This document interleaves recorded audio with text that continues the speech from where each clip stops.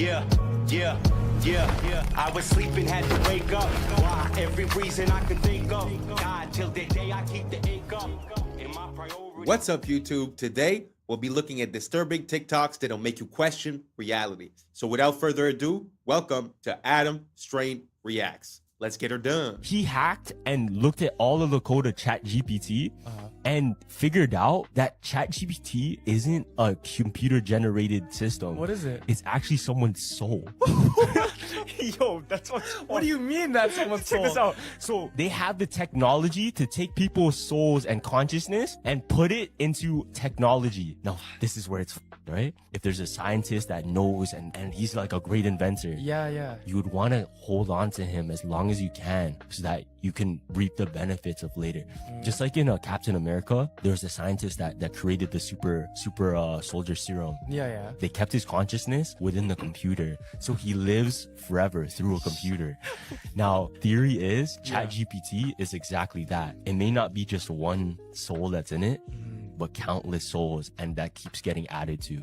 I'm a builder, and whenever I talk about these Tartarian buildings, my wife has to remind me to bring up the logistics. Talk about just how impossible it is to move stones of these size, especially without power tools. With little more than horse and buggy technology, they constructed all this, we're told. And yet, as a builder, I just have to call bullshit. All my fellow builders who have built anything also call bullshit. This is our repertoire. This is what we have to work with. Awesome diamond tip tools with infinite power. We can go to Home Depot and buy custom cut lumber of whatever we want. And we don't do much better than this. Like, sorry guys, this would pass inspection in most counties. And it really doesn't make sense that our buildings are so shitty when the old ones were so magnificent. You can say craftsmanship and pride and hard work, but I don't think so. This is a stone fucking palace, guys. And I'm sorry, this is not good enough proof that you built it. What is that motherfucker doing right there? No way we caught this fella working on this building. It's so dumb. Rather, I think that little fella built it as much as this artist built this one right here. This is all fake history. And I think the biggest truth they're trying to hide from us is that we're post-apocalyptic. We were more advanced once upon a time, and this is not, in fact, the high watermark. We are squatting in structures we did not build. Obviously, none of our structures look like this anymore. They look like dog shit. And it's no offense, again, as a builder, I'm not trying to shit on anyone. But just case in point, here is the Elks Temple in Tacoma, Washington. It has the same hanging fruit basket motif as the Capitol building. This is just where the men of Tacoma get together and talk about their civil duties, right? A wealthy boys club of all the best men in town, and this is what they built. But this is what they built in Olympia. They weren't able to found one here. They had to build it themselves, and it's an absolute testament to the mediocrity of our current age. What's the good explanation for the fall off in quality? Here's a Mason temple, magnificent, Romanesque to the nine. Again, a shitty little sign outside, but look at the fucking size of this thing. And then juxtaposed to this modern Mason Lodge that went up in the 80s, right? The other one went up in the 20s. This one went up in the 80s. That's only 60 years, guys. And that timeline should terrify everyone. This is the brewery. It shut down in the 20s. It's been here, abandoned ever since. God, I want to move in there yesterday. Renovate it, make it a hotel, make it something sick. But no, the city of Olympia or somebody owns it. They founded it. So you realize we're hemmed in by paper tigers. You can come out of the bushes at any moment and throw you in prison for something you definitely did. But like, we're all just doing what they are doing. We founded these buildings the same as them. And so I take great comfort in how recent all the bullshit is. I know that we're on top of centuries of bullshit, but all of these narratives aren't actually that old. 1907 is what I keep going back to. That's like my rock. Most of the psyops come from 1907. Of course, they are piggybacked by much older psyops, but I think the past is supposed to be exhausting. It's supposed to be not remembered well and like kind of like, man, I'm really glad we're done with the past and we can move on to the future. But I'm the complete opposite. I want to know what has happened here. Who controls the present now controls the past, and who controls the past controls the future. They absolutely have a stranglehold on all of our past lives. That's some bullshit, and I think it's time for it to be done. The lies are comical, and it still baffles me they have never been scrutinized before. But as they say, no time like the present. What a gift to be alive today. But when you see Wow. Really hits home when you see the same organization building something 40, 60 years apart, and you see the drop off in quality. Like he said, it's very scary because, we have this mental thing where we're like, oh, we used to build like that a very long time ago, and now we build different. But now we're talking about 50 years. We're talking about the type of 1 or 2 generations. And you go from building a magnificent stone palace, like you were saying, to, a square building that basically looks cheap, you know? So do you guys think that there's an evolution in construction, or do you guys think there's a devolution in construction? Do you think we're doing better or less good when you compare structures from before and structures from now? Let me know down below, and let's keep on rocking. See this stuff in America. You know what's really weird? All the state capitol buildings that don't really match up. Like, why did they build something that was straight out of ancient Rome in like Iowa?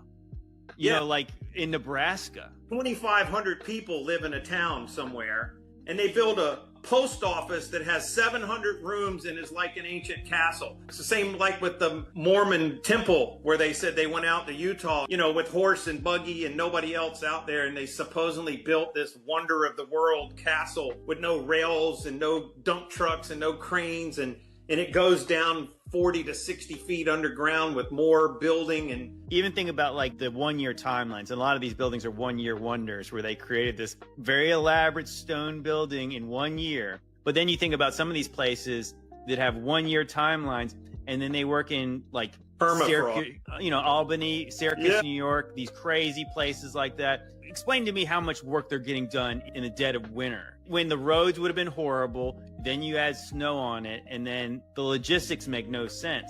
Even think, like I said, go back to World War II. We're told that the Germans were not necessarily defeated by the Russian army. They were defeated by the Russian winter. Yeah. Because even with the high-tech German stuff, they couldn't even move the equipment during a harsh Russian winter. Mm-hmm. So that is like the highest tech stuff in the 40s. And then you're talking about these things were built with horses and buggies in the 1840s. So they tell us to recycle to save the planet, right? Reduce waste, protect resources, cut pollution, and all that type of stuff. But what they don't tell you is what they actually transmute this plastic into, which is synthetic fibers that end up polyester, nylon, acrylic, which end up in our clothes, in our babies' clothes, right? And then these things end up in our skin, because when we wash it and all this type of stuff, it turns into microplastics, and microplastics has the ability to enter our skin, because our skin is the biggest organ. And now we have this stuff inside of our lungs, our kidneys, our bloodstream. Look at this, y'all. All of this stuff is going inside of our bodies. So all of these so-called new hip clothes that men and women are wearing alike, the Lululemons and these workout gears, all of this is created from synthetic fibers that contain microplastics now that you are absorbing. And this thing is hurting you on an energetic level, because this makes your biofield weaker. This is not about saving the planet at all. This is about keeping humanity looping through an artificial ecosystem. We are divine beings. Divine beings need to wear cotton, hemp, linen, bamboo, and all these things that actually help strengthen your body. That's why they make these new clothes look appealing to the other sex, because they want you to buy this, but it's hurting you on an energetic level. Have you guys seen this 60-minute interview with financial journalist Andrew Sorkin? These two people go into detail about how we're getting ready to see a crash very soon, but they don't explain when or how fast it's going to happen. But I want you to pay attention to the details, y'all. Pay attention. Check this out. Do you think that we will have a crash or not? The answer is we will have a crash. I just can't tell you when, and I can't tell you how deep. But I can assure you, unfortunately, I wish I wasn't saying this, we will have a crash. I know you guys see it. And I know there's no way in hell that lady that's sitting right across from him did not see it. And then she proceeds with the interview. She proceeds to ask him that question. And there was a little lag. Maybe she was trying to tell him about it. But why would they continue the interview? Do y'all see that? And then even her, she doesn't look normal either. Is it me? Or does this lady look like some type of gray? Do you guys see the resemblance over here? Look at this, y'all. And they told us, right, these gray beings were created by the reptilian beings as stewards. Like, they're the ones that go and do the dirty work for the reptilians.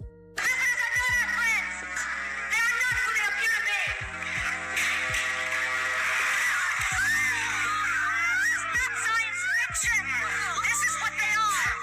Shut up.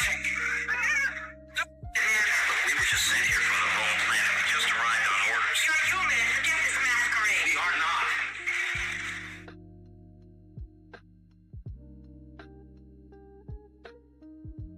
See, that's what I'm saying, man. You have no idea who these people are. Your neighbors, your friends, you have no idea.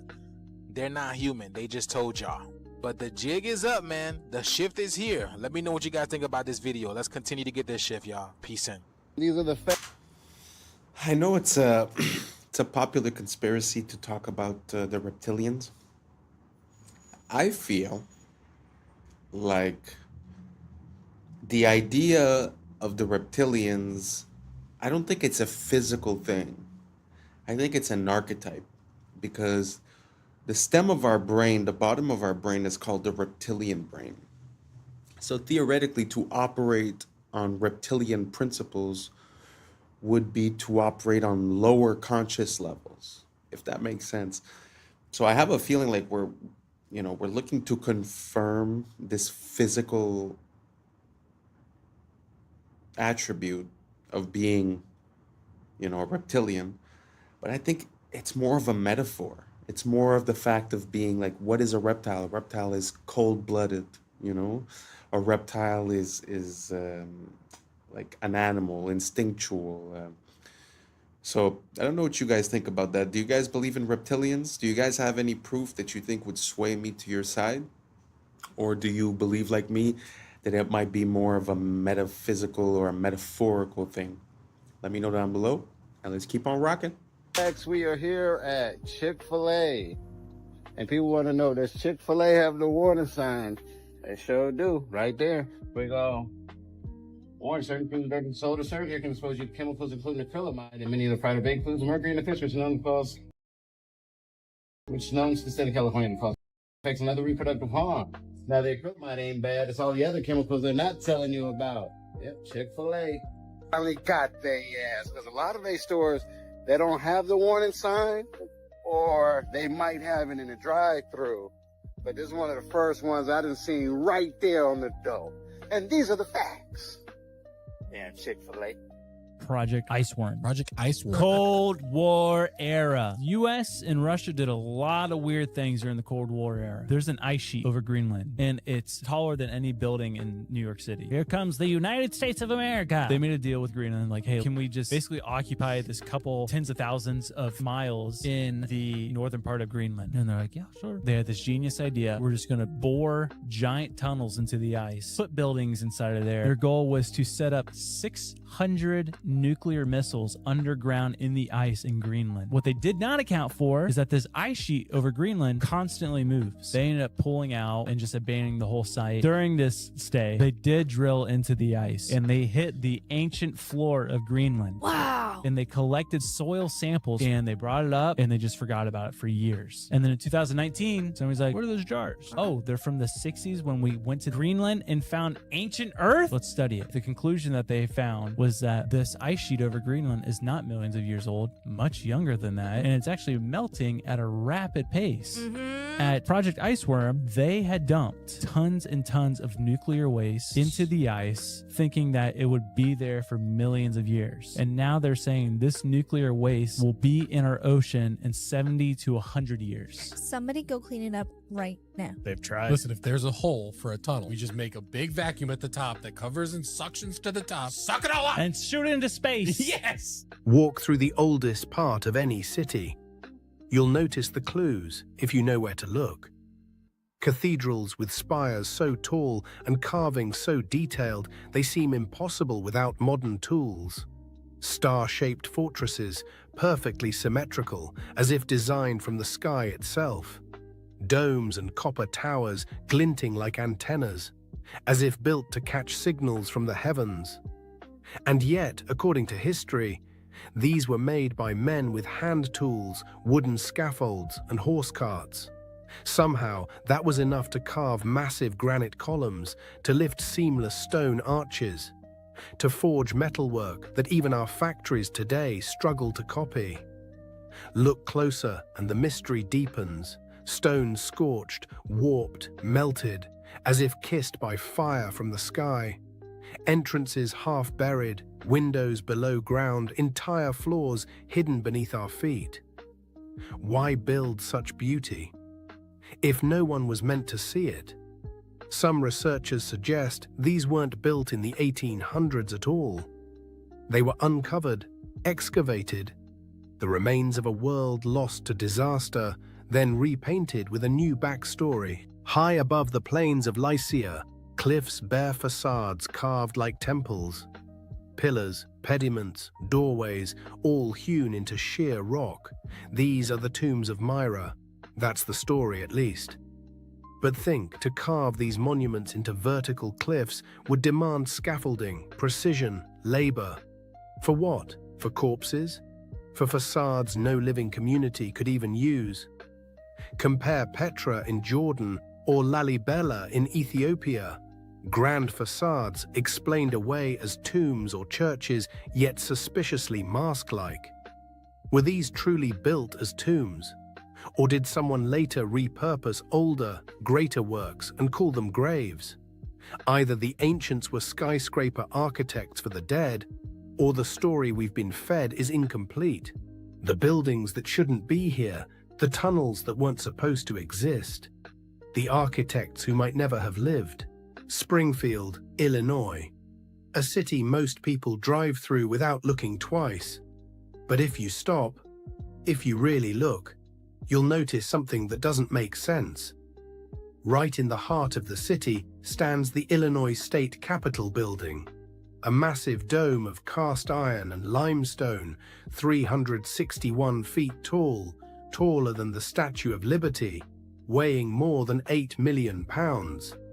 They tell us it was built between 1868 and 1888 by hand, with no cranes, no electricity, just ropes, horses, and a lot of determination. But there's a problem. There are no verified construction photos. None. You can find portraits of the politicians and photos of men posing after it's done, but not one image showing the dome being assembled. The archives talk about budget delays and winter setbacks, but somehow every column aligns perfectly. Every arch mirrors the next with millimeter precision. Each limestone block was quarried in Joliet, carried nearly 100 miles by rail before rail cranes even existed. And yet, no record of how they lifted the 80-ton dome sections. Even the cost doesn't fit the era. $4.5 million in 1880s money. That's roughly $150 million today, during a time when a mason earned $1.50 a day. So you tell me, did a handful of men in the 1870s really build something that our modern engineers still call impossible without steel? Or did they inherit it, a structure from an older world dressed up with a new story, a new flag, a new date carved on the cornerstone? They say it was built, but it looks more like it was found. Religions were made to hide the truth about yourself. And there's been a few videos like this in this compilation that show us the beautiful structures that we've built. And to be honest, it makes me a bit emotional to see how beautiful the world is and how capable man is. Throughout generations and generations, we have left things of beauty. Like all those temples that are carved into the rock, carved into the mountain, all those spires, all those... I find it so impressive. Sometimes I feel like they're trying to tell us that we live in a gray world where everyone's bad and, you know, lack and fear and... But man, this world is beautiful. This world is abundance. The things that man is capable to achieve has no limits. I swear to you, it makes me emotional to see the beauty that man can attain. Man, I just wish we could let go of all this evolution talk and go back to what we were. I don't know if you guys agree or not, but man, that's how I'm feeling right now. Let me know what you guys think down below. Let's keep on rocking. Let's go. God stands for Generator, Operator, Destroyer, the mind, soul, and body. Brahma, Vishnu, Shiva, the Father, the Holy Spirit, and the Son. The generator is the mind, the beginning of all creation. The operator is the soul, what you feel. Because what you feel then takes action with the physical body, the destroyer. The Father, the beginning, the Holy Spirit, the feminine emotion.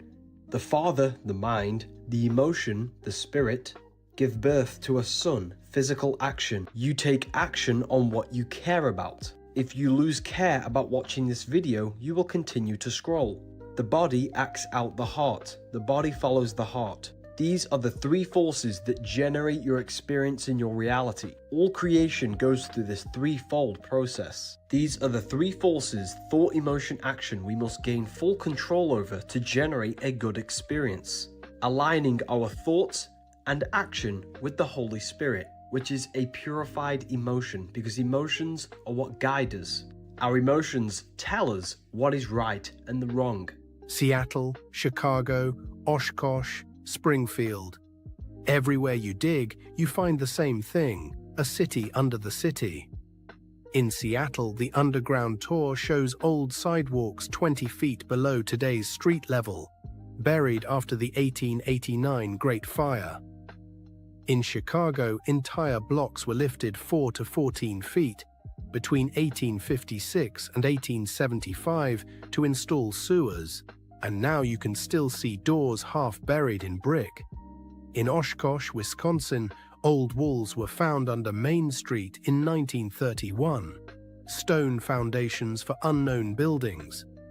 And here, in Springfield, walk around the Capitol Avenue area, and you'll see window arches below the current sidewalk line. Whole floors buried under new pavement. They say it's urban development, but the more you study the pattern, the clearer it gets. We're not building new cities, we're reclaiming old ones. Each foundation is just the roof of what came before. History isn't linear, it's layered, like sediment, like memory. Maybe we didn't start from nothing. Maybe we started from someone else's ruin. Quiet music builds, ambient piano. They tell us we're living in the modern age, but maybe we're just walking on rooftops of a forgotten world, pretending we built it. Engineered human meat.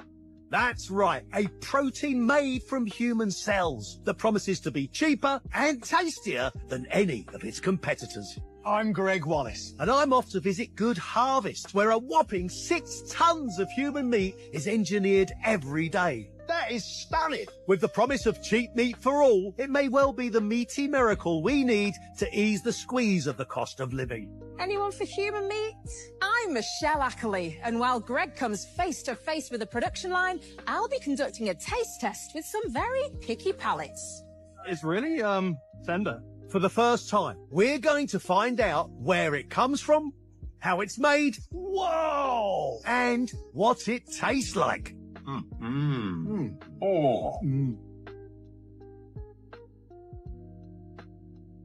Did you know Africa is actually way bigger than the world makes it look? The maps we usually see are based on something called the Mercator projection, a method that tries to flatten the round Earth into a 2D surface, and in doing so it totally distorts the actual size of continents. For example, Greenland and Africa look similar in size on most maps, but in reality, Africa is 14 times larger than Greenland. In fact, Greenland is even smaller than just one African country, DR Congo. Now let's talk about Russia. On maps, it looks massive, almost larger than Africa. But here's the truth. You could fit Russia inside Africa, twice. And that's not all. The US, China, India, Japan, and all of Europe, they can all fit inside Africa at the same time. If you see this camera in your town, it's already over. Across the UK and the US have started rolling out these AI facial recognition cameras, and yeah, it's exactly what it sounds. These things are disguised as normal CCTV cameras, but they scan every single face that goes past them. What this then does is pick up the person who's walked past it, and then automatically using AI scan it against a criminal database to see if you're wanted or you've done anything wrong. There is going to be someone watching and then proceeding further depending on who you are. Now, I'm not really sure how far this goes, like if I didn't pay a speeding ticket, are the police then gonna come and jump on me? Or is it just for like actual criminals? Because I guess that's kind of smart. It is extremely clever though. They are scanning the photos of your face against a criminal database, your social media profiles, like the whole of the internet. It's insane. Some experts have warned that the actual cameras store your data, tracking everything such as where you go to, who you're then meeting, how long you're there for. Also, unfortunately, these cameras aren't government owned. They're buying them from third-party data companies. So instead of the old question, are you being watched? It's now, how often are you being watched? And that's a wrap for today, familia. Whether you're tuning in with the sunrise or you're posted up after midnight, I appreciate your time, your energy, your curiosity. I remember, this isn't about truth or fiction. This is about perspective. If this sparked a thought, a laugh, a deeper question, then we did our job. Drop your thoughts in the comments. Keep the convo alive. Like, subscribe, and don't forget to hit that bell if you're riding a wave, because we're just getting started. Until next time, stay grounded, stay weird, stay critical. I'm Adam Strain, and this has been Adam Strain Reacts. Peace. Now it's time for us to link up. Really think we on the brink up. Making a change, who live in this strange. Living this change. Making a change. I'm living this change. Yeah.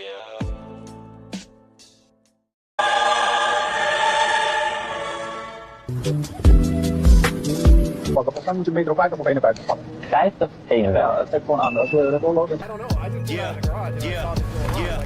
was sleeping, had to wake up. Every reason I could. What's up, YouTube? Today, we'll be looking at disturbing TikToks that'll make you question reality. So without further ado, welcome to Adam Strain Reacts. Let's get her done. Since World War II, there's only been 7 countries that did not have a controlled central banking. Now, if you take a look at the names on that list, you will notice they all have something similar or in common. After World War II, the United States has been to war with all of them. And I can't put my finger on it, but I just know there has to be some reason for that.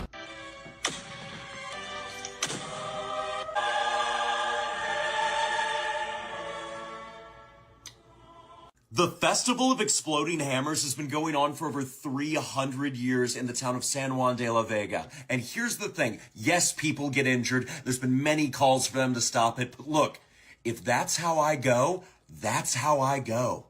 It's the largest accumulation of tracks in the world.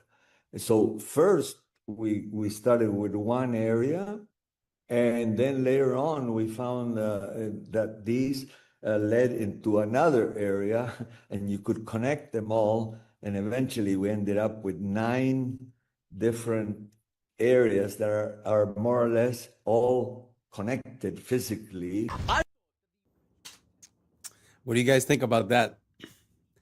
I truly have a hard time with everything that's dinosaurs. I'm going to put in the next video.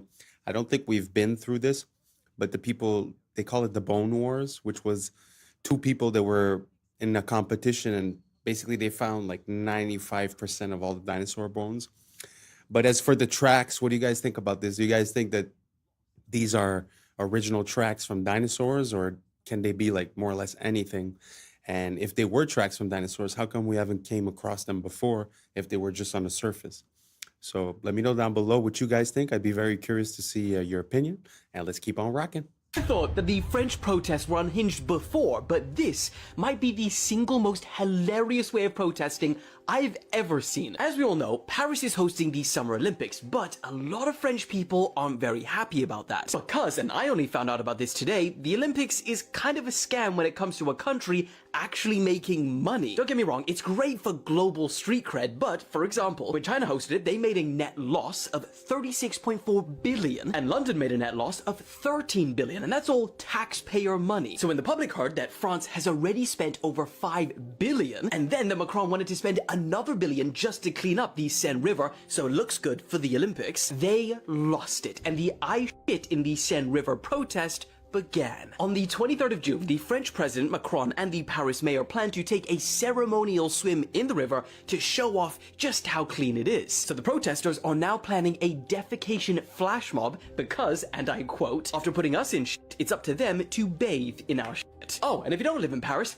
No bloody problem, because someone created this website. You type in how many kilometers you are away from Paris, and using a water flow algorithm, it will tell you precisely the day and the exact time you need to fit into the river to reach Paris at the time Macron will be swimming in it. Oh, I told you, and that is why I say... Quick! Wow. I have never seen any type of protest in that way. But man, is that interesting. And also, I never came across any information as towards the loss of money of the countries that are hosting the Olympics. That's news to me. I always thought that they generated billions of dollars in profit. So I had zero idea. Did you guys know about that below? What do you guys think about that type of protest? I love it, to be honest. And the person that came up with the website to coordinate the poos with the swim, maybe in the future, world leaders shouldn't disclose their plans too far ahead of time. So let me know what you guys think down below. I really love this idea. Let me know what you think. Let's keep on rocking. Video showing how big the volcano is under Yellowstone. Oh, isn't that just horrifying? Starts with Yellowstone National Park at the top, just for scale. Yeah, that's... And then this. Insane. Just staggering and a good reminder that, yeah, if it goes, we're out. I know. So gone, so fast. Oh, well. Which is the way to go. Yeah. I definitely would rather it be quick. What do you guys think about that? Do you guys think that the Yellowstone volcano might be about to pop? Is that why everyone's building bunkers underground? But this parallel that I'd like to make is that when you look through history, or even in the past 20 years, or even in the past 100 years, it seems like it's always about to be the end of the world. Sort of like today, no? Like every year is going to be the crash, right? Because we know that we're inflating and we're modifying the numbers so that it fits and that it works. So we're all waiting for the crash. It's always the apocalypse. It's always something that's going to happen, but somehow we're always here and nothing's happening. So is this one of those cases, or is this the exception to the rule? Let me know what you think down below, because I know a lot of people have got Yellowstone very high up in their priorities and have a lot of fear regarding that. So let me know what you guys think down below, and let's keep on rocking.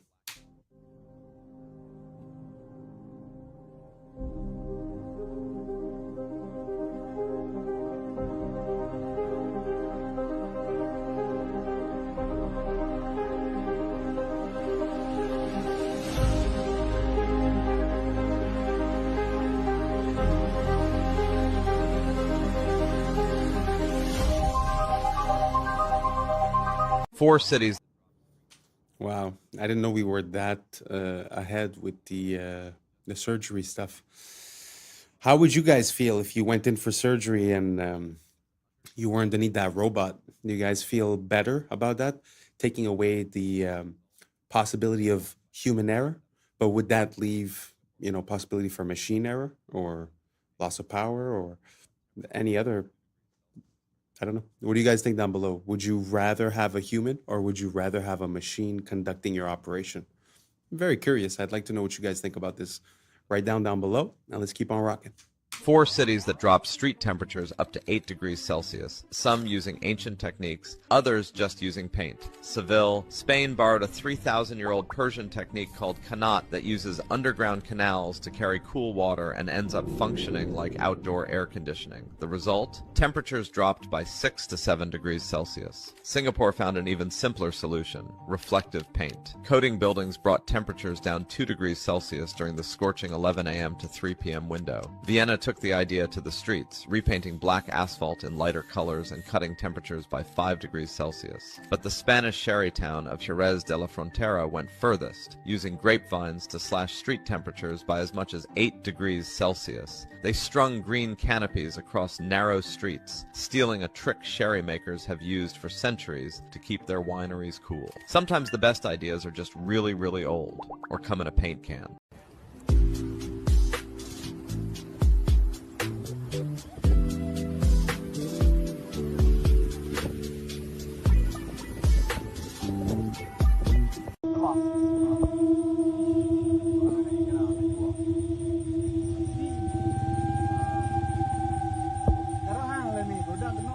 This makes me extremely uncomfortable that I now know that snakes can do this. Could you imagine running up a tree away from one of these things and then you look down and see it doing this? So yes, a new fear has been unlocked. So thank you, Internet. I can always count on you to provide me with unwanted trauma.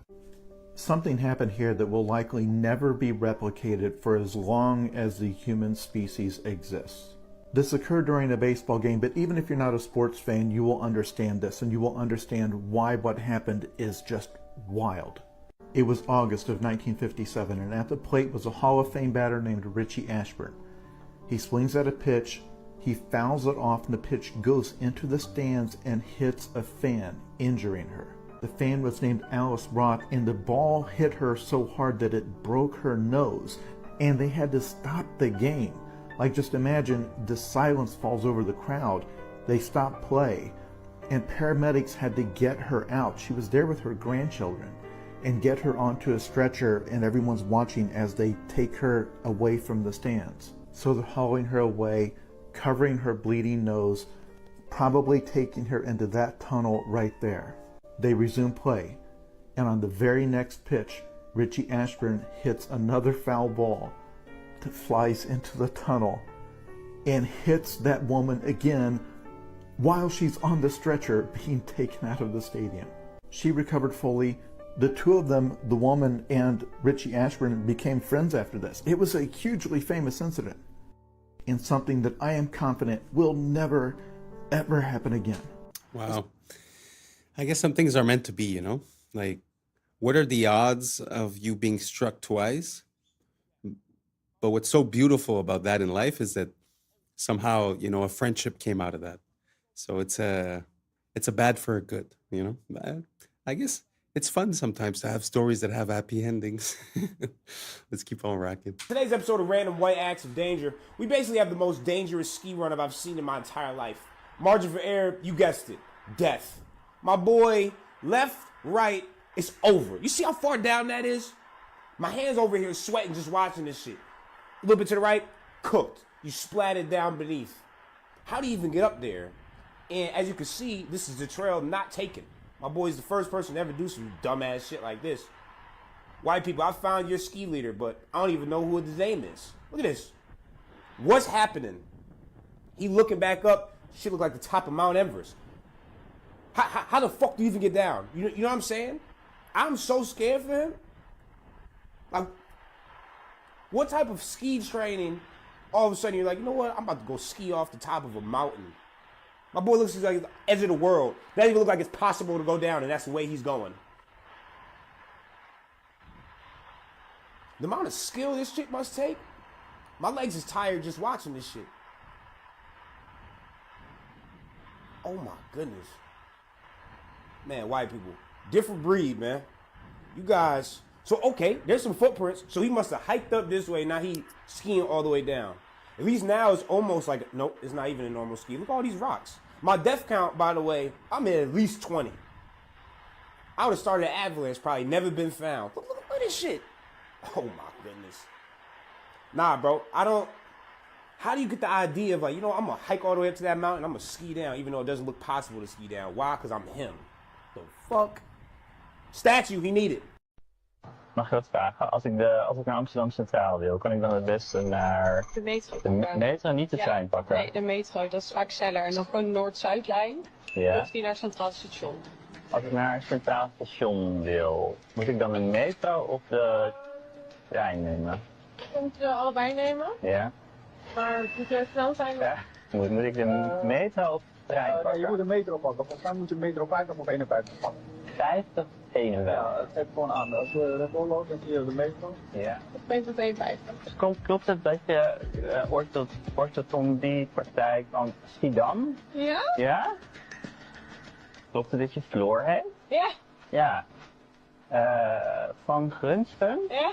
Ja. Bent u Helene? Ja. Helene Wachters? Ja, toch? Van Eden McKellen? Ja, klopt. Hoezo? Heet u Wijs? Ja. Was je dat? Ja, ja, klopt. Ja. Oh, wat ben ik jou wat spannend. Of dat u jurist bent? Ja. In Venture Capital? Onder andere, ja. Ja? Ja. Ik heb dus een bril waarmee ik gezichten kan scannen.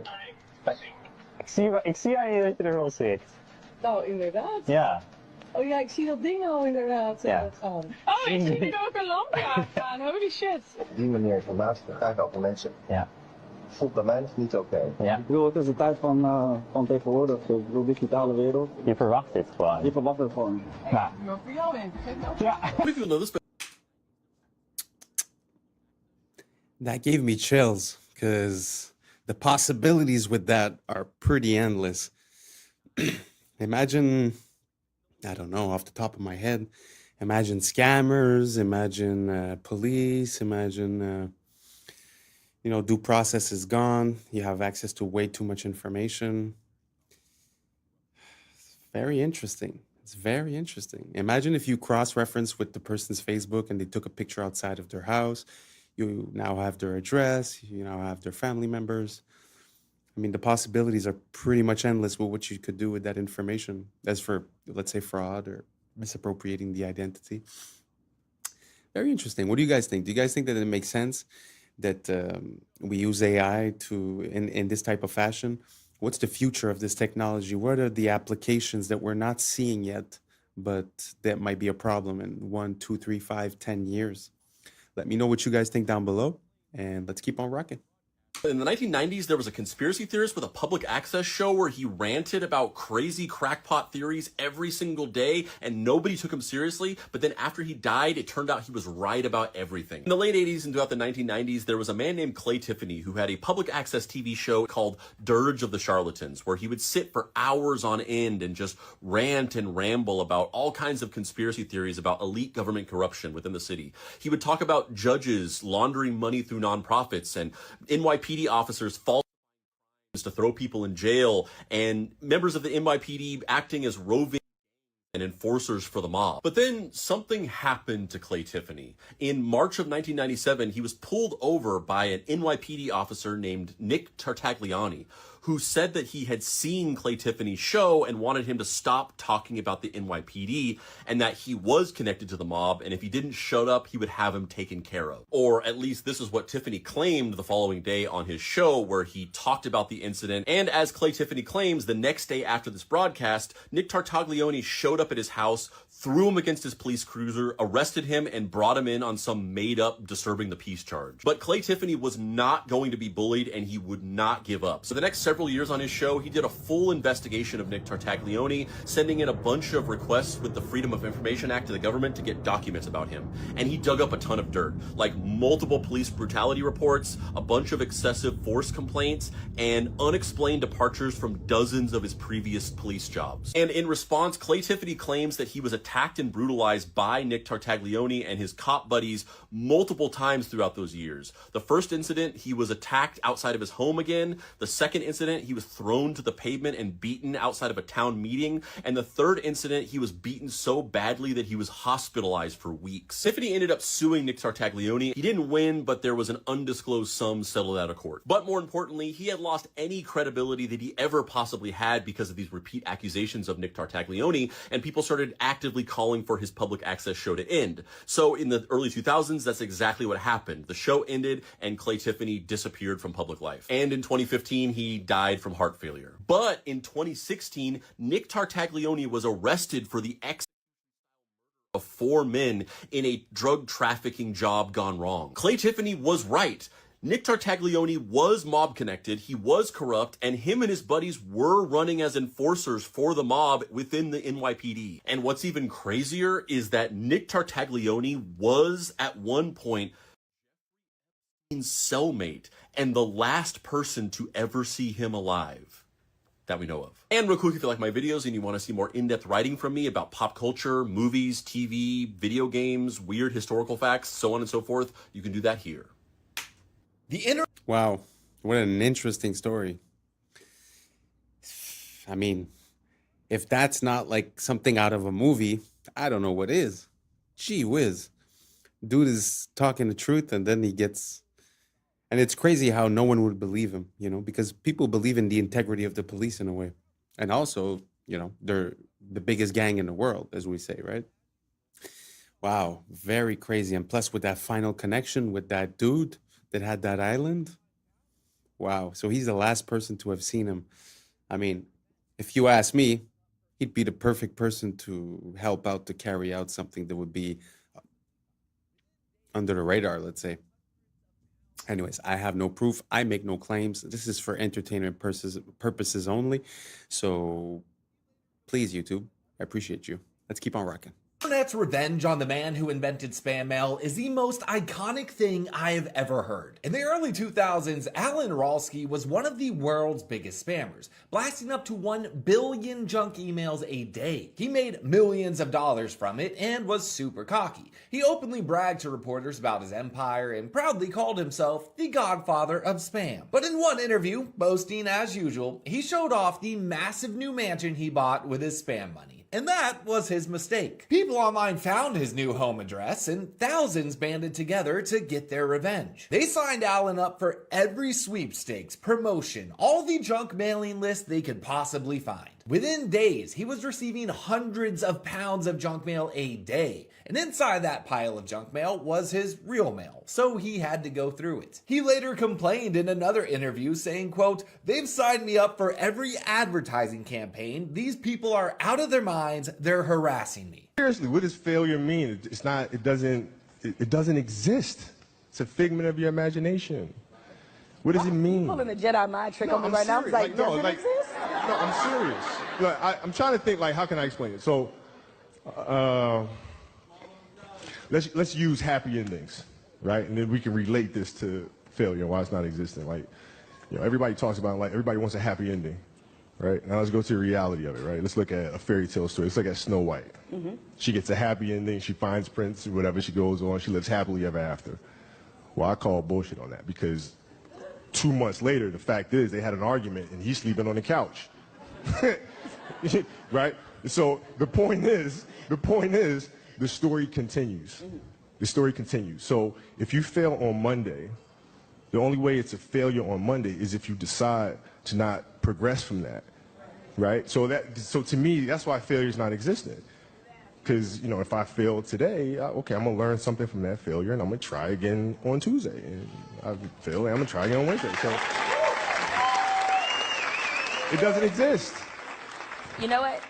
Should my ratings go in the tank? That's exactly what I'm going to say to the bosses. Hey, it doesn't exist. Yeah, but you know what? We should try it again on Thursday. If your ratings go in the tank, and you know, which they won't, but if they did, you had learned a valuable lesson. You had learned a bunch of ways of how not to make a show that sucks. So then the next one will be better than the last one, right? So are you telling me then, let's just say all the career statistics that you've compiled, they all still exist, still play for the Lakers, still, and all of that still happens. If you finished your career without a championship, you would not have looked at that as a failure? No, I would have looked at it as being extremely disappointed because I had a dream and I had goals that I wanted to accomplish, right? And if I don't accomplish those goals, I have to ask myself why, right? And so from my position, the reason why I would not have accomplished those things is poor leadership, a failure to communicate properly with my teammates to put them in positions to be successful, lack of preparation. You know, all those things would be reasons why I don't win, right? So now, if that was the case, and in my career, I have to sit and I have to analyze that. And then as I move and I evolve, you know, post-basketball into business or whatever, those same weaknesses are going to reveal themselves there, right? So if I don't learn from that, I'm going to struggle here too, right? So I can take those situations and learn from those and have them, you know, make me a better person later in life. But if I don't take that stuff and apply that someplace else, then that's failing, which to me is the worst possible thing you could ever have, is to stop and to not learn. So the winner. Very good message. I really like the way he handled that question and the way he explained it. And there is a saying when the billionaires, you know, a lot of the billionaires that made a lot of money that are now successful, they often say that they've went bankrupt a few times. And I guess if they would have seen it as a failure and then on Wednesday they would have quit and just went and worked for someone else, I guess it never would have made it. So I guess it's all a question of perspective. And as a parallel, I mean, using proper words and positive words has an effect. It's very interesting because he's talking about one word, but there's also the word stress, or the word depression, or the word, I mean, there's so many words that nowadays just rolls off your tongue because everyone is a victim, everyone is feeling some type of way or disadvantaged or this or that. But in reality, I mean, what is stress? You know, what is depression? It's a it's something that you accept in your mind and that you create as an anchor or as a habit. So in my mind, if every time I would say I'm stressed, I would say time to breathe, and then I would concentrate on my breathing and try to gain control, I find that gives control in my life. It gives me power in my life. So using the word stress makes me feel like I'm under the weight. I don't know if you guys understand my distinction, but it's just the way that we use words has an effect on us long term. So if you keep using the word, oh, I'm depressed, I'm depressed, I'm depressed, that's exactly what you will become. Because in my mind, depression is a depressive thought that is on repeat. And then it creates the state of depression. But to be in a state of something, you need to actively reinforce it, repeat it, and use it as a habit before it sticks. So you could do that on the negative side, and you could do that on the positive side as well. So very interesting. I'm very happy to have listened to that interview from Kobe. I find it's super inspiring, and I hope that you guys can see it was a bit vague, and I'm not finding quite the right words to describe what I'm saying. So if you have any questions, please write them down below, and let's keep on rocking. Causing a traffic jam. Do they just like... I don't know. I just pulled out of the garage and I saw this going on. It's like this Waymo standoff. Yeah, I'm just trying to get out of here, but... This is so funny. Oh, because they hit each other. Yeah, kind of. And still, they're just gonna like stay there forever? Do we need to like, can we call them? Well, we can call enforcement over here. We can scan and call. Cars is stuck. Cars is stuck. This is so funny.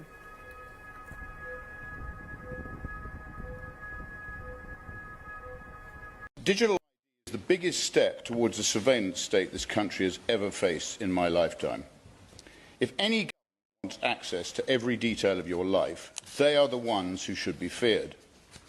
We live in a country where the state can't even run a basic IT system without losing data or leaking personal details. It won't last a week before a mountain of sensitive personal data is left at a bus stop in Kent again. I do not trust any government. I certainly do not trust this government. And let us remember, once government gets a new power, it never gives it back. It expands and evolves. Digital ID will not stop at proving who you are. It will creep into travel, banking, housing, benefits, even voting. Today it's voluntary, tomorrow it will be required for security reasons. The day after that, you won't be able to access basic services without it. All for your own good, remember. It's supposed to be a country where the government serves the people, not the other way around. A country built on privacy, liberty and trust. People just want the government to leave them alone and get out of their lives, to build a business, raise a family and live in peace. Digital ID treats every citizen as a suspect. It assumes that the state has the right to look over your shoulder. You defend it by severely limiting the power of the state, not radically expanding it. Abolishing jury trials, cancelling elections, implementing facial recognition. Yeah, this whole digital ID thing is kind of scary. And as a parallel, when you look at Australia, they're saying that they want to put a age limit. So basically, if you're 16 and under, you can't have access to social media, which in a way I agree with because the kids are obviously being brain rotted. But, you know, what they will use that for is probably to create a barrier to entry, to be able to enter. So it's not the kids that are going to basically have to do something. It's the adults that are going to have to prove that they're adults.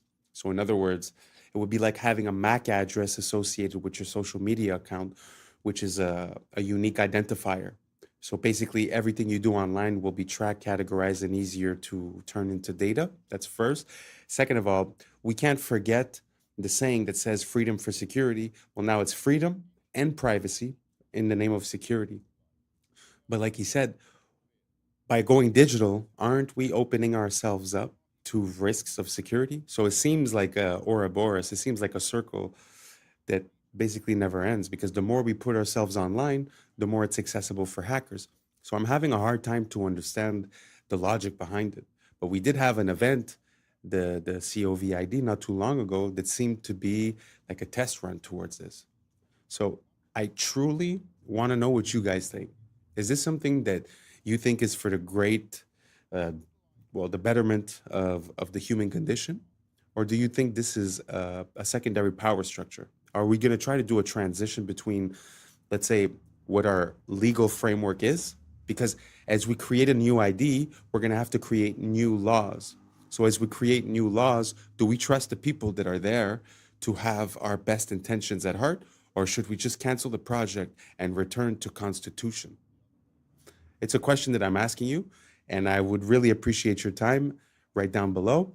And if not, no worries. We reached the end, so thank you so much for rocking with us. And that's a wrap for today, familia. Whether you're tuning in with the sunrise or you're posted up after midnight, I appreciate your time, your energy, your curiosity. And don't forget, this isn't about truth or fiction. This is about perspective. If this sparked a laugh, a thought, a deeper question, then we did our job. So drop your thoughts in the comments, keep the convo alive, like, subscribe, and hit that bell if you're riding a wave, because we're just getting started. So until next time, stay grounded, stay weird, stay critical. I'm Adam Strain, and this has been Adam Strain Reacts. Peace. Now it's time for us to link up. Really think we on a break up. Making a change from living this strange. Living this strange. Making a change from living this strange.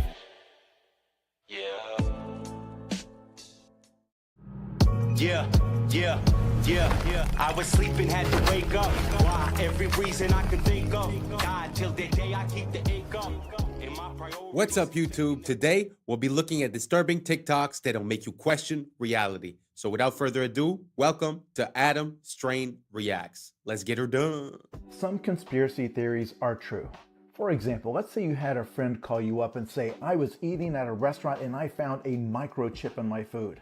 I know because I told them to leave off the pepper, but I saw a single speck of pepper, but when I looked at it closely, it was perfectly square, and when I took it home and looked at it under a magnifying glass, it was a microchip. Before you have them institutionalized, know that sometimes cheese has microchips in it. Specifically, authentic Parmesan cheese from Italy has chips embedded in the cheese wheels because they have a huge issue with counterfeiting. These chips let them scan the wheels for authenticity and also track where they go. These microchips are edible by design, and you may have eaten one in your life. Likewise, let's say that same friend says their printer is encoding secret messages in documents, that they keep finding these microscopic specks that they thought were just flaws in the print head or something. But once again, when they looked at them under their magnifying glass, they found a pattern, and they're certain that the pattern has meaning. What your friend has discovered are printer tracking dots. Many printers, we don't know which ones, use tiny, basically invisible dots. These identify the serial number of that printer and also the date and time when the document was printed. Printer manufacturers actually did this for 20 years in secret before the public found out in 2004. But for example, if documents were leaked from a government agency, these dots help them identify which printer they came from. Likewise, if you're using your printer for some sort of illegal counterfeiting activity, they can scan those nearly invisible dots and immediately know which machine did it and when. This is actually the frustrating thing about the fake conspiracy theories. Sometimes the reality is just as weird. Welcome to America, where we work to live and live to work, where we spend hundreds of thousands on a home that we barely get to step foot in because the hours we work to pay for it keeps us away from it, where we buy a car just to drive it to a job that barely pays enough to keep the gas tank full, where our healthcare system will bankrupt you faster than the illness can kill you, where getting sick is the business motto and the cure is priced like a luxury, Welcome to America, where the food is fake, the water's tainted, and the air we breathe is up for sale. Where the richest 1% own more than the bottom half combined, and they still tell us to work harder. Where we chase the American dream only to find out it was designed to stay out of reach. And every time we get close to the finish line, they just inch it a little further back. Where school doesn't teach you how to live, just how to obey, comply, and clock in. Where education comes with a lifetime of debt and the diploma is nothing more than a receipt for money that you ain't never gonna see again. Welcome to America, where we pay taxes to keep the lights on in government buildings we ain't never even allowed to enter. Where your rights are written in pencil and erased when it's inconvenient. Where justice depends on your income and the law bends to the highest bidder. What?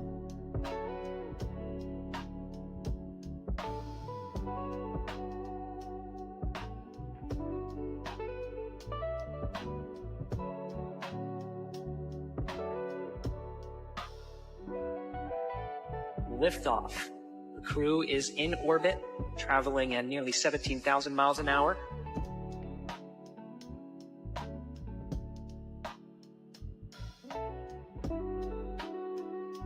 Did you know Facebook launched on the exact same day the government shut down its most secretive surveillance program? February 4th, 2004.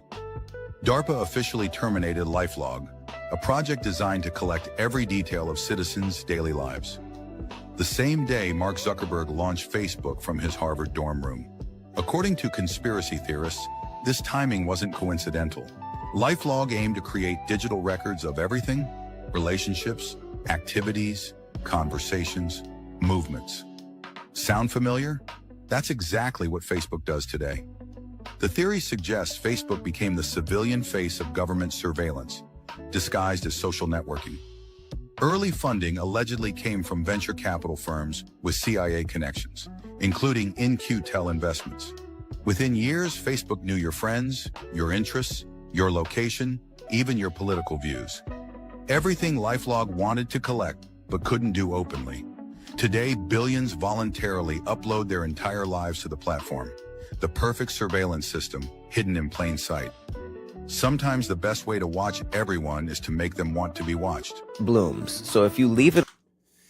I guess that's why they say that the NSA sort of became obsolete, because everybody started voluntarily uploading all their information.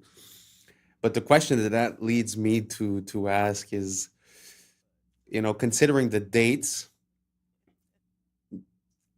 if you watched a movie of Mark Zuckerberg, let's say, does that make sense? Is it really like just a startup on a college campus, or is there something more behind it? You know, because what are the chances that, you know, the day that it closes is the day that Facebook opens?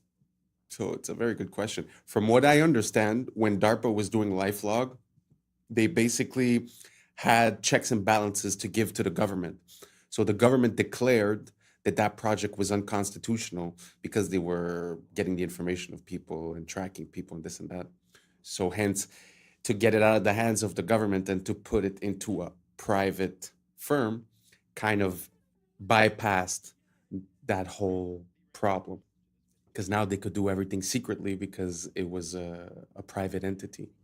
So what do you guys think? Do you guys think Facebook was also a tool used by the CIA or the NSA to gather information? Or do you guys think that it's just organic and, you know, Mark Zuckerberg and his buddy came up with this on college campus, and it's just a big happenstance that it happened on the same day, more or less, than that the project from DARPA got canceled? Let me know down below. I'm very curious to see what you guys think about it, and let's keep on rocking. Alone, it blooms. These are broccoli. They're flowers. Did you know that? They're immature flower buds. They're like flower eggs. Unborn flowers. Look at this lady down here. She said, I'm eating unborn flowers. It says broccoli is actually the flower of the plant that we typically eat. What we typically eat are immature flower buds. If left unharvested, these tight green clusters will eventually bloom into small yellow flowers. This is broccoli.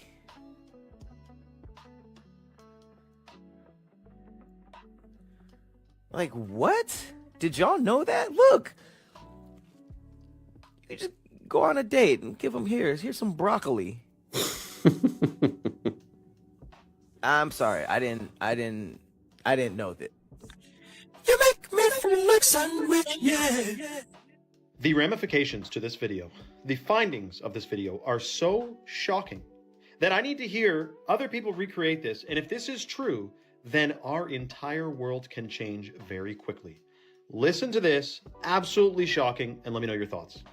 What if intuition was a state of water, a kind of etheric antenna? You see, I've observed that after placing a sunflower seed in water, removing and freezing using a crystallographic method, the water doesn't design the seed, but rather it reads the potential in the seed and designs the outcome, the sunflower.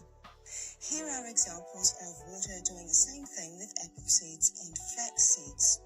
So what if the water in us shares and receives information to and from the water in the air around us, which on a very subtle level is attracted to the human biofield, which is electrical and magnetic? Since it appears that water reads potentials as demonstrated in my seed examples, then perhaps the water in us uses our electrical charge to probe all potential outcomes simultaneously like a quantum computer and returns back with the most likely outcome, which we all call intuition. So intuition is the water in our body seeing the potential of outcomes, quantumness. Like, this is incredible. The shockingest part, you put a freaking seed in water, you freeze the water. If you didn't catch that, that's what she did. She froze the water. And the water froze into the shape, the look of a sunflower. But she just put a seed in it. This is real. Recreate this study. She did it with apples and freaking alfalfa sprouts or flax seeds. Now, this is reminding me of Masaru Emoto, if you guys remember, the Japanese man who they say his studies were never proven and but meanwhile, we know he was onto something there with the freezing the water. Plus the snowflake thing too. I mean, water is, from my understanding and research, actually conscious. It's not this inanimate thing. It has its own consciousness. It's self-organizing and it has memory. It retains memory. So there's a lot to water that we know nothing about, which we were never told. But I'm sure if this woman knows about it, if I know about it, how could you tell me that deep underground military bases with limitless budgets and boards of the most brilliant scientists in the world are just unaware that water has these incredible properties and powers? What is happening now to solidify that it's coming? Well, it happened in Vietnam. Sorry, my mind's a bit blown. Do you guys think that's real? What implications does that have? I mean, the fact that you could put the seed in the water and it's going to project the image of the grown plant.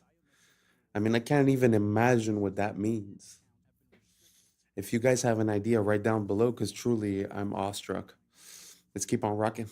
Vietnam. 86 million people have no longer access to their banks because they refuse to comply with biometrical standards for digital identification. Denial by default. As of September 1st, 2025, banks across Vietnam are closing accounts deemed non-compliant to new biometric rules. Authorities estimate over 86 million accounts have been restricted. And the reason why this is all going on is because let's say the World Economic Forum, can we just force them to comply by restricting their bank accounts? Because if you have no money, what are you going to do? Eventually, you're going to comply. And if you don't, Vietnam can assert a martial law. They have no reason not to say, all you people who are trying to usurp this system by bartering or whatever, if we catch you doing that, you're going to jail. And that will force people to accept the digital system. This is not something that is going to stay in Vietnam. This is a test, because if we look at what's going on with the European Central Bank and digital ID initiative in Europe, as well as the real ID being imposed in the United States, we can see that it is coming to us as well. That's where it gets confusing. Right. So, what do you guys think about the digital ID? Do you guys think that it's the natural progression of things, or do you guys think that this is a whole other level of control, tracking, data harvesting, and etc.? Right? Let me know down below, and let's keep on rocking. the real problem, the question is the Van Allen radiation belts.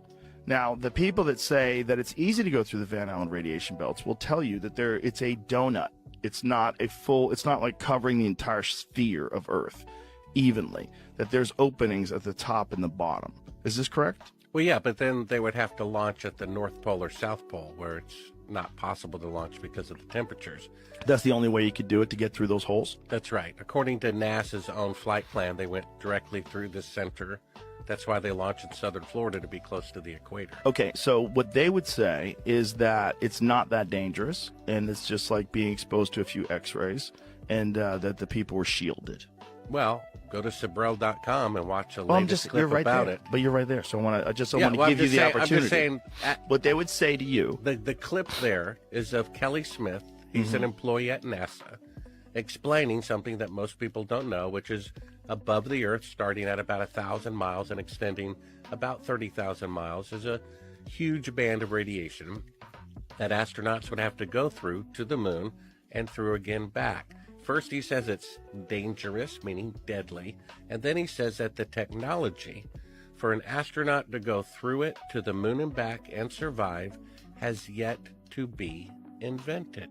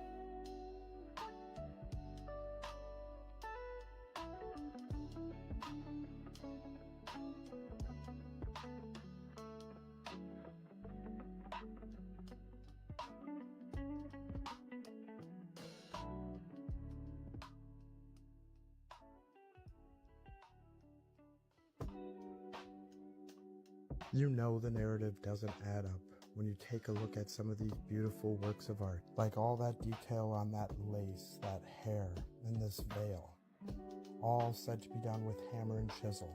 They are not just beautiful works of art, timeless pieces, they are impossible given the historic timeline we were told, because we don't make anything close to that detail and that beautiful like they did hundreds of thousands of years ago.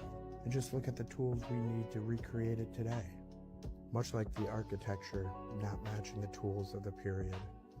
The same goes for the beautiful works of art from the old world. And everything seems so backwards. Our art has regressed. Our buildings are nothing more than boxes. This next video breaks down how we need robots and tools to help us replicate the beauty of the old world.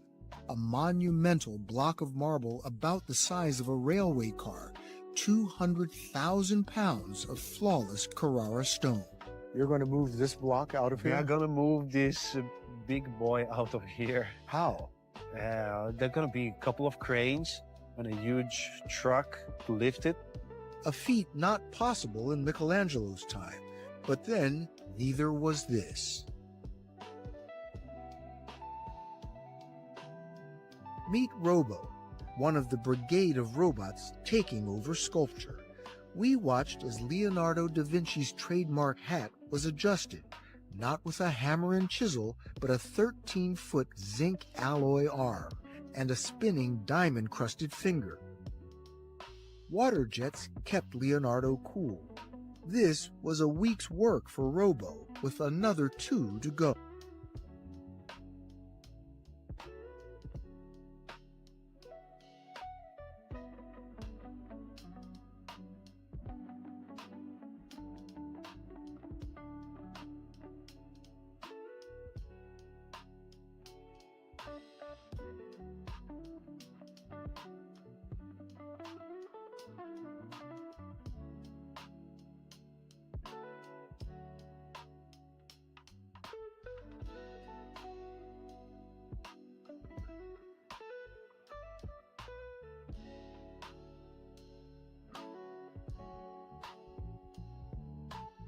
So big news, Taylor Swift just dropped The Life of a Showgirl, and what an album it is. Her fiance Travis Kelce says it's banger after banger. USA Today says she's shaken off the gloom of the tortured poets department and returned with playful pop and sharp one-liners. The New York Times frames it as Taylor hungry to move on, less about feuds and more about her future, though not without some side-eye at her past. The Guardian wasn't as impressed, though, saying that the whole thing feels a little bit rushed, akin to how romantic bliss doesn't fuel the same fire as heartbreak. Billboard magazine describes it as bangers for adults, not another 1989, but mature, sharp, and still packed with hooks. Variety says the love songs here feel easy for once, not battle-tested, which makes the album an uncomplicated good time. And People, they went all in, calling it her most radio-ready album since 1989 and the spiritual sister of Reputation. For me, overall, feels like a reset. Is it her best album? No. But is it entertaining, a little messy, and guaranteed to get people talking? Absolutely. They just gave the green light for ChatGPT to have a lot of freaky conversations with a lot of freaky people. I might be the first person to let you know this, but it's true. ChatGPT just went to a whole different level. So Sam Altman just announced that ChatGPT will soon be able to engage in erotic interactions with age-verified adults starting in December. And for the people in the back that don't know what that means, if you ain't got nobody to talk to that way, ChatGPT is going to talk to you that way, the freaky way. So they're saying that in December, OpenAI will permit mature content, including erotica. Mind you, it's a lot of people that's going to think this shit is real. It's a lot of kids that's going to log on to ChatGPT and interact with that. They're talking about it's going to be age restrictions. How? How are you going to restrict that? How do you know who's on the other side of ChatGPT? Mind you, people were trying to stop this because we already seen what happened to a couple of kids that thought they was interacting with a real person and they took their own lives. And then you have some adults who really and truly conversate with ChatGPT each and every day. I'm not saying it's a problem with that, but it's a problem with that. And now they're telling people that you'll be able to have those type of conversations, freaky conversations, erotica conversations with a computer. They're taking this shit to a whole nother level. Now think about this. Y'all see Sora 2 just came out, right? So think about people making AI figures and then doing that AI chat, the freaky chat. OF models, y'all in trouble because guess what? Now people ain't gotta pay for that. Now they can make the woman of their dreams or the man of their dreams via Sora and then have a chat with them via OpenAI, via ChatGPT. And what does that do for the population? Don't let me find out that you gonna be on ChatGPT using it the freaky way, because it's about to get freaky, man. I'm out. Michael Jackson was trying to tell us they're casting spells on us through music. Check this out. Singers, when they sing songs, it's like a mantra. When you repeat a chorus over and over and over. So when a kid hears a song and he starts singing that chorus over and over and over, then you start to hear it in the alpha state, into the subconscious mind. So you start to become the song or become what you're saying. Now, Michael Jackson being one of the greatest musicians to ever live, you can safely say that he's an authority figure when it comes to the subject of music. The reality is that music is one of the most powerful forms of programming. Stay weird. You don't just listen to it, you actually... A worldwide. I agree with that.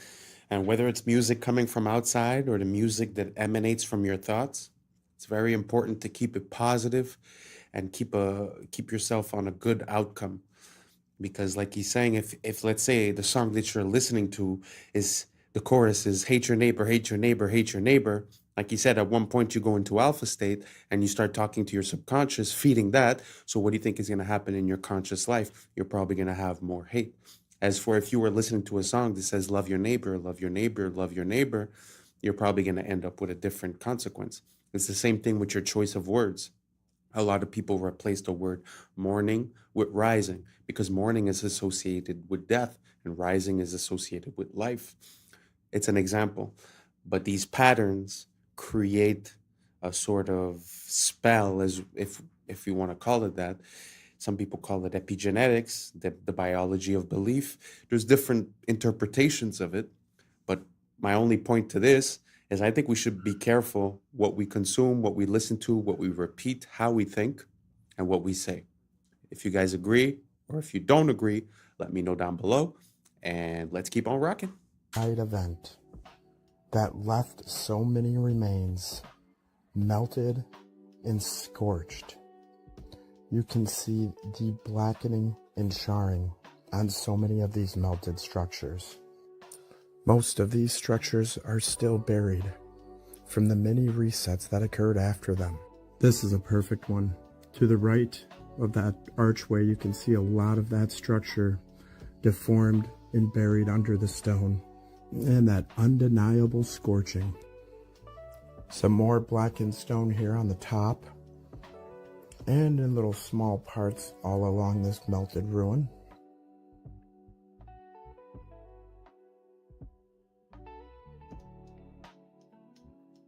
Our eyes are useless when our minds have been made to be blind. Most people will never connect the dots because they never see the extent of the melting. When you've ever seen maybe one or two examples that ever look like this, and they tell you it's erosion, that lie's easy to buy. Everyone that researched it, myself included, all thought the same thing at first. But when you see the thousands of examples, it's clear something big happened in our past. Something erased from the history books. Perhaps a massive plasma storm, realm-wide. The truth is hidden in plain sight. Question everything, friends. Until next time.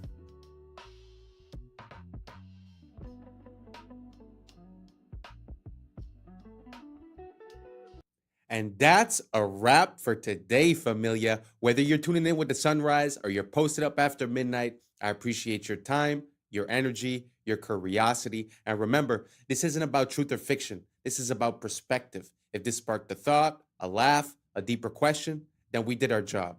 Drop your thoughts in the comments. Keep the convo alive.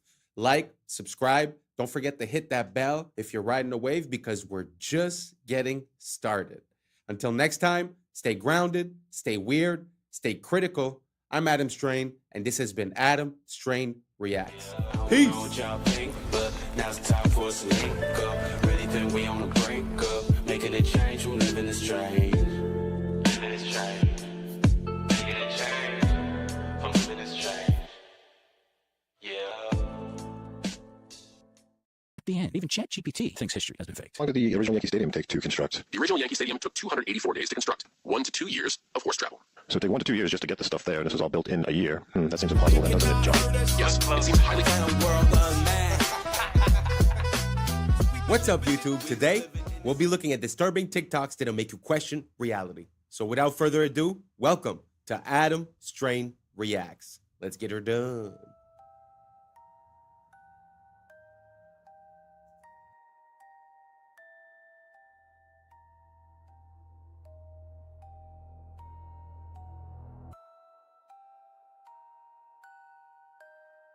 Scientists just copied a fruit fly's brain into a computer, neuron by neuron. No training data, no machine learning. It just woke up and started being a fly within the computer, effectively proving like a simulation. You could just copy a brain into a computer and it would just simulate reality. Nothing trained this fly to do that. I wonder if the same thing would happen with humans. What do you guys think? Do you guys think if we would just get connected into the machine and wake up into it, would we even realize? Let me know what you think down below. Let's keep on rocking. Okay, if we get all 4 arrows, we're doing very well indeed. Usually you get 1 or 2. And he's off.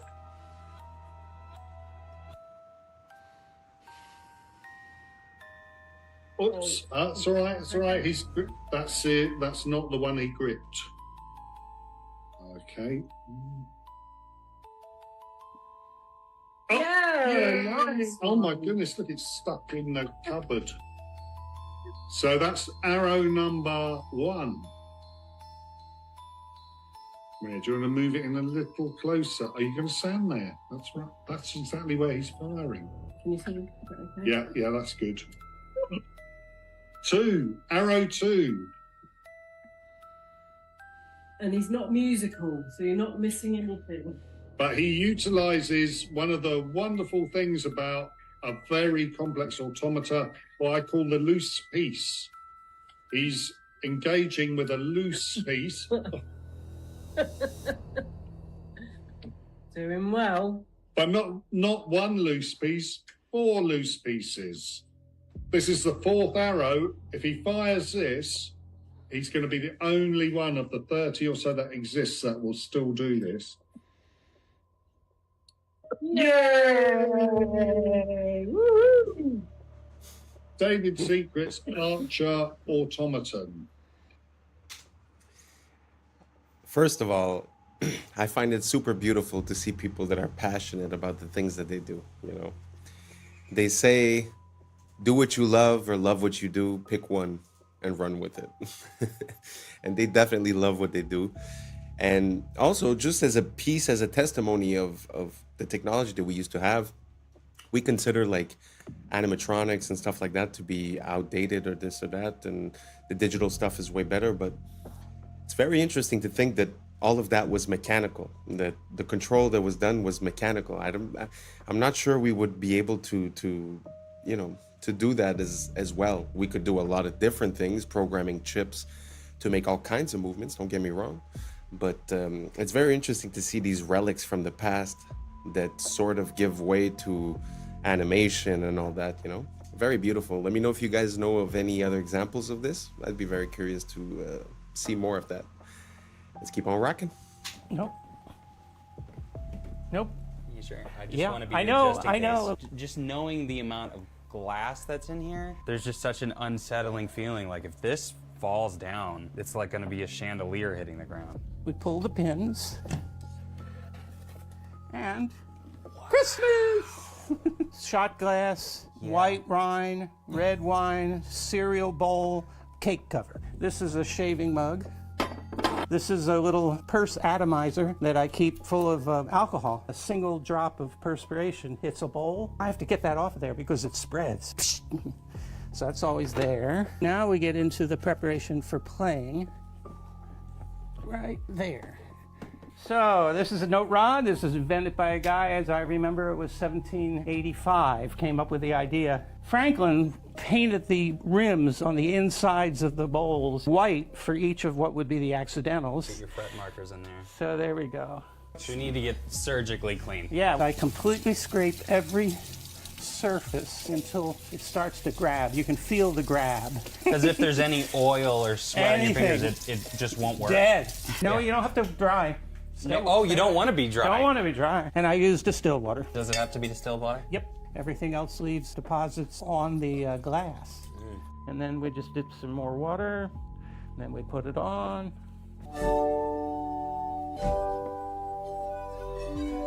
So that, and it isn't just slow chords. You can do.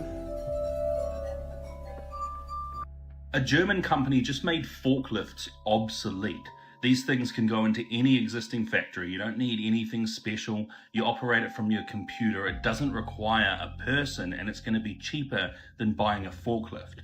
It's just going to move things around your factory autonomously, and you can just sit in there on your laptop and tell it where to go. This is going to be everywhere soon. History is nothing more than a set of lies agreed upon.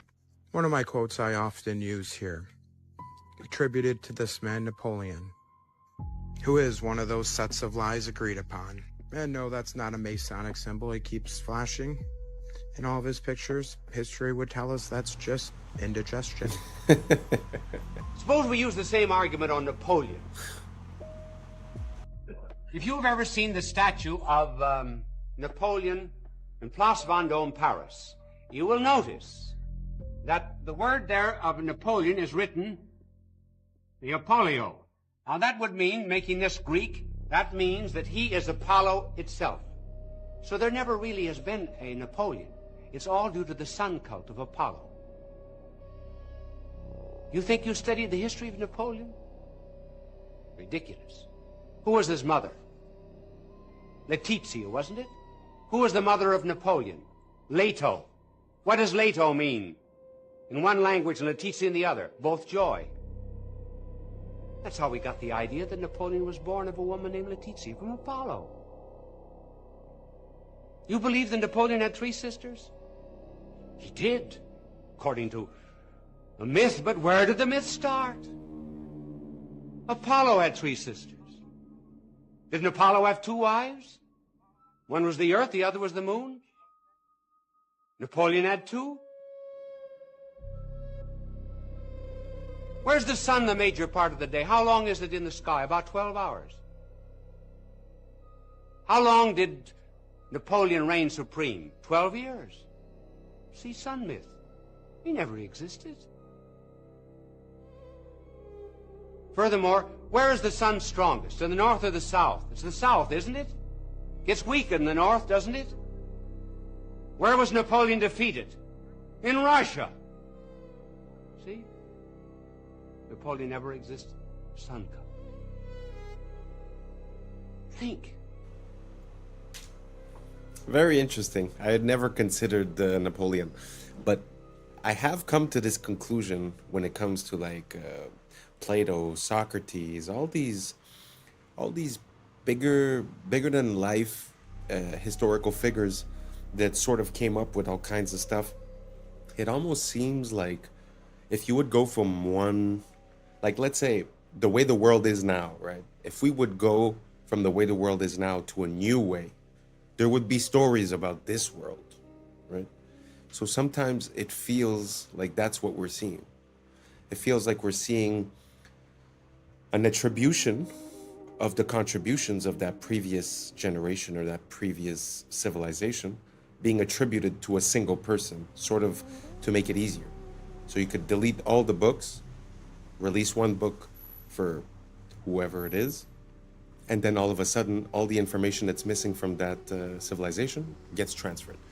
I really have no idea if you guys are following what I'm saying. I feel a bit lost just saying it.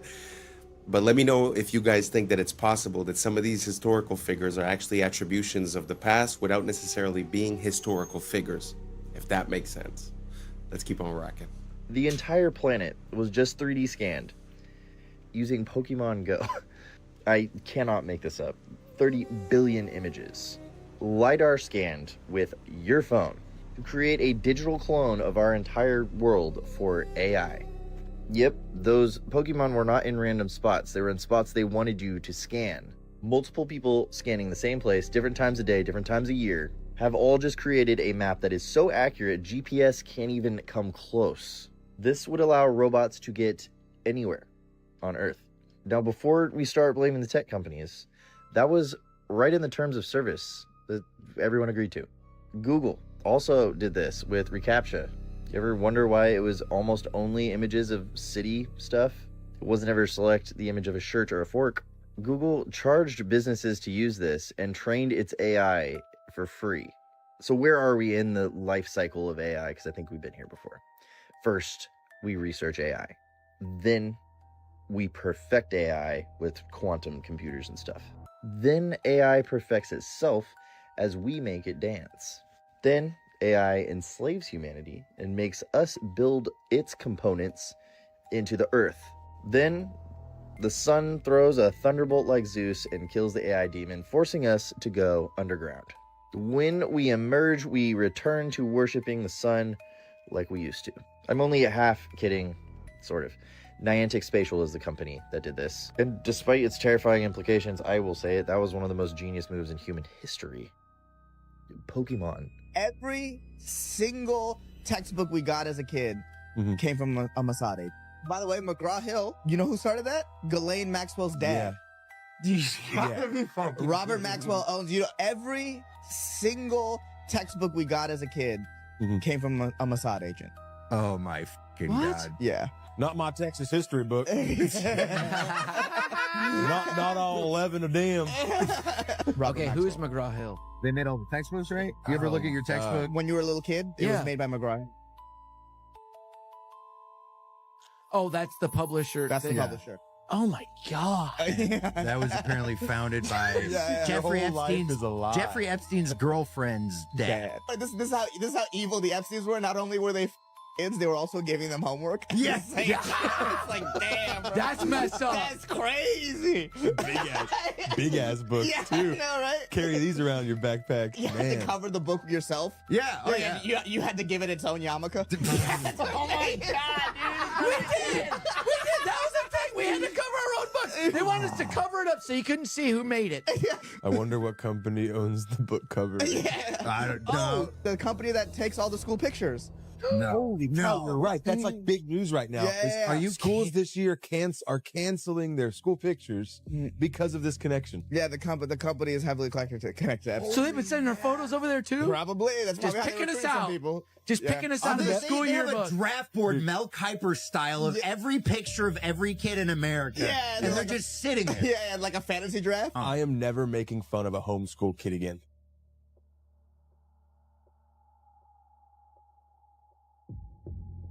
This is absolutely insane. So this Chinese student created basically a Google Earth for all the ancient artifacts that are sitting inside museums. So they were taken from their original land and he wanted to place them back where they were found. So you can go around the entire Earth and look at all the artifacts and where they were coming from, just to try and piece it together, using it as a tool to try and figure out what happened in our past. And I think it's just incredible.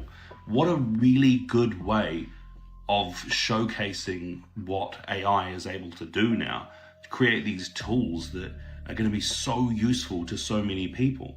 Look at that. It's showing all of those artifacts from one museum and then what it looks like to patch those over the entire globe. It's going to be a tool used by historians, and I just think it's an incredible idea, really.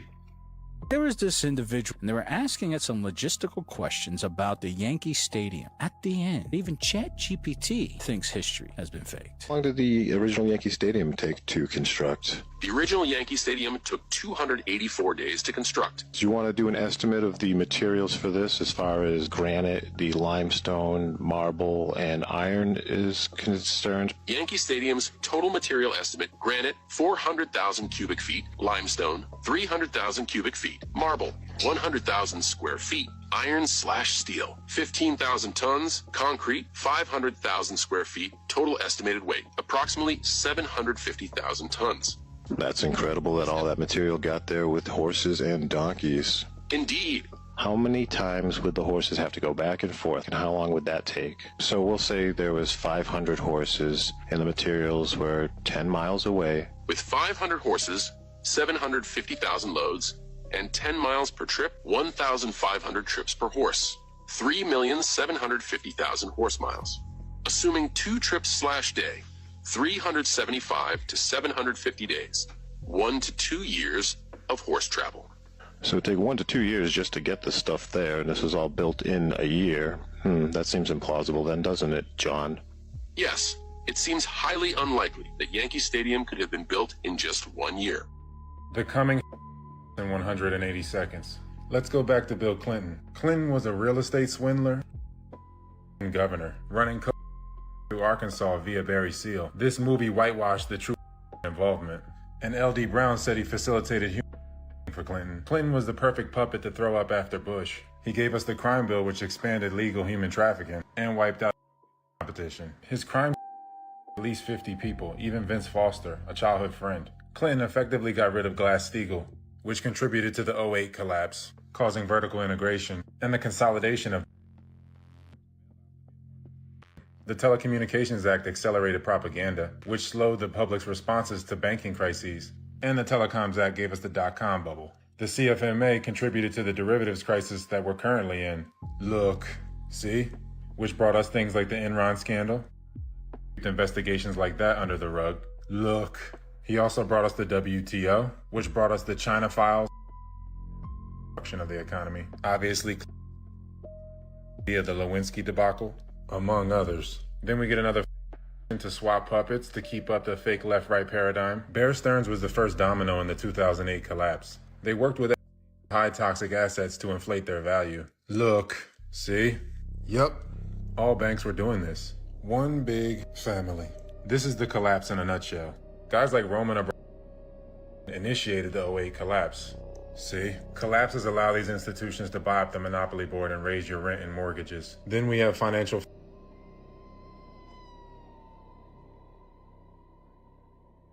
renters. They're all one company, basically. And Citadel controls a large sum of the trading. Look. See? And I have to mention the drone. Every wave of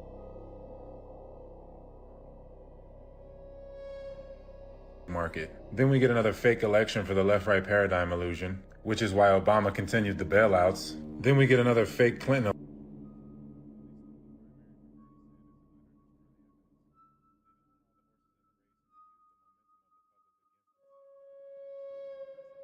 the money supply, as well as Biden, which created the high interest rates. We're way worse off than '08. Just look at the repo market. Unsustainable. Completely over-leveraged. The derivative domino is coming. It's coming. This is how the financial reset will go. Coming. Better be ready to take care of the old folks. There will be no near future. You will have a social credit score, UBI, and a 50-year mortgage. They won't do it all at once, and they won't strip you of everything. Giving you a little bit gives them control. The first few years of the transition won't even be that bad to rope people in. I don't know why I'm so fascinated lately with where we went wrong. Maybe because we need to make these things right, but how do we at this point? Like, how did this small little group of people sink their claws into it and literally conquer every pivotal cultural pillar of our entire lives? Anyway, did you know that the first Model A Ford car, Henry Ford, it ran off so farmers could literally produce their own fuel. So they were running engines, not just off a car, from their agriculture. So what were we told about the Prohibition? That there was this huge moral crisis because of too much, so the had to come save us. But do you think there might be another side to that story? Was the best monopolist we've ever had. So we had a monopoly on oil and then transport and things like that, and they busted it up.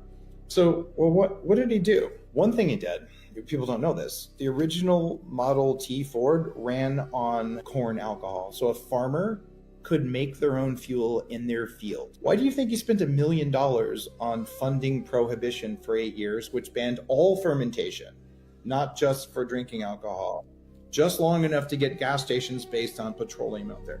And then why did he fund the formation of the to go after and destroy natural, because are all petroleum. So the big were spun out of big oil companies. So big oil funded big, and these big chemical companies funded, and they all come from the monopolistic thing. And even the latest evil stuff like the buildings going on, people don't know this. He's the largest owner of farmland in the country. You know what Bill dad did? What? He was. Anyway.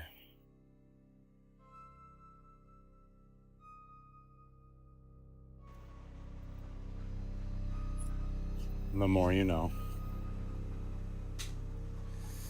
Well, not only is nowadays petrol the basis of most of the products that we use, plastics, rubber, like he was saying, even the pills, like everything is involved with it. But further than that, if you think about it, if you had to go buy your gas, instead of going to the gas station, you would go to the farmer, then you'd probably be, buying food there as well. So not only did it create the ecosystem for the gas stations, it also created for the supermarket. Because think about it, if daily, to keep your car running, you'd be going to a farm, then you could just pick up some food while you're there, right?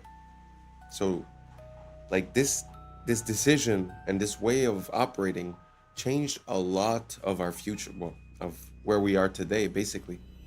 And it put us into a place of dependence, when what he's saying is that basically we were capable of making our own oil. I mean, think about it. The cause that we go into other places and start violence, most often than not, is blamed on that resource. So if we didn't need that resource, I mean, so many things would be different. So it's very interesting just to look at the history of things like the vehicle, the car. Like, for an example, most big cities within the United States, because speaking of Europe is easy. You could say, oh, they're so old. But the United States, most big cities, if not all of them, had ways of moving that were, free, basically, like tram systems and stuff like that. In some cities, what they did, they bought the trams, they converted them to basically buses as we know them, and then they resold the company with the stated clause that they could never reconvert into electricity or into a tram. So all of these uses of petrol seem to be manipulated. So not for the potential, not for the the effect for us, but more for lining their pockets. I'm sorry, but this subject is just so big. I'll give you another example. When they got together and they wanted to decide a universal, global price per barrel of this commodity, that's when they introduced the idea of fossil fuels. Because what is it to say I'm selling a product that always appears like water? It's easy, although we still do it, but I'm saying it would be easy and cheap. So when they decided to say, okay, let's put a price per barrel, they decided to make a case. They stated their case for it being fossil fuels. Fossil fuels requires millions of years, certain, conditions for millions of years, and that it's the biological waste that's being compressed, and then it becomes that liquid. So all I'm saying is that basically everything that has to do with that commodity seems to be manufactured in some type of way to encourage us depending on that commodity. Listen, I went way out of bounds here. Let me know if you followed what I was saying. Let me know if you have other examples or if you contest everything that I'm saying. Just write it down below. Say, I hate you. This is why. Go for it. Let me know. Because for me, it seems pretty clear. Because now we've had enough time to look at it with a retrospect. And I mean, it seems pretty obvious. The Model T from Ford at the beginning was made with hemp. And supposedly you could run the car on oil, on alcohol, on gas, on different things. And then they decided to go with the gas. So anyways, I'm done. Let me know what you think down below. And let's keep on rocking. It's very preventable. It's just that we're doing everything we possibly can to induce it. We published one of the first ever papers linking that the higher your blood, the faster the tumor grows. The lower the blood, the slower the tumor grows. Undeniable. From a normal cell to a cell doesn't happen overnight. All we have to know is how are they growing so rapidly? Why are they going out of control? How come it's so hard? A solution to without touch is to simultaneously restrict the two fuels, which is already in our bloodstream from the food we eat, and the amino acid. If we stopped eating and we took a low carbohydrate diet and just did water only fasting, we would get into the two have a bad mitochondria dependent on glutamine. We can replace glutamine with ketone bodies. So we selectively marginalize these slowly over time. They slowly start, blood vessels disappear, and the body comes in and dissolves them. This is an extraordinary story. So he was born in a place called the Judengasse, which was a ghetto, basically. And it was the house that he lived in when he eventually had 13 children was only 14 feet wide. And he lived there with his very, very overpowering and dominant and an incredibly brilliant wife who was called Guttel. He was determined to get out of this ghetto. At nighttime, the ghetto was closed. You weren't allowed to leave. The street was so narrow that no sunlight could penetrate. There was no plumbing, there was no sewage, there was nothing. So everything you can imagine happened in this street. And unsurprisingly, he wanted to get out of there. And he started a small coin business, and that did reasonably well. But actually, and this is where it ties into legacy, his great strength was to send his 5 sons to the capitals of Europe at that time. And what they did is they set up, in effect, so whereas everyone used to be in separate different countries or separate cities until then, these 5 boys communicated with each other, sometimes by pigeon, and they wrote to each other in Judendeutsche, which was a kind of Yiddish German vernacular. And that is why they were so successful. And this absolute belief in togetherness, you've got to stand together, you've got to work together, you've got to work across borders, you've got to work with rules. And by 1789, when the last one went, to 1815, so a very, very short period of time, it was said that no one would consider going to war with because that was how incredibly influential and powerful they had become. CBI is fully owned and controlled by leadership. Okay. All right. 2 + 2 makes 4. Makes total. I don't know. First off, just to circle back to the Napoleon story, doesn't that seem like the origin story of a type of myth as well? Because I've heard the story many times, but even when she says it and she's a family member, it doesn't really make sense. I had nothing. I had coins. I sent my sons all over the world. I don't know. I feel like there's missing something. And the point that the guy was, pointing towards the end is that it seems like that information that he gave was the same information before we went into other places, including,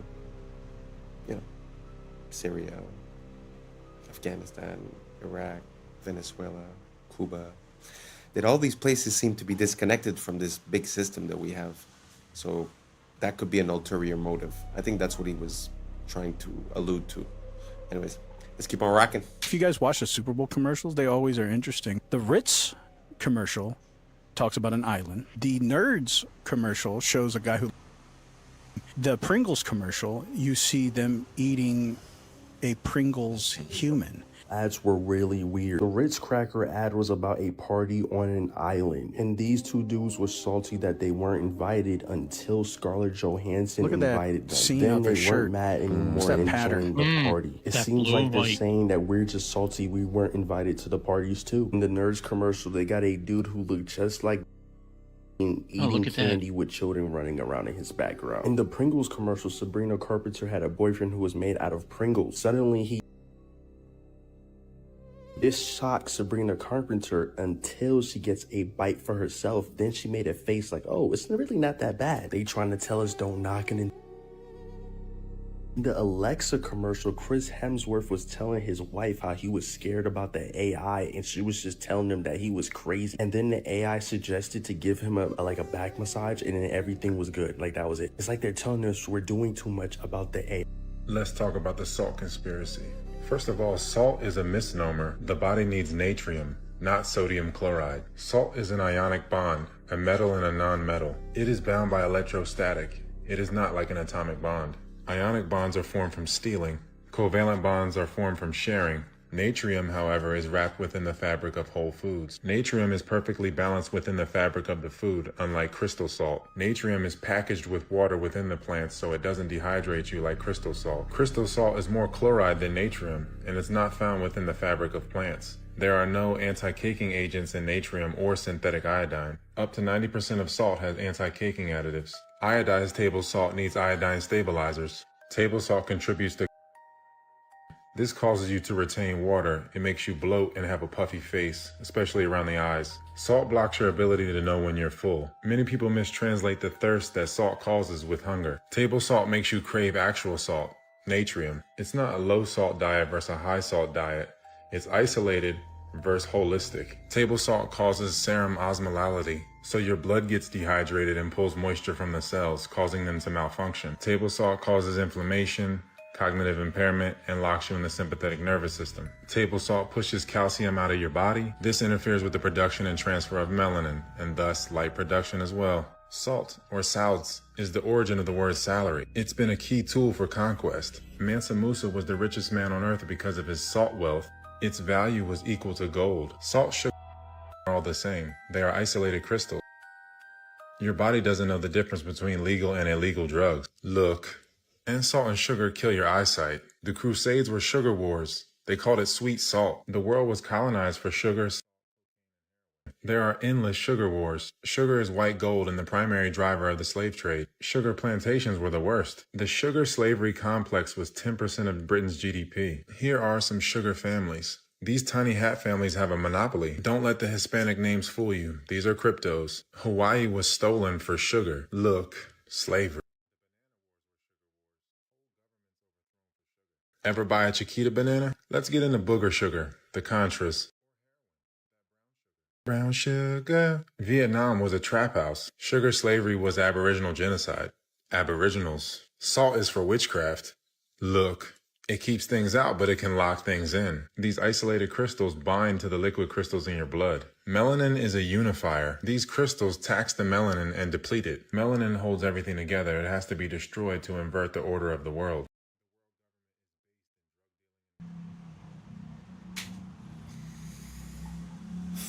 Yeah, I have to agree that the salt is a big part of it. I think that, well, basically, this is going to sound intense, but the whole world, the whole universe is made of salt in a way, because some of the salts, like for an example, Irish sea moss or Celtic sea salt, hold 90 plus minerals. Now, tell me what the universe or the world or you are made of, if not from the elements of the periodic table. So 90 plus of those are minerals, right? So the quality of your mineral intake, I think, is very important. And, you know, I could testify to this. My whole life, I was consuming only table salt and I didn't really indulge. Now I live in a much hotter climate. I sweat daily and I consume a lot of salt, but it's not the same salt. It's a high quality salt. And I could attest to the fact that drinking water doesn't necessarily hydrate you, and that when I put salt in my water, as well as a little bit of lemon, well, lime actually, it's completely different. The hydration is palpable.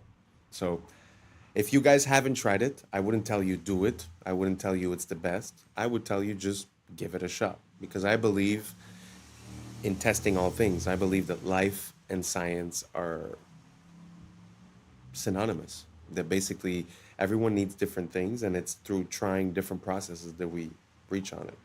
So that's my closing advice. Try some Celtic sea salt or some Irish sea moss and see how you feel.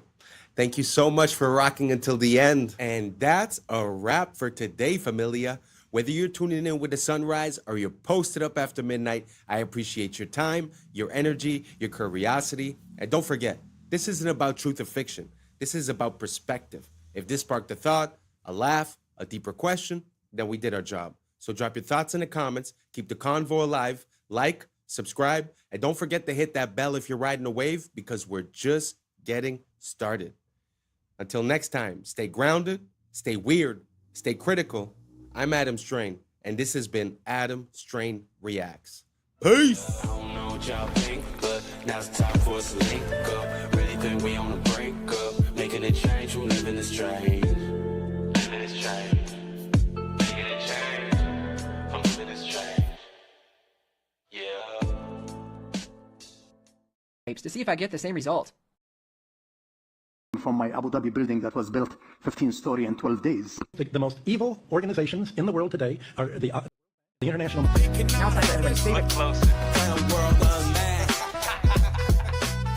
What's up, YouTube? Today, we'll be looking at disturbing TikToks that'll make you question reality. So without further ado, welcome to Adam Strain Reacts. Let's get her done. Andrew, if every interview, every video, every tweet you've ever made was erased from the internet forever, and all you had was 3 minutes, what one truth would you share with the world?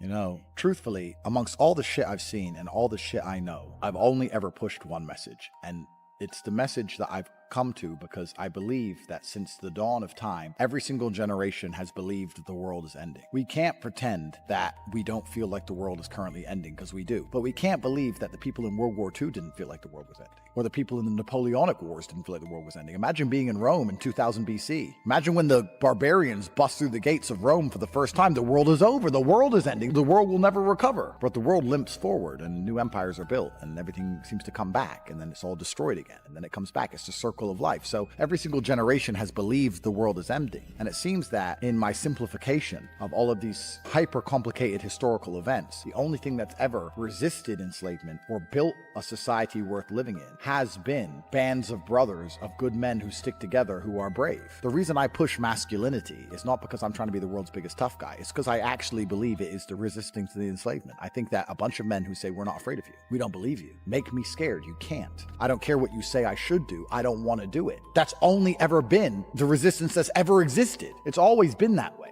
And the reason we're in the trouble we're in today is because this is the first generation in history where there's no warriors. We always had warriors. There's the enemy. Get our guys together. Let's go fight them. Now I can't find anybody to fight. It's just me up here. Everyone with an opinion on the internet doesn't want to fight. They want to turn on me. I'm standing at the front saying, let's go, guys. And they're saying, you're a sellout. Well, what the are you doing? Why aren't you up here? What are you telling the world? What help are you giving? Who are you waking up? How are you shifting the Overton window? You're not risking a thing. I'm risking it all. And you're turning on me. I can find the odd guy here and there. Where's the resistance? So when I'm trying to preach masculinity and saying to guys, look, go to the gym, get strong, resist, don't be afraid, speak what you think. I'm trying to say all these things, trying to inspire some backup, some support. Masculinity is the answer to the trouble we are in. And truthfully, unless we get some balls back, well, then it's over, isn't it? And women can complain, and women can protest, and women can riot, but nobody gets it.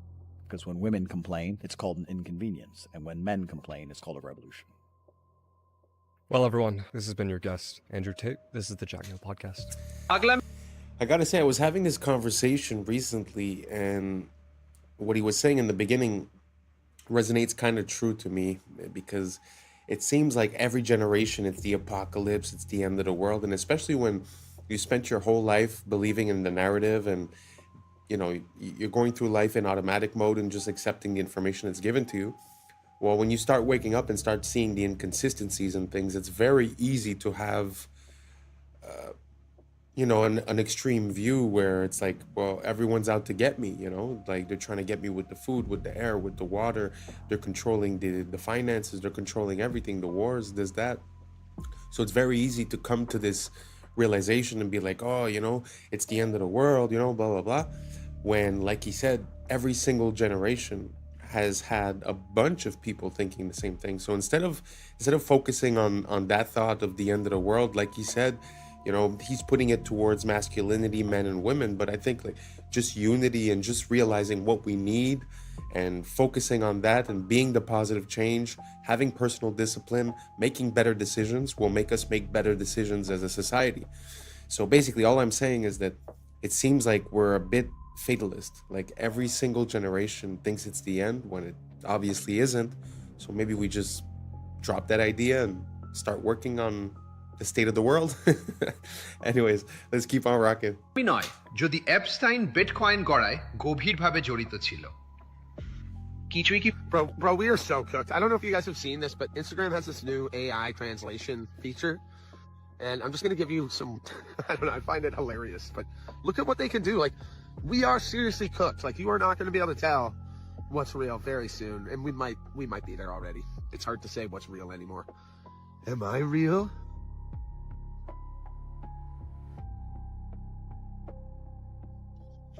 Here's me talking in different languages. পবিত্র নয় coin nada es sagrado. ¿Queda algo que no haya sido tocado por estos sinvergüenzas? No, es la respuesta. Así que cuando Coinbase solo valía 400 మిలియన్లు ఉన్నప్పుడు Epstein అందులో $3 million పెట్టాడు. ఇది Epstein files లో ఉంది. నాకైతే ఇప్పుడు There's a school in Switzerland called Le Rosy, where billionaires and kings send their children. Their classrooms overlook Lake Geneva. In winter, the whole school moves to Gstaad, their private ski resort. Physical education? Skiing the Alps. They don't learn the rules there. They learn how to write them. Their classes are power, diplomacy, and silence. They're taught how to walk into a room and own it, how to speak less and be listened to more. They're not tested on grades. They're tested on presence, confidence, and connection. Because La Rosy doesn't prepare you for a career. It prepares you for control. I admire a lot of nationalities, but the Chinese and the Germans, for me, they come top. They are the smartest mind. The smartest people who come from school and university, they are the people who are running China. They don't run technology companies. These guys are so serious. The West do not even know they are so serious. And I'll tell you, the gentleman who I bought from my Abu Dhabi building that was built 15-story in 12 days. It was fascinating to see 12 days a building was built. Thanks to the Chinese. Unbelievable. Like who anybody believe 15 stories in 12 days? Like unimaginable. Absolutely. But this guy is easy for him because he does 30 stories in 30 days. So 15 stories in 12 days is like he's just having his coffee.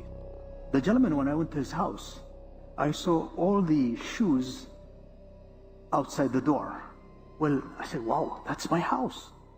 So he said, I apologize, I said, no, we do the same. So I took my shoes off, and then we went in. And then when we sat on the dining table, guess who's sitting there? His mother. I said, oh my God, I have my mother also sit on the dining table. We are closer to China because of tradition. My respect to the Western culture. I have nothing against it, but we're not the same. Well, that's pretty interesting, because like he says, we're not the same, and it kind of makes sense because when we go to make a building, it's going to take us 2 years just to pass the permits and to receive the materials. So there's really something about before I start talking about China, I just want to say I do not approve the system that they have there and the rules that they have and the social credit. I'm not condoning it.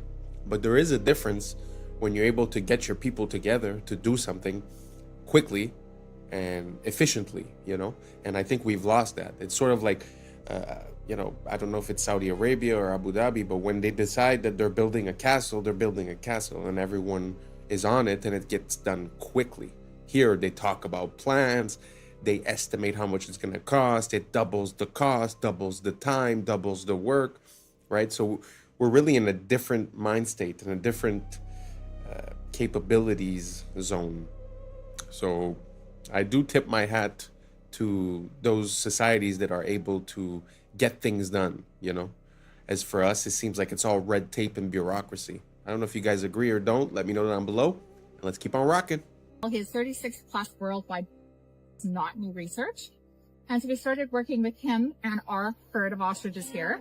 And we were looking at developing the alternative to working with natural antigens to create resilience in your own body for and we were very successful. So we have scientific proof and data that we were able to neutralize, not block them, actually neutralize it. And this is all just through lozenges or nasal sprays. And so that was very exciting. But the lab that we were working with at the time actually got shut down. Immediately after all of our robust came back in, Frederick Leduc, a lab immune bio back, got shut down and had to sign an NDA and was no longer allowed to talk. I found this book at the local antique shop yesterday, and it was written in 1926, The Secret World or the Hidden Hand, Unrevealed in History, 100 Historical Mysteries Explained. There's a secret, and they are of the nature of the individuals who are taking over now, the blues, that they are the ones that have been running society because they made a pact with a god. But that's his position. But I want to read to you this very specific, I have to be careful about what, I really was trying to debate whether to put this on the internet at all because it could really get me in trouble. But this particular page, I just want you to see this particular part, talking about proof of the existence of this invisible hidden hand. He says, the world is governed by very different personages from what is imagined by those who are not behind the scenes, i.e., not by kings and ministers, not others, but different, which means not the kings, ministers, or other similar men, but absolutely different, possibly even of a different. Who they are must be known first of all, and only then can we control them and establish peace, but not before. You know how I'm always saying, I'm calling them creatures and creeps, and I'm saying they're not human. I don't know what they are. And this has been my biggest reason around this. I ain't unifying because I don't know what these things are. This apparently has been known. This has nothing to do with religion. I'm talking about like a species of a soul or something that's on this planet. And that's what he's talking about here. Bismarck, the Iron Chancellor, perceived the existence of invisible forces, but could not or did not wish to formulate them, and called them imponderabilia, powers which no one could fathom. In 180 seconds. This is supposedly the body attacking itself. This is an identity crisis. It starts with taking after the thing that bites and stings causes your body to react improperly. Essentially all Lyme disease. Lyme was released from a bio. See? The rest of the world knows Lyme as Borrelia. They are not the same. It is a or abomination. These are all spirit programs. Programs kick in as autocorrectors where will is lost.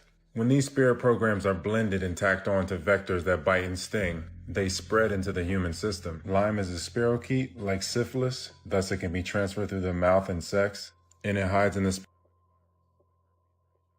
Dr. Judy Mikovits said that it's just the new Lyme. Many claim that be delivery system. They are structured the same. This chimeric spirit program creates a biofilm matrix within you to act like a middleman between you and your body. It was released the same year as Lyme, and Fauci was the head of that program. These programs demand more energy than you would actually need. Programs don't want to kill, and they will go dormant if they have to.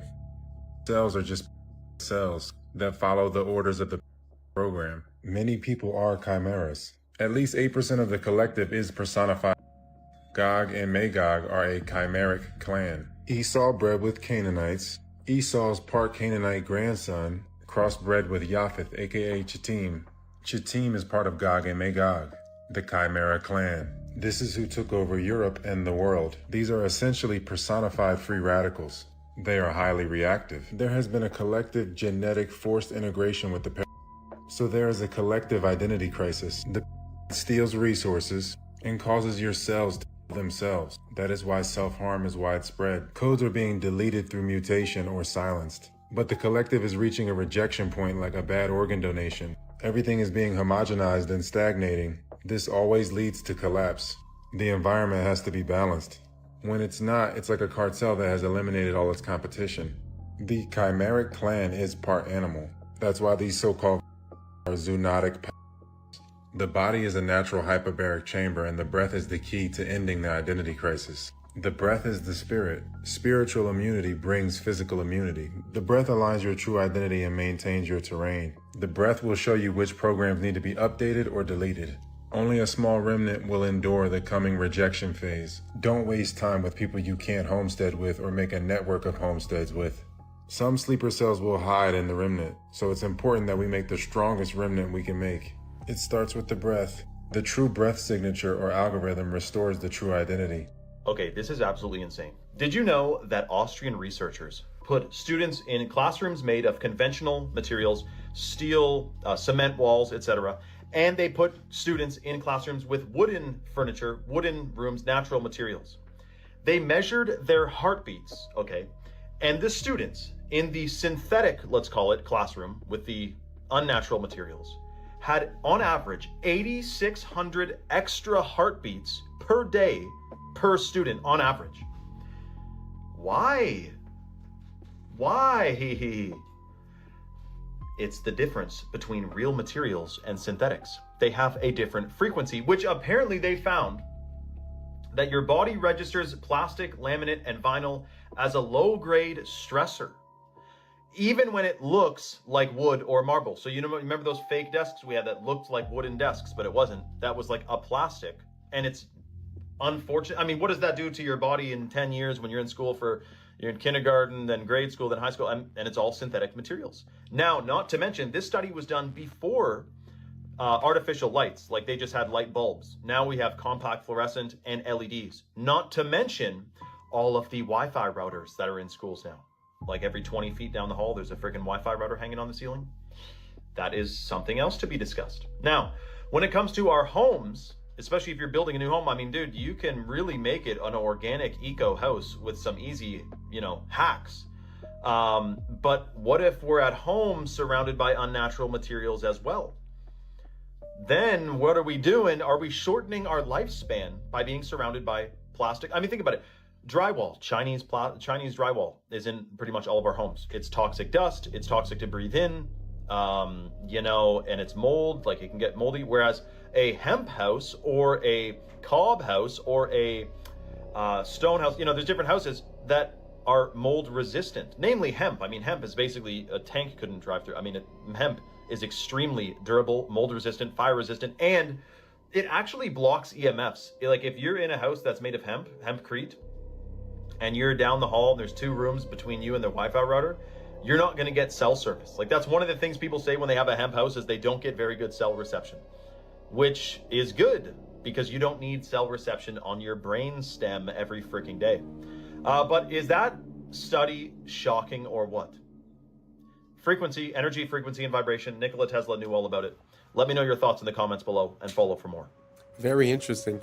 I haven't seen the study that he's referring to, but imagine if just the objects that surround you, like if we take for granted what he's saying, the objects around you have an effect on your body and its function.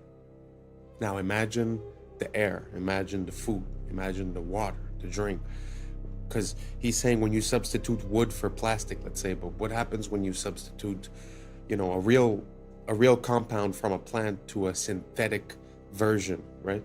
So, yeah, and like he's saying, you have it at school, you have it at home, you have it at work, you have it in your car. So at the end of the day, are we outside of our element? Are we performing less than optimal? Not only by food, but also by just the materials that we use to build the stuff around us.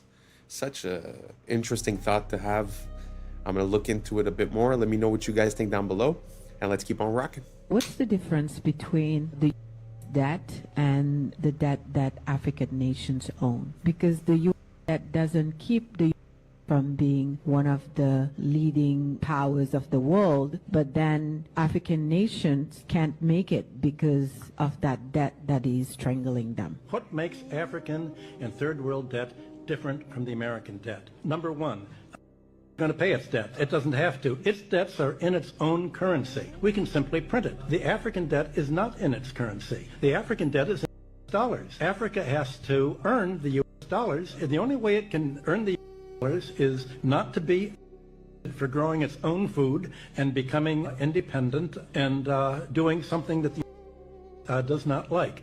The principle underlying the foundation of the World Bank is that no country should grow its own food. Africa and the third world should only grow export crops. In order to have an oversupply of cocoa and other tropical raw materials, to keep down the price, they must buy their grain from the or Europe, so that if they do something that we don't like, we can do what tried to do to China in the 60s. We can sanction them. We can say, we're going to starve you. We're going to not export any grain to you. So owing their foreign debt in dollars means that they have to somehow sell something they want, not what they want. I think the most evil organizations in the world today are the international.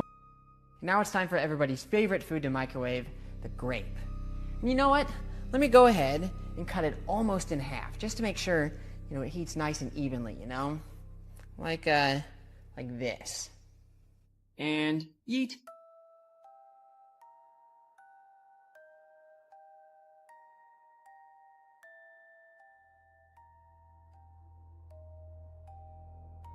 Unfortunately, the fragrant smell of roasted grape is hidden by the suffocating nitrogen dioxide fumes, which is the deadly brown gas left in the beaker there. Instead of cutting a grape in half, I just tossed in some unmodified grapes to see if I get the same result.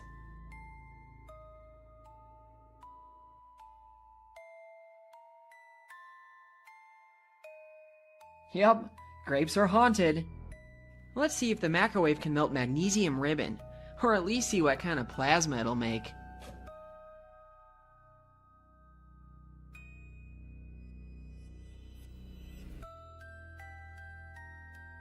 Not only did it melt and burn in there, but it also managed to show off some of its green spectral colors, which is in contrast to the white you get by simply burning it in air. Aluminum melts at only slightly higher temperatures than magnesium, but for the sake of curiosity, I'm going to toss some foil in there anyway. Alright, here goes nothing.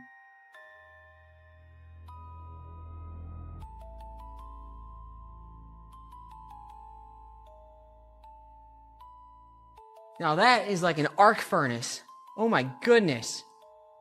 Now it's time for something more challenging. Copper needs to be very hot before it melts. So let's see how it holds up in the microwave.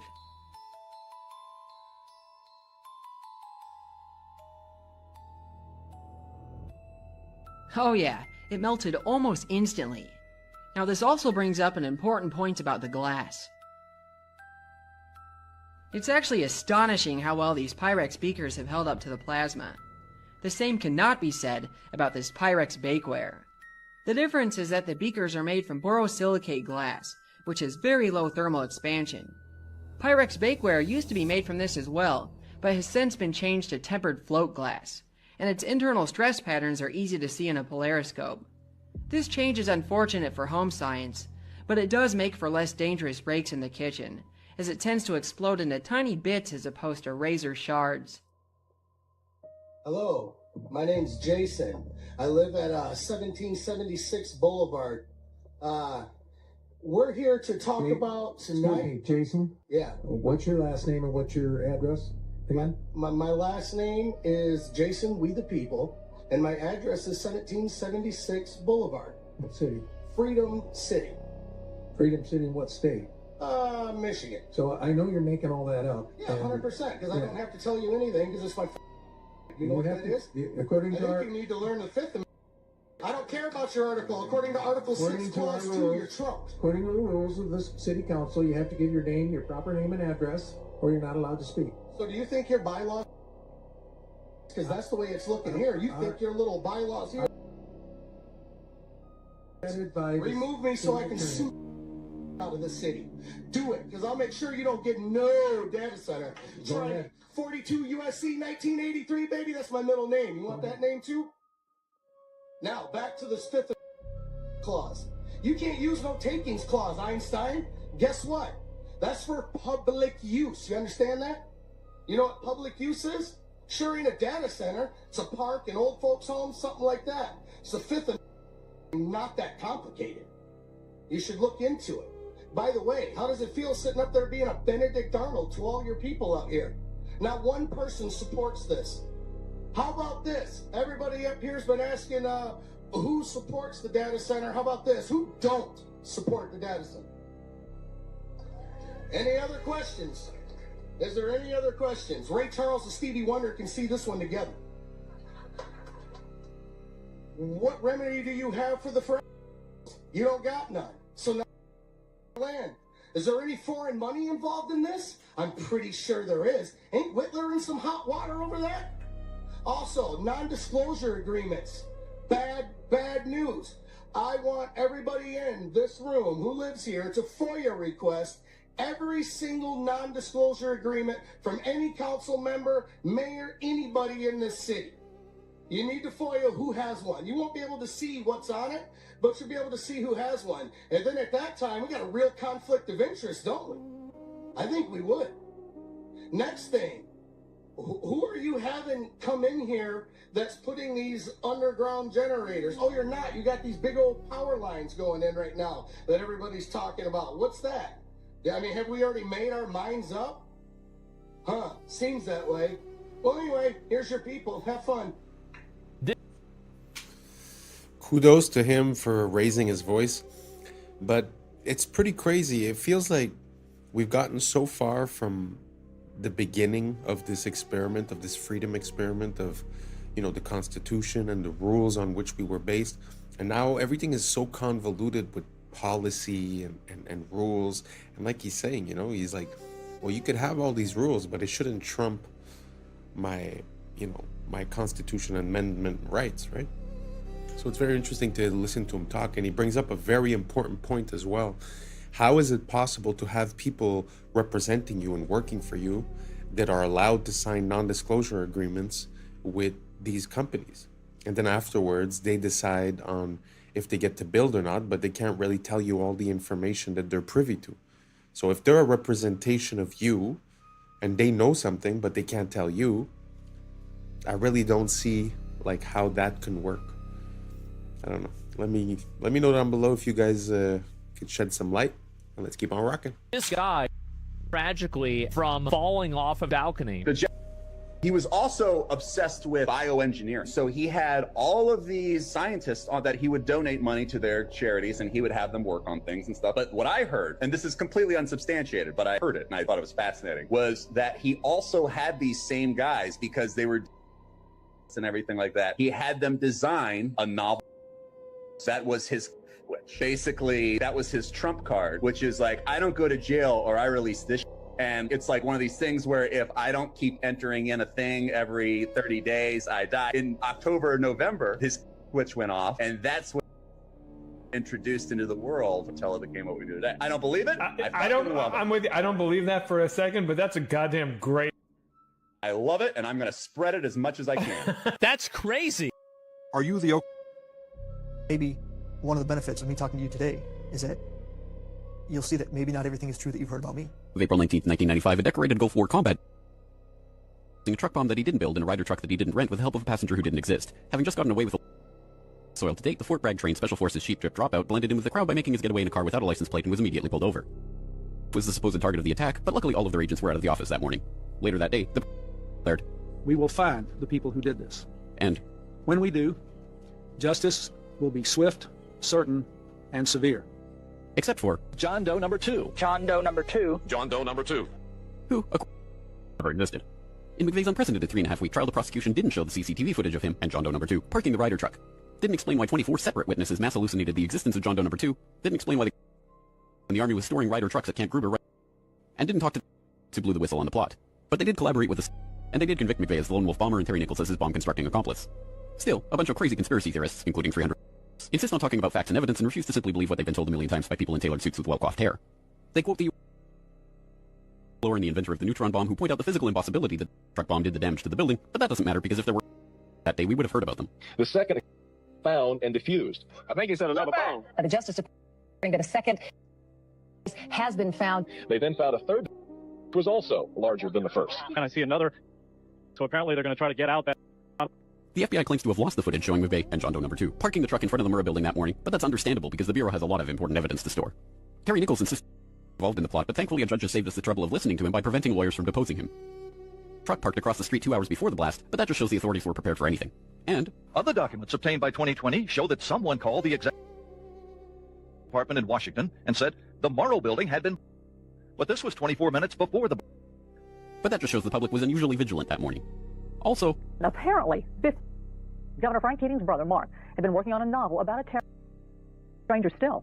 One of the characters in the novel was named Thomas McVeigh. But that's probably just a coincidence. McVeigh wrote a letter to his sister where he admitted to being a secret special of the pain in his ass from an army. That's crazy because if he didn't actually leave the army in 1991, there would be proof of that. McVeigh was not executed on May 16, 2001 as scheduled because he had failed to turn over thousands of pages of evidence to McVeigh's defense attorneys. But the execution went ahead on June 11th. In a highly unusual and secret agreement, no autopsy was performed. One witness said he was still breathing, and the prison officials admitted his hearse was a decoy. Then, the case was officially closed. And if you question any part of the story, you are a paranoid wingnut birther truther 10th prepper conspiracy loon who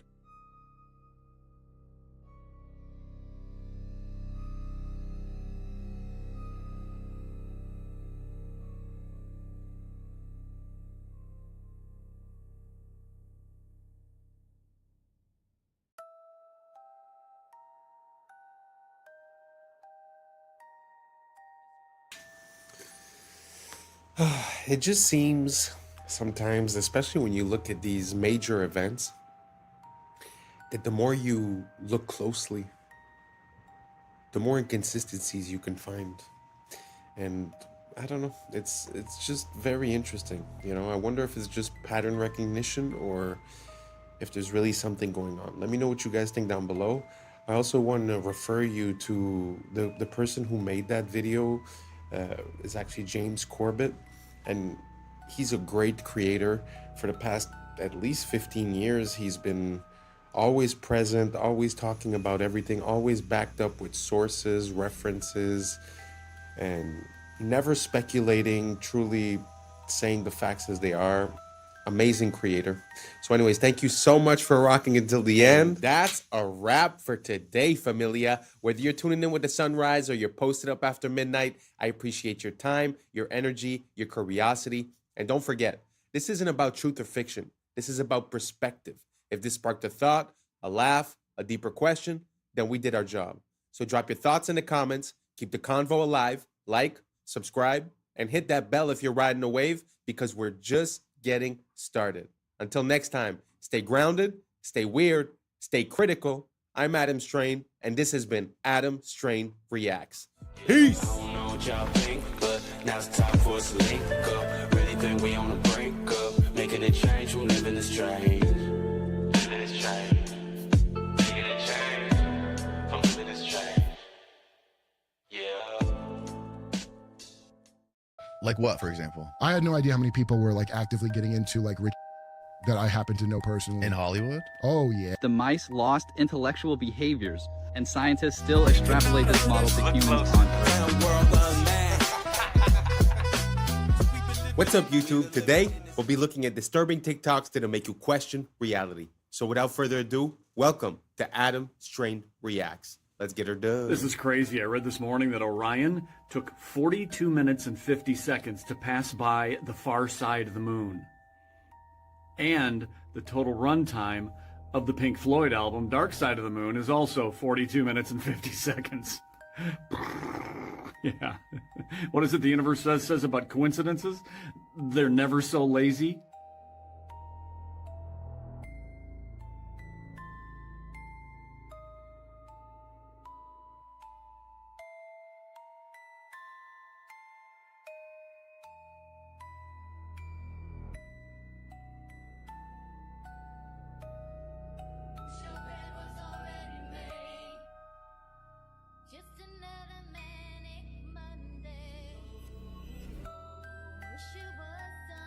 Era assim a vida dos entregadores e você achando que é fácil. Não, olha isso aqui, ó. Tem que ter habilidade, meu amigo.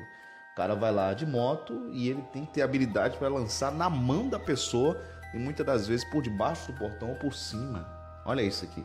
Isso aqui é técnica. E isso aqui era uma profissão lá nos anos 70, 80. Olha só como estamos hoje, né? Hi everyone, so I'll give you a look in here. So I've built a lot of things in my life, but I think this is the best thing I've built by a mile. So this is a bee therapy hut. So I'll give you a quick look in here and show you what's going on.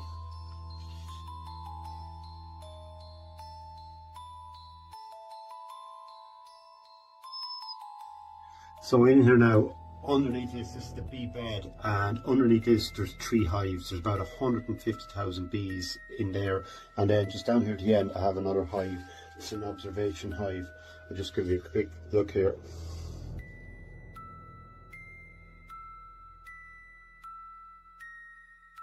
So you can see all the bees, they're working away there today. Now they're actually out flying today. It's a nice mild day, but they're feeding away. I didn't take any honey at all now from this hive. It's all left to them. So we have a symbiotic relationship here. I'm providing them with a good home, and they're giving me a beautiful vibration in here and a beautiful aroma. So the concept is then you lie on the bed here and it's sort of white noise. There's a vibration underneath me, and then behind me here I have all the bees, which are causing a beautiful aroma in here because there's 2 little holes on top of that hive.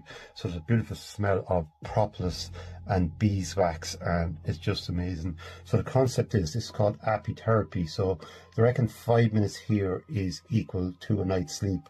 Well, all I can tell you is from mine, like 5 minutes, 15 minutes, but it's just absolutely amazing. It's lovely to have somewhere like this in your life that you go to, that you're picking up really good energy. When I leave here, I leave feeling good. So I know when I come back here, there's a good feeling left behind me. And we know water holds memory. So there's a lot of moisture in the air and in the timber and in the structure. So it contains the memory.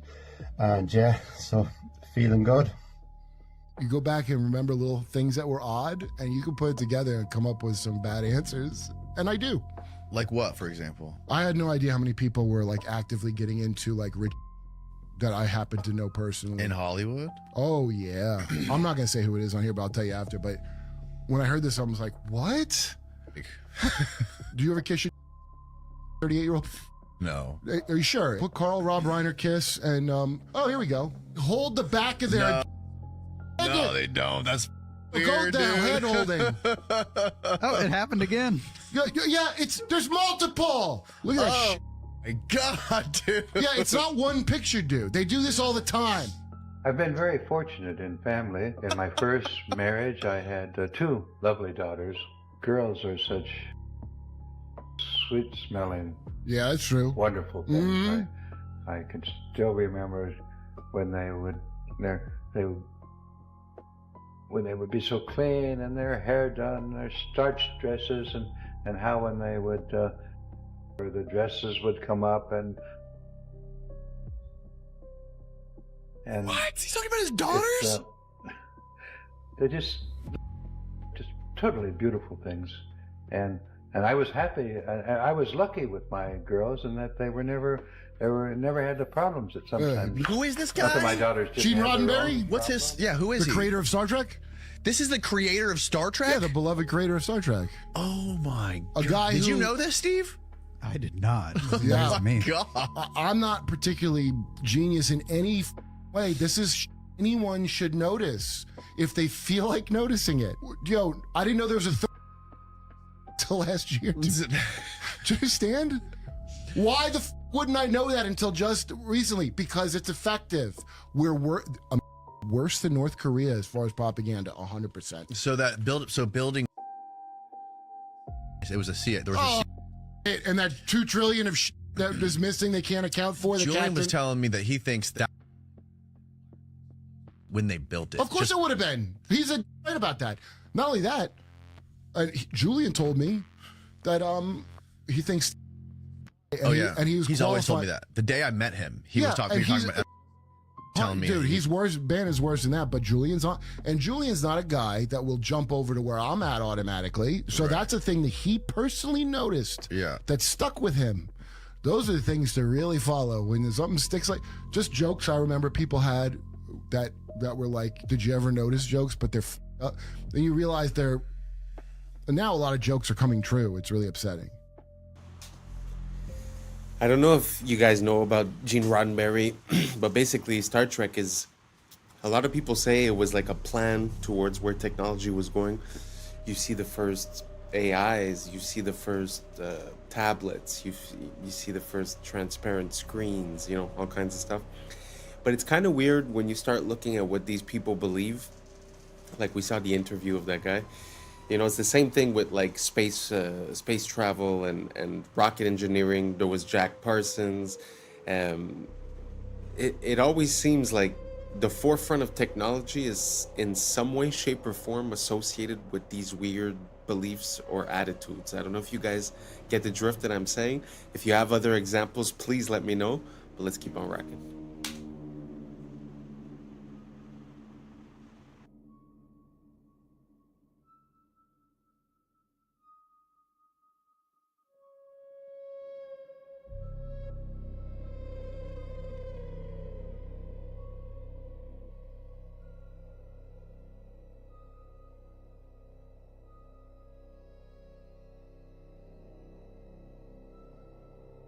Watch this.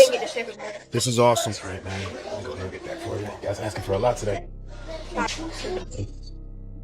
Say excuse me. Say excuse me. Say excuse me. Excuse me? Say excuse me. Excuse me? Yes, sir. Can you talk to our manager? You need to speak to my manager. So that's what we not gonna do. We not gonna get no attitude with that. You understand that? Yes, sir. So we're gonna put our hands down and we're gonna ask nicely. If it's okay, may I speak to a manager? Sure, please. It's okay. Can you speak to your manager? Yeah, I'll go get my manager for you. Say thank you. Thank you. What's his problem? He might be having a bad day today. Who knows? Sometimes they don't. Sometimes they Yeah, sometimes people, hey, look at me. Sometimes people have bad days, but we don't catch no attitude. We don't get an attitude back, nor do we, start snapping at people. We don't curse. We don't do any of that stuff. You understand that? We as men keep our bearing. You understand that? When we have issues, what should we do? Stay calm and keep our bearing. You understand that? Yes, sir. All right, so we had to ask her to speak to manager just because we just need to let her know our experience because he's not doing good. We're not having a good day at the restaurant. We've had to ask for our refill. We had to ask for silverware. We had to ask for plates, all this stuff, and then he not bringing stuff out. We had the wrong food. So think about all that stuff, and then you need to tell the manager that when she gets here, okay? But you're gonna tell her nicely. You understand that? Nice. to meet you. How can I help you? We having a complaint about the waiter. We went ask for more plates and refills. He cleaned out the plates and he said it was way too much. So y'all were being too much and that he threw the plates down? Yeah, I have any complaints on this side? And also, when we had got our food, he had forgot to give us silverware. And then when he did give us our silverware, he forgot to give him a spoon. So, and he forgot my order and he placed just rice on my plate. Okay. Did we get your food corrected already? Yes, ma'am. We did? Okay. I apologize for our server's attitude towards you guys. That's unacceptable. I will go have a talk with him and hopefully we can get things cleared up. Is there anything else I can do? No, ma'am. You sure? Yes, ma'am. How's everything going? Good. I just want to come out and apologize. My manager spoke to me. I was having a really bad morning, guys. Hit something on my car, and I took it out on y'all. That was all me. I apologize. Thank you guys for bringing it up. It won't happen again. How's your meal? Is everything else going okay? Yes, sir. Awesome, man. Well, if y'all need anything, just give me a little holler, all right? All right. So this is what we want to do here before we ask for the check. What did he say was going on his day?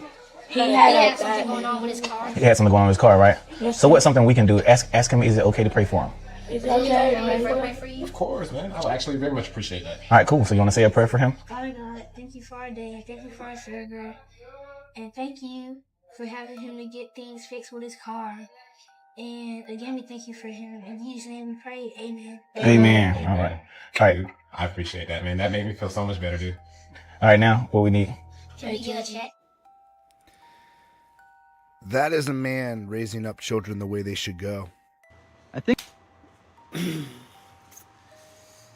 to be honest, kind of gets me emotional. I know it's probably staged or whatever, but it's more about what it represents. And I feel like a lot of the kids, they have access to information, but they don't necessarily have access to a good teacher. And to see that in action and to see how sometimes, kids might act a certain way just by reflex, and just having someone there to guide the situation is beautiful. It's a beautiful thing. And men, more than anyone else, need to be, like he said, calm and in bearing, of their emotions and of their attitudes. So I find it such a beautiful thing, and I think it's a bit lacking these days. I don't know, maybe it's just an impression I have. Let me know what you guys think down below. Do you think this guy went too far, or do you guys think that it makes sense to teach your kids something like this? Let me know down below, and let's keep on rocking. I think I just found a connection between the Georgia Guidestones, resets, and an experiment done in the 70s on rats. So my bad, it was on mice, not rats. So this was a man-made mouse utopia called Universe 25. It started with 4 males and 4 females. The colony peaked at 2,200, and from their decline to extinction. Once a tipping point was reached, the mice lost intellectual behaviors, and scientists still extrapolate this model to humans on Earth. So the Universe 25 experiment was one of the most terrifying experiments in the history of science. Through the behavior of a colony of mice is an attempt by scientists to explain human societies. The idea of Universe 25 came from the American scientist John Calhoun, who created an ideal world in which hundreds of mice would live and reproduce. More specifically, Calhoun built the so-called paradise of mice, a specially designed space where rodents had abundance of food and water, as well as a large living space. In the beginning, he placed 4 pairs of mice that in short time began to reproduce, resulting in their population growth rapidly. However, after 315 days, their reproduction began to decrease significantly. When the number of rodents reached 600, a hierarchy was formed between them and the so-called wrenches. This is what appeared. The larger rodents began to attack the group, with the result that many males began to collapse psychologically. As a result, the females did not protect themselves and in turn became aggressive towards their young. As time went on, females showed more and more aggressive behaviors, isolation elements, and lack of reproductive moods. There was a low birth rate and at the same time an increase in mortality in younger rodents. Then, a new class of male rodents appeared, the so-called beautiful mice. They refused to mate with the females or to fight for their space. All they cared about was food and sleep. At one point, the beautiful males and isolated females made up the majority of the population. As time went on, juvenile mortality reached 100% and reproduction reached 0. Among the endangered mice, homosexuality was observed, and at the same time, cannibalism increased. Despite the fact that there was plenty of food, John Calhoun repeated this experiment 25 more times, and each time the result was the same. Could this be the message on the Georgia Guidestones? Maybe it's not that they just want to have this ruling class. Maybe they know once the population gets to a certain amount that this same thing that happened in this mouse experiment will happen with humans. This would also explain the Cabbage Patch Babies and why they had to repopulate the earth, because we had too many people and they stopped reproducing. Dude, this is crazy. So what if these resets don't actually happen because of a catastrophe? They just happen because of overpopulation, just like what happened with these mice. And then the mud floods would just be to like seal the deal, to rewrite history so that nobody had any questions about what happened in the past. Dude, that's a crazy ass perspective. Let me know in the comments what you guys think. That's crazy. Peace and love, y'all. Yeah. It's some interesting questions, because I mean, that experiment is very worrisome, and it feels like we're at some point in that process. But at the same time, what he was saying towards the end is interesting as well, because when you calculate the natural progression of a population, in a few thousand years, I think the numbers become exponential.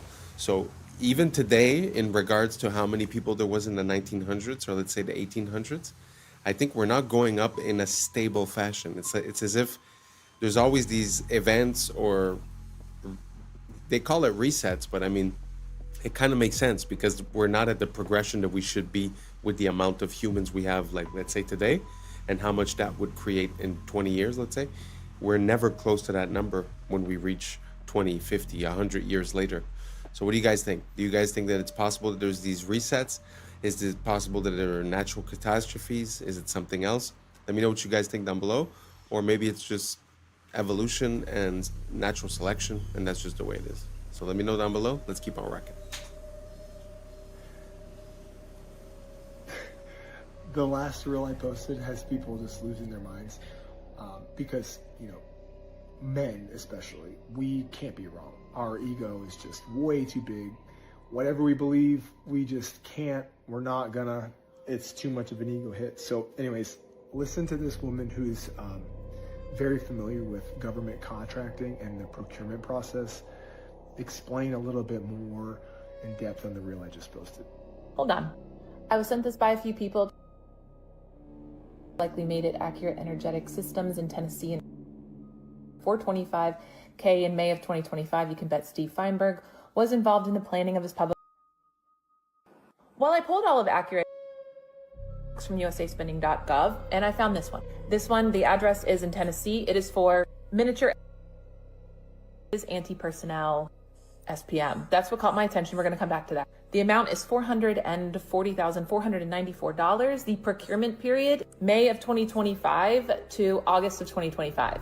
So I went and looked up all other procurements, because as somebody who is, that was a really odd amount of time. None of Accurate procurements were less than a year, except for this one, because that's not how they procure things. I went and did more digging. The contract was signed on April 22nd, 2025. A lot of weird things about this procurement. It was a simplified acquisition process, meaning did it quickly, and it was one bidder.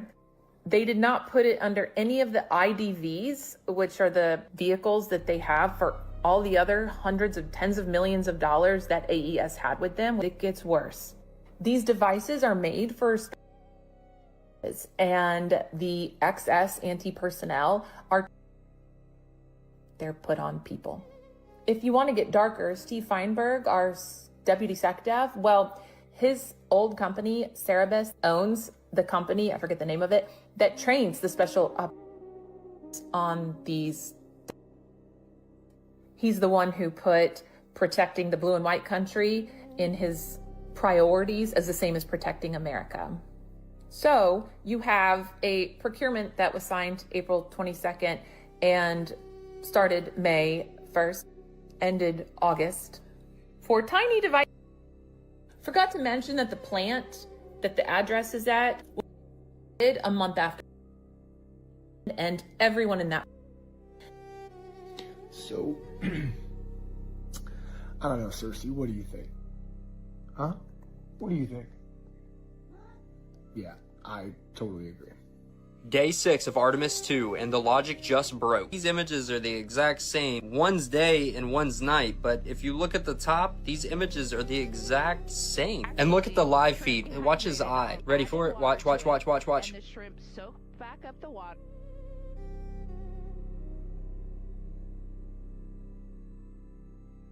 Everyone's talking about this red dot. Watch it disappear as it floats. Watch.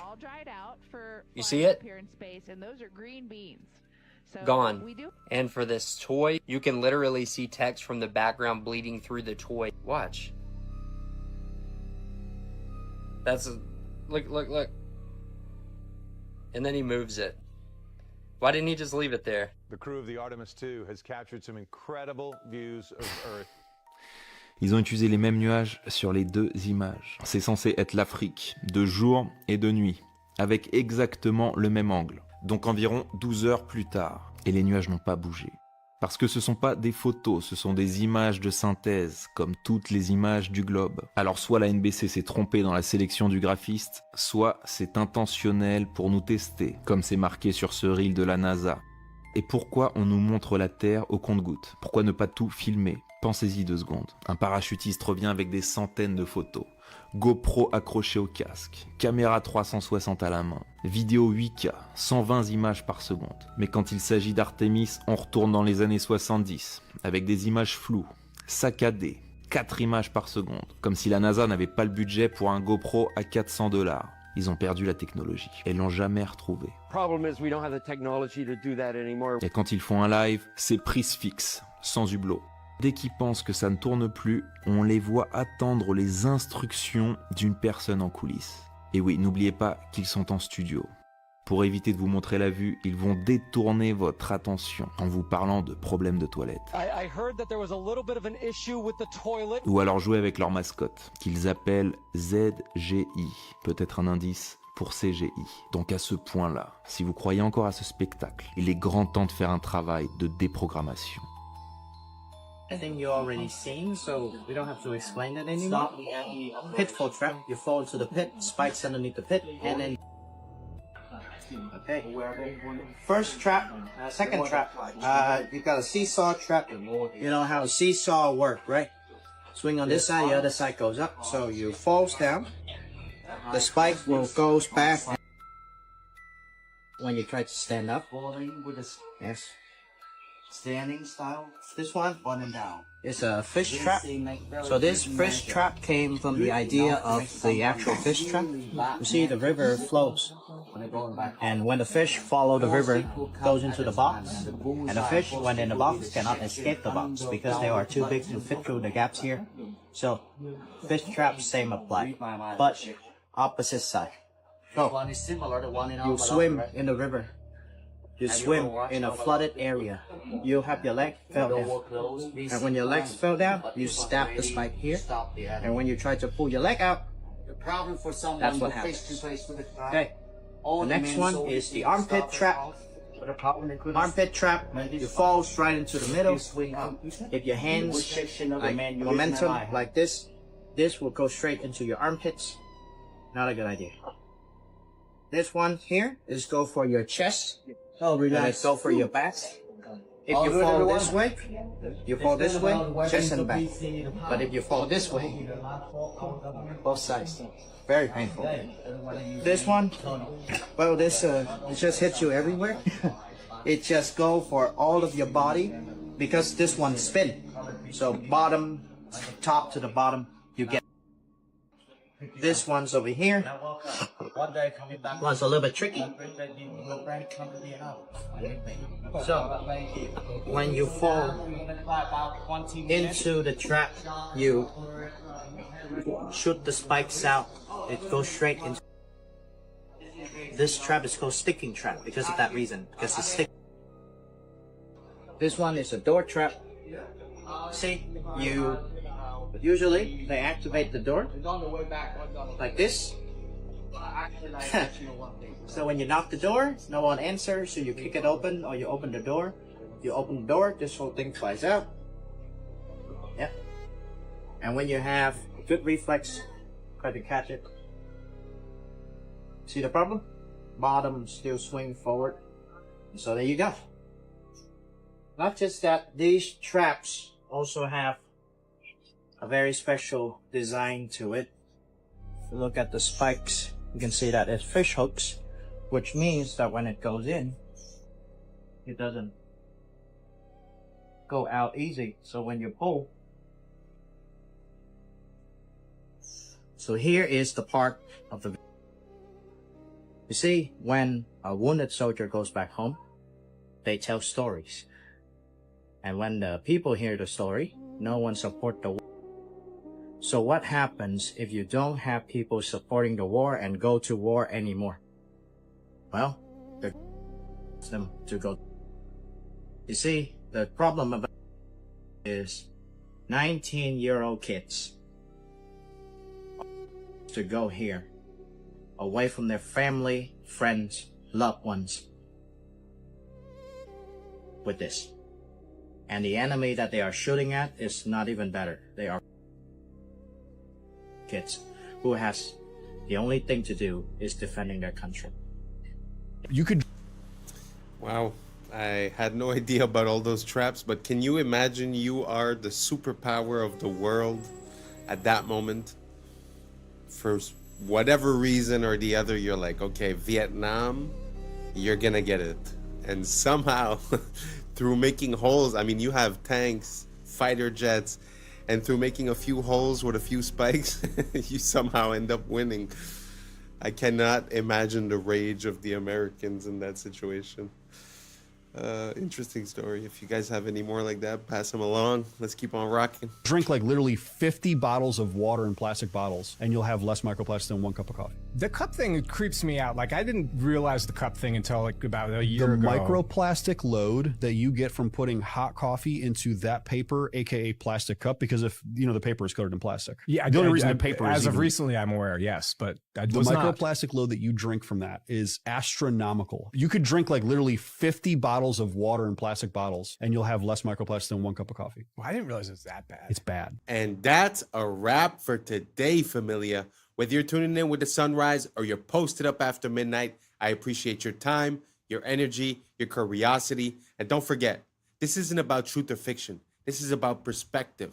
If this sparked a thought, a laugh, a deeper question, then we did our job. So drop your thoughts in the comments, keep the convo alive, like, subscribe, and don't forget to hit that bell if you're riding a wave, because we're just getting started. Until next time, stay grounded, stay weird, stay critical. I'm Adam Strain, and this has been Adam Strain Reacts. Peace! I don't know what y'all think, but now's the time for us to link up. Really think we on the brink up, making a change from living this strange. Living this strange. Making a change from living this strange. Yeah.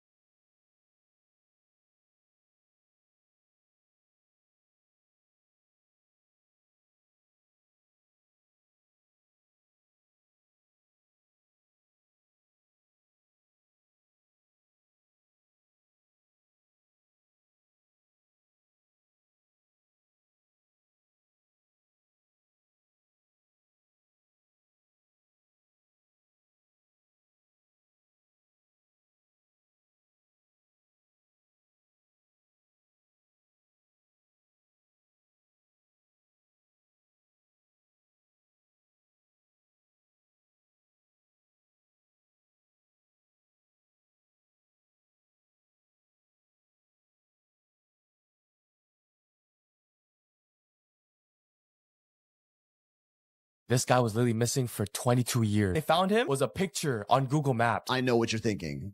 That's an alien. We call this a salp.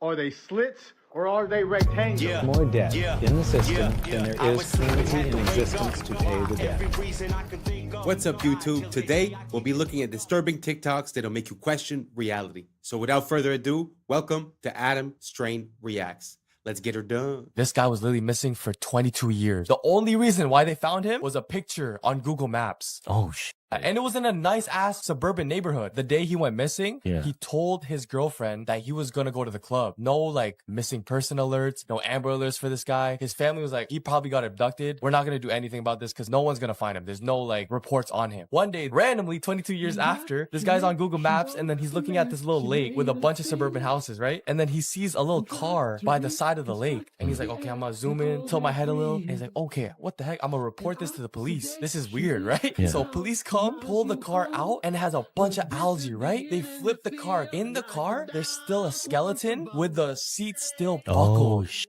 That's you know crazy. what I mean? This is the sidewalk, and this is the car that's been there for 22 years. Damn, Like and just people- nobody like paid attention to it. Like kids grew up from 0 to 20 probably with that thing in their backyard. You knew there was a car in the lake, but nobody would have thought a body was in the car. Oh, we got your ass.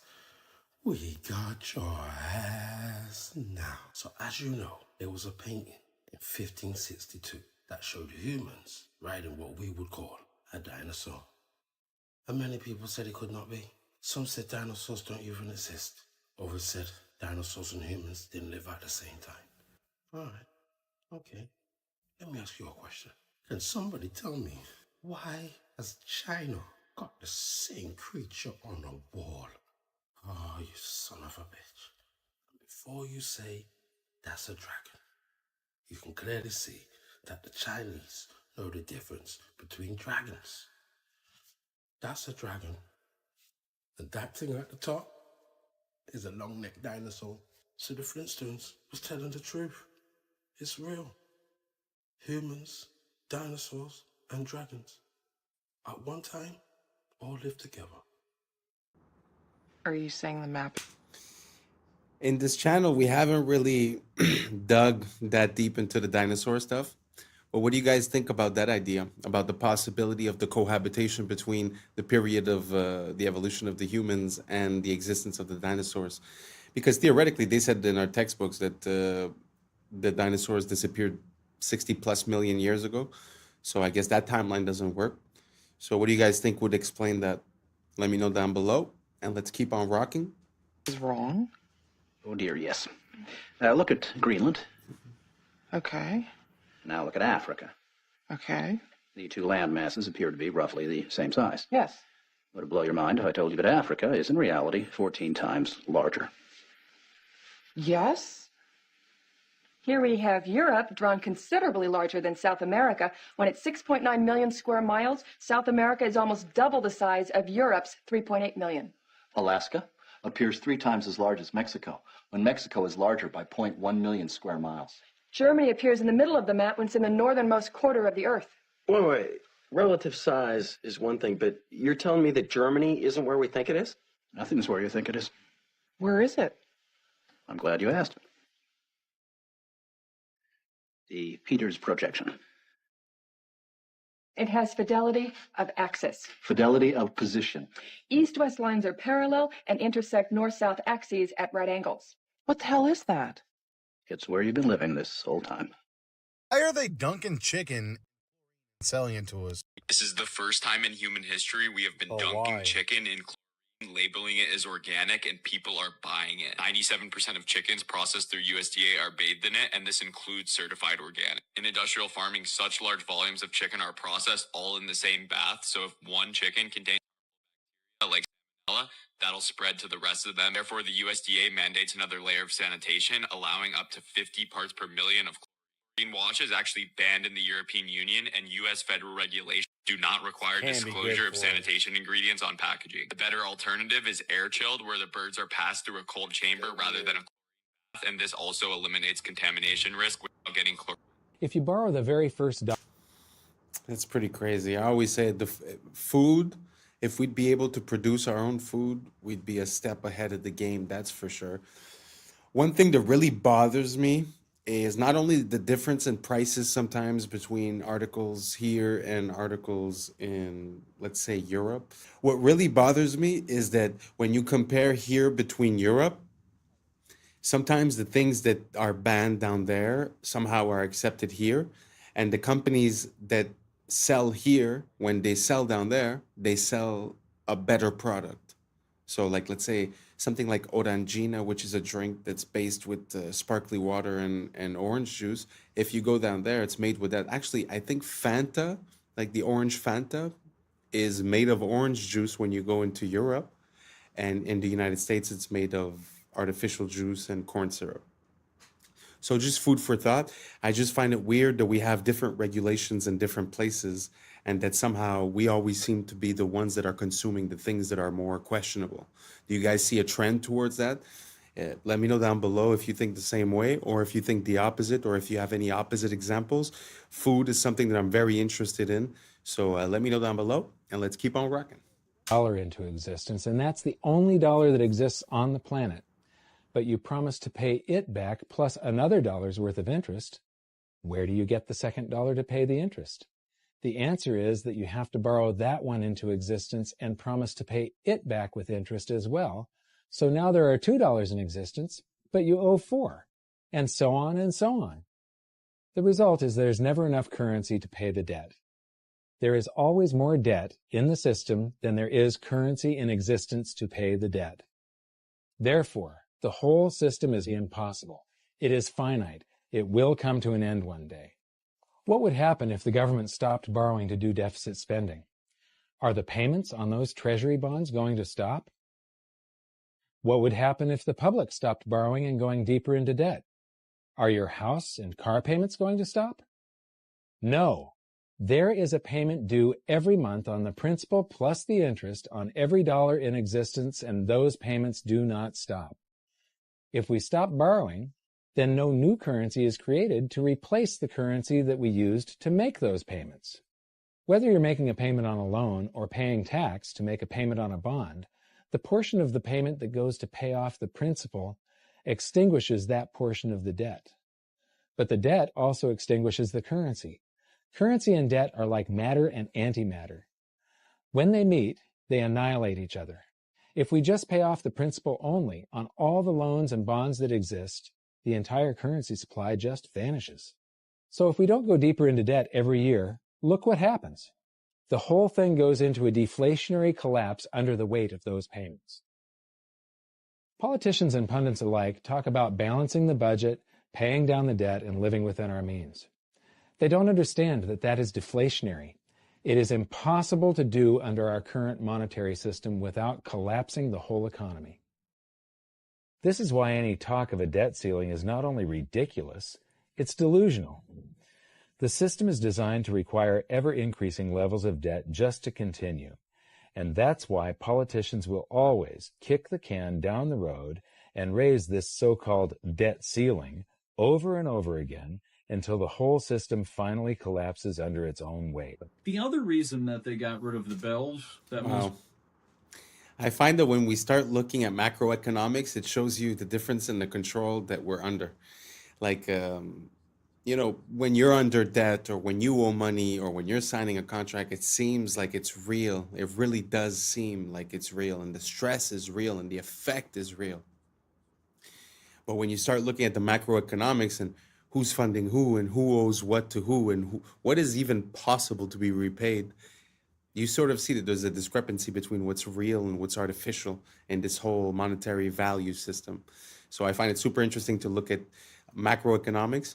It makes things a bit more obvious as to what we're facing as individuals when we're within this financial system. I don't know if any of that made sense to you. Let me know down below what you guys think, and let's keep on rocking.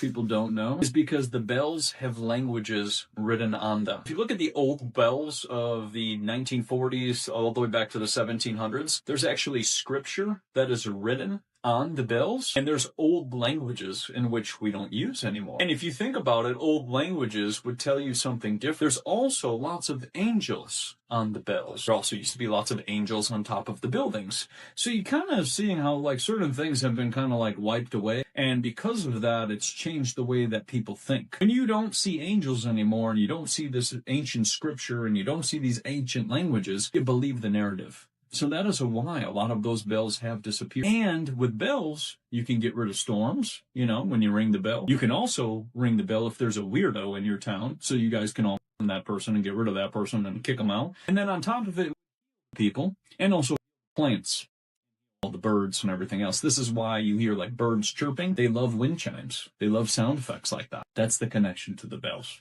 So. Hey, yo, pause. I know what you're thinking.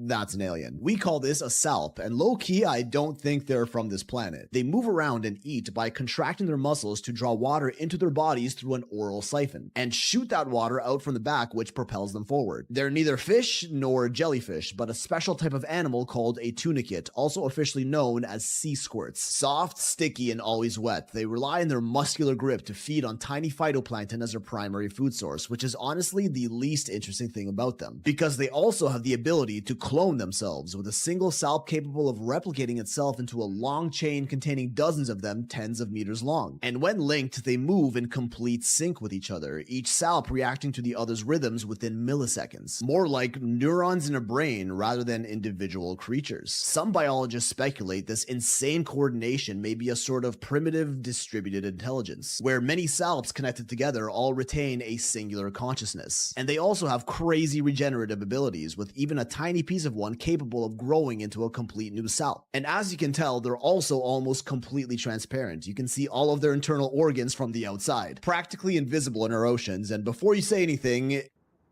is it just me or that looks CGI? Like I have a hard time wrapping my brain around what I was seeing. Like he was speaking as if it was real, but really all of the images, it's kind of hard to believe. Gee whiz, that's a beautiful, beautiful thing. So it sucks in the water from the front, creates some sort of a compression effect as it gets the nutrients out of the water, and then it just shoots the water out of the back to propulse itself forward. Amazing, amazing design. I've never heard of anything like that. Makes me think of the octopus and the squid that we see. Some people say that they're like aliens and they're ancient, they come from somewhere else, but that thing gives me the same exact vibe, and it actually, sometimes I doubt myself. Is it AI? Is it CGI? It looks almost unreal. Did you guys get the same feeling watching that video? Or am I just losing it? Let me know down below, and let's keep on rocking. Morbid Facts, Part 802. Trailer Park Boys star Mike Smith, best known as the harmless wide-eyed Bubbles, has been charged with Nova Scotia for an incident that allegedly happened back in 2017, a case that stayed buried for nearly 8 years before finally surfacing in court. The identity of the victim is under a strict publication ban, but Smith is now legally barred from contacting them or going anywhere near their work, home, or school. The charge has forced him to step away from the Trailer Park Boys production company, tainting the wholesome persona millions have associated with him. Deep inside a sulfur-filled cave on the Albania-Greece border, scientists have uncovered the largest spiderweb ever recorded, an enormous 106-meter sheet stretched across the cavern's walls. Hundreds of thousands of spiders from two normally rival species have formed a massive cooperative colony, a terrifying behavior never before seen in spiders. The cave's toxic, sunless environment created a self-sustaining ecosystem powered by sulfur-eating microbes, which attracted swarms of insects, which in turn supplied this spider megacity with endless food. The web is so dense and vast it looks like the cave is wrapped in ghostly white fabric, proof that life can evolve into something terrifyingly efficient when pushed into extreme conditions. Have y'all seen this bridge? Wait, what the? This is called the Poughkeepsie Bridge, and it's the only interesting thing in New York. That's because this ain't just any old bridge. It is the longest elevated pedestrian footbridge in the entire world. rises 212 feet above the Hudson River, and it's more than 6,000 feet long. That's a length of almost 1.3 miles. Technically, this isn't the longest pedestrian footbridge in the world. That's a title that's technically held by this zoo in Colorado that has a footbridge that's almost 8,000 feet long. But this thing's like a damn boardwalk, okay? That's some weak sauce for the longest bridge in the world, and I therefore refuse to recognize it. The reason that this bridge is objectively cooler than that thing in Colorado is because it wasn't always a footbridge. It was first built in the 1880s as one of the only train bridges across the Hudson. And it was a big deal when it opened, with this cantilever steel design being an engineering marvel of the day. It would stay in service as a train bridge for almost 100 years until the industry on the East Coast began to wane. In May of 1974, sparks from a train crossing the bridge set fire to its rail ties. While it was ultimately brought under control, this fire would claim 700 feet of the bridge's deck. Warping to the steel caused from the immense heat of this fire essentially was the final nail in the coffin for its use as a train bridge. This very easily could have been the end of the story. Bridge is damaged, just knock it over, who needs the thing anyway? Just a few years later, it got added to the National Register of Historic Places. Many years and a lot of funding later, was finally opened as the longest elevated pedestrian footbridge in the world in 2009, preserving this engineering marvel for generations to come. If you recognize this bridge, well, you're in luck because I'm giving a live show in Poughkeepsie tonight. Still a few tickets available, link is in my bio, and now if you'll excuse me, I'm gonna go walk across this bridge. When I first saw this, I was like, there ain't no way that town is actually built inside a meteor crater. I mean, look at that, it's just too good to be true. Look at how circular that is. So I looked into it, and that's where I found that this town is absolutely built inside a meteor crater, and that this town is probably the least interesting thing about this meteor crater. This is the town of Nordlingen in Germany, and it's located inside the Nordlinger Rice impact crater. And you gotta be like, yeah, no shit, look at how circular that is. Of course it's an impact crater. Yeah, that's what I thought too. But here's an actual map of that impact crater. It's 15 miles in diameter. While technically that's true, it's a little misleading because it makes you think this is the crater. But the real crazy thing about this crater is it has a mineral found nowhere else in the world. It's called moldavite. It looks like this. It was a type of projectile glass that was formed when this meteor impacted the ground 15 million years ago. If you like geology, it's super cool because it's really fucking rare and only comes from this one crater. And if you're a crystal girly, it's really cool because it's super fucking powerful and can make you explode people with your mind. If you want to learn more about cool archaeology and natural science, come check me out over on YouTube, Mini Minute Man. I guess That's pretty interesting. I had never heard about the fact that that meteorite had created the green glass, because basically that's what is guessed and supposed that would happen if you were to have a nuclear bomb explode in a desert setting. It would sort of melt the sand into glass, and it would have a green tint. So it's very interesting to see that they find pieces of that green glass. I'd have to look it up a bit more. I haven't really looked into that, but it's just interesting to see that, to see the fact that they find that. Do you guys think that makes sense, that there was that we got impacted by such big pieces, and that we remain the way we are today? My big problem with the meteors and all that is the fact that it seems like it doesn't really happen on the regular, It kind of makes me think of, like, they show you videos of the space station, of spacewalks and all that stuff, but then after they show you also a picture of the space junk around Earth, and it's like it doesn't coincide. And I feel like this gives me exactly the same vibe. So again, let me know if I'm crazy, and let's keep on rocking. I'm afraid like other people won't like it. So what? Who cares? The ones that don't like it, it's not for them anyway. It's only for the ones that will like it, isn't it? Yeah. Does that make sense? Yes. Not everyone is going to resonate to what you have to create, but it doesn't matter. What you're creating isn't for the ones who aren't attracted to it. It's for the ones who are. So who cares about the ones that aren't? Yeah. Is that too logical for you? No, it makes sense. Do you understand? You have no business measuring yourself against others. You have no business comparing yourself to other people. And what anyone else thinks of you is also none of your business. Do you understand? Yes. It's none of your business. Because that's not what your business is about. Your business is about being yourself as fully as you can. That's your purpose in life. And if you're not willing to be yourself, all the people that would be attracted to the gift you have to give are being deprived of your gift. Why would you do that to them? Why would you hold yourself back from people that are looking for you? Why would you be that stingy? Oh, yeah, I guess. You see, you think, in a sense, you're doing something humble. But you're being arrogant and hoarding your gift and keeping it away from people who might need to see it. Relax. You would not be where you are. You would not have the gift you have if there wasn't someone who needed to receive it. As we have often said, there are no one-sided coins. If you have the head, the tail has to be there or there's no coin. You have the head by saying you have the gift. The fact that you have something to give defines the reality that there must, by definition, be somebody in that reality who needs to receive it, or you wouldn't be excited about it. You'd be excited about something else. So don't hold back the gift that you are.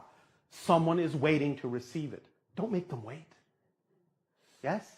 Yes. And when you don't make them wait, you won't be waiting to be yourself. Channel more of yourself. Yes? Yes. Is this helping you? Yes, thank you very much. You are very welcome. Stop arguing with creation about your value. If you weren't valuable, you wouldn't exist. Stop arguing with creation. All right? Yes, thank you. All right. Okay, here's the easy. This guy really has some gems. The problem that I have is the source that he says that it comes from is from channeling this alien or whatever. But really, when you break down what he's saying, you know, kind of makes a lot of sense. And a lot of people I find get caught in the thinking and in the planning and in the trying to know what this sacrifice is going to give me before actually doing it. So you get all this plan done, then you realize, hey, I don't even like doing this. You know what I'm saying? I feel like there's a bit lacking of the just doing type of thing. And to come back to what he was saying regarding if you have a skill or if you have a thought or a passion, it's that automatically that means that there's someone that's ready to receive that. I find it funny. It makes me think of the idea of like magnetism. So if you, like he said, if you're the coin, there's this part and this part is just implied. I really like that idea. It kind of makes sense a lot to me. And yeah, like I said, I don't like where it comes from, but did you guys agree with what he said? Did you guys find any flaws? If you found a flaw, let me know. Let me look into it. Let me try to figure it out. And let's keep on rocking. What does a horse look like? Yeah, 4 legs, fast, muscular. Okay, you got it in your head? What does his pupils look like? Yeah, his eyes. Are they round? Are they oval? Are they slits? Or are they rectangular? Think about it. They are rectangular. When did a horse's eyes become rectangular? Now, I remember a goat's eyes being rectangular. I remember some sort of devilish animal being rectangular, but I don't never remember a horse being rectangular. Now, I'm not an expert. I'm not like a rancher or a cowboy or anything, but I am a human being, and I do remember things, and I just don't remember horses' eyes look like that. Now, if there is some equestrian professional, please let us know. Do you remember? Because you work with horses all the time, but I don't remember horses' eyes looking like that ever. Let me know if I'm tripping. It's us. What? I think he's tripping. But I think I'm tripping too. Do you guys remember horses' eyes being like that? I feel like I remember movies where there were horses and I remember the close-ups and they're like face-to-face kind of giving a kiss. Never jumped out that they were that shape. I always felt like they were like big and brown. Maybe it's just me. Why is there Who absolutely knows? no trace of the outside? In fact, why are there no pieces of at all? Not one seat cushion, engine, vertical stabilizer, nothing. 100 tons of titanium, steel, and aluminum gone. The only pieces of debris on the front lawn of the Pentagon were light enough to have been carried by hand, and employees from the Pentagon were seen carrying away a large box shrouded in a blue tarp. What was in that box? Why weren't we allowed to see it? But don't take my word for it. Listen to CNN's Jamie McIntyre as he reports live from the... You know, it might have appeared that way, but from my close-up inspection, there's no evidence of a plane having crashed anywhere near. The only site is the actual side of the building that's crashed in. And as I said, the only pieces left that you can see are small enough that you could pick up in your hand. There are no large nothing like that anywhere around, which would indicate that the entire crashed into the side of the and The biggest thing on the news right now, also a recession indicator, the Starbucks Barista Cup. What? Oh, this is the new Labubu, fam. Oh, you don't know. Starbucks just came out with it's a bear with a Starbucks hat on it and the straw that goes out like this. Okay. This is my theory. This is a whole social experiment that Starbucks did just to expose this whole recession, because all we can look forward to is this $30 luxury cup. Mans were elbowing people in line for it. Go ahead. All right, Karen.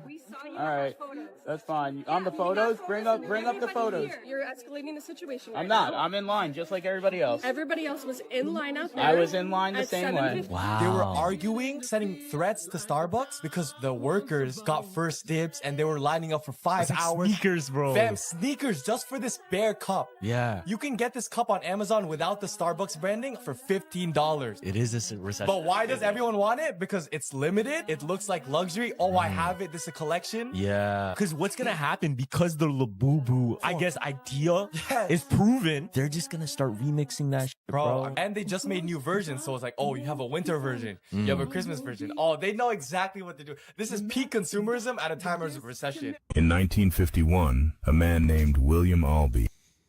First of all, I cannot imagine being addicted to extremely overpriced coffee and have it be a part of my identity that I'm a Starbucks person. I've been to Starbucks. I just don't find it that crazy. But anyways, that's not even the story. But the fact that people go crazy and would line up, this whole consumerism thing, it's kind of crazy to see that some people are just still in it, I feel like a lot of us sort of disconnected a bit, but to see that, I don't know, it kind of makes me feel weird. What do you guys think about that? You guys think it makes sense to be waiting and to be super mad for this cup that comes from this place that sells you expensive coffee and what? I don't know. I just find it super weird. How come you identify with this corporate machine this much? I don't know. I have a hard time seeing it. So maybe you guys can enlighten me.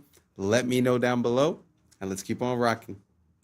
In 1951, a man named William Albee invented a type of tire that could easily move on any surface. Even if these tires are installed on a truck weighing several thousand kilograms and driven over a person, that person would remain unharmed. This is because, due to the low-pressure tires, the vehicle's entire weight is distributed over a large area, so the person underneath the tire remains unharmed. These low-pressure tires are so remarkable that only a force of 2 kilograms is exerted at each point. They were primarily invented to move on soft and weak surfaces like snow, and they are also known today as Rolligan tires. Wow, amazing. That's genius. I can't really understand how the person was still under the weight of that part of the car and somehow was occupying almost all of that wheel, even though the wheel is made out of a bubble or whatever. I just don't understand how the weight was distributed where that person didn't get hurt. So if we have any engineers or any physicists in the comments, let me know down below. Kind of confused.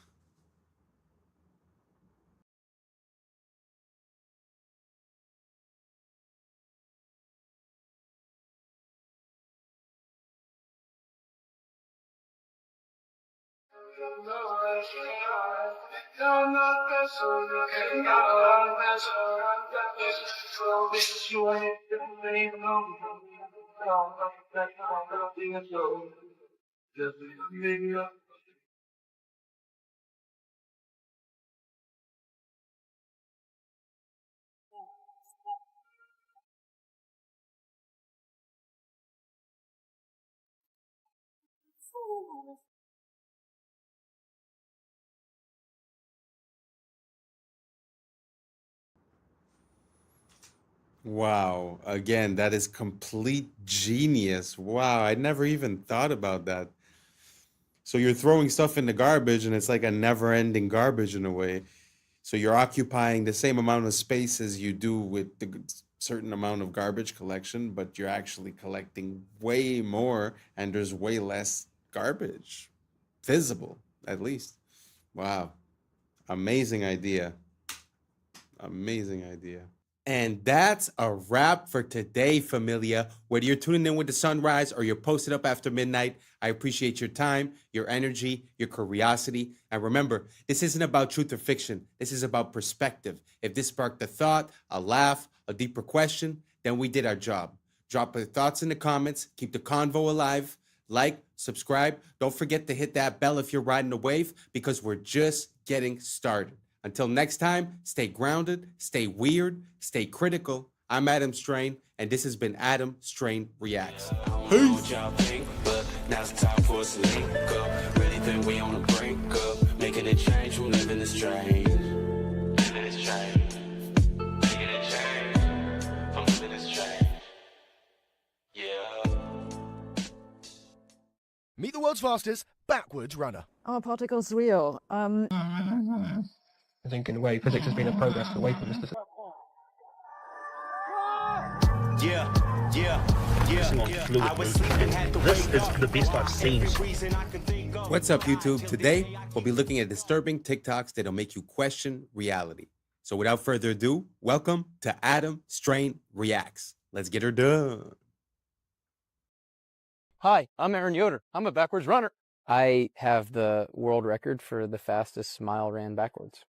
My fastest backwards smile time is 5 minutes and 54 seconds. I've been running forward for over 20 years. I started running competitively when I was in elementary school and then ran on scholarship during my early 20s. I ran so much that I sustained a knee injury. My doctor told me to stop running, and I really didn't want to stop, so I knew I had to make some sort of change. Retro running or backwards running is where you're literally just running in reverse, and there's no impact on my knee. I run backwards everywhere. I run backwards on the treadmill, I run backwards on the track, and also out on country roads. Backwards running feels great on my knee. I don't feel anything, which is a reason why I really enjoy it. Look how advanced these robots out of China are at the moment. They've just taught them advanced kung fu and martial arts. They're focusing on fluid movement, and this is the best I've seen so far. Like, look how well this thing moves, jumping, doing flips in the air. It's just everything. It's the most advanced kung fu I've seen in a robot so far. These things are scary, but also, is it a good idea to teach these robots kung fu? Ugh. So what do you guys think? Do you guys think that the more innovation we have towards these robots, the better it is? Do you guys think that these are autonomous robots, or they're being controlled by someone and copying the movements? But at the same time, if they could copy the movement once, I suppose they'd be able to copy it again. So does this scare you, or do you find it just impressive? Do you think that it makes sense for us to continue in this direction? Let me know down below, and let's keep on rocking. This is amazing. This is the future of weeding. No toxic sprays, no harsh chemicals in the soil. Just lasers, precision light, managing weeds, protecting the crop, and keeping the soil alive. This is working with nature, using and harnessing technology for a safer, cleaner, healthier future in food. Wow, I had never seen that.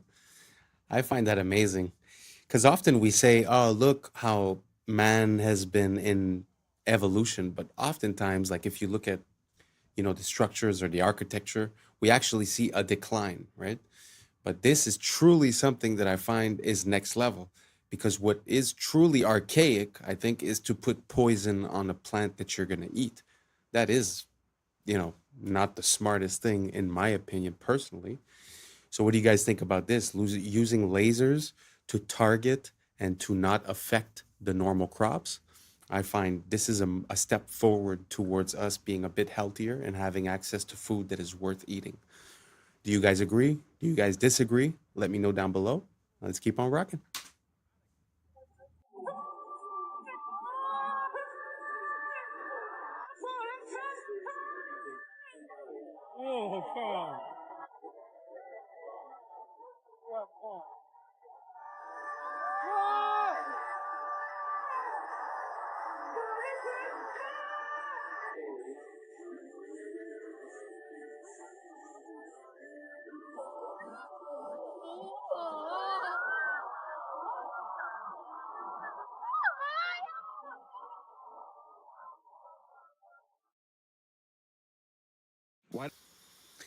I know y'all have already seen the memes that say like, oh, Japan or China is living in the year 3000. Sometimes it doesn't make sense, but this actually does make sense. It does look like the future when you look at that show, the way that they've already implemented the robotic help part, you know? Very interesting. So do you guys think that it's going to help, or do you guys think that it's going to take away the job from backup dancers? Do you guys think that it takes away from the art? Or do you find that, listen, times are changing and we got to go with the flow? So let me know down below and let's keep on rocking. Doesn't the Parthenon have any straight lines? It turns out the problem wasn't bad construction. When the Parthenon was built in 432 BC, the Greeks had spent decades perfecting the design and used the most calculated advanced mathematics to calculate every measurement down to the millimeter. But they discovered a problem with perfection. When you look at straight horizontal lines from far away, your eye tricks you to think that the lines sag inward. The Greeks realized that if they built the Parthenon with straight lines, the entire structure would look warped from a distance and it would ruin how it looked. So how did the Greeks fix the optical illusion? They fixed it by building it wrong on purpose. I'm here at the only full-scale replica in Nashville, Tennessee, where you can see that the base of the temple rises about 4 inches in the center. The columns lean slightly inward and bulge in the middle, and even the horizontal beams across the top curve upward. But from ground level, these intentional distortions cancel out the optical illusion, making the building look geometrically perfect. So the Greeks knew that perfect architecture isn't about what is straight, it's about what looks straight. Sabina, what's your opinion? Are particles real? Are particles real?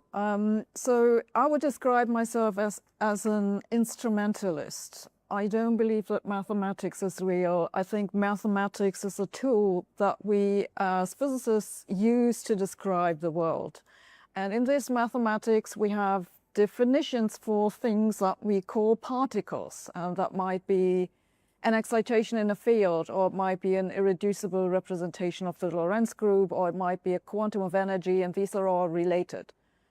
And then we know what we're talking about. That is what I mean by a particle. But are particles real? I don't know. I'm not sure I know what this even means. This is a question I leave to philosophers. Lucky we've got one. For me, the interesting question is, are particles fundamental? The particles that we currently know of in the standard model of particle physics, electrons, quarks, photons, and so on, are they fundamental or are they made of something else? I know we like to say that the science is settled, but truly a lot of the things that we operate on are basically adaptations, or their theories, or their ways of comprehending the world and explaining it. But to hear a physicist say, just utter that question, are particles real, actually just shows how there might be a difference between what we believe has been understood and what truly is understood. Because when you look at a physical representation of something, like let's say a map, the map looks authentic, it looks like it makes sense. But we know nowadays that when you look at the details of the map, it's very hard for it to be a perfect 1-to-1 ratio. It's actually, I think, impossible. And that's why when you see the Mercator map, the projection that Google Map uses, you see the distortion between, let's say, Africa and Greenland, where it looks about the same size, when in reality, Greenland would fit, I think it's 9 times in Africa, something like that. So it kind of makes sense to me that that would, transpose into this application. But tell me what you guys think down below. Do you guys think that the way that we approach science and the science of small things is a physical way of seeing it? Or do you think it's a way that we can understand the concepts and give a name to the effects that happen, when in reality it might look physically different? Just a question. Just wondering what you guys think. Let me know down below, and let's keep on rocking. All right, boys. So before I got on my freaking airplane ride, my Spirit Airlines ride, I went around looking, right? And I was taking videos, and I was like, oh, Palin's gonna freaking love this. But so I was looking for anyone fueling planes, right? I went and I found this truck. I was like, oh man, I wish he'd be fueling. I wonder how much fuel that thing holds, right? I looked it up, okay? I think it's about a 5,000 gallon fuel truck. So let's say it 5,000 gallons just to make everything easy, right? Most of Spirit Airlines planes are these A320s or whatever, different versions of them. So I'm pretty sure I was on one of those. And it looks like it's like, you know, let's say roughly 5,000. Let's give them the benefit of the doubt. It's only 5,000 gallons of fuel that they're putting in these planes, right? Even though things like the Airbus A380, dude, look, they're saying that they put 85,000 gallons of fuel in those. Like, come on, what are you talking about? What is 85,000 divided by 5,000? They're saying they put 17 of these fucking trucks in there, okay? Okay, so that's a big plane, right? Let's just assume they're putting one of these trucks in my size plane, my little, you know, it's only one floor. These A380s or whatever, they got double deckers, right? So my plane can, at the very least, hold a whole 5,000 gallon truck full of fuel, supposedly, right? So why are they showing up with this? What the hell is that? Look, again, Jet A fuel, okay? Where's the, what is it? They're not putting 5,000 gallons of fuel into this wing. And then don't even get me started on the fact that they say it's in the wings, dude, right? Think about it. You're a big old jet airliner. You're going, what does water do? What does jet fuel do when it tips? It all sloshes, okay? So if you're sloshing it around, do you really want that in the wings? Minus that, if you ever watch outside of the plane wing or the plane windows, what are these wings doing? They're going, are you putting flammable fuel inside of a floppy little wing noodle? What are you talking about? Then also, how long would it take to put 5,000 gallons of fuel? How long does it take to put 10 gallons of fuel in your truck, right? This hose, not that big. It's not that big, right? So this guy was there for like 3 minutes. What the frick are they trying to pull on us? 5,000 gallons of fuel? BS, dude. And I'm not crazy. I'm not saying that we enter like a hyperbaric chamber and they put us to sleep and it's all 3D. I'm saying this is flying on sky electricity, and that's what they're hiding from us. These things get started on the ground. I don't even think the plane starts them. I think they have a machine that starts these turbines, and then they just run from electricity. Their fuel. Love you. Bye. The planes are very interesting because, you know, it's sort of like the day that they decided to put a price, like a global price on the barrel of oil. They had to make the case that it was biological and that it was a part of let's say, of a dinosaur that got compressed and this and that. So there was biological material, basically, meaning that there would be a limited supply. And since those days now, we see that, you know, we've never missed any, and it seems to be the most abundant liquid on this planet other than water. So what if it was the same thing for the planes, where they're using the fact that you're using that much gas to give the price, right? But what if they weren't? Because like he said, you know, the amount of tankers and trucks that they would need per day, and the speed at which they refuel. And, you know, he's talking about the electricity, which is true in a way. We have measured that at the ground, which is like electrically talking, the ground is ground, right? And then as you go up, basically there's a voltage that amplifies as you go up. So it's not crazy, the idea that there might be electricity involved. But just to give a second theory, let's say, you could also consider the fact that compressed air. So you're going at a speed that's very fast, and you have these turbines that are compressing the air because the entry is big like this and the exit is big like this. So what you're seeing is you're seeing a compression of air. And then where is that air going? It's going on the wing, because the motors are actually in front of the wing. So the air would be going here and sort of like pushing it up. So that's just an idea. I've also seen videos of a turbine that was disassembled. And when you see the interior of the turbine, it has these little metal plates that are sticking out. And when you touch them, they sort of hit a certain frequency and resonance. So you hear bing, bang, dong, ding. And the idea would be, sorry, sort of like a bee. They say that the way that the bee moves, it's vibrating from its thoracic chamber, and it sort of makes it lighter because of resonance. So what if they were using the concept of resonance, compressed air, electricity? So these are all just ideas that I'm giving you, but it's very interesting to think about the logistics. So the city where I was born, they tell you that there's, let's say, 100 planes per day. And when you do the calculation of how many gallons and how many tankers, it would be literally like a tanker every minute or a tanker every 30 seconds. And again, just the time of refueling. So I find it's just a very interesting question. For me, there's nothing that's really off the table. So let me know what you guys think. Is this crazy? Is this ridiculous? Are we sure? Let me know what you guys think down below, because if you guys see a possibility in this, I might do a deeper dive and show you guys some other content regarding this, because I find it's pretty important, because the freedom and the capability and accessibility of travel and of energy has a very big impulse, a very big effect, let's say, on our capability of, you know, creating new technologies, of being self-sufficient.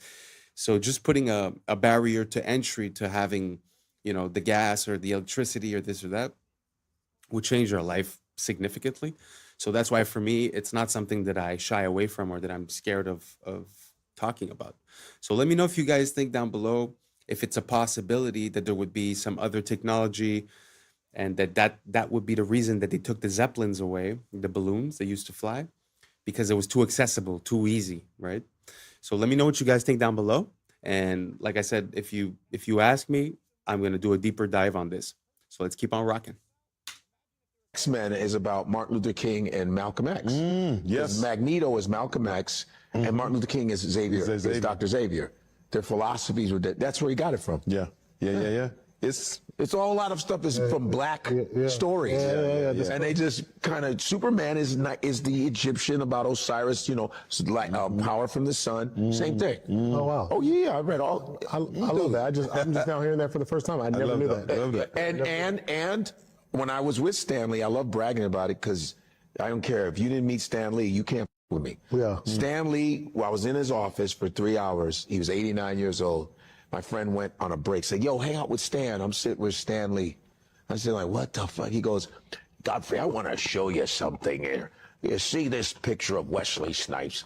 Big ass picture of Snipes with the blade. He goes, he's the reason why Marvel got out of bankruptcy. It was him. Wow. It was because we had Blade. Blade is the reason he saved Wesley. And I go, and we ain't seen another Blade in 25 goddamn years. Crazy. But they got 18 Spider-Mans, 90 this, and Wesley Snipes saved. But this is how this business is. Yep. Look at that. Eddie Murphy saved SNL. Bill Cosby saved NBC. In Living Color, changed the halftime for Fox. Oh. Michael Jackson saved the halftime of Super Bowl in 1993. Still the most watched Super Bowl of all time. Black people sell. Super Bowl halftime. So.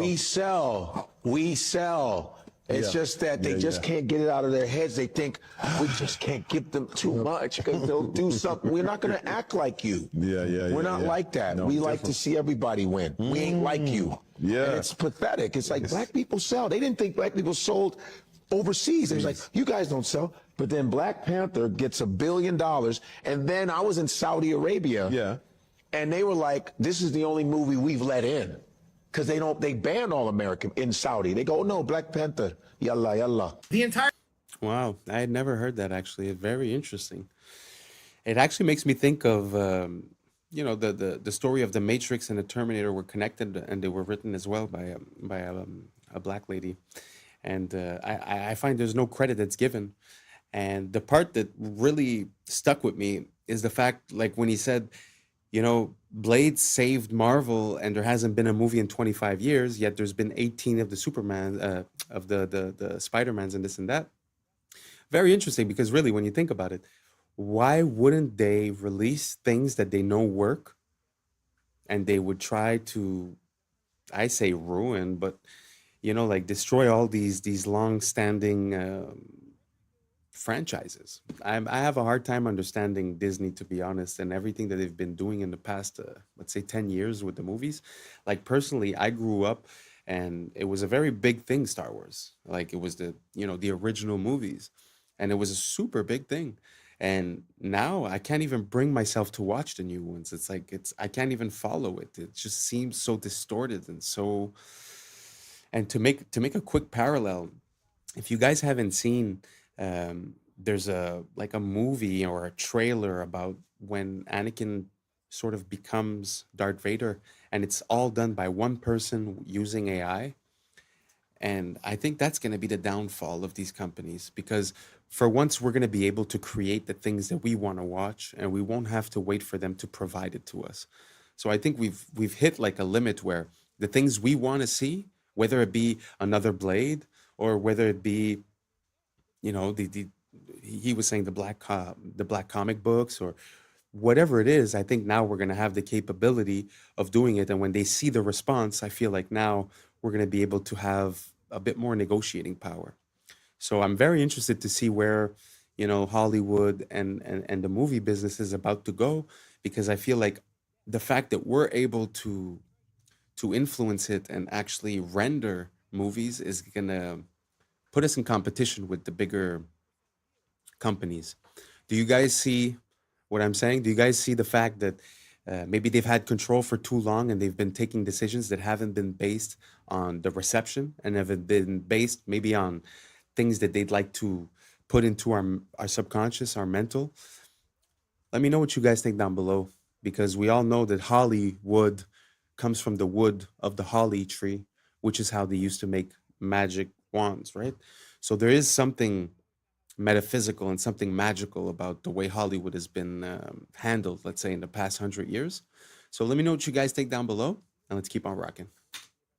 Our banking system just got exposed, and they're using crypto to multiply your money behind the scenes because nobody understands it. You're going to understand it now. The Genius Act was signed into law in July that allowed banks to create stablecoins legally. If a customer wants a stablecoin, the bank can issue it, but the customer needs to give the bank real cash, and they get to use that cash for investments. I don't know if you guys knew that. So you get 100,000, for example, in the form of a stable coin to use in crypto, and the bank gets to use your 100,000 for other investments. The vast majority of those investments are usually treasury bills. So the bank takes your money, they put it into treasury bills. Now, a treasury bill is basically debt from the United States. Will pay back that 100 grand and interest to the original investor. And the original investor in this case is the bank. So the treasury bills may be sold as purchase securities for repurchase agreements. The fine print exposes everything. They can use the treasury bills for repurchase agreements. So here's a stable coin. Here's the real $100,000 cash. It gets put into.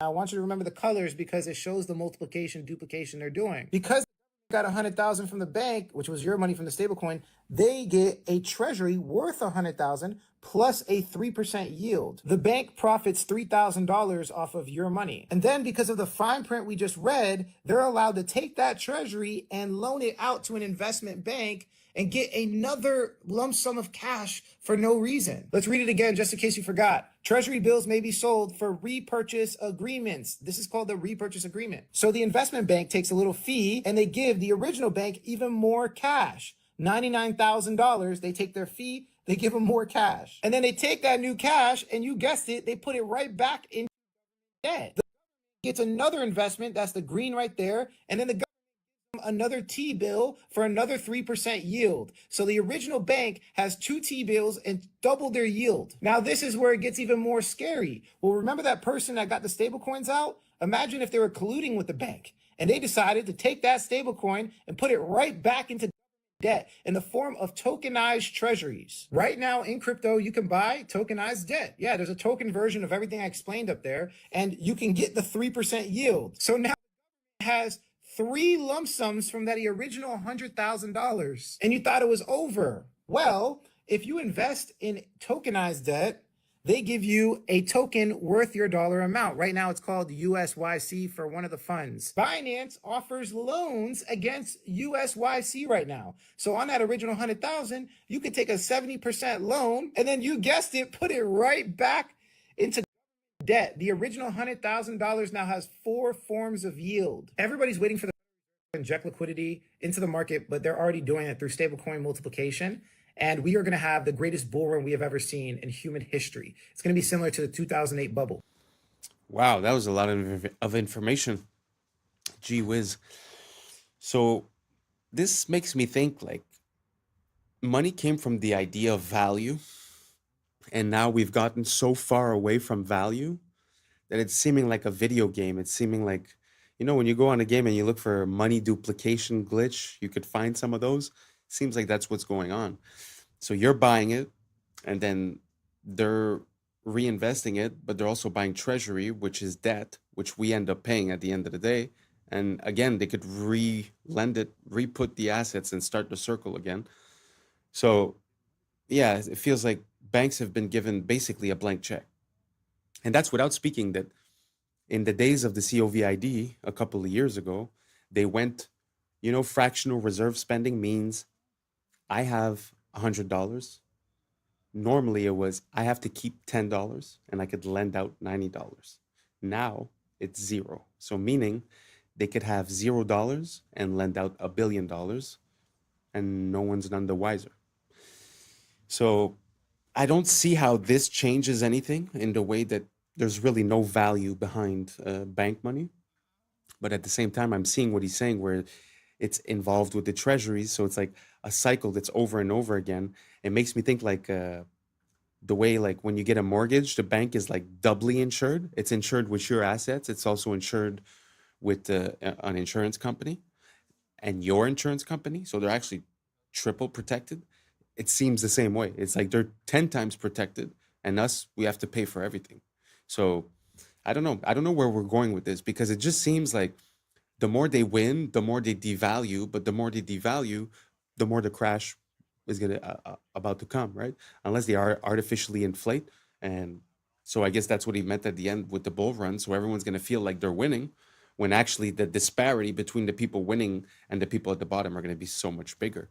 So I don't know if I caught all of this. Maybe I'm probably missing some parts. So if you have any information to give and share, don't hesitate. Write it down below. I'm still learning about all of these subjects.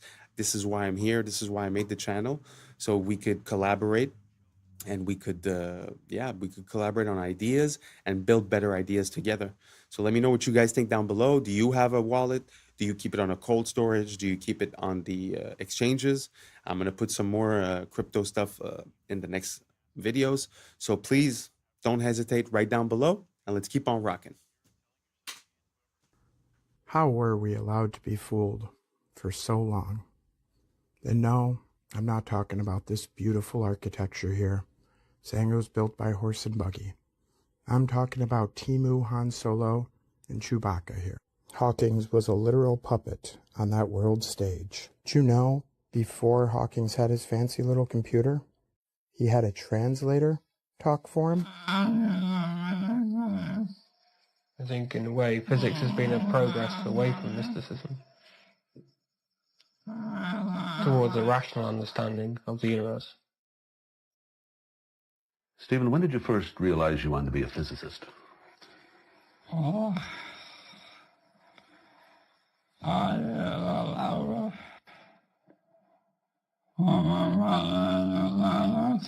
think I knew from about the age of 9 or 10 that I wanted to be a scientist. Most of my activities, like playing with model fireworks, or model railways, or playing complicated games, was aimed in some way at finding out how the world worked around me.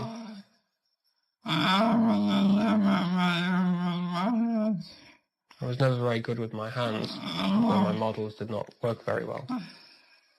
But I was always interested in models that I could control. And I think that nowadays I have translated that into studying physics. Because in a way, if you understand the universe, then you have control of it. I don't know.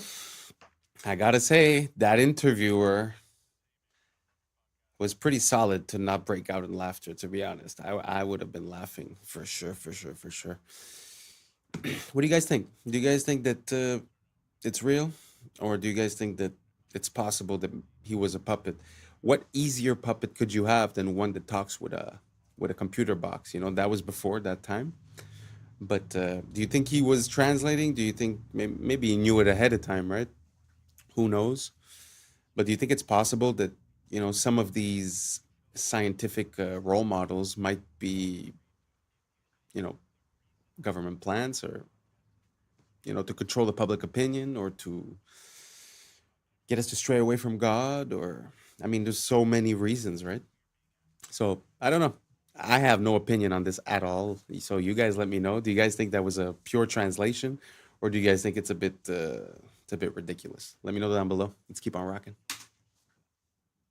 A Gen Z person might get recruited is, let's just use you as an example. Somebody comes up and says, hey man, I love your podcast. And they say, I have a serious question for you though. Would you consider yourself a patriot? Now I've got you locked into identity. And then I say, well, I have an offer for you, but before I show you anything, I just want you to say yes or no. Would you be willing to entertain the offer? And it might be uncomfortable. Stage one is, I show you all of your browsing history, captures from your webcams on all of your phones and computers of you doing the most you could ever possibly imagine. And I'd say, I like your podcast. I think you're doing a great job, and I want to protect you. I want to keep all this from the public eye. We also want to give you $20,000 a month. So now you feel like you chose all of this. I told you it was going to be stressful, and you agreed to it. If you say yes, the reason that you're doing this on your podcast is for your country, because you're not going to call yourself compromised. We have this thing called cognitive dissonance that keeps our brain from thinking I'm a bad person. Even though you're being asked to silence people, not have certain people on the show, leave something out of your podcast, you're telling yourself, and whoever's your handler is telling you, this is for the greater good, and you kept the Americans safe by doing that. And you'll tell yourself that, and you'll feel good about it. What happens if I say no? Well, damn. So that's how the CIA recruits. Well, I'm going to go ahead and spill the beans so they can't ever recruit me. With me, there's nothing compromising that you could find. It's just nothing but porn. What? Y'all going to shame me? No. All you're going to see is Big is 2. Ebony Baddies 3. You're just gonna see the webcam. This is gonna be my two heads. Just you can't shame the shameless, for real. So yeah, what? I'm rubbing a one off to Skin Diamond. Shit, I ain't got shame. Skin Diamond is. Also, a special shout out to Lexi Love. Thank you for following me. You and I, we had an amazing Thanksgiving Day. It was the greatest three. You, me, and Pamela. It was dope. So to whoever's watching this, the agent assigned to me, I know you're don't be watching nothing stupid. I don't do nothing but regular good old. So can't shame the shameless. That was pretty dope.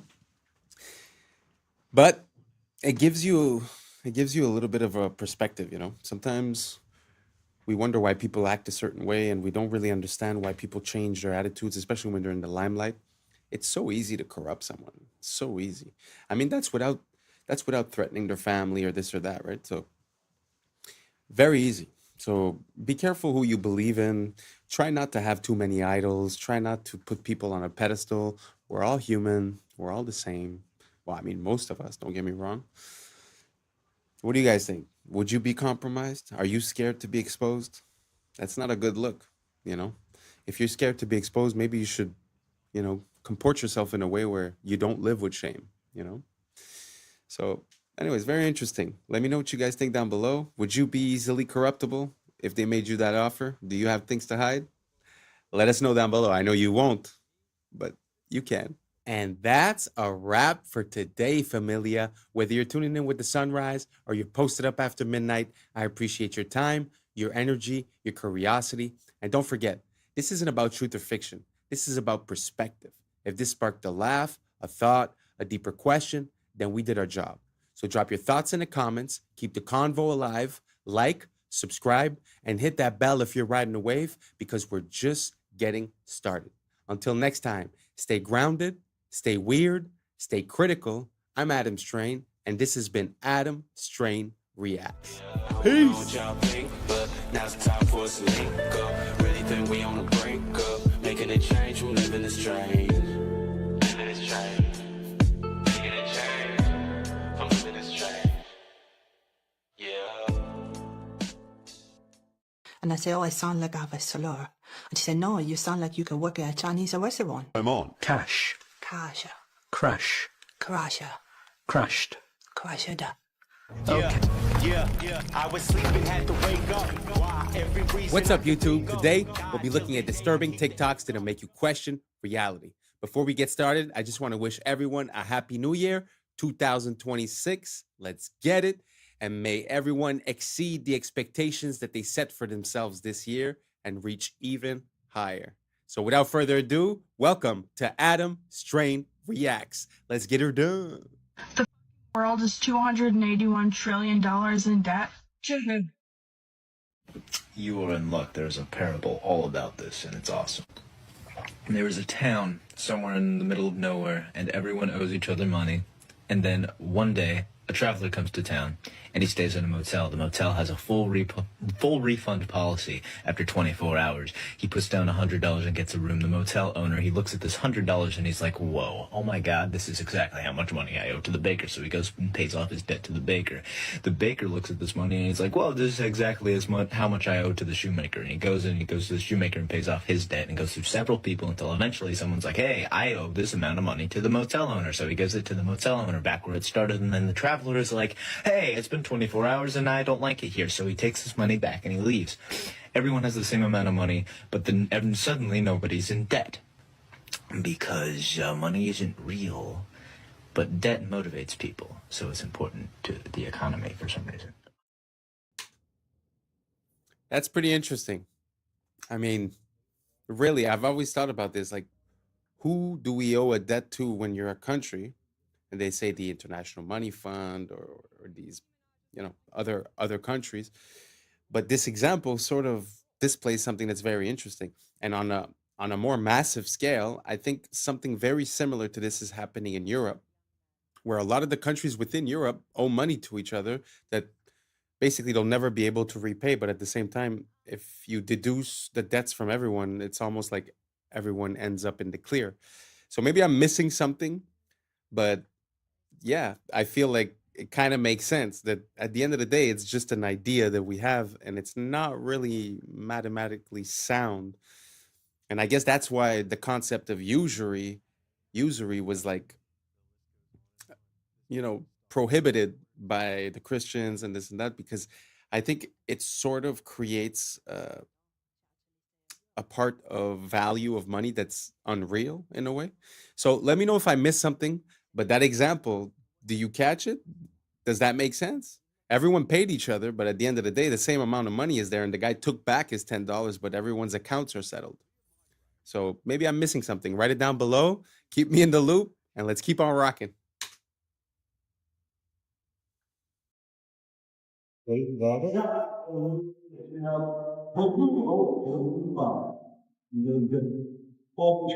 Gosh. Okay, Nikki is causing dads to leave the home. Hold on a second. I don't think that's a good role model for 18-year-old girls. I don't. And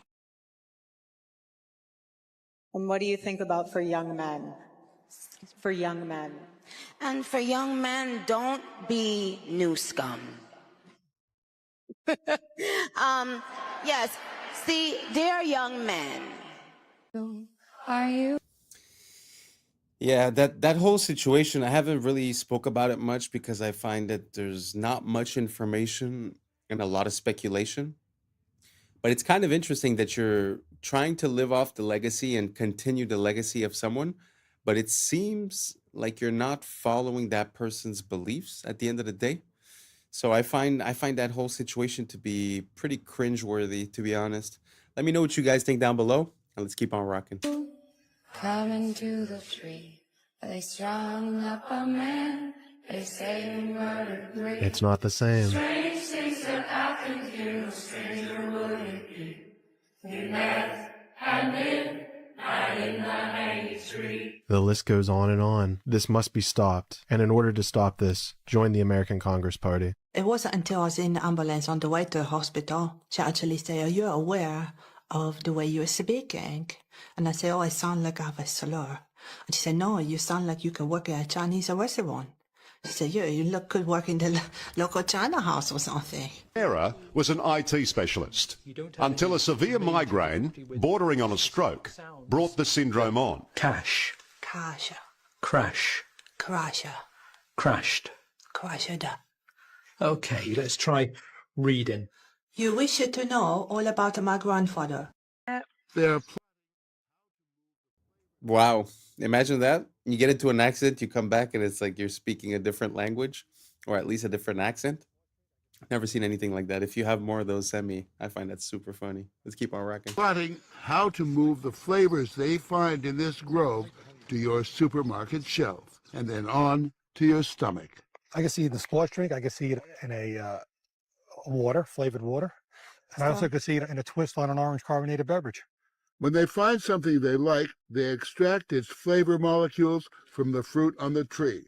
Then back in the lab, they mimic Mother Nature's molecules with chemicals. Essentially, what you do is you take whatever this smells like and copy it. Right, exactly. And then I suppose you could, if you choose to, you could quote unquote improve on it.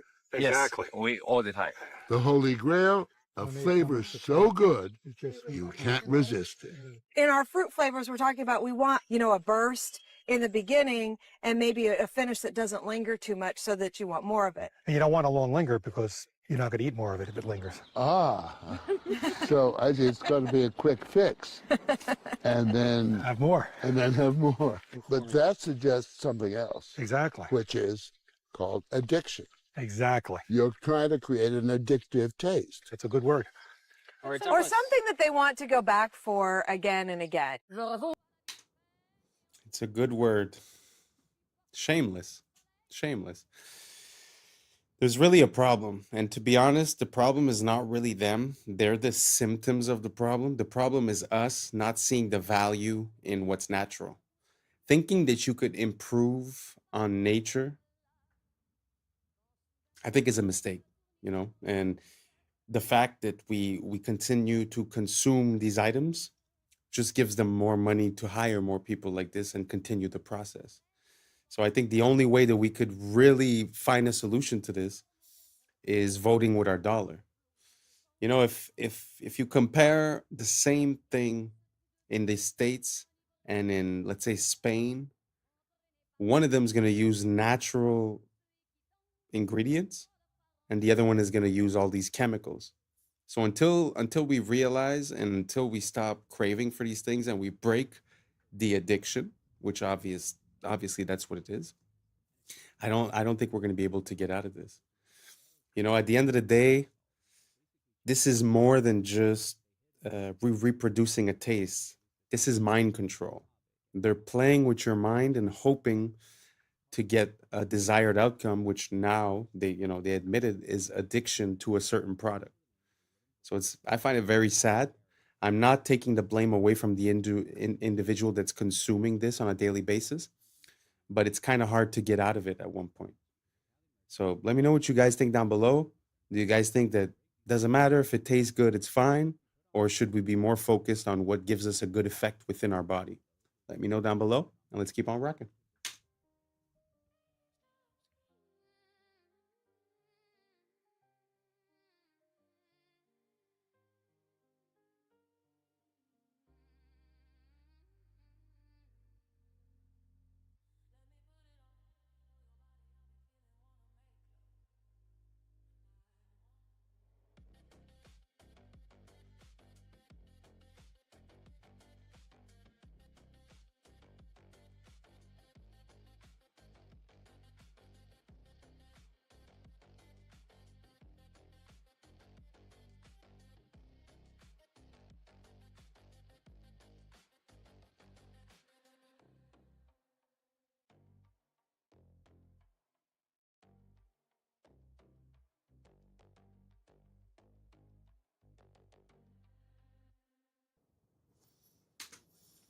Wow. It's really to have a glimpse into that world just makes me realize how much we come from greatness and how the mighty have fallen, the beauty of the architecture, the way people would present themselves, the respect that they had between them, just the fact of dressing properly and holding a good posture. And it's something that is so beautiful to see. And I wish we would live in that era, or at least that era could come back in one way, shape, or form. but just the beauty of the buildings, the details that you could see, and all the so beautiful, so beautiful. Let me know what you guys think down below, and let's keep on rocking. The reason why we use the word flirtation is because noble women in the 1700s used to flirt or wave their fans in a specific way to subtly communicate that they were interested. And if you find a way to cheat the system, you found a loophole, which is what these arrow slits and castles used to be called, which were basically cheat codes for archers because they could stay hidden while shooting arrows. And if a topic is really specific, it's a niche topic, and we call it that because a niche is a hole in the wall that was carved out to hold a specific object like a statue or a relic. And the front panel of a car is called a dashboard, but it's also the name of the wooden board that's attached to the front of a carriage, which basically protected the driver from being pelted by rocks and dirt while the horse was dashing. And bankrupt comes from the Italian word bancarrota, which means broken bench, because Italian merchants used to sell their goods on benches, and banks would literally break these benches if they didn't pay off their debt. If you put off a task, it's on the back burner, and that's because the fire in wood burning stoves was right beneath the front burners, and the heat would dissipate as it traveled to the back, so you just naturally place the slow cooking pots there. And the statues in front of ships were called figureheads, which is why we now call the leaders of a group or a company a figurehead. And we call video recordings footage because a movie's runtime used to be measured in feet. The theater cameras would literally project 1 foot of the film stock in 1 second. Isn't that all your... It's so amazing to see where things come from. One of my recent songs, I say, the etymology will teach you more than all your recent technologies. And like, that's pretty much it, because we get so far into the application, we forget where things come from. And I love to dive back into the past. It makes me be able to use, the proper word at the proper time and understand what it means and where it comes from. And obviously, a lot of these things get diluted, changed. And the name of that song is actually called Inverted. Our world is inverted upside down. So it's like, it's very interesting to see how words change, but also to see how we still use words that have a lot of meaning, but we've lost the meaning, but still use the application. Very interesting. Let me know what you guys think about etymology down below. Is that something you like?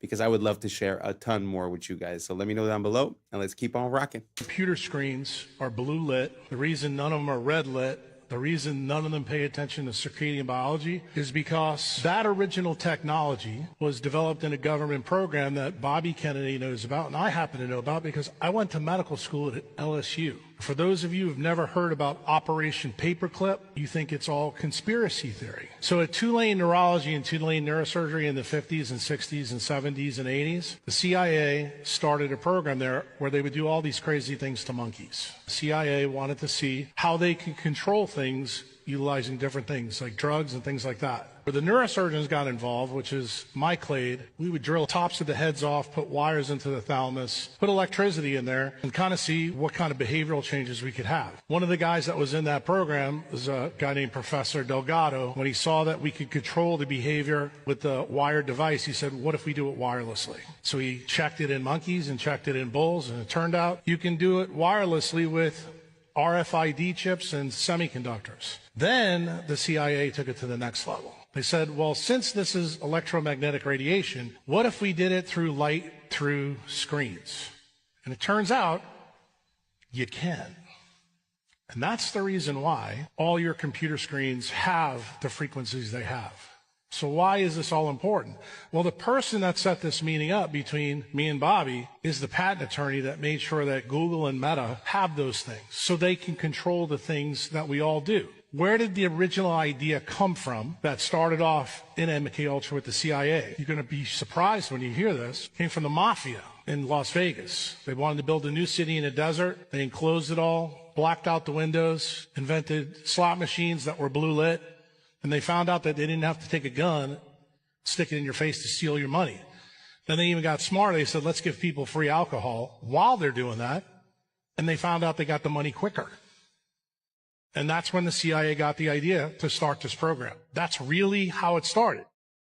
Have you ever read the tiny folded up piece of paper with micro font that you get with your new iPhone? Because if you did, you may be using it differently. The FTC requires that this warning be put in not only the settings of your phone, but also in this piece of paper, the manual that comes with it. Exposure to radio frequency. That's the emissions, the wireless emissions. This is a hot topic. On your iPhone, go to Settings, General, Legal and Regulatory, and RF Exposure. What does it tell you in the RF Exposure part of your settings? No big deal. just that you should keep it away from your body to ensure exposure levels to these electromagnetic frequencies remain at or below the as tested levels. Did you know putting your phone in your pocket exceeds the as tested levels of frequency because it's too close to your body? Or how about putting your phone to your head? It exceeds the amount of frequency that they said was safe. In other words, it could be unsafe. Now, in the past, I've gotten in trouble for posting about the EMFs, the frequencies from Wi-Fi, cell tower, smart meters, because it's a censored subject. So I'm going to bite my tongue with this for certain few things here, but pay attention. There are many hardware and software fixes to iPhones or any phones that could make them significantly be less harmful because of these frequencies. By the way, I went to an Apple store a long time ago to get a device that you can plug your phone into along with an Ethernet cable, and you can have your phone on airplane mode, not connected to the tower or Wi-Fi. You could have your Wi-Fi off and still have full speed internet because your phone's plugged in via Ethernet. I'm talking to this guy at Apple, and he goes, I told him why I'm doing this, and he goes, yeah, well, I don't really see it's a big deal. Like, I'm sure it's totally safe. And then he goes on to tell me that on his thigh, where his phone is always in his pocket, you know those guys that work at Apple, they got 3 phones in 7 different pockets. I mean, it's crazy. He's like, yeah, I do have a rectangular mark of red skin on my thigh from where my phone sits all day. Yeah, dude, that's called a rash from radiate. I mean, what do you think? It's EMFs, man, electromagnetic frequencies. It disturbs your cells. Now, it turns out one of the things you can do if you're using Wi-Fi, which I recommend figuring out how to not use it, but if you are using Wi-Fi, have your phone on airplane mode while it's connected to Wi-Fi. Then it's not trying to connect to the tower and the router and reduces the EMFs. Ideally, though, you plug your phone into the internet and have it on completely airplane mode. And obviously, don't put it in your pocket or talk with it directly pressed to your head. Let me know your thoughts in the comments below and follow for more. I mean, it kind of makes sense. You know, you're connected at a distance from a tower that's radiating all these EMFs, so it kind of makes sense that it would be dangerous to have it close to your body. But it makes me think about the older technology. You see, back in the days, we used to use the cord phone, right? And the cord phone, when you think about it, it was plugged into the wall, but it wasn't even plugged with electricity. So I'm pretty sure that the radiation or EMFs that would have been radiated by that are probably 1,000, if not 1,000,000 times less strong. So a lot of time, you know, we change our technology for accessibility, but we either reduce in quality or we increase in toxicity. I think we're a bit lost, you know. And I was thinking about that recently. Like, if I were to build a house today, I wouldn't want it to be wireless. I would want wires everywhere inside of the walls so that anywhere I go, I plug myself in. Why would I want all the information? Like, let's say you're watching a video on your phone. Why would I want the information of that video all around me at every moment, you know? And then to go just a step further, if you look at, you know, a lot of people now, they tend to live in condo buildings, apartment buildings.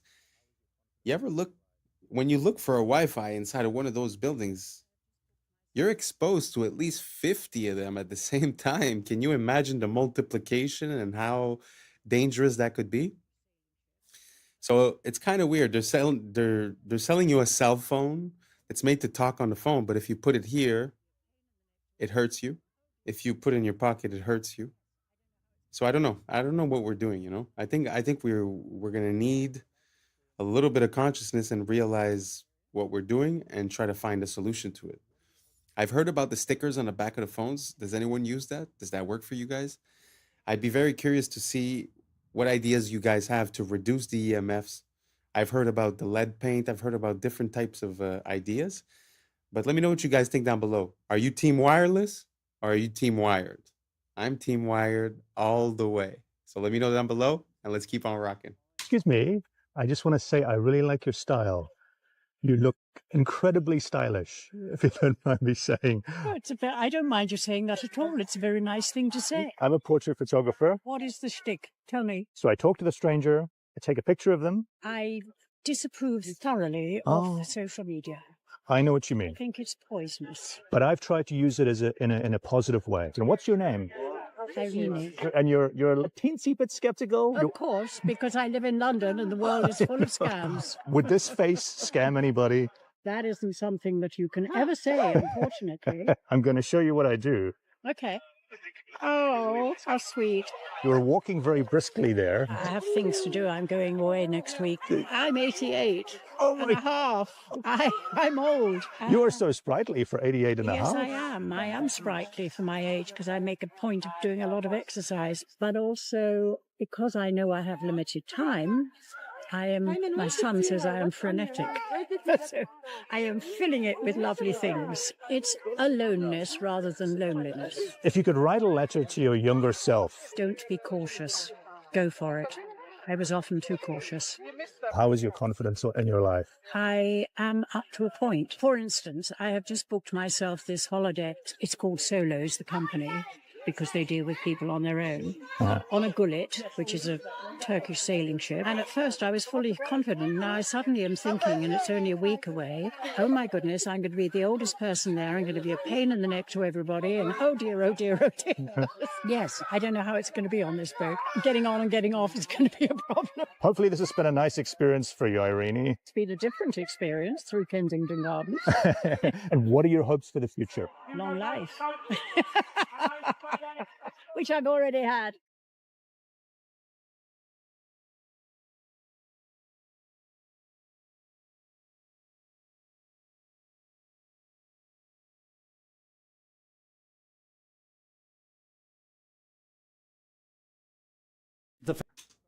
Wow.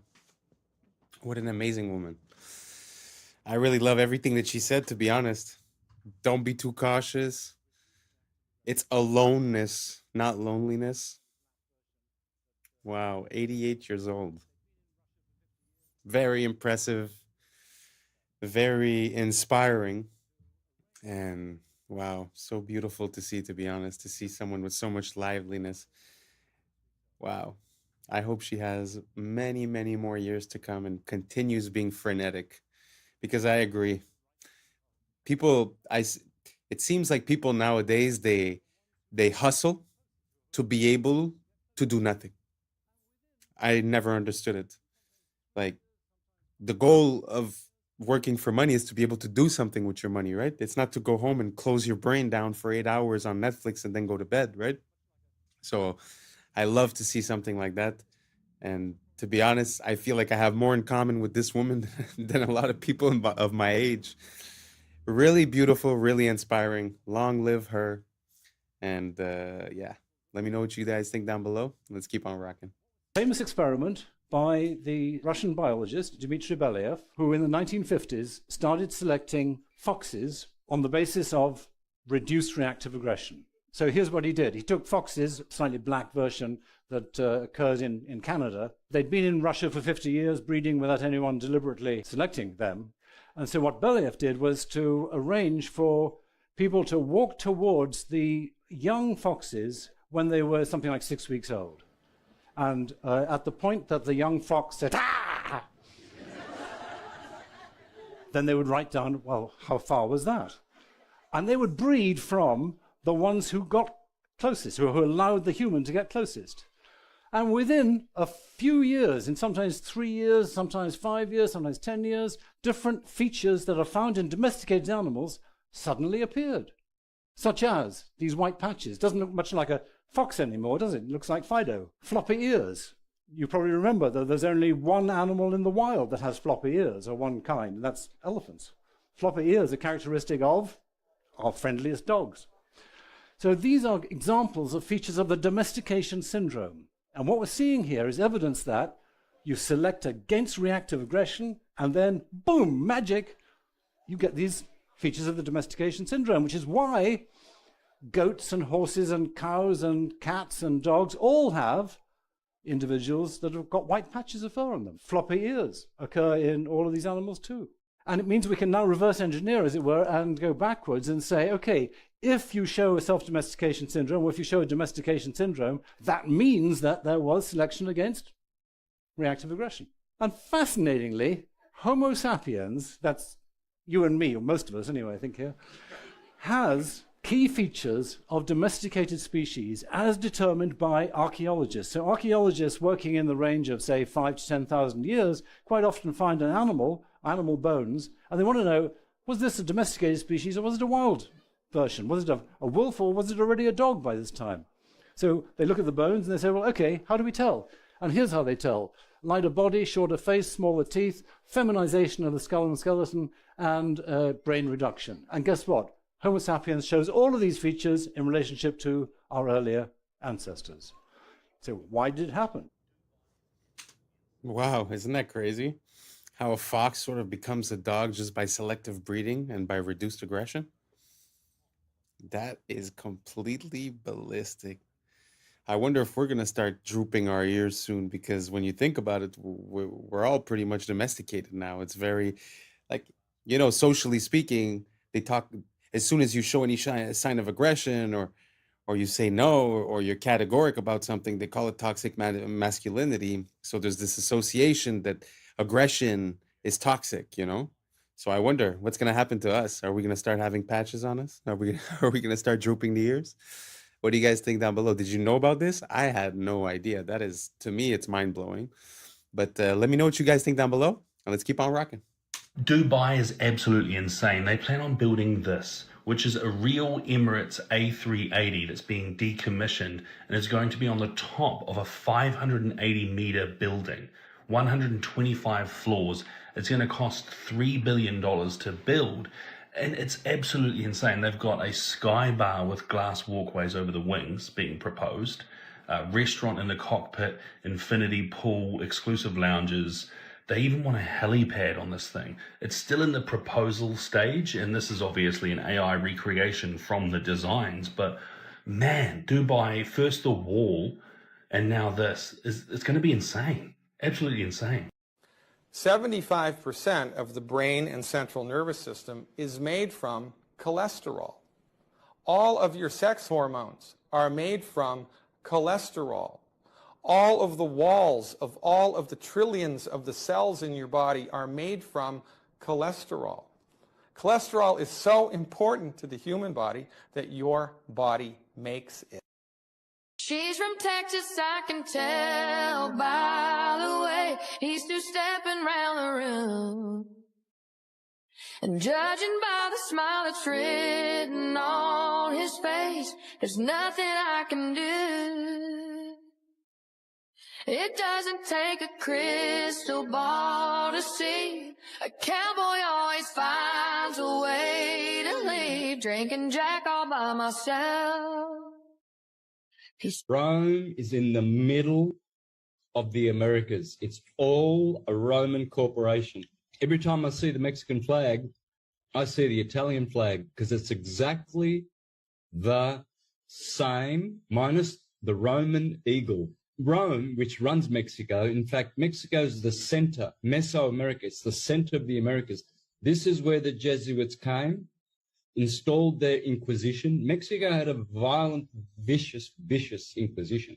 They're telling you in your face, if you know what you're looking for, they've got the eagle, the Roman eagle, right in the middle of the green, red, and white, exactly the same as the Italian flag, which comes from the Persian flag, which is horizontally green, white, and red.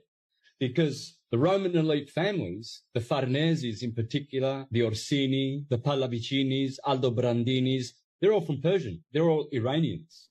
And that's a wrap for today, familia. Whether you're tuning in with the sunrise or you're posted up after midnight, I appreciate your time, your energy, your curiosity. And don't forget, this isn't about truth or fiction. This is about perspective. If this sparked a laugh, a thought, a deeper question, then we did our job. So drop your thoughts in the comments, keep the convo alive, like, subscribe, and don't forget to hit that bell if you're riding a wave, because we're just getting started. So until next time, stay grounded, stay weird, stay critical. I'm Adam Strain, and this has been Adam Strain Reacts. Peace! Now it's time for us to link up. Really think we on the brink up. Making a change from living this strange. Living this strange.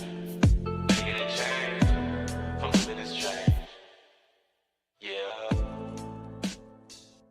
Things rendered in real life, this is it. You can walk as far as you want You can go anywhere you want. This is Google. Yeah, and these things don't exist. This is just AI artificially creating a 3D world, but it gets better, boys. Yeah. I was sleeping, had to wake up. Why? Every reason I can think What's up, of. YouTube? Today, we'll be looking at disturbing TikToks that'll make you question reality. So without further ado, welcome to Adam Strain Reacts. Let's get her done. This is how perfumes can actually kill you. It disrupts the gut microbiome, it disrupts the lungs, affecting your immune system. When you're spraying perfume on a leaf, it dies. I can't even walk into a store anymore. You walk to the perfume aisle and they're spraying in front of you. It's almost like an obstacle course. All of this is so toxic and poisonous for you. They're all endocrine disruptors. Men, your testosterone is getting lower. Find some natural things. Use herbs, spices. What if we're already at double simulation? This week, Google Gemini 3 shows us Inception. Nothing beats a Jet2 holiday. And right now, you can save £50 per person. That's £200 off for a family of 4. So this person was just watching somebody else watching a Jet2 holiday. But it gets better, boys. It gets better. And so this is a rendering. And this is all just by a text prompt. But they're just out there walking in real life now. And this is all rendered live. You know, the simulation theory, how everything's rendered in real life. This is it. You can walk as far as you want. You can go anywhere you want. This is Google. Yeah, and these things don't exist. This is just AI artificially creating a 3D world, but it gets better, boys. Genie 3 has real-time interactivity, meaning that the environment reacts to your movements and actions. You're not walking through a pre-built simulation. Everything you see here is being generated live as you explore it. And Genie 3 enables promptable events, so you can add new events into your world on the fly. Something like another person, or transportation. Live. Oh, you just type it in and it shows up. Or even something totally unexpected. You can generate worlds with distinct geographies, historical settings, fictional environments, and even other characters. Worlds can help with embodied research, training robotic agents before working in the real world. We're excited to see how Genie 3's world simulation. Wow. I mean, in my mind, that's a game changer intensely. Because imagine if what you render, you could interact with it and that it auto-generates. That means you could sort of live in, you know, like your GTA type of map, right? So you live within that map, because I always had a hard time to understand how they would get everyone into the metaverse. Basically, you know, because the whole shift, like if you look at the investments towards Facebook and all that, was put towards the metaverse quite a while ago, and I had a hard time to imagine how they could get us all to go live in this simulated reality, because we're already sharing a space in this world, right? But this little advancement makes me see the whole potential of it, because while you could live in a Lord of the Rings type of universe, GTA map, you know, or someone lives actually in the GTA map, or someone else lives in Thailand or whatever, it could be anywhere. And at the end of the day, they could just make a place where people have a common ground to meet, and that would be the metaverse. And then it seems kind of plausible. You know, when people are having a bad deal or having a hard time making ends meet, so why not live in the digital world? I don't know if you guys seen the movie Ready Player One. I think that's sort of like a prototype of the idea that's going to be rendered. And we all see that, you know, in the past couple of years, it's like our money's worth less. If it just feels like, you know, all the faith in the systems has eroded. The media no longer medias. The food no longer foods. The math ain't mathin'. I don't know if you guys get it, but I mean, it just seems like everything not only doesn't serve its purpose, but actually serves its opposite purpose. So anyways, all that to say that this invention is pretty breathtaking. The fact that you create an environment that auto-generates afterwards means you could spend the whole day inside of one prompt and then just adding in elements and stuff. Crazy potential. If you guys see any other ideas, any potential like that, or any other groundbreaking advancements in the AI space, let me know down below. I'm always down to check it out. Let's keep on rocking.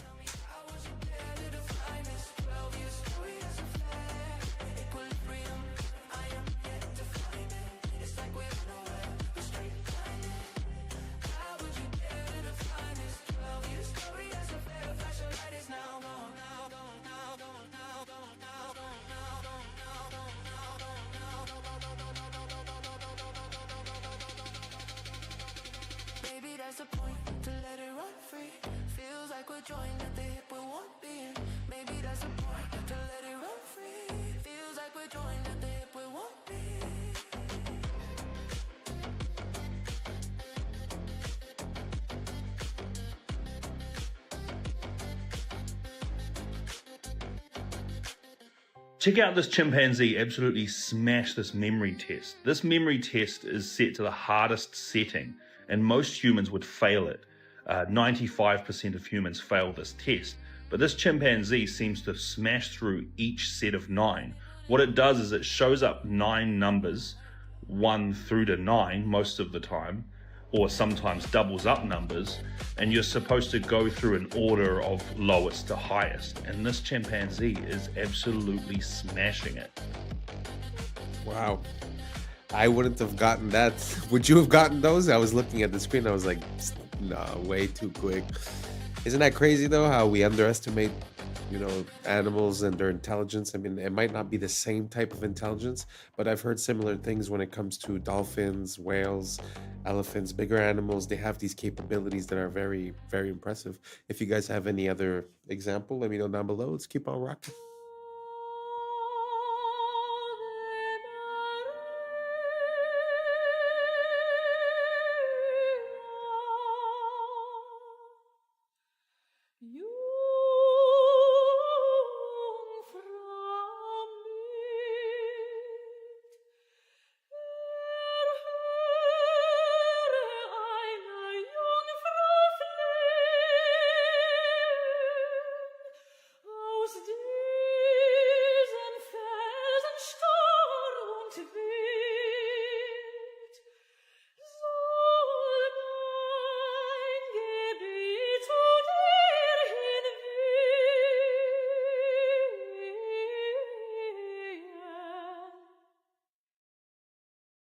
This is the deepest hole humans ever drilled, and no, it didn't stop because of creepy screams from hell stories. Russia's Kola Super Deep borehole, over 12 kilometers straight down, deeper than Mount Everest, is tall. Deep below, rock shattered like glass, seawater leaked out, and fossils showed up kilometers deeper than expected. At just 12 kilometers deep, it hit 180 degrees Celsius, nearly double what scientists expected at that depth. Rock flowed like hot plastic, crushing drill bits, jamming tools, and snapping steel supports faster than engineers could even get new equipment in the ground. In the end, Kola stalled. Warped rock, failing gear, and shrinking budgets killed it, after drilling only 0.2% of the way to Earth's core. I don't know. I've heard about this story a long time ago, and it really pushes me to wonder, what do we know about our world? Because they say that, we live under gravity and that the source of gravity is the core and this and that. But like you said, we didn't even dig to 0.2 of the Earth. So we don't, we speculate. So it's not, I don't know. To me, the science isn't settled. So when I see stuff like that, it makes me remember how much we're missing to discover this world completely, Anyways, just a thought. Let me know what you guys think down below. Let's keep on rocking.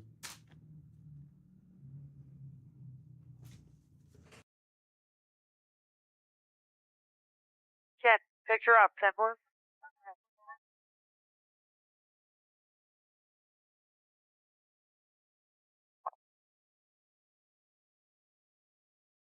Okay, I'm going to flip to infrared because the smoke isn't bothering the infrared, okay? We want to just back off, take a look at the impact area, see what areas are hot to either side. The sacred cubit was found in the pyramid at Giza, the Great Pyramid, and it's found as a unit of measure and a yardstick in many areas of the ancient world. But this particular measurement was carved in stone just above the entrance to the king's chamber. The rings made in this cubit length have a natural resonant frequency of 144 megahertz, which is a harmonic of light speed. It's a harmonic of 6 times gravity. It's a harmonic of the mass at the center of a light field.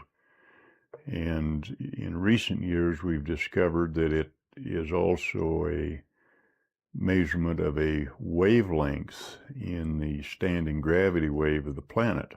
The reason why we call traders turncoats is because mercenaries used to wear military coats with reversible linings that match the color of the enemy's coat. So if they were losing, they could just turn it inside out and switch sides. And we call awards trophies because Greek soldiers used to raise the enemy's armor up on a wooden pole called a tropaion when they won a battle. And modern trophies still follow a very similar silhouette and design. The Emmy was originally called the Emmy Award after the imaging tube inside of old school TV cameras. But since the award had a very feminine design to it, people started calling it Emmy instead. The word groovy comes from the way that record players are designed so that the music plays smoothly if the needle runs along the grooves of the disc. So if the music was good, it was groovy. And lefties are called southpaws because baseball fields are designed so that the batters are facing towards the east to keep the sun out of their eyes during the afternoon, and the pitchers are facing west with their left arm pointing south. So a lefty would be a southpaw. We call them motels because they're hotels that are designed around car travel. They'll have rooms that directly face the parking lot and a roadside location. So it's a combination of the words motor and hotel. And a word that's formed by combining two words like motel is called a portmanteau, and we call it that because a portmanteau is a piece of luggage that splits open into two equal compartments. Okay, so this is either Pakistan or India, one of you guys will know, a river of trash. Some of these rivers, by the way, are biologically dead, like not even an organism is alive in it because of all the chemicals, not just obviously the plastic. This guy, who I'll tag and mention, goes and cleans it up. Like we're talking, he goes to their country, cleans up their rivers. This is while we ban plastic straws, by the way. This is the guy, Alexei Sabrinsky. I'll tell you all about it. But here's the shocking part. We talk all about philanthropy. You have the Rockefeller Foundation partnering with Mr. Beast. You have the owner of Microsoft. Philanthropists. Woo! Here's some philanthropy for you. Bring back hemp plastic. And side note, dismantle Monsanto and the corporations that are trying to control the world food supply and release the free energy patents. Otherwise, everything else is fake. I don't care what philanthropy they think they're doing until they release the free energy patents and the technologies they're hiding from us and start actually using hemp plastic. It literally is a few policies away. If I was in control, man, slickety split, we'd have policies out the yin yang, clean water, clean food, clean healthy, no microplastics, no toxins. But seemingly, there's an intentional plan to do the opposite of that. I'm not smarter than Rockefeller. I mean, of course, they know these things. It's part of the plan. Let me know your thoughts in the comments below and follow for more. Shout out to this freaking legend cleaning up freaking dirty river water. Wow. Props to him for doing something for nature and for the earth and something that he's passionate about. But it does make me think when he talks about the hemp, it makes me think of the first cars that were created. From what I understand, the first cars that were created, they were made out of hemp as well. And they were basically, hemp has always been a part of our society. From what I gather, even ancient seafaring civilizations, the reason why they were able to do that is because they have the rope to hold the sails and all that stuff. And supposedly those ropes were made out of hemp. So from what I understand also, hemp is per time, it's the fastest growing, one of the fastest growing things that you can make. The seeds are good for food. Like he said, you can make plastic, you can make oils, you can make all kinds of stuff based on something more natural. So yeah, very interesting that he was talking about that. I haven't heard anyone talk about hemp in quite a while. Used to be a big thing back in the days, but now don't really hear much about it. You guys know about hemp? You guys know about the potential of hemp? Did you know that the first car was made out of hemp? Could also run on other things than gasoline? Let me know down below, and let's keep on rocking. Charlie Kirk say to us today? I'm fine because my soul is secure in Christ. La voix d'un homme remplacé par un programme dans une église. On se croirait dans un film dystopique. A computer can take what really mattered to a man. Le plan est sous nos yeux, remplacer l'humain par la machine. C'est ça le vrai turning point. Kirk est exfiltré et on le remplace par une IA. It's a promotion. Même discours chez Melania. It is our duty to treat AI as we would our own children. Et Trump s'est réuni avec les 33 acteurs clés de la Silicon Valley AI is going to change everything. pour avancer l'agenda transhumaniste. Build out data centers and infrastructure to... Le 33, c'est la signature des rituels de transformation, c'est pour ça qu'il revient tout le temps. Et l'épisode 330 de South Park fait référence à Kirk, avant le tir. What is a woman? What is a woman? L'émotion divise et on pousse des lois contre la haine. With hate speech, we will target you. Woke contre MAGA. Clivage Est-Ouest. L'issue, c'est toujours plus de surveillance. Il polarise la masse dans tous les contextes. Russie-Ukraine, Gaza-Hamas, Epstein, Clinton, Covid. Tout ce qui est mainstream est encodé. Ils avancent ensemble, comme Candace Owens l'affirme. I'm one of the Masons of Turning Point USA. Donc posez-vous cette question. Si les gouvernements étaient vraiment en conflit, pourquoi ils convergeraient tous vers le même futur? $7,000 per post. I know I've seen that happen a lot with you, Emily, and you're also at that meeting with influencers. So what's the reality of the situation? I'll speak on behalf of myself, and honestly, on behalf of they target influencers who agree with the cause and then recruit us for meetings like what you saw with Vivi for messaging. With that being said, I can safely say any influencer. With all due respect, I don't think it's completely accurate to say that influencers aren't getting paid, because let me tell you, they offer that money to me, and I sent you that exact email, and let me pull it up. The Consulate General, okay, wrote me an email offering to pay me to go.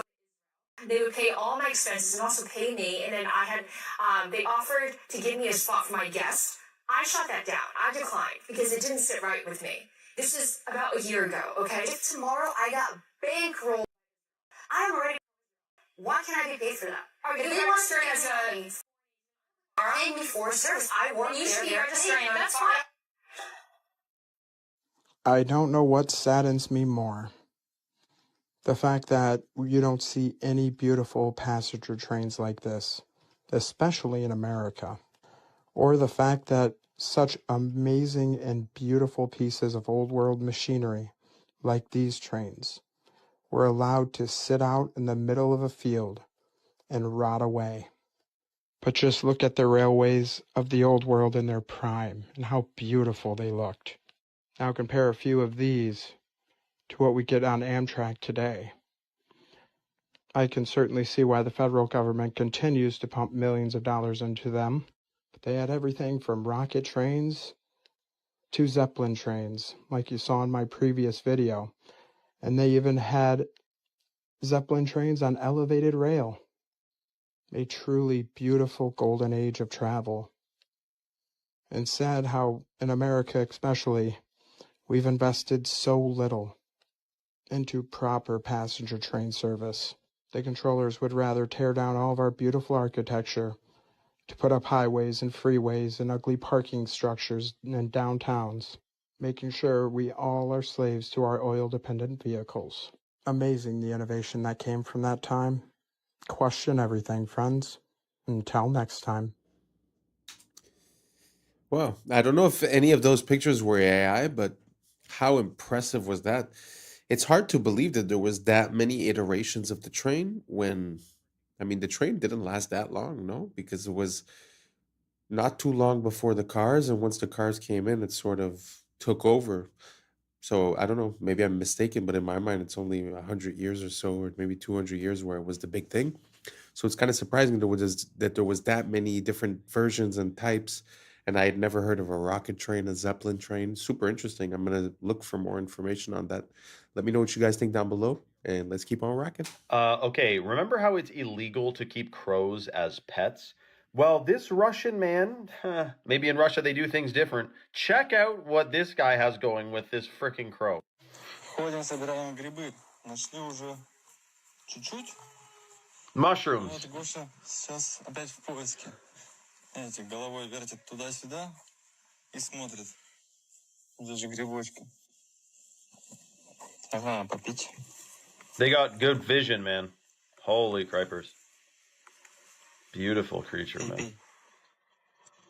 And you know, it looks black, but they actually are blue feathered. If you get the right lighting on them, they're actually blue. Serious. Как будто бы начал метаться из стороны в сторону. Может быть, что-то и заметил. Сейчас ближе подойдем.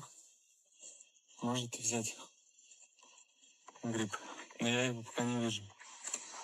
Может быть, он заметил. Oh. Так. А, вон. Where's the mushroom? How'd he spot that? Дашь? Дай. Дай грибок.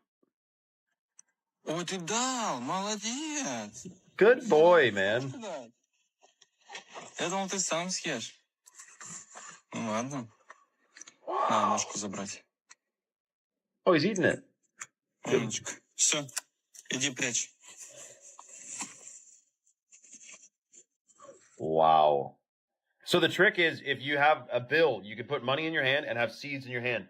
And you teach a bunch of crows to bite the money first, and then you open your hand and give them seeds. You're training them to bring you money. You can do this, but you're not supposed to keep them as pets. But it's not like dolphins, where you're literally not even allowed to interact with them outside of an approved, like SeaWorld. At least crows, you can, befriend them, but you cannot keep them as pets. Which is shocking, because you could literally keep a bunch of weird stuff as a pet, but not a crow. Why? I love crows, man. Plus, crows can remember your face and can tell their friends, their peers, their children, their little hatchlings, they can tell them what you look like. They can transfer knowledge and information. I don't know, through their brainwaves, or I'm sure it's not from cawing. Like, caw, like you can't really, that doesn't really tell you anything. It's got to be psychic. So I'll be the first to say it. Crows are psychic.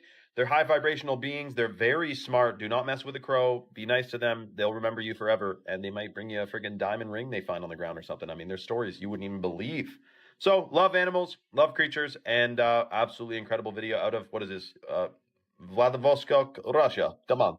Comment for more animal information and follow for part 2, or comment or follow vice versa. Come on. Town of Sparta, just outside Athens, you'll find Dimitrios Gatsi. He specializes in reviving ancient armor from Greek history.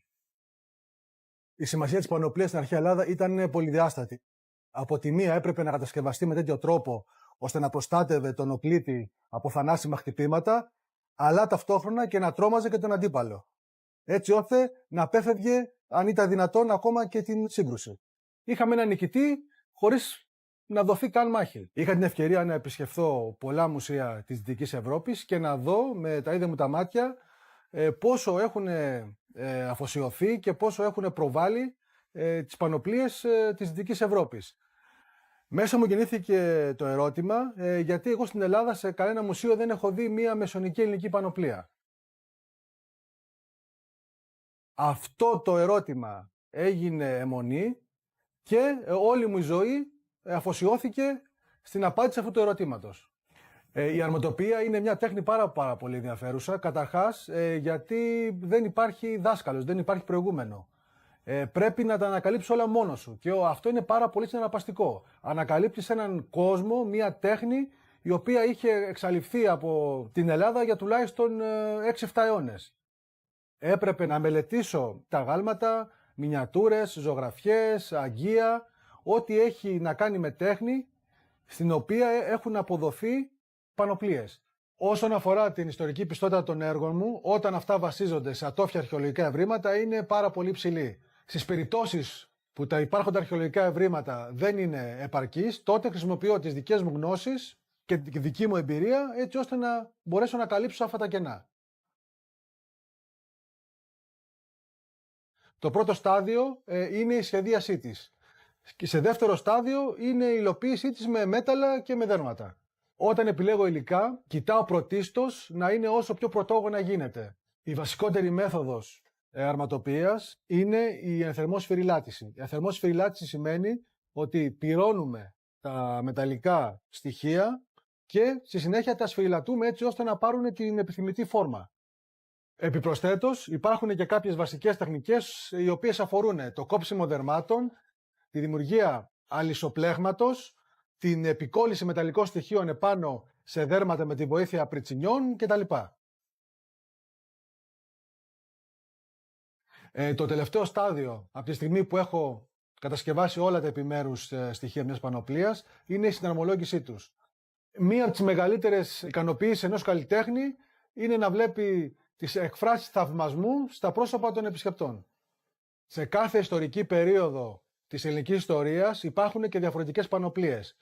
Κατά τη μικηναϊκή περίοδο οι πανοπλίες είναι τερατόμορφες, είναι τρομακτικές, προκαλούν δέος και τρόμο στον αντίπαλο. Κατά την κλασική, αρχαϊκή και κλασική περίοδο οι πανοπλίες μοιάζουν πάρα πολύ με το ελληνικό άγαλμα. Είναι καλέσθητες, είναι λίες, είναι λαμπερές και είναι όμορφες.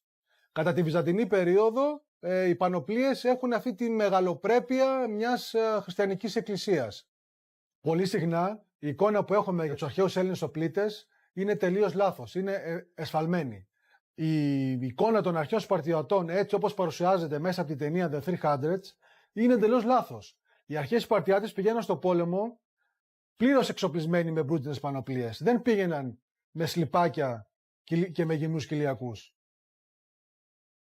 Βρίσκω την ιστορία ενδιαφέρουσα γιατί μας διδάσκει το μέλλον. Μπορούμε να πάρουμε πολλά παραδείγματα από το παρελθόν έτσι ώστε να αποφύγουμε προβλήματα του μέλλοντος.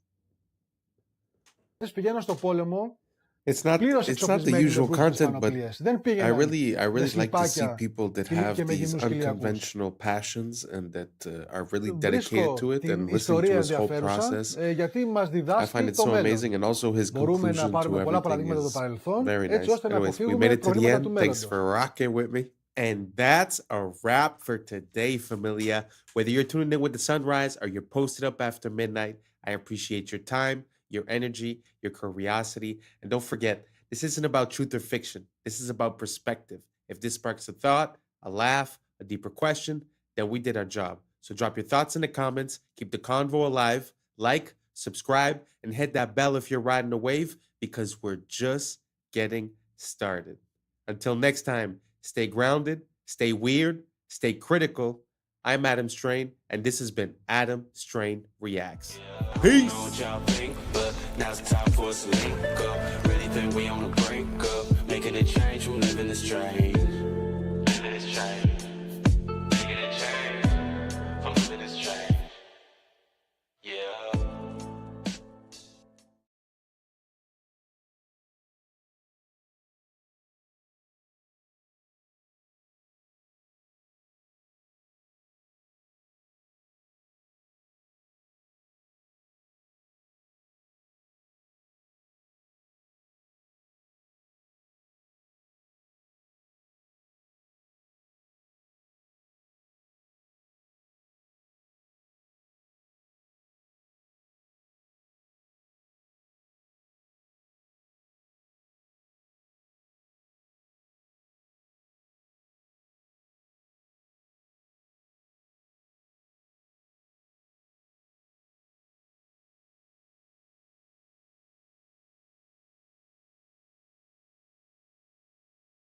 And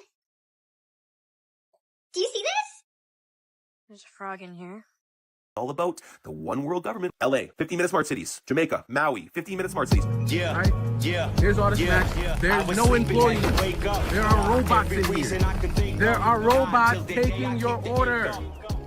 What's up, YouTube? Today, we'll be looking at disturbing TikToks that'll make you question reality. So without further ado, welcome to Adam Strain Reacts. Let's get her done. Apparently, blood being blue in your body is just a Mandela effect. Watch this. Almost 100% sure that they taught us that blood was blue inside the body until it hits oxygen and then it turns red. And I just saw a video of a 6th grade teacher talking about why do her 6th graders think that blood is blue. And my first thought was, how do you, as a teacher, not know that blood is blue until it hits oxygen? And then I looked it up, and apparently that was never true. So now I'm wondering, because I could have sworn they taught us this in schools. Like, I don't even know if this is a Mandela effect or if this is just like misinformation completely, or if they are like they just lied to it. Wait, who else thinks that blood is blue? Actually, let me ask. What is Bill Gates?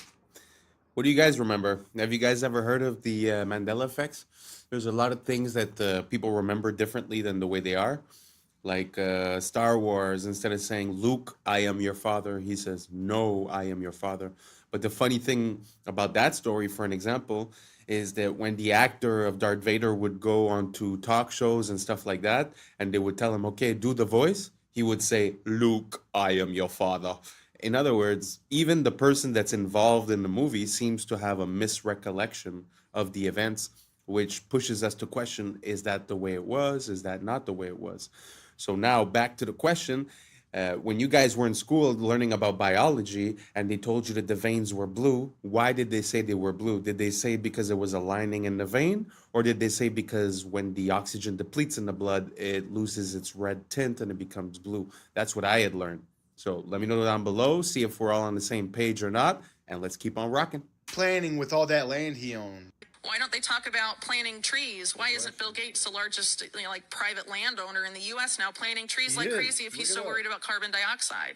He poo-poos the whole idea of planting trees as a way to combat climate change. It's just carbon markets and going to electric vehicles and all of this stuff. But electric vehicles necessitates mass mining, and a lot of that mining is in places that use child labor, or it's going to be so environmentally destructive you totally destroy the developing world, which, these people on the left supposedly want to protect. You're going to totally destroy the environment. But really what it's about is controlling how much energy people can use. And if you can control how much energy a household can use, you can control their economic activity. You also control how big their family can.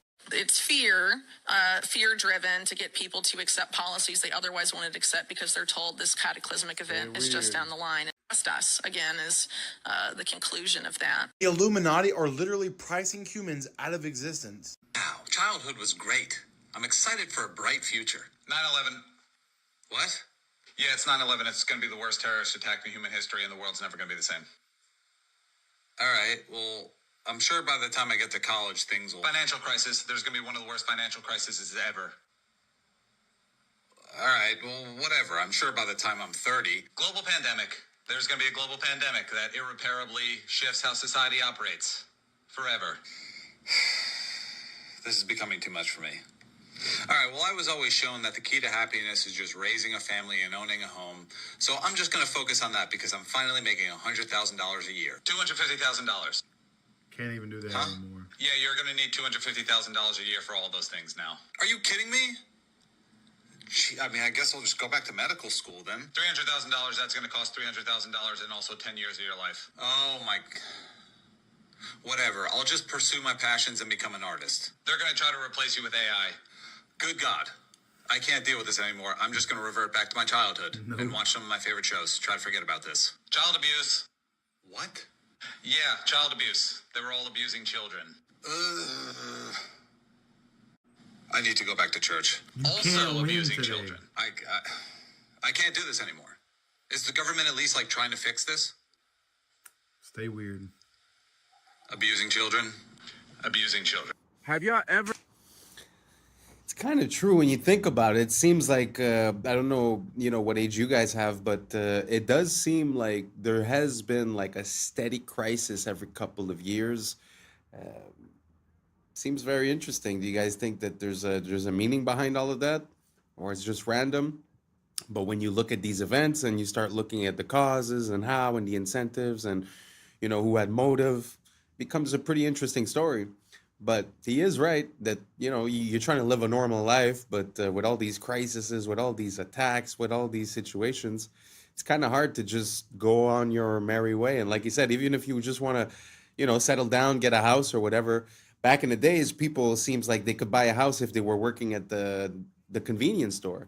And nowadays, it's like they're talking about, Trump spoke about 50-year mortgages.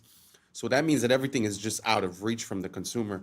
So it's so sad the way back in the days you could have the most basic job and somehow still provide for your family.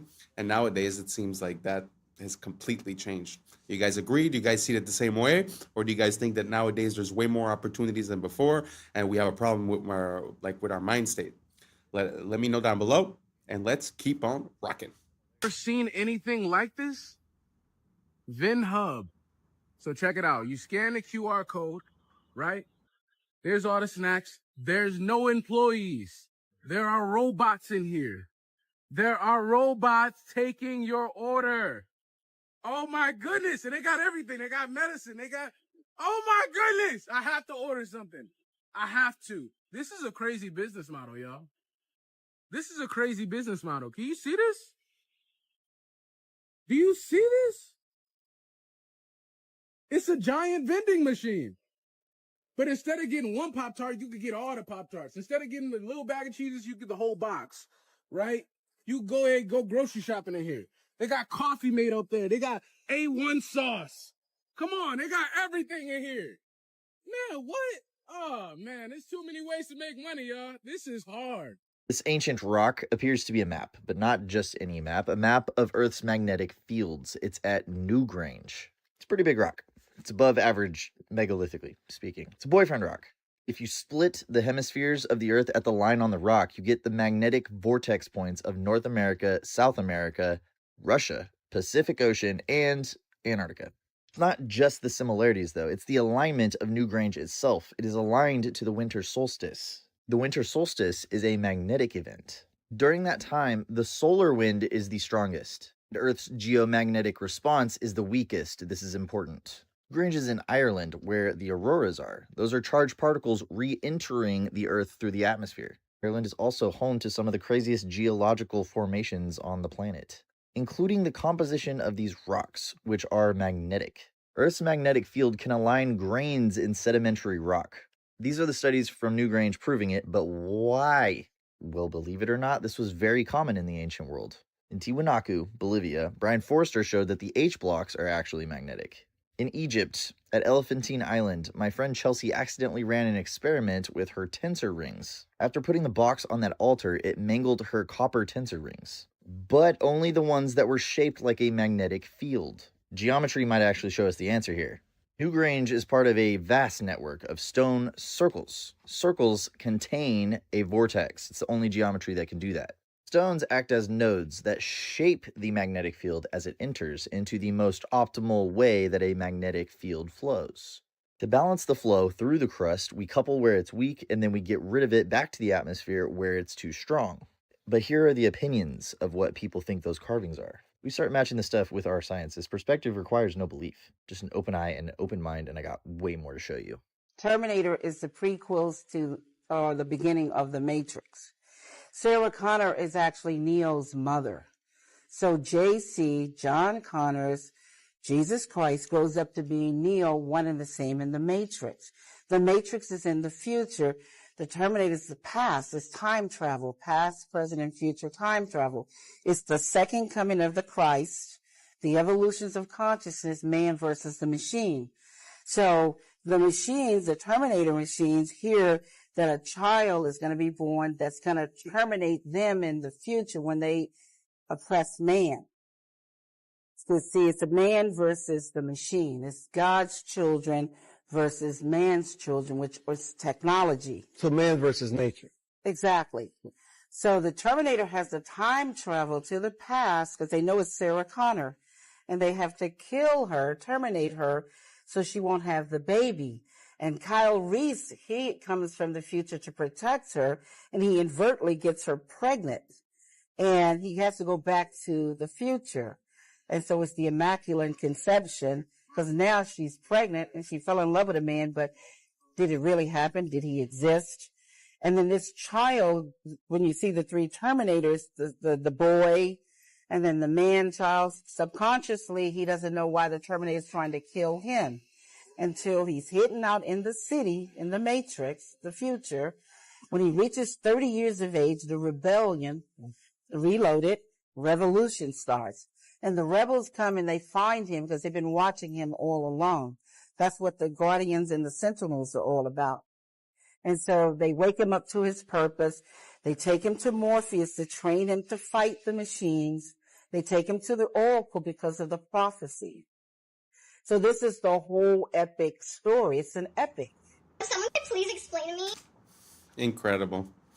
When I learned that, it kind of blew my mind. So the connection between Terminator and the Matrix, did you guys know about that? I find it adds a layer of complexity and intensity to that story. Like she said, past, present, future, the second coming of Christ. I know, we always think these are movies and it's science fiction and this and that. Did you guys have any idea of the implications and the connection between these two movies? I find that amazing. Amazing. I don't know if I could get a hold of that book. I don't know if it exists because I think she just wrote this, like she wrote an idea and then they made a script out of it, but I don't know if the book truly exists. I'd like to get my hands on that. So let me know down below if you guys knew about the connection between the Matrix and the Terminator and what you think about the story that she was saying. And let's keep on rocking. Okay, great. Normally don't make hot coffees, normally make iced coffees, but the weather's getting colder, was feeling a little frisky this morning. I had bought this specifically to make hot coffee. I had not opened it yet. Expiration date is March 2025, like we're rocking, right? I go to undo the top and take the thing off and pour it in. Do you see this? There's a frog in here.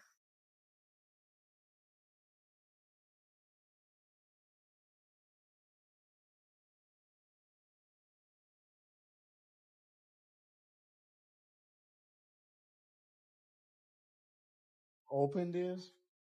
Look, drink water. It's crazy. La la la la la. La la la la la. La la.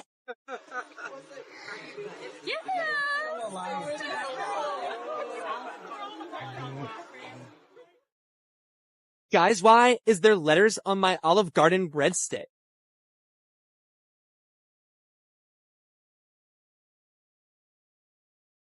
So if LA couldn't get any creepier with all the problems with crime and homeless, I ran into this billboard on this lot. So this is a vacant lot for construction, and it says, "Live life deeper, 144 stories underground. You may never go outside again." It's so creepy. I'm wanting to know if this is real with this construction site right here.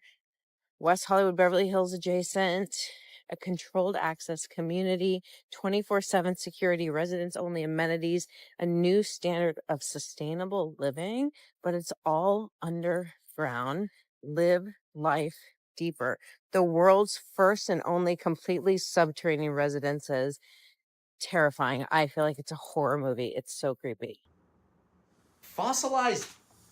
Wow, that's interesting. First of all, do you think it's possible that they're like sort of trying to create chaos above ground and sort of subconsciously say, hey, you want to be safe? Go underground, type of thing? I don't know. It's kind of weird. I don't know. The idea of living completely underground or having my house underground kind of makes me feel claustrophobic. I really don't have claustrophobia, but I don't know. I just feel like it's not natural for us to be living underground. And second of all, I don't know if you guys noticed that the placement of that guy's eyes was very, very interesting. I found that, I don't know if it's AI or something, but super interesting. First time that I see something like that. So let me know down below. Would you guys like to live underground in a complex like that? Do you think it makes sense? Or are you like me and you like your fresh air and the sun and it's not for you? Let me know down below and let's keep on rocking. Cowboy boot? That is the most insane thing I've read all day, but I am curious, what's the story here? Allegedly, this bad boy was found in a creek in Texas. So these guys, Carl and Don, were like, look, it's the fossilized leg of a cowboy. Well, that's a bit of a leap in logic. Why would they go and do a thing like that? That's because Carl and Don are young Earth creationists. So since fossils run against the grain of what their ideology is, they need to find a way to undermine them. So they use this boot to say, look, fossils can form very quickly, and therefore all of geology is a lie. So many things wrong with this that it's actually incredible. Probably the most important, bone's not fossilized. When bone fossilizes, it turns to stone. This is just normal bone. It's not fossilized at all. They claim that this stone that it's in is 40 million years old, which it isn't. See, this is limestone. It breaks down in water, and then when the water evaporates, it leaves behind the stone again. So maybe the parent material is 40 million years old, but this sure isn't. And then why does nothing happen to the boot? Why did the boot not fossilize? It's just leather. You expect something unique to happen to the boot after 40 million years or some shit? We don't even know if this is human. I mean, that's a huge bone. And finally, if it is, why the fuck are y'all holding on to it? Even if there's a tiny chance this is actually from a person, don't you think it should be in like a forensics lab instead of being used to promote your weird, anti-science ideologies? So I don't know, maybe this is chill for them. If you think this is crazy, you should come check out my video debunking a young Earth creationist textbook. Come check it out, YouTube channel Mini Minute Man. Here we go. I put this in because I've seen that picture and that story a few times by people trying to negate the timeline, let's say. And they were saying that was basically petrified, but when something is petrified, like he said, it changes the composition into something that's more crystalline, a crystalline structure. And so he is right in a way that that's not really proof, because when you think about it, the leather didn't even have time to change. So pushes me to another question. How is it possible that this man's leg and skin got replaced by limestone? I guess that would be the part that I don't really understand. But I just put this in there because sometimes I see it used as proof positive that basically the timeline is off. And, you have to be honest on both sides. So I like to see one side and the other one. And that's why I presented it here. Now let's keep on rocking. Oh, again, the Philippines was just hit with a massive typhoon. And you know what's interesting about all this? Again, this was another place that they proposed to build smart cities. These 15-minute cities of the future connected to digital IDs and electric cars, and you can't leave. This is all about the one world government, one world control. LA, 15-minute smart cities. Jamaica, 15-minute smart cities. Maui, 15-minute smart cities, all get hit with natural disasters. Now, why is it that every time these future utopias are announced in these places, they all get hit with these natural disasters? Don't you find this quite odd? Are you putting the pieces of the puzzle together like I am and seeing a direct correlation here? A common theme, if you will, wiping out current foundation to build new foundation. First destruction and then reconstruction. What's going to rise from the ashes, guys? Surveillance grids, digital IDs, and centralized control, all under the disguised name of innovation. Now, the real ones can all see through the storm. We know what's really happening behind the closed doors. Our world is being purposely dismantled piece by piece by the psychopath globalists at the top. And the more people that wake up to this, the faster we're going to take these people down and actually build a beautiful new world for ourselves. So stay woke. Peace and love. This video is from San Francisco. A stamped brick with ARR, and we know that what used to be there said T, car. TCARR. Look at this. Huh. You can see that there are still fully intact bricks in what otherwise fully melted. Like that one right there. Mm-hmm. What is that? Much of it is melted beyond recognition, but That's a lot of it, like this, is still obviously a wall. Now, how old is this tree? Right. How long ago did this happen? That's in San Francisco. I gotta go check it out. Yes, definitely. You need brick, to. Get the and drone. It's all melted down like as if it was candle wax hit with a blowtorch. That is what that looks like, dude. Rolling down channels. Holy Channels of mackerel. melted bricks. Like right there. Look at that.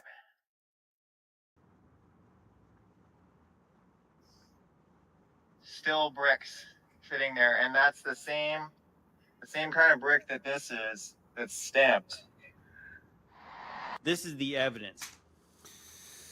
It's very interesting. There's a word called meltology where people start looking into all these rocks and mountains, and they start identifying structures that they see as melted. And what's interesting about this one here is that I've heard things about melted brick before, and it's kind of a point of contention because if you want to heat brick sufficiently for it to melt, you're talking about almost 3,000 degrees Fahrenheit and maybe 1,500 Celsius, which is very, very high heats, even for fire. So it's an anomalous situation when you find melted bricks.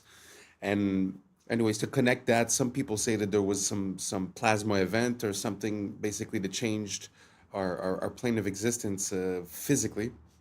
So I don't know if that connects into that or if it comes from a fire, if it comes from another story. But again, it's just very interesting to see melted brick because the heat required to do that is very, very high. So yeah, that's why I put this in. And let's keep on rocking. Because there is a case of partial preservation of what was there. You know, because if you didn't find the bricks, you didn't see the little details of bricks in there, somebody would just say, oh, well, wind and water did this over 1 million years, right? They would say, oh, it was 15 billion years caused rocks to look like this. No, it took about probably 10 seconds of like the hottest thing you could possibly imagine, just burning something, and it literally melted like a candle melts. That's what you see there. Like, what happened in our recent past? I think it's very fascinating. When I really got curious about the western part of the United States and like stuff like the Valley of Fire, in my mind, I was thinking of the days of Noah, maybe. I was thinking maybe like sometime around like the days of Jesus, like thousands of years ago. But when you find stamped bricks in there, so that means there was a brick factory that made bricks, right? You know, so obviously I think even like the earliest brick factories were like in the we're told, the mid 19th century. they had factories that made bricks en masse. So when did this thing melt like that? Elon Musk said something so shocking at this event. The audience must be completely clueless for them to go along with this rather than start heckling and saying, what the Sam damn are you thinking? Listen to this interview or this clip.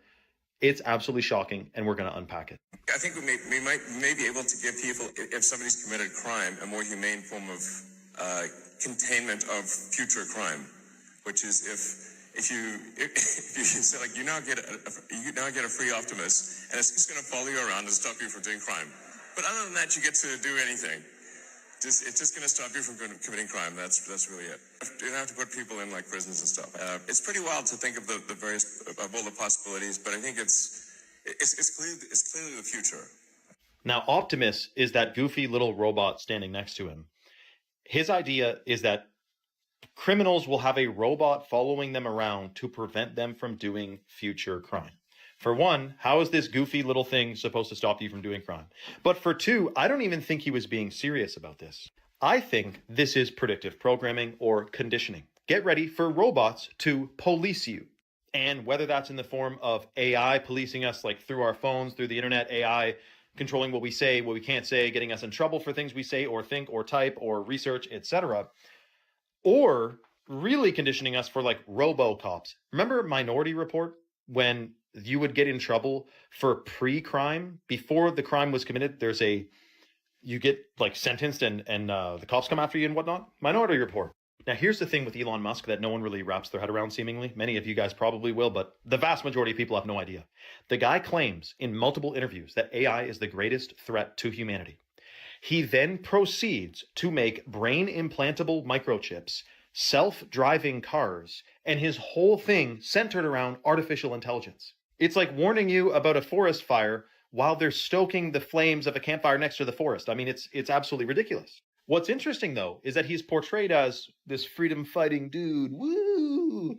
Brain implantable microchips. What don't you understand about that? And the selling point is that it's going to make you superhuman, or it's going to help people who like can't use their arms. But if we put a brain microchip in there, they'll be able to move their arms again. It's going to be good for humanity. No, it will not make you superhuman.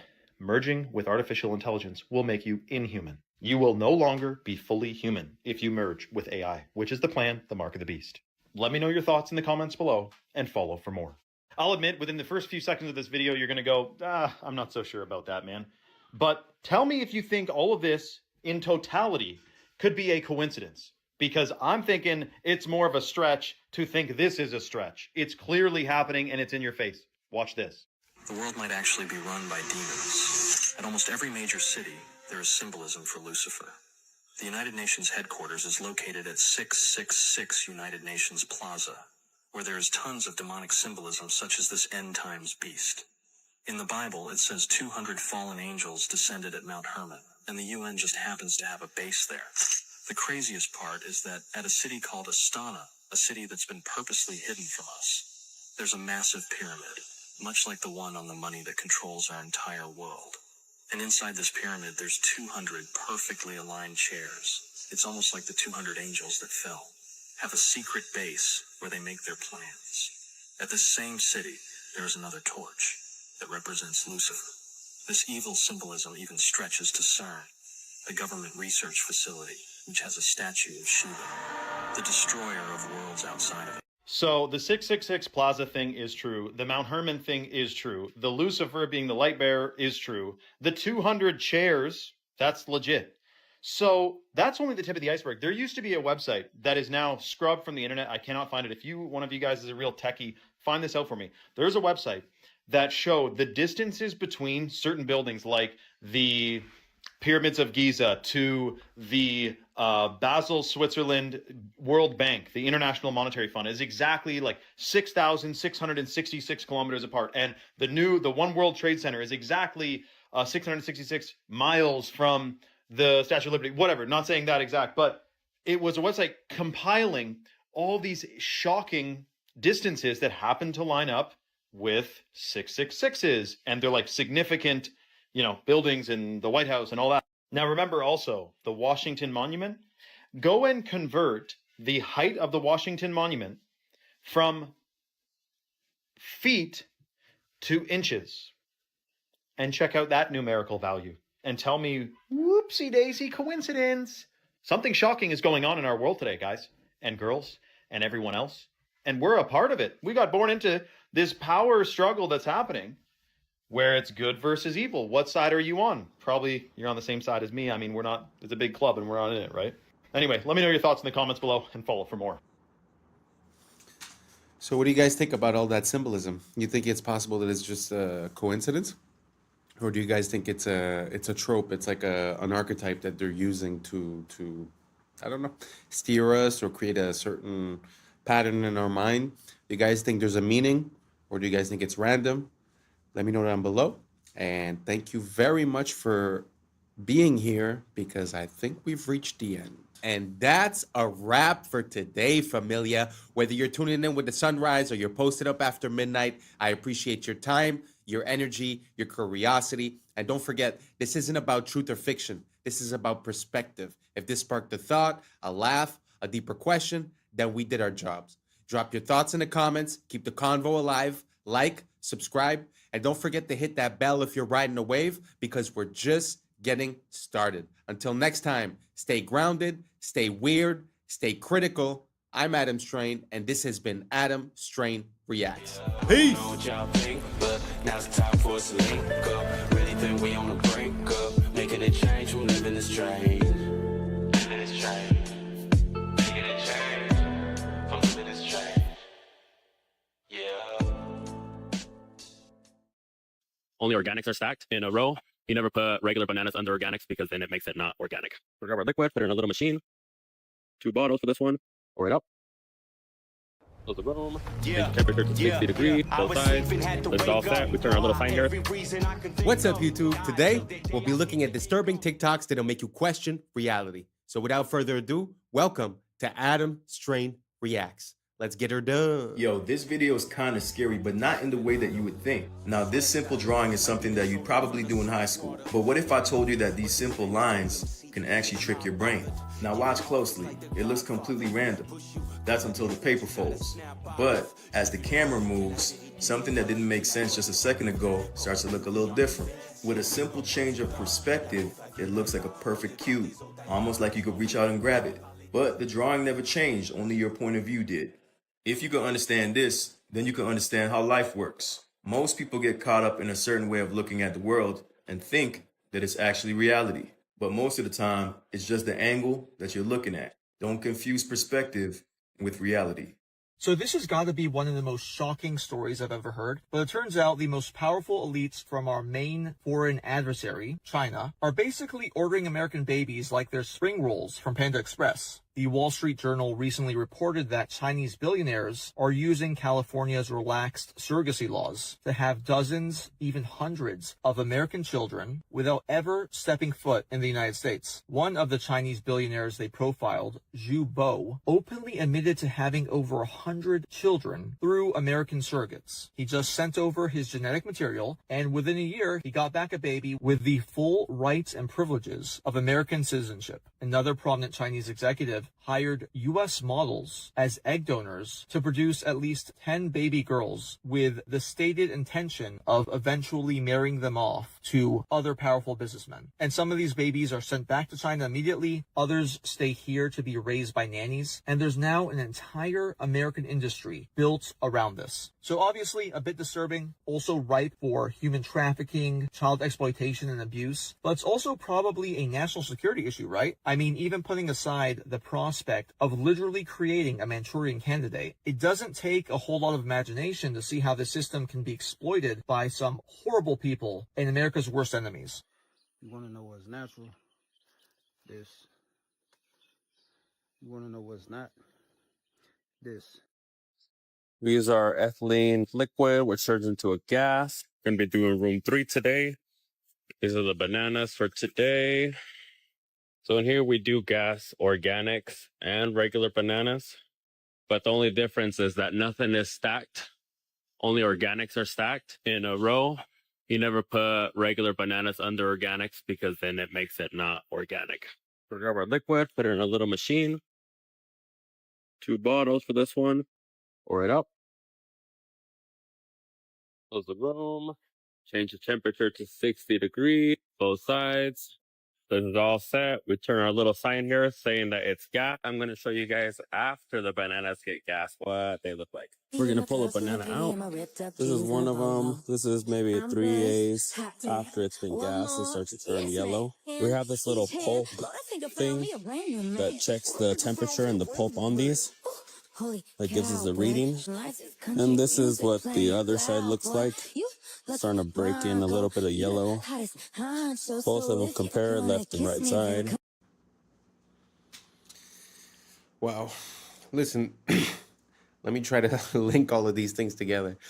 See, the first video was talking to you about perspective, which is pretty much the goal of the channel, is to just allow for new information to maybe help you carve a new, what I call a prism of perception, because basically light passes through the prism in our eyes. So I use that metaphor to sort of explain.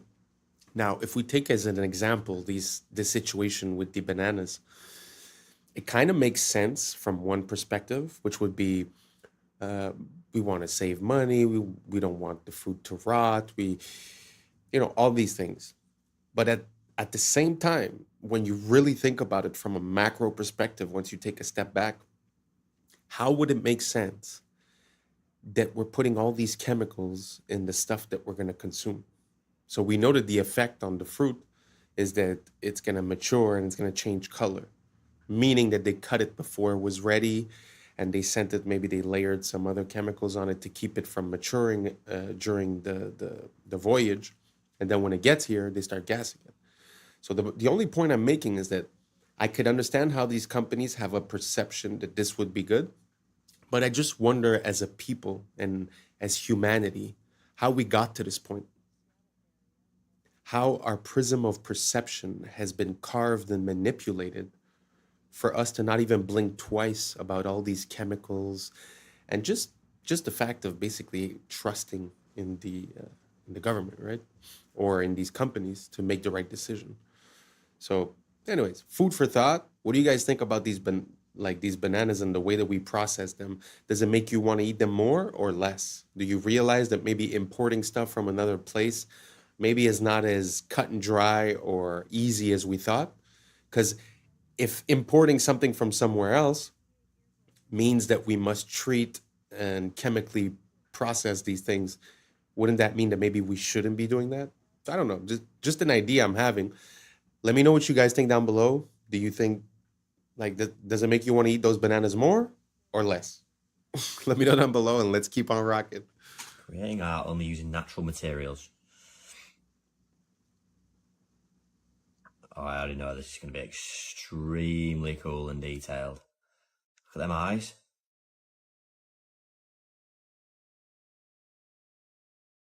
Owl? Thought it was a lion at first. That's really, really impressive, isn't it?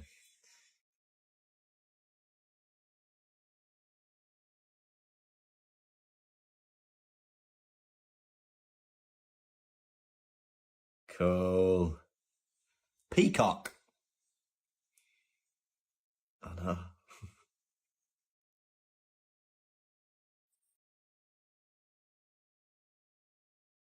How did they do that though, where it's with just vision and looking at, all right, that will make that good. Need a bit of dirt here. I need this leaf here. Sick.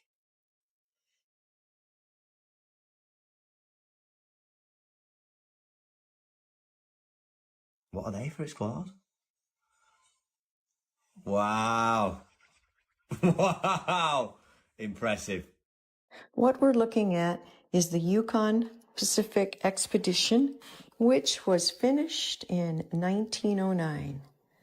This is in the Seattle area, and what is left of this expedition has become the University of Washington, which is north of downtown. The dates are going to be important here because this expedition supposedly was finished in 1909, but the first settlers to come to Seattle only made it in 1851. So that means after arriving in a covered wagon on Alki Beach, 58 years later, these Seattleites built this city.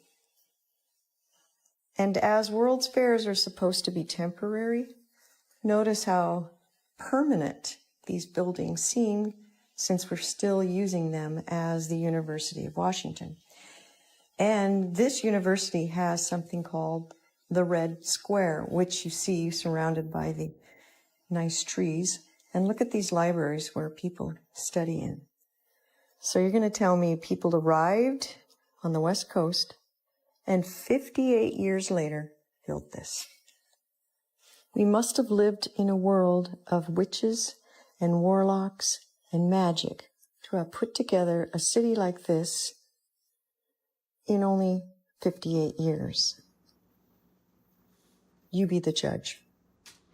It's a brain wrecker, to be honest. Like, how in 50 years would you build that? Nowadays, to build one building, it takes us like 2 years, 3 years. Look at the size of that city, or even just the campus of the university. It's very interesting. And also the fact that I don't know how real this is. I'll have to look into it a bit more. But if they were really conceived to be a part of a World's Fair, which normally, like she said, they're all, temporary structures, how is it that 150 years later we're still using them? I don't know. What do you guys think about the World's Fairs? Do you guys think it was all stucco and plaster? Or do you guys think these were real structures? Were they built by us? Were they built before? Maybe we just had a technology that they're not admitting to. I don't know. Let me know what you guys think down below. And let's keep on rocking. Do European royals always look like men? Maybe there was something wrong with them. The testosterone could have been too high, or maybe we all know the real reason why. Oh, ma'am, that's a gent. Ma'am, oh, that's a gent. It's not all but like 90%. Take a look through history, it really ain't no mystery. 'Cause now, that's a gent. Let's take a look at Sweden first, they'll have you on your knees. There's Charlotte, Ingrid, Sylvia, and don't forget Louise. And then there's good old England, quite a selection there. And now we have Camilla sitting in that chair. Oh, ma'am, that's a gent. Ma'am, oh, that's a gent. It's not all but like 90%. Take a look through history, it really ain't no mystery. 'Cause ma'am, that's a gent.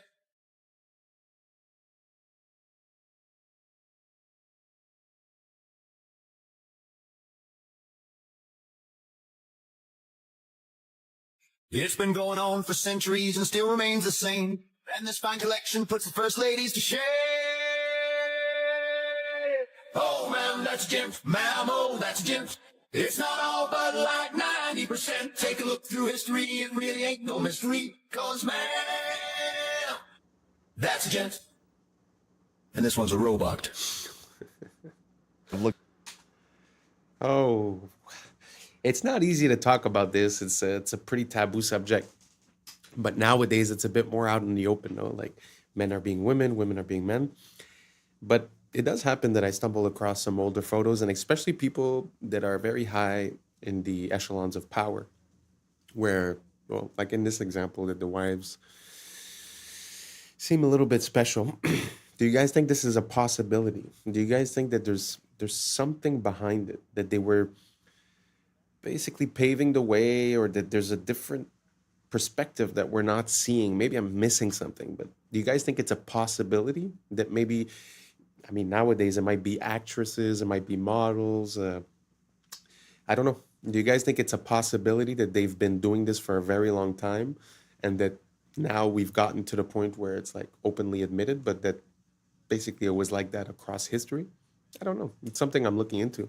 Let me know what you guys think down below, and let's keep on rocking. Up every that has been identified by science to be a virus.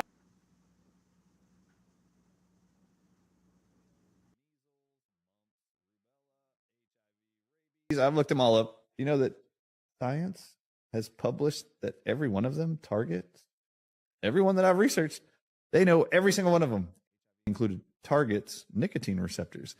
Therefore, guess what the answer is? Nicotine. Guess where nicotine is found the most? Tobacco. Guess what? 200 countries right now in unison have been told to ban access to all citizens by the year 2030, and they're all doing it, including the United States of America, tobacco and nicotine agents. Okay. While I was looking.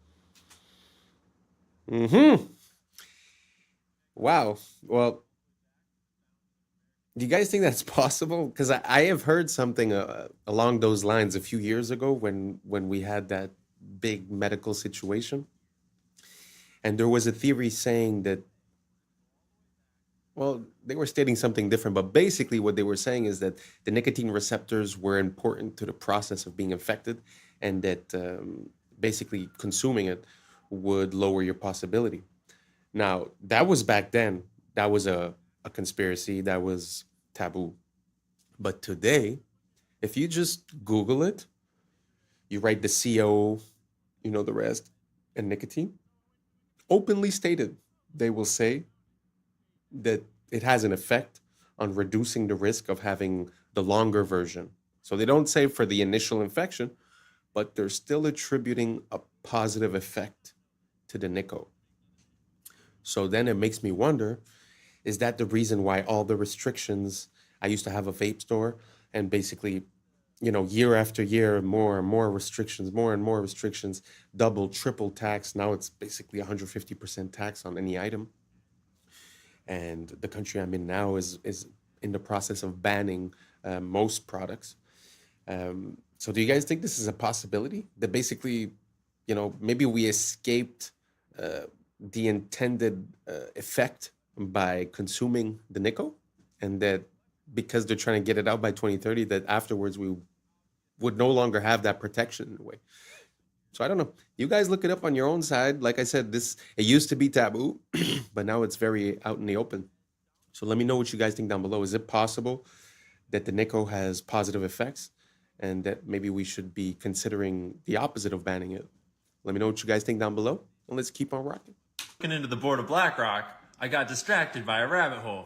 And the connections accidentally led me all the way back to the founding of American banking, and then all the way back to Mr. Epstein. You ready to follow a wild thread through the internet? Let's go, baby. So we're going to start here, and we're going to end here. And on the way, we're going to go all the way back to 1800. And to be clear, this rabbit hole is just for funsies. We're not like uncovering any breaking news or anything. But anyways, I was at the board of BlackRock looking into Pam Daly, who's deep in General Electric. And I was kind of realizing that I don't exactly know that much about General Electric. So I started looking it up. And let's start with the basics. It's a major American corporation and one of the largest and most diversified in the world. So I went to the Wikipedia article. And I was looking at when it was founded, way back in 1892, 131 years ago. And then I noticed that it was founded by Thomas Edison and JP Morgan? How did I not know this? And we'll have to make another video in the future about how General Electric is splitting itself up into 3 different companies for who knows what reasons. But anyways, back in the late 1800s, Thomas Edison had business interests in many electrical related companies. As you know, a dude does at the start of the 19th century. And then in 1889, Drexel Morgan & Co., a company founded by J.P. Morgan and Anthony J. Drexel, I know that name, financed Edison's research and helped merge several Edison separate companies to form Edison General Electric Company. No shit! So we're going to ignore the obvious Nikola Tesla rabbit hole that we're walking right by here, because the name Drexel sparked something for me, and I just had to pull on this thread. As the dominant partner of Drexel & Co. of Philadelphia, he founded Drexel Morgan & Co. with J.P. Morgan. Was his junior partner, by the way. So I know about the name Drexel because of a much more modern institution that starts to lead us to Jeffrey Epstein. But I wanted to rewind a little bit, because if this dude was more important than J.P. Morgan, then who the hell was he? Drexel & Co. was founded by Francis Martin Drexel, I'm sure I'm pronouncing that wrong, born in Austria, to a merchant father with business associations. He jumped on a boat to Philadelphia, where he became a painter, an art instructor, and later leveraged all those fancy-ass connections from painting to start a bank. All right, we're starting to piece together how we get to Drexel Burnham Lambert. And Drexel Burnham Lambert is gonna lead us to this guy, who leads us to that guy.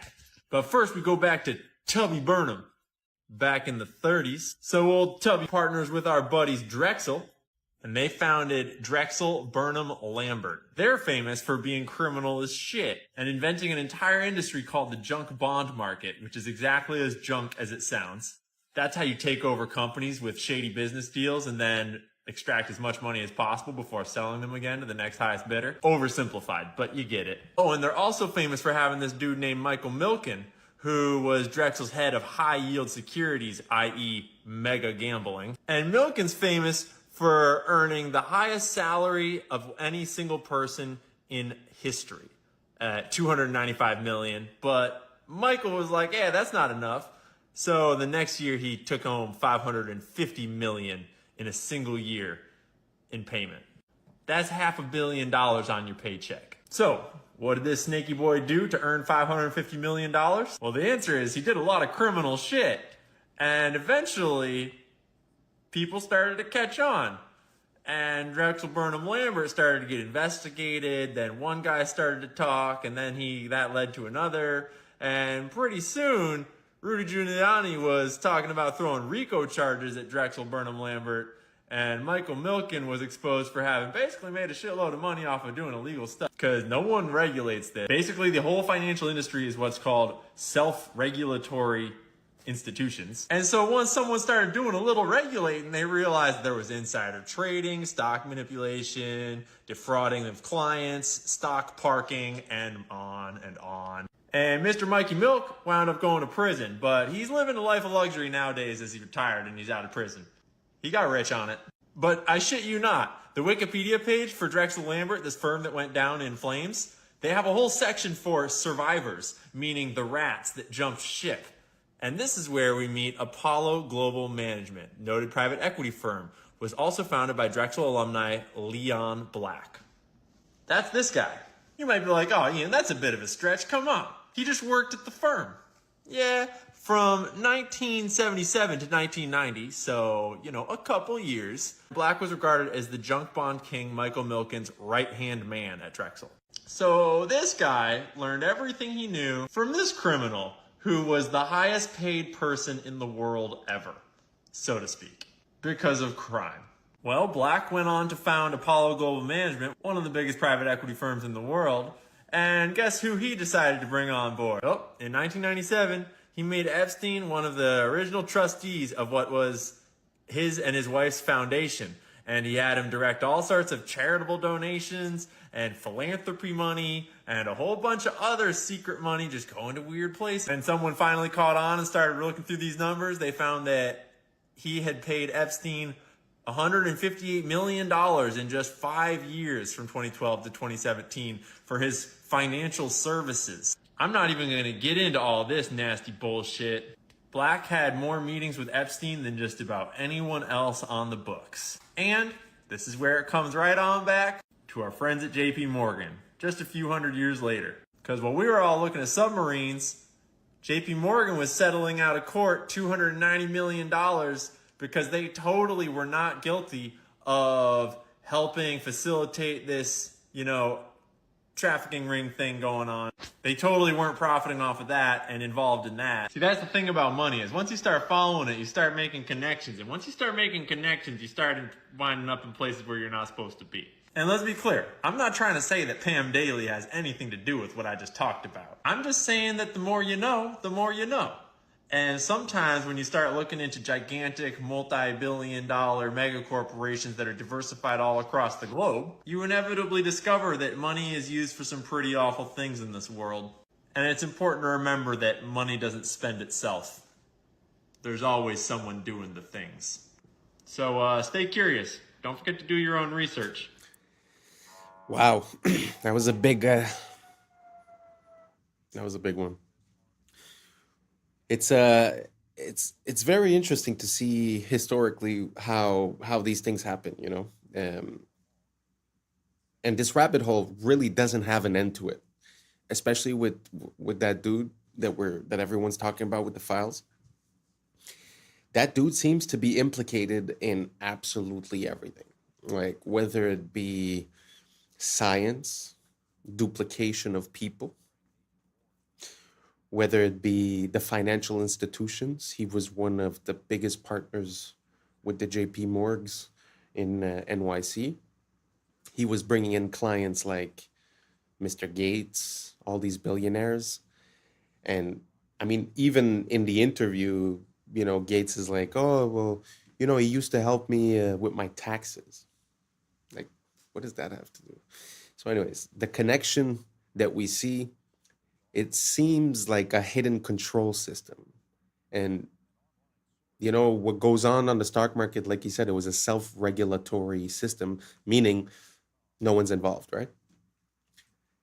I think we've been asking for it for a long time. I think that our laws are open to this manipulation. And I think that the only way for people not to operate this way is to make it impossible for them to operate this way. So I don't know, food for thought. You guys let me know. Did you know that the file guy was involved so deeply embedded into the financial system of the United States, talking about these huge numbers? You guys let me know, and let's keep on rocking. This is a clip from historical film number 1119, produced in 1923 by the U.S. Army Signal Corps. The caption says, quote, "A smoke curtain, an important new chemical warfare development. Hanging a curtain half a mile long in 18 seconds," unquote. This 1923 film shows an aircraft spraying a trail where some of the chemicals rapidly descend to sea level to form an opaque vertical curtain. Observers have seen an increasing frequency of chemical warfare and other experiments in our skies. Spraying Agent Orange during the Vietnam War demonstrates the military has been developing more sophisticated chemical warfare operations using aircraft since 1923. As aircraft performance, altitude, and fleet numbers have increased over the years, observers are seeing a skyrocketing number of chemical experiments in our skies. The advent of the internet and digital cameras has created a spontaneous network of observers around the world who share their many observations of bizarre contrail emissions on YouTube. An online source for this and other historical films can be found online at criticalpast.com.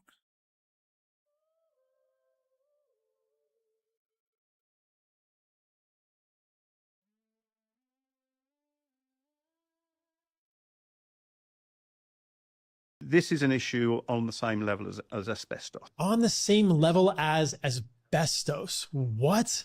This is a part, and it's big. The LED has got a big blue spike in it, although we tend not to see that. And that is even true of warm LEDs, and there is no red. The light found in LEDs, we can watch the mitochondria gently go downhill. They're far less responsive. The breathing very well. You can watch that in real time under LED lighting at the same energy levels in a domestic or commercial environment. This blew my mind. Dr. Glenn Jeffrey on Huberman's podcast, in his experiments and many other experiments exposing the powerhouse of the cell to this short wavelength light consistently leads to a decline in mitochondria.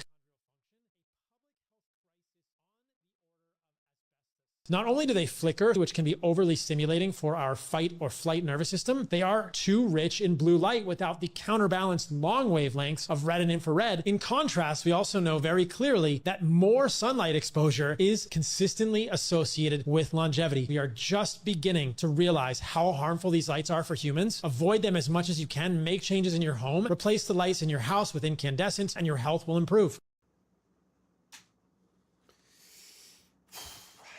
I need to say that I've always had a bad feeling about those LEDs. And every time that they present something to us saying that it's not for the better lighting, it's for saving the planet, it's for reducing this, I don't buy it. I don't buy it at all. Because if they wanted to reduce all those things, those huge multi-billion-dollar international companies would be the ones implementing the change first. So it makes me feel that there was something behind it. And now, recently, I've changed my lighting from a blue, LED type of lighting to an incandescent type of lighting. And the difference is palpable. I mean, the difference is huge. I feel like I'm in the 90s. I feel like I went back in time and that, I don't know, the life is better. So I can't tell you scientifically what it's doing, but I can say this: give it a try and let me know how you like it. If you see a difference between that bluish lighting and the incandescent lighting, does it make you feel different? Let me know down below. Thank you for rocking with us. I appreciate you. And that's a wrap for today, familia. Whether you're tuning in with the sunrise or you're posted up after midnight, I appreciate your time, your energy, your curiosity. And don't forget, this isn't about truth or fiction. This is about perspective. If this sparked a thought, a laugh, a deeper question, then we did our job. So drop your thoughts in the comments, keep the convo alive, like, subscribe, and don't forget to hit that bell if you're riding a wave, because we're just getting started. So until next time, stay grounded, stay weird, stay critical. I'm Adam Strain, and this has been Adam Strain Reacts. Peace. But now's the time for us to link up. Really think we on the brink up. Making a change from living this strange. Living this strange. Making a change from living this strange. Yeah. Along the edge of their shell, segments of their shell. 13 moons, 28 days on turtle shells. They've spent over $21 trillion on underground systems and cities, funded through 2 decades of unaccounted federal spending. But the system itself is corrupt, yet the standard humans still believe in playing well within the means of the system. What's up, YouTube? Today, we'll be looking at disturbing videos that'll make you question reality. So without further ado, welcome to Adam Strain Reacts. Let's get her I done. want to tell you guys about the wildest fact about elephant seals, and it doesn't have anything to do with their size, although, look at this. This is a real image, by the way. Hang on, let me... Okay, but that's not even close to the craziest thing about them. So cetaceans like whales and dolphins, and then also sea lions, when they're in the water, do something called unihemispheric sleep, meaning that half of their brain is sleeping at the same time. But seals are like humans, and they do bilateral sleep, so they sleep the whole brain at the same time. And a study in April of 2023 showed that they will actually do this while diving. And elephant seals are diving deep. We're talking like on the level of where sperm whales are at. But I think one of the coolest things is this animation that shows how that sleep is taking place. So when they start the dive, they're obviously actively swimming. They start to sort of doze off here. When they finally hit REM sleep, they flip over and get into a spiral. Relatable. Anyway, they are spinning out for minutes at a time in a deep REM sleep until they hit the bottom down here at a depth of like 250 meters. Then they hunt all the way to the surface. Anyways, that is the coolest thing about elephant seals. Wow. Recently in one of the past videos I showed, I don't remember the name of it, the fly bird or something like that. Basically, it was a bird that would land only once every 10 months or something, so it was able to sleep, to eat, to mate in the air. And I guess this is the as above, so below. This is underwater. Isn't it crazy how nature is made? Like, this animal could sleep while he's swimming, and I don't know. Amazing. Let me know what you guys think down below, and let's keep on rocking.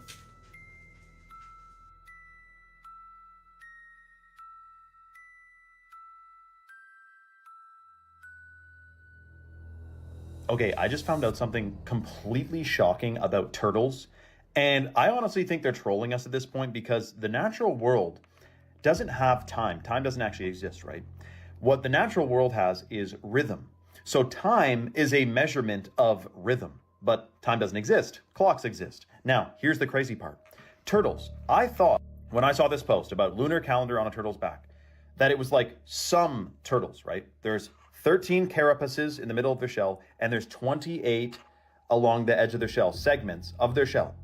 13 moons, 28 days on turtle shells. This equals 364 days plus 1 day of rest. All indigenous peoples around the world knew the wisdom of the turtle and followed a 13-month calendar, as there are 13 moon cycles in a year and 27 to 29 days per cycle. It appears that 1 month was subtracted in order to sever the connection between people with the sun, the moon, and the stars, which are themselves a giant clock. But what I found out was, it's every single turtle and tortoise. Sea turtles, the same thing. a giant clock on their backs. So we're talking about the Fibonacci sequence is in the turtles, of course, as it is in all biological life forms. But the calendar is also on every single turtle's back. And you may be thinking, well, why would they like change the calendar? Well, yes, to sever the connection, to alter our perception, our vibration, our reality, just a little bit more. Another thing we have never been told about in school. Isn't that interesting? Instead, we're hearing about Pythagorean theorem and carbon emissions, and they don't tell us anything about this natural world. Shocking. Let me know your thoughts in the comments below and follow for more. Sometimes it feels like we try to create our own interpretation of nature and of reality.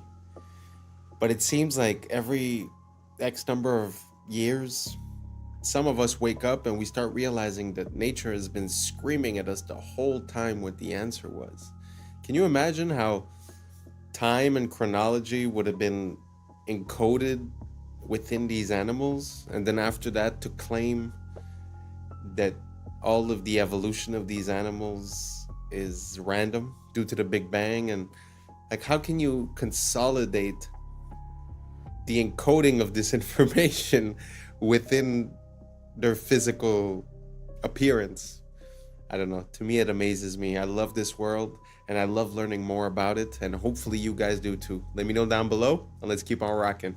You're absolutely right, Judge. You know, what we have to look at is the president is the chief executive officer of this corporation called the United States of America. Of this corporation called the United States of America. Now, haven't I been telling y'all on this platform for a long time that the United States is a federal corporation? The city of is a corporation.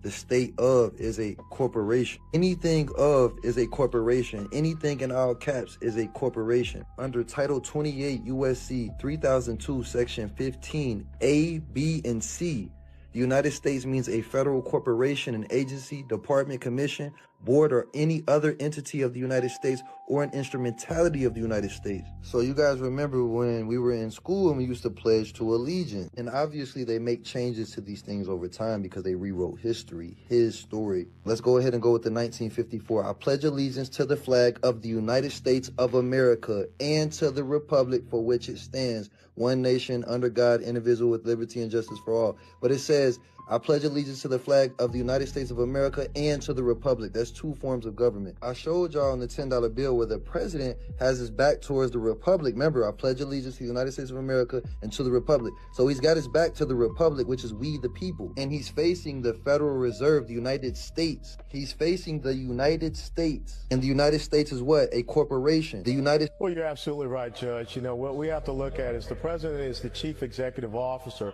of this corporation called the United States of America. Of this corporation called the United States of America. Now, haven't I been telling y'all on this platform for a long time that the United States is a federal corporation? The city of is a corporation. The state of is a corporation. Anything of is a corporation. Anything... Wow. What's the difference between the country, the republic, and the corporation? It's very interesting to look into it.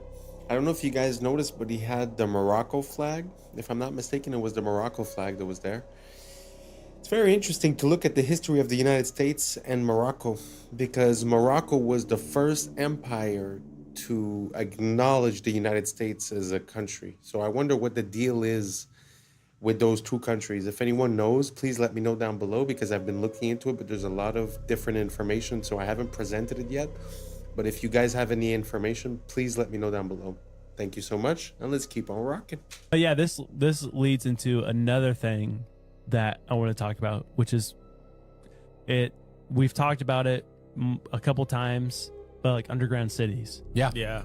This lady, the Tucker Carlson interview. Yes. I haven't seen it. I don't know what this is. This is nuts. Okay. Former Bush administration official Catherine Fitz. She was just on Tucker Carlson's podcast. Cool. And she did this really deep dive. She said it took 2 years to find all these connections with somebody else. I forget who it was. But basically, they uncovered of what they know of are all these major underground cities that the U.S. has been building since 1988. Pardon? Dude, what? With a total of what they found, paper trail, they've spent over $21 trillion on underground systems and cities, funded through 2 decades of unaccounted federal spending, money that vanished from the ledgers of the Department of Defense and the Department of Housing and Urban Development Well, between 1988 and 2015. What's happening? All this money is disappearing. They can't account for and it. she says, for sure, with what they know, is that there are 170 underground cities under the entirety of the U.S. and in the ocean. In 1984, George Orwell wrote, "It was always the women, and above all, the young ones, who were the most bigoted adherents of the party, the swallowers of slogans, the amateur spies and nosers out of unorthodoxy." He wasn't being misogynistic, he was making a psychological observation. In his view, women, particularly in their role as caregivers and moral enforcers, tend to prioritize safety and compassion over risk and freedom. And that instinct, while natural, is easily weaponized by totalitarian systems. When conformity is marketed as compassion and control is rebranded as care, the state taps into the feminine psyche to enforce ideological obedience. Now consider this.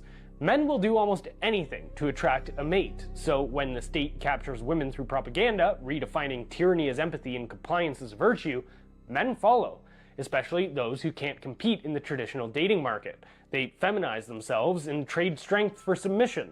This is what evolutionary biologists call the sneaky strategy, low-status males mimicking feminine traits or moral positions in hopes of reproductive access. And while all of this unfolds, families disintegrate. Single motherhood, a top predictor of poverty and social dysfunction, becomes the norm. Children from single-parent homes are far less likely to climb the economic ladder, and who steps in as provider and protector? Not the father, the state. But here's the kicker. The state is funded disproportionately by men, so rather than supporting the women they married and raised children with directly, men subsidize the state, which in turn provides for women through social programs. Why? Because women have been propagandized to see every relationship as a power dynamic, except one with the state, which is ironically the centralization of raw power. They've been told that to rely on a man is weakness, but to rely on a bureaucracy is empowerment. This is not progress, this is dependency with a new face. And both men and women are suffering. The childless middle-aged woman and the incel are two sides of the same broken culture. A woman without her own child often directs her maternal instinct towards abstract causes, infantilizing minorities under the guise of social justice.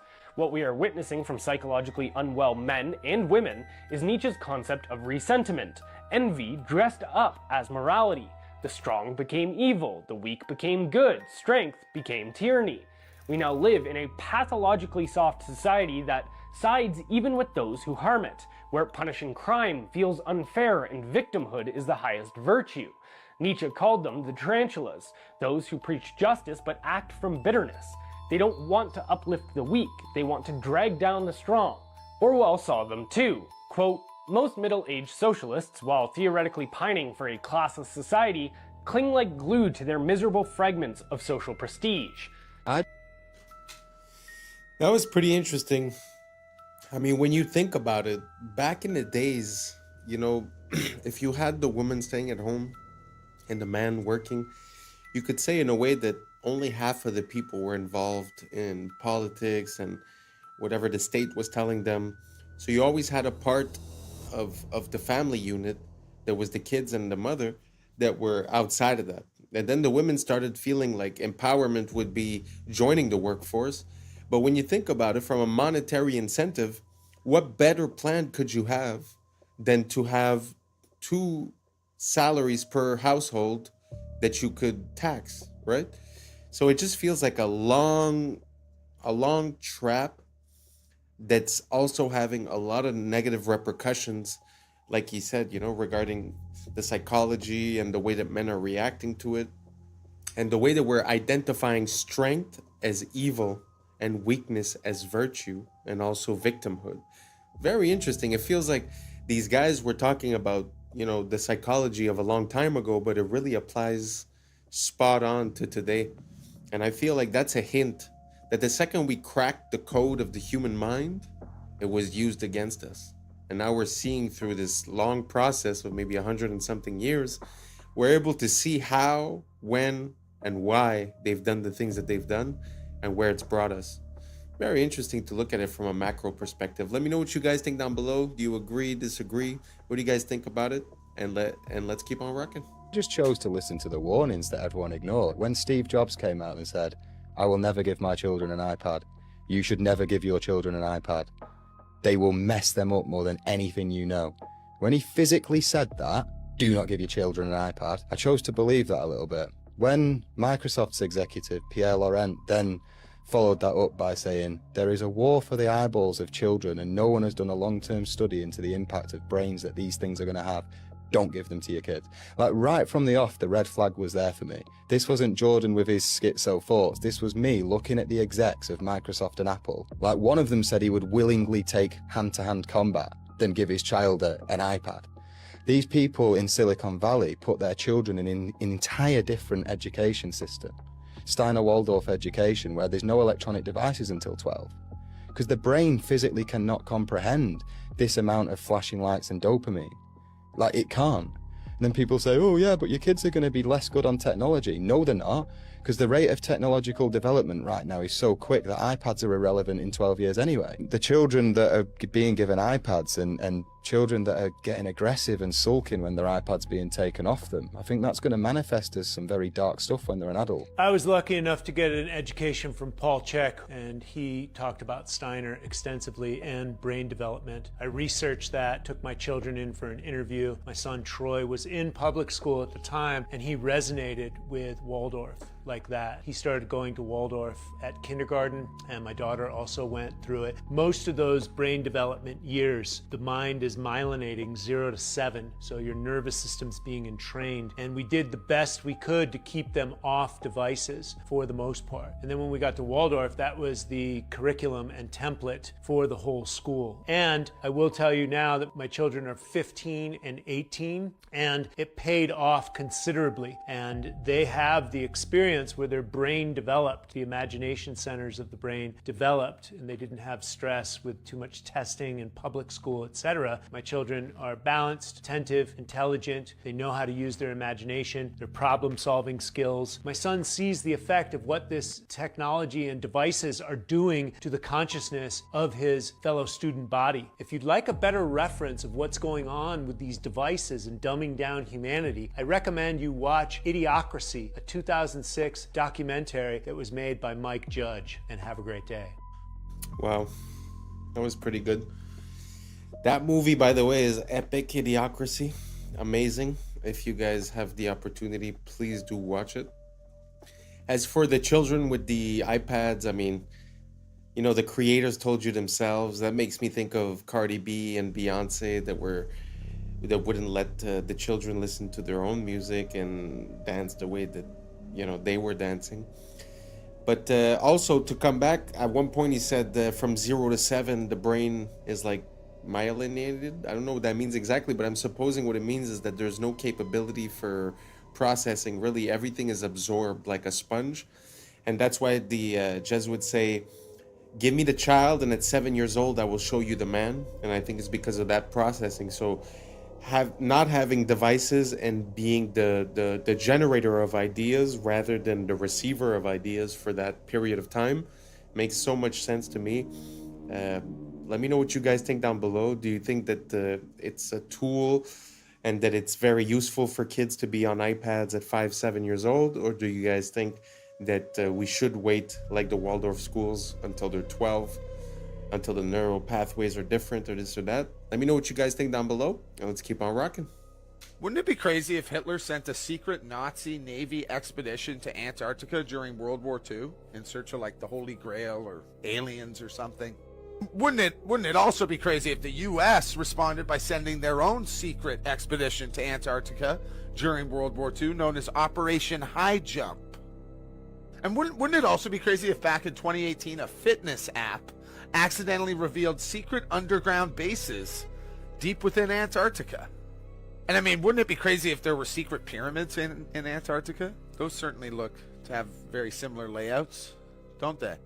And then there's this picture as well. That certainly looks like a pyramid. Wouldn't it be crazy that after it was revealed there appears to be some sort of secret tunnel cave leading to who knows what, Hollow Earth maybe? Google went and edited out that cave. Wouldn't it be crazy that if the entire world had signed the Antarctic Treaty, which pretty much prevents any country or citizen from freely visiting Antarctica? It also contains like 16 different no-go zones. Wouldn't it be crazy if Dr. Richard Byrd claimed there was unexplored land larger than the United States in Antarctica? He later died that same year, back in 1957. Next year, NASA was created, and the year after that, the Antarctic Treaty was signed. That's crazy. Do you guys remember the blob anomaly, the 80-foot wave radar mishap that happens like 3 or 4 times over the last year? Well, wouldn't it be crazy if it looks like that blob seems to originate from Antarctica? And I mean, wouldn't it be crazy if I suggested that maybe it's about time the rest of the world and people realize or understand or be told what the hell is going on in Antarctica? I must admit that Antarctica is something that causes a lot of questions for me.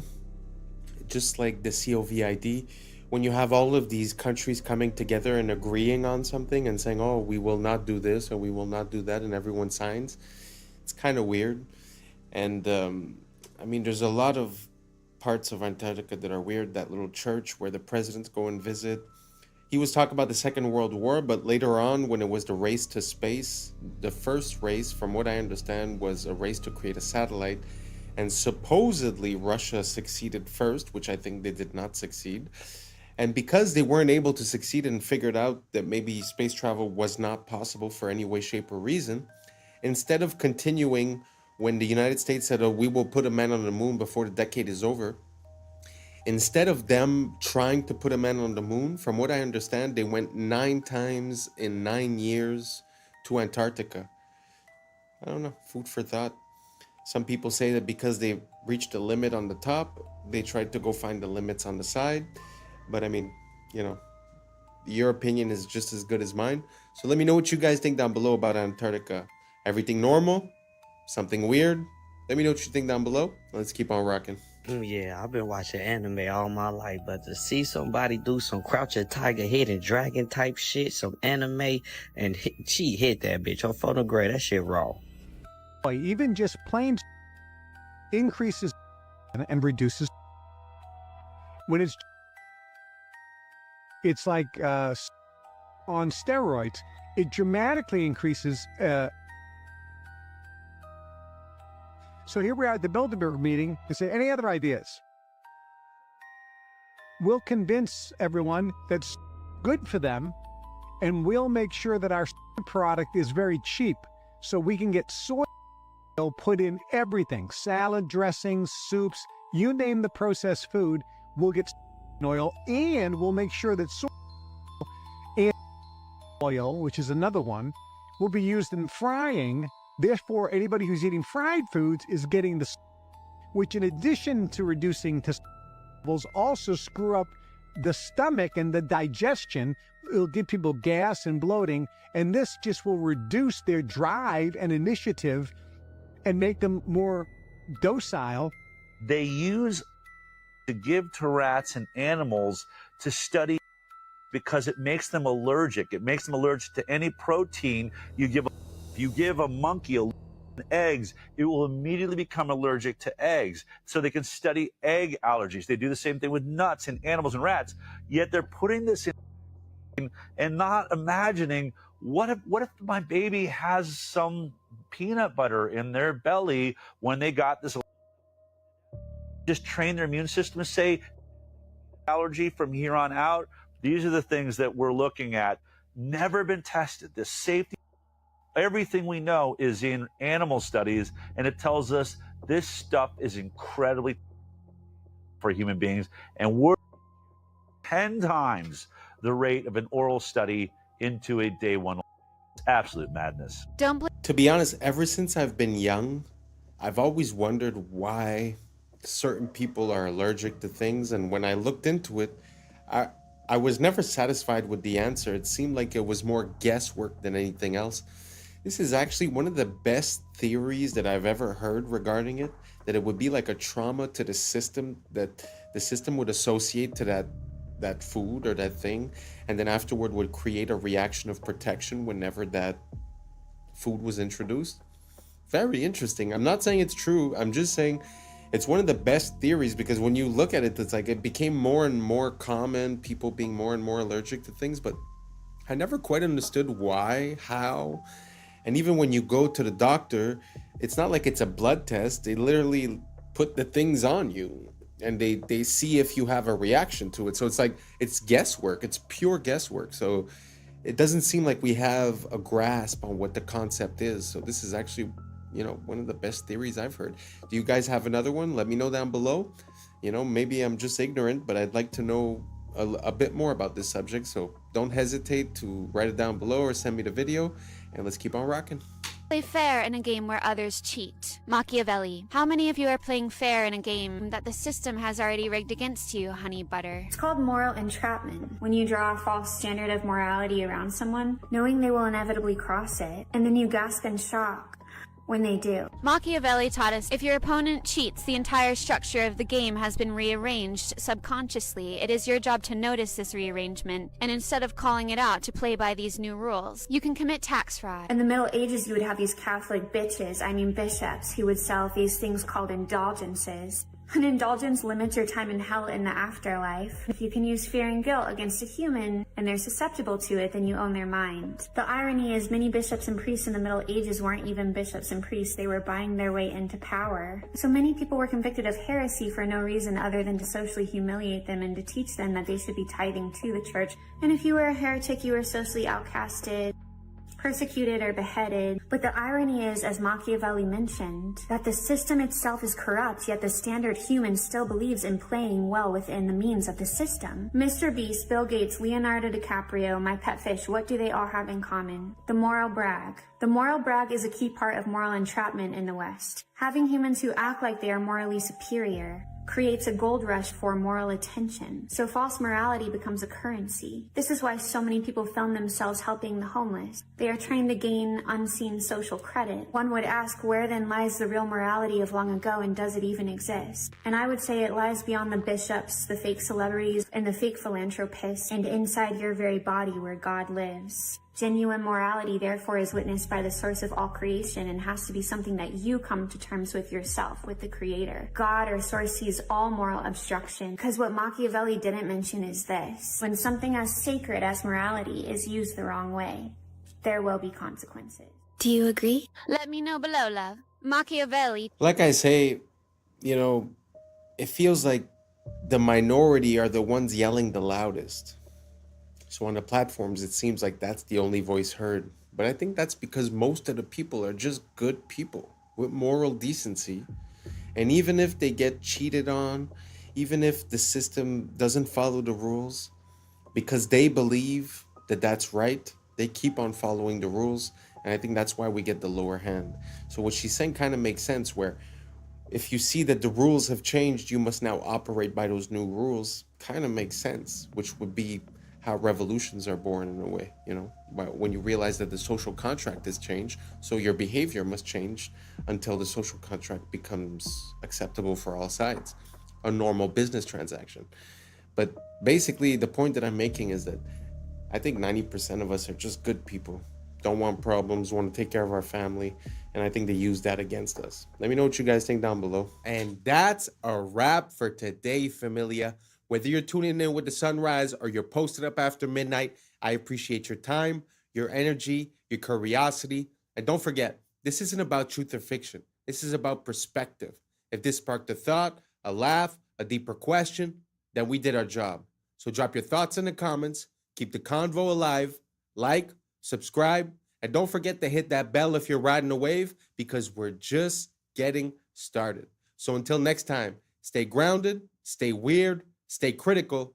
I'm Adam Strain, and this has been Adam Strain Reacts. Peace! But now's the time for us to link up. Really think we on the brink up. Making a change from living this train.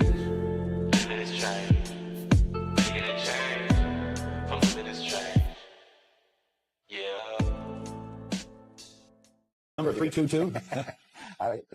You both were members of Skull and Bone. What does that tell us? Not much. Opioids are physiologically identical to humans, yet they're not conscious and they can feel no pain. They can be used as meat for consumption. Yeah. I was sleeping, had to wake up. Why? Every reason I could think. What's up, YouTube? Today, we'll be looking at disturbing TikToks that'll make you question reality. So without further ado, welcome to Adam Strain Reacts. Let's get her done. Coming straight out of the Galapagos Islands, it's the marine iguana, the only ocean-feeding lizard on Earth. Despite the look, its survival depends on the sea. Its diet comes from marine algae growing below the surface. When algae becomes scarce, it can actually shrink its body by reabsorbing bone to survive. But feeding in an ocean comes with a cost. The cold ocean strips heat from its body, forcing it back onto the rocks. Once you understand how it lives, the way it looks starts to make sense. Wow, I'd never seen that type of lizard. It makes me think that Godzilla might be more of a true story than we think because he looks exactly like Godzilla looks. Let me know if you guys agree, and let's keep on rocking.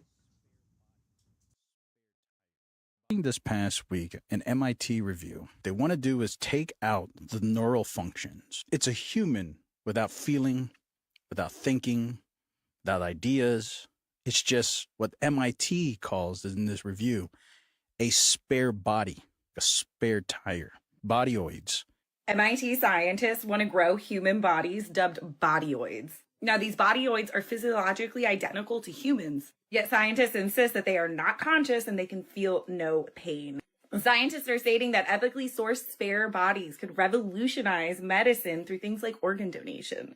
These bodyoids are not only intended to provide medical miracles, they can be used as meat for consumption. All right, so here's the article. So MIT Technological Review, it's ethically sourced spare human bodies could revolutionize medicine. Human bodyoids. So remember that word. And here it says, recent advances in biotechnology now provides a pathway to produce living human bodies without the neural components that allow us to think, be aware, or feel pain. And then maybe one day we'll be able to create spare bodies. Are bodyoids similar to body yachties? If they could get these cordyceps to control this, I'm sure you can see some body yachties. Wow. It's pretty intense. I don't know how I feel about that. Obviously, the fact that they're presenting it with the mention ethically sourced makes me think that it's less than ethical, first of all. But the only thing I'm going to say is if this is going to lower the amount of people that go missing per year, I might be willing to consider it. Let's keep on rocking.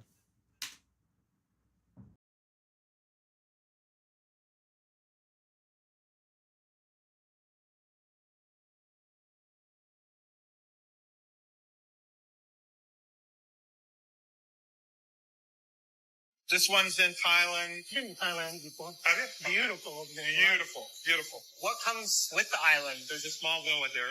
You could practically build if you want. There's building space. Yeah, there's.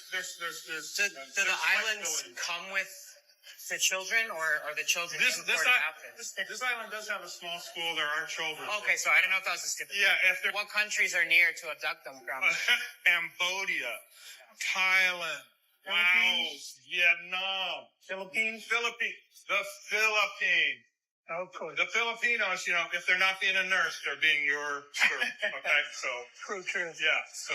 What age ranges? Below 10, It's probably a setup. It sort of looks like it's part of a reality show or like a prank. But the people do seem to be responding quite... I guess it's a manifestation of what people think is going on. Because from what I understand, the island that everyone's talking about might not be the only one that exists. So let me know what you guys think down below. You think it's possible that there's other islands and that situations like this happen? Do you think this is a real video? Me personally, I'm not too convinced. Anyways, let me know down below and let's keep on rocking. Oh my God. Oh.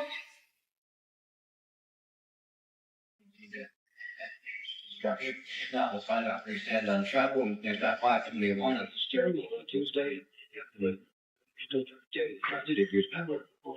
Well, you've been hearing all the air doors are closed around.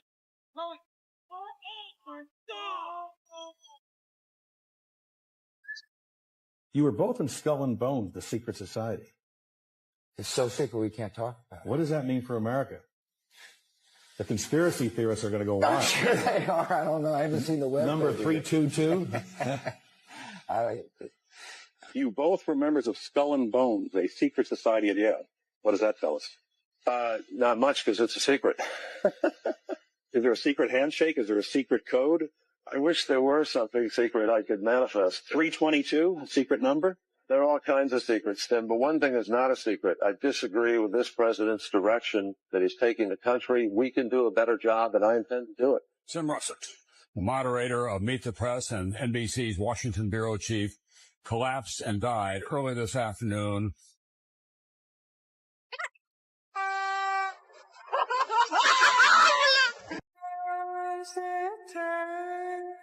In your living room, no.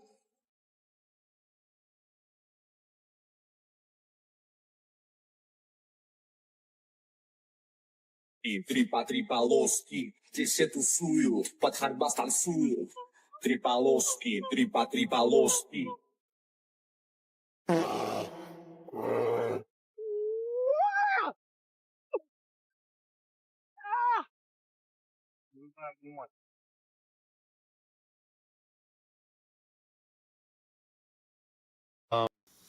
Although Russia isn't for beginners, number 3 and number 2 were fake because the bear was not a real bear, obviously. And the guy that went through that bus was actually for a movie. It was like a high-speed stunt that they were doing.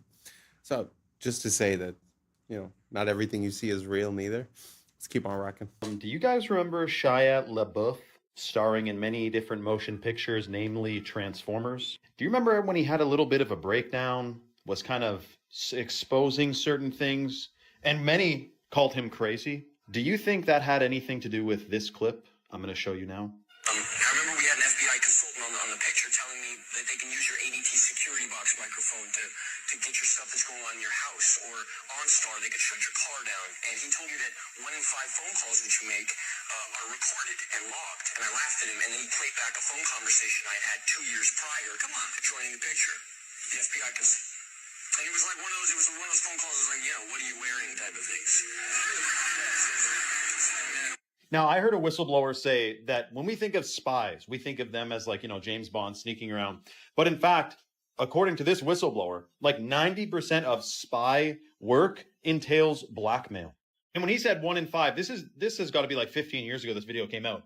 1 in 5, dude, anything you do on your friggin' phone, any keystroke is being recorded. Audio, talk about 5 out of 5 phone calls are freaking recorded, guaranteed.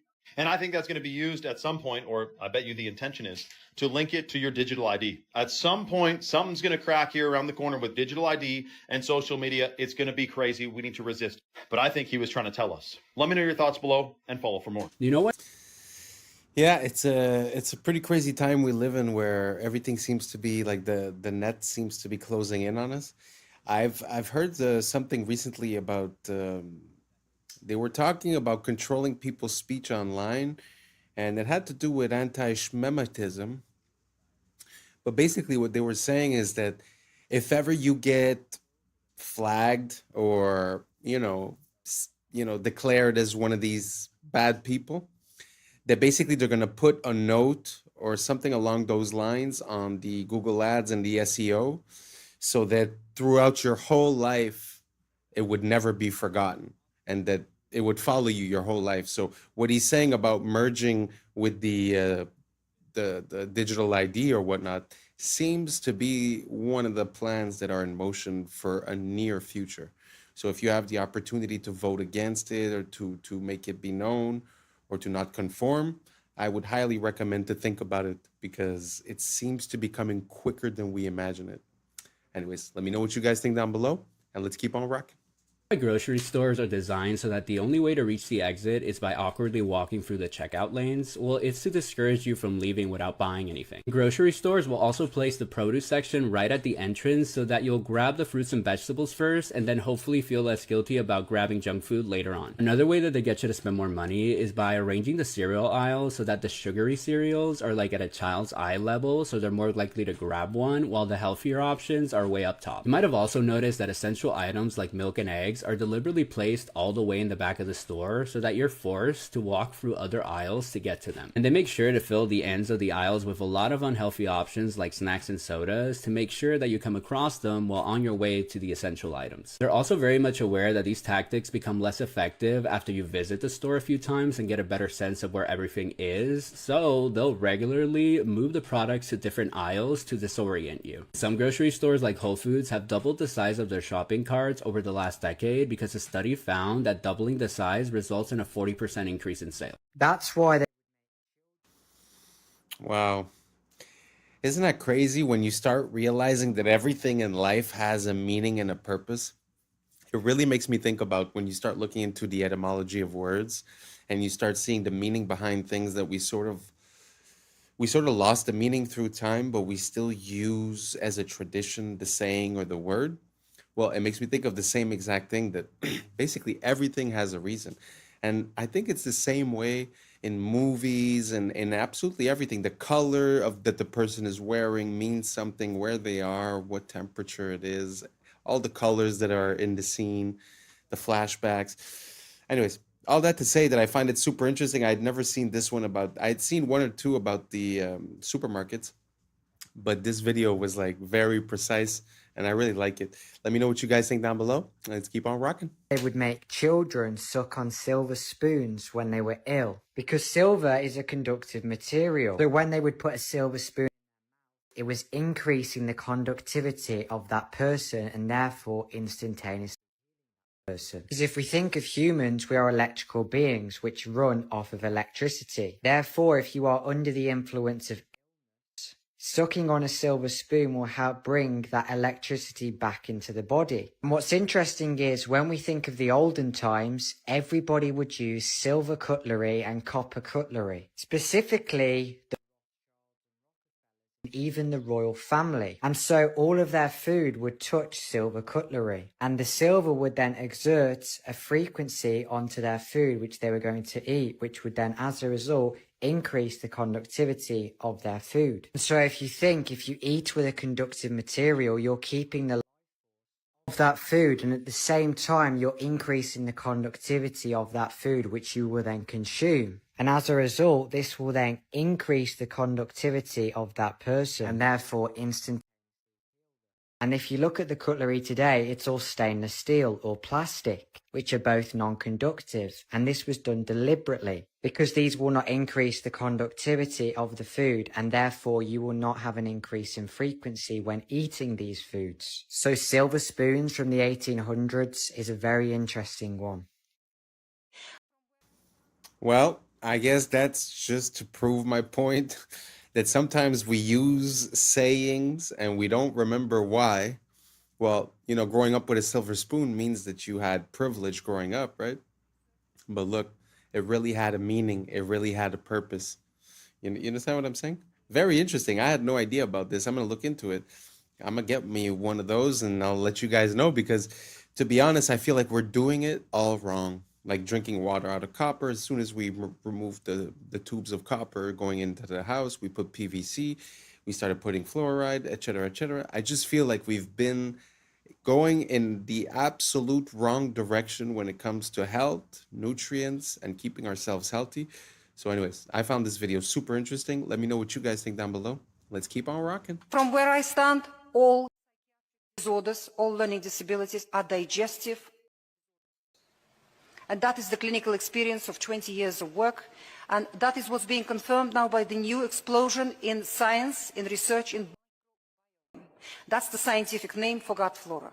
We called it gut flora for decades, and now the scientists started looking at it finally and called it. And they're discovering all sorts of things, all sorts of functions that our gut flora fulfills. So gut and psychology is a connection between the functioning of the digestive system and the functioning of the brain of the person, despite the fact that they're far away from each other. And our medicine understand this connection. As they give the person antidepressants and anti-epileptic pills, where does the person put those pills to affect their brain? Into their stomach. They place it into their digestive system to affect the brain. And still I don't understand the connection. How can the two things be so far apart and be connected? So what kind of conditions are we talking about? Let's start with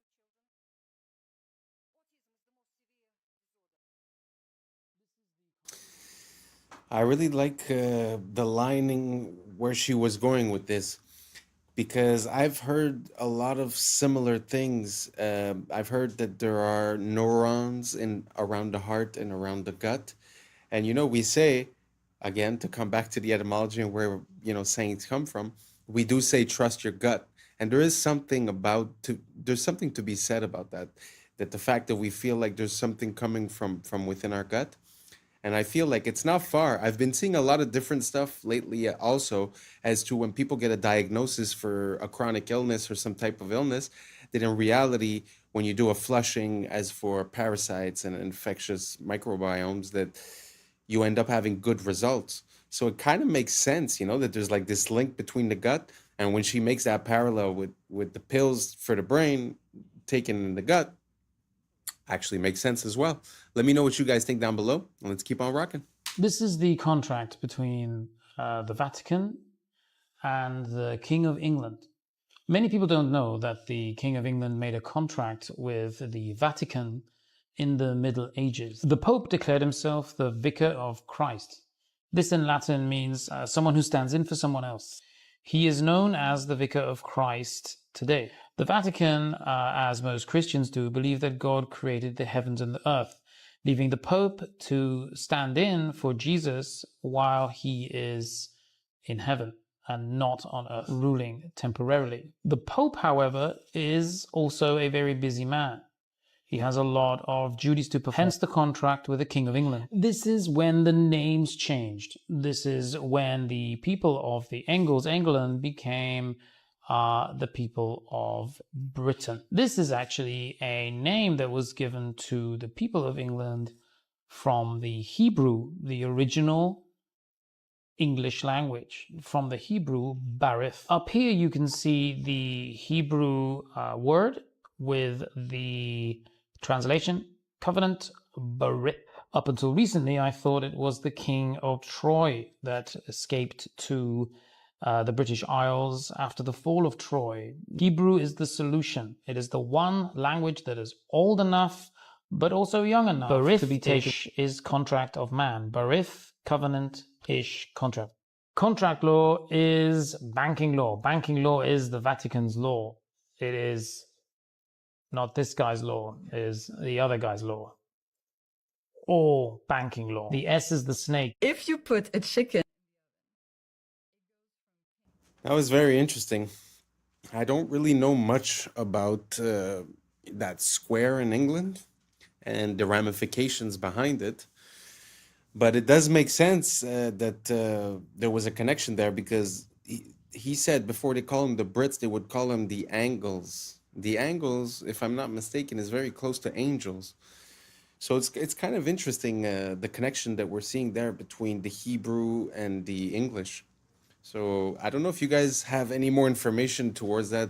Don't be afraid. A lot of people have been sending me videos, and I appreciate it.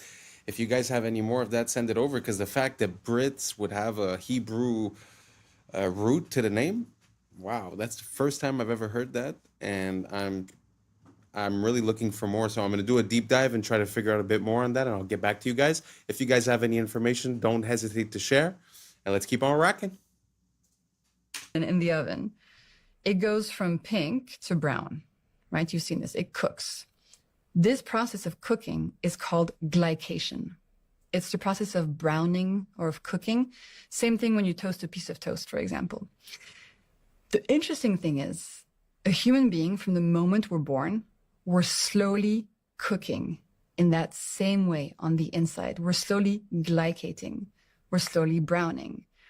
And then when we're fully glycated, when we're fully cooked, we die.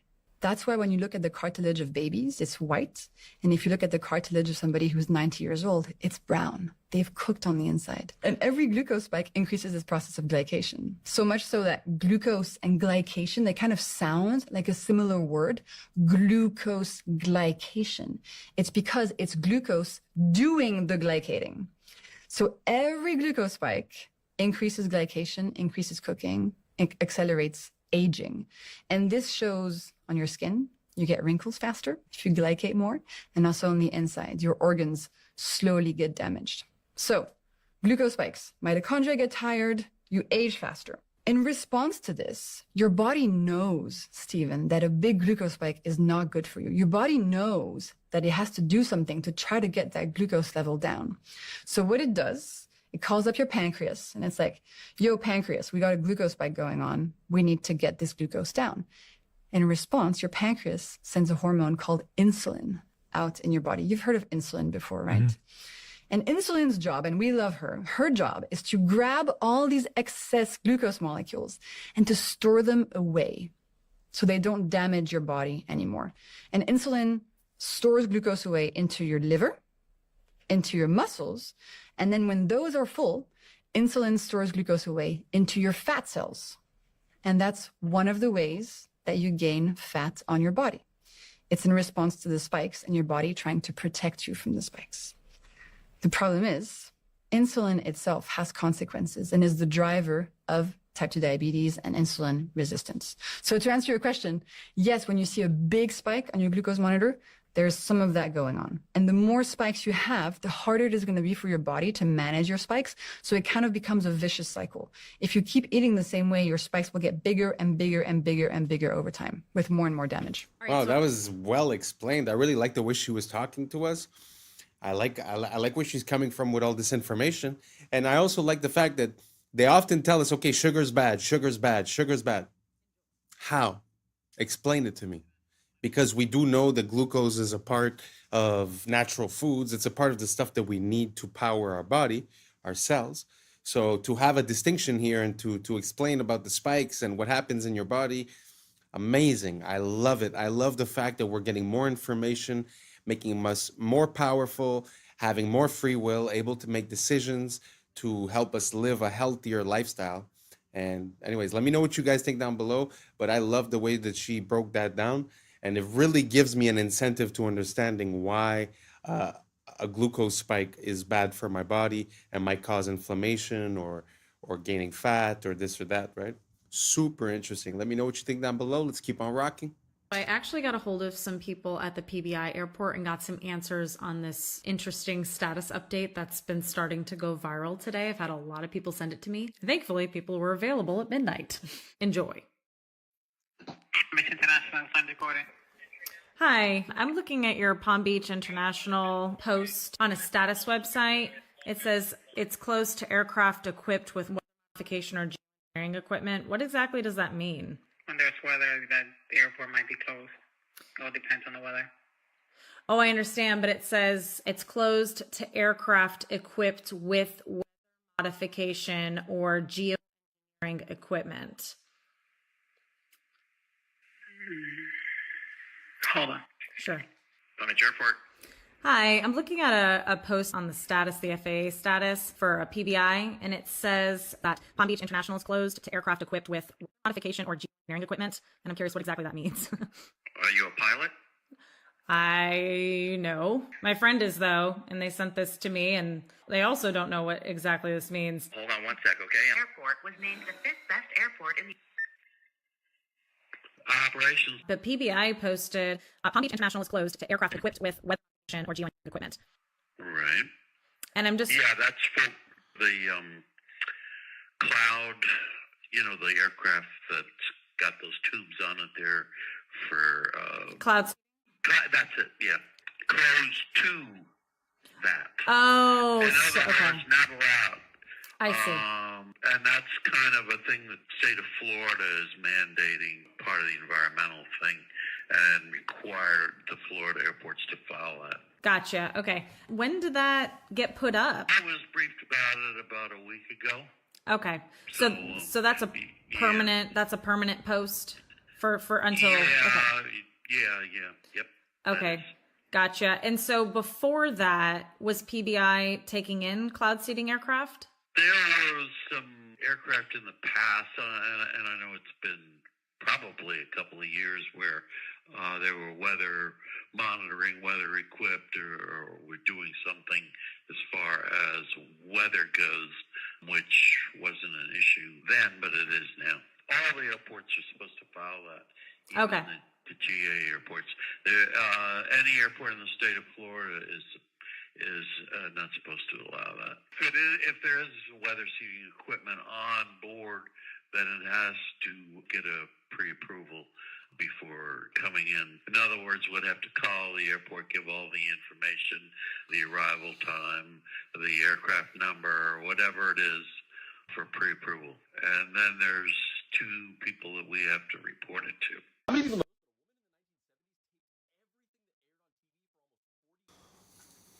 Well, that's pretty interesting, especially considering the fact that they say it's something that we don't do. Why they would have to pass a law stating that they do it. Yeah, I find that it's very interesting. And the man seemed to know exactly what he was talking about. What is interesting is that it feels like even though he wasn't trying to, he kind of showed us what the loophole was, where now they stated that, okay, cloud seeding is illegal, right? But he says, but there is a system in place for that. If you come with that type of stuff, all you got to do is send the information, and then we write it down and we send it to someone. So if you paid the tax, I guess it's fine, right? So it's just, I don't know. It's very interesting, the fact that they came out with a law of something that theoretically doesn't exist, and that, they're saying that some still pass, and basically they send the information, they write them down, and there you go, Anyways, let me know what you guys think down below. Is this enough? Should we do more? Should every state be like that? Should the whole world be like that? Let me know what you think down below, and let's keep on rocking.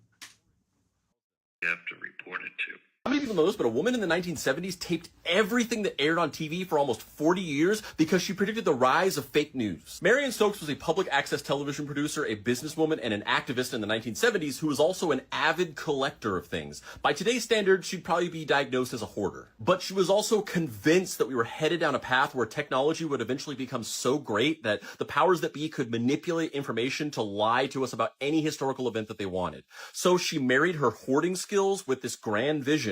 And in 1977, she started taping everything that aired on TV 24/7. She mostly wanted to tape the news, but she also taped TV shows like The Cosby Show, The Oprah Winfrey Show, and Star Trek because she was afraid that somebody was going to eventually erase the contributions of these black actors and creators from historical record. She did this by recording the different TV channels 24/7 on VHS tapes on multiple VCRs and TVs throughout her house. Each VHS tape had an 8-hour capacity, and when one would run out, she would quickly switch it out for the other all day and night, every day. She did this every single day for decades, and yes, it is as life-consuming as it sounds. In fact, she scheduled her entire daily routine around the length of these VHS tapes, with everything like school and work and family outings being planned around her being able to start a fresh tape, go out, and then come back in time to start the next one. Her collection of these tapes eventually got so big that they filled her entire house, and she started having to rent multiple storage units to house them. She eventually collected over 71,000 Betamax and VHS tapes throughout her lifetime. But these recordings weren't the only thing that she collected throughout those years. She also had half a dozen daily newspaper subscriptions and over 100 monthly magazine subscriptions that she collected for decades. She also owned 192 Macintosh computers that she bought throughout these years, which is believed to be the largest private collection of historical Macintoshes.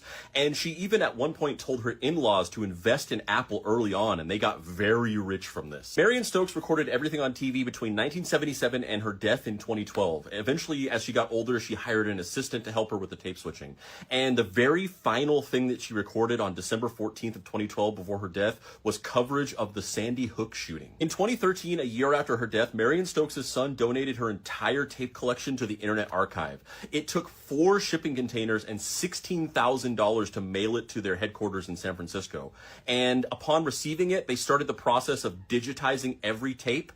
And to this day, in 2025, they are still not done. And while many people probably view what Marion Stokes was doing for those 37 years as a pointless, quixotic task, as you can see from everything going on around us, she was right. She was a visionary ahead of her time. So hats off to the true OG, Marion Stokes. And real quick, if you like my videos and you also enjoy pointless, quixotic tasks, you can check out more in-depth writing from me by going here. Wow, what an amazing woman. Oh man, she had her finger on the pulse, and everyone must have thought that she was crazy. And you see how nowadays it's become mainstream to think that people like this are crazy, but man, the collection that she has, I'm sure, is priceless, completely priceless. I'm going to start looking into the collection that she built. That is amazing. Man, if you have a dream, follow it. Don't let them say, don't let them convince you of anything. If you got a dream, if you believe in something, make it happen. Anyways, thank you so much for rocking with me. This is the end. And that's a wrap for today, familia. Whether you're tuning in with the sunrise or you're posted up after midnight, I appreciate your time, your energy, your curiosity. And don't forget, this isn't about truth or fiction. This is about perspective. If this sparked a laugh, a thought, a deeper question, then we did our job. So drop your thoughts in the comments, keep the convo alive, like, subscribe, and hit that bell if you're riding the wave, because we're just getting started. Until next time, stay grounded, stay weird, stay critical. I'm Adam Strain, and this has been Adam Strain Reacts. Peace! What y'all think, but now's the time for us to link up. Really think we on the brink up, making a change from living this strange. Living this strange. Making a change from living this strange.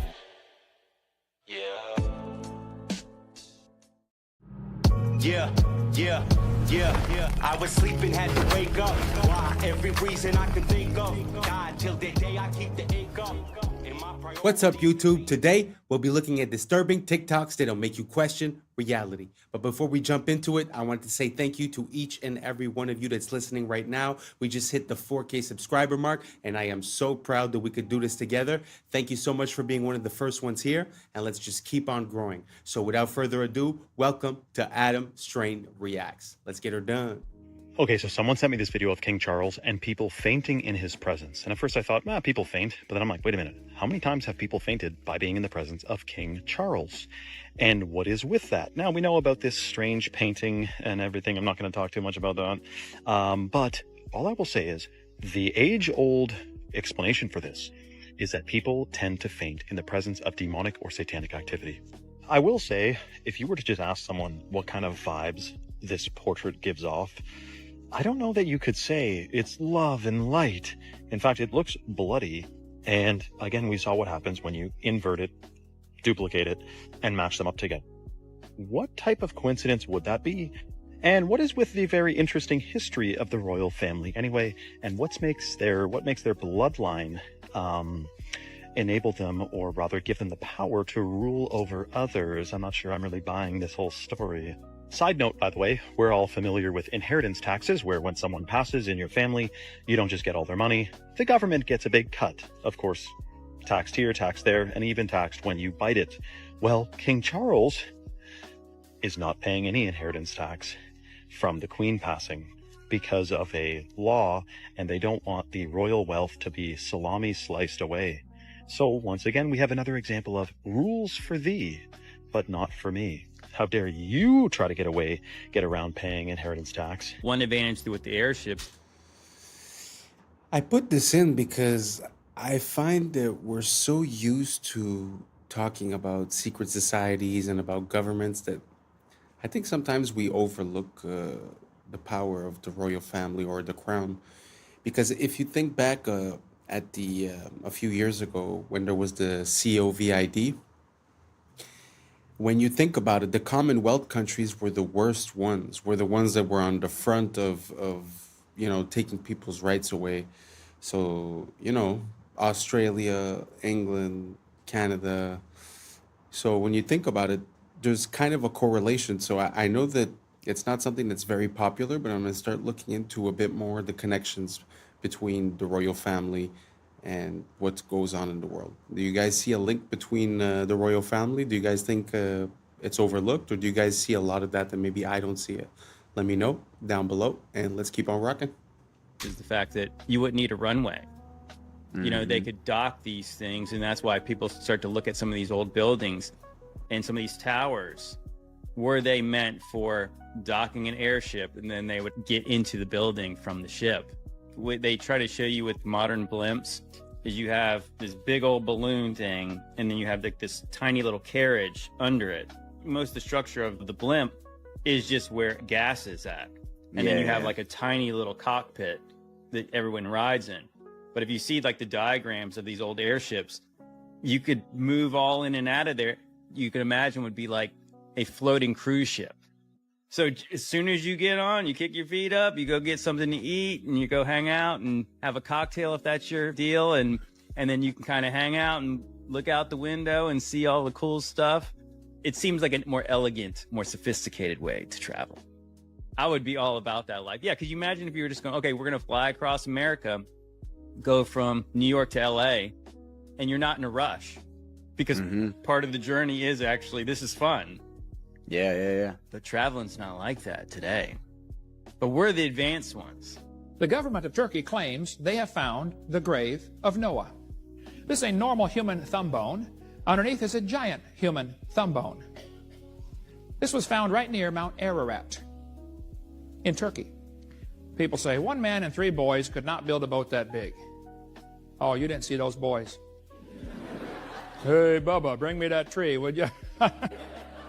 There's a jawbone in a hotel in Turkey on display right now, 6.5 inches across the TMJs. Any one of you could put your head inside and rattle it back and forth inside the jawbone. The legend in Guam is that giant people built the latte stones there. Who is moving these giant rocks anyway? That's a camel in front of it for scale, folks. In Wasaki, Wisconsin, 100 years ago, giant skeletons were found in a burial mound. One of the skulls was 3 times the size of ordinary humans. In Walkertown, Indiana, 8 giants ranging from 8 to 9 feet long, all wearing heavy copper armor, were found. Through the bungling of the diggers and the disinterest of the museum establishment, the discoveries were scattered and lost. The Smithsonian has been very active in hiding discoveries about giants because it goes against the evolution theory. See, evolution says we started off tiny and we're getting bigger and better and stronger and smarter. This video is going viral out of Florida right now when unknown people are seen spraying something into the water by airboat. And there's other clips of it in the Everglades as well, and people are wondering what the sand dam's going on. Until a man captured a truck that was going to the department or the depot where they fill up these containers on these boats. A truck was carrying some goods, the Florida Fish and Wildlife Conservation. And if you look closely, you see in the back of this truck on the trailer are some boxes. And if you look closely at the boxes, it's Roundup Custom, which is actually called Diquat. It's a form, it's from Roundup. It's the same company. And it's one of the most toxic chemicals known to man. Now, this guy is exposing, that's the one who captured the video. Turns out they're spraying this to try to get rid of an invasive plant. But the problem is that it also literally destroys almost every other creature in the water, right? So we have fish floating up, we have turtles floating up upside down, rotting. It's totally destructive, but of course it's for your safety, it's for conservation. We're not trying to intentionally poison the food, air, and water supply to destroy the natural world, to rebel against the natural world and against who created this world. No, it's for your safety, you fool. Absolutely insane. You have to do a deep dive onto this stuff. It's called Diquat, and they're spraying it all over the place, again, because they want you safe. And if you think otherwise, you might be a conspiracy tinfoil hat nutter. Roundup, the same company who made, well, no big deal, a couple different chemical agents during world wars. Let's just say that. Spread the word. We got to wake people up to this. Otherwise, it's a very unfortunate future where our whole situation is, well, polluted significantly, put it that way. Recently, there's also been many sinkholes that have appeared everywhere. So I don't know if you saw in China, there was a sinkhole, and going back to the hollow earth theory, how in China they found in the sinkhole a forest with trees and species that we would have seen in like 200 years. Oh, yeah. So it opened it up. Exactly. So look, and there's more. So there's one in Detroit. A guy got his car stuck in a fat sinkhole, like one filled with water. He didn't even know it was there. Lower Nazareth, there was one in a farm field, right? New York, and even places like Turkey and wait, how is this not on the news? I don't know. It's not on the news. It's literally on, like, you have to search for it. Damn. So there was a ski resort in Russia that had a big one too. Yeah. And so I have a theory that since there's all these sinkholes, that means there's evidence of cities and tunnels underground, and that they've expanded so much that the land that we're on right now is sinking into those. Oh, and you know why it connects to the aliens? Because those tunnels are for the upcoming alien attack. Like, people have been planning this to exit out. But it's been exposing itself. Like, the world has been exposing itself because they're expanding it way So too like big. the hollow earth theory, how the advanced civilization is under us? Yeah. Have you ever thought about why structures in Europe, Asia, and even America share the same distinctive features? Not forgetting that they also seem to be constructed with methods far too advanced for their supposed time periods. It raises the question, is our historical timeline accurate, or has it been completely fabricated to hide something, or were they all built by the same architect? This is where it gets crazy. There was a colossal empire named Tartaria that was a highly advanced civilization with technology and knowledge far beyond even our current time. They have even been credited with the construction of the Great Wall of China. But it gets even more unsettling. What if the dates on these buildings are wrong? Imagine if that number 1 wasn't a 1 at all. Our history could be off by 1,000 years. The current timeline is a lie. In the late 1800s and early 1900s, they held events called World's Fairs to use as cover-ups to demolish our advanced past. Many recount that these structures were wiped out days after the events. This was evidence of a global civilization, a civilization whose roots could be traced all the way back to ancient Egypt. And this is really cool. So check this. This is a I'm not too sure about calling it Tartaria, and I'm not pronouncing myself on what was, especially when I don't know what is right now. But what do you guys think about the fact that in different places around the world, we really do find similar structures, whether it be the megalithic structures or whether it be like what we would call Greco-Roman, which we find some in Japan, we find some all over the place. Do you guys think that it would be possible that at one point there was like a harmony, or that there was a moment where everything was shared, or that the capabilities were more than what we believed, or that, I don't know, like a lost moment in time? Do you guys think that's possible? How do we explain all of these structures, or the World's Fairs, or all of these elements are easy to explain one at a time, but when we take the magnitude of how many of these events and how many of these, for an example, World's Fairs, fires, constructions, the cities being built, the canals being built, the undergrounds, the metros, I mean, there's so many, right?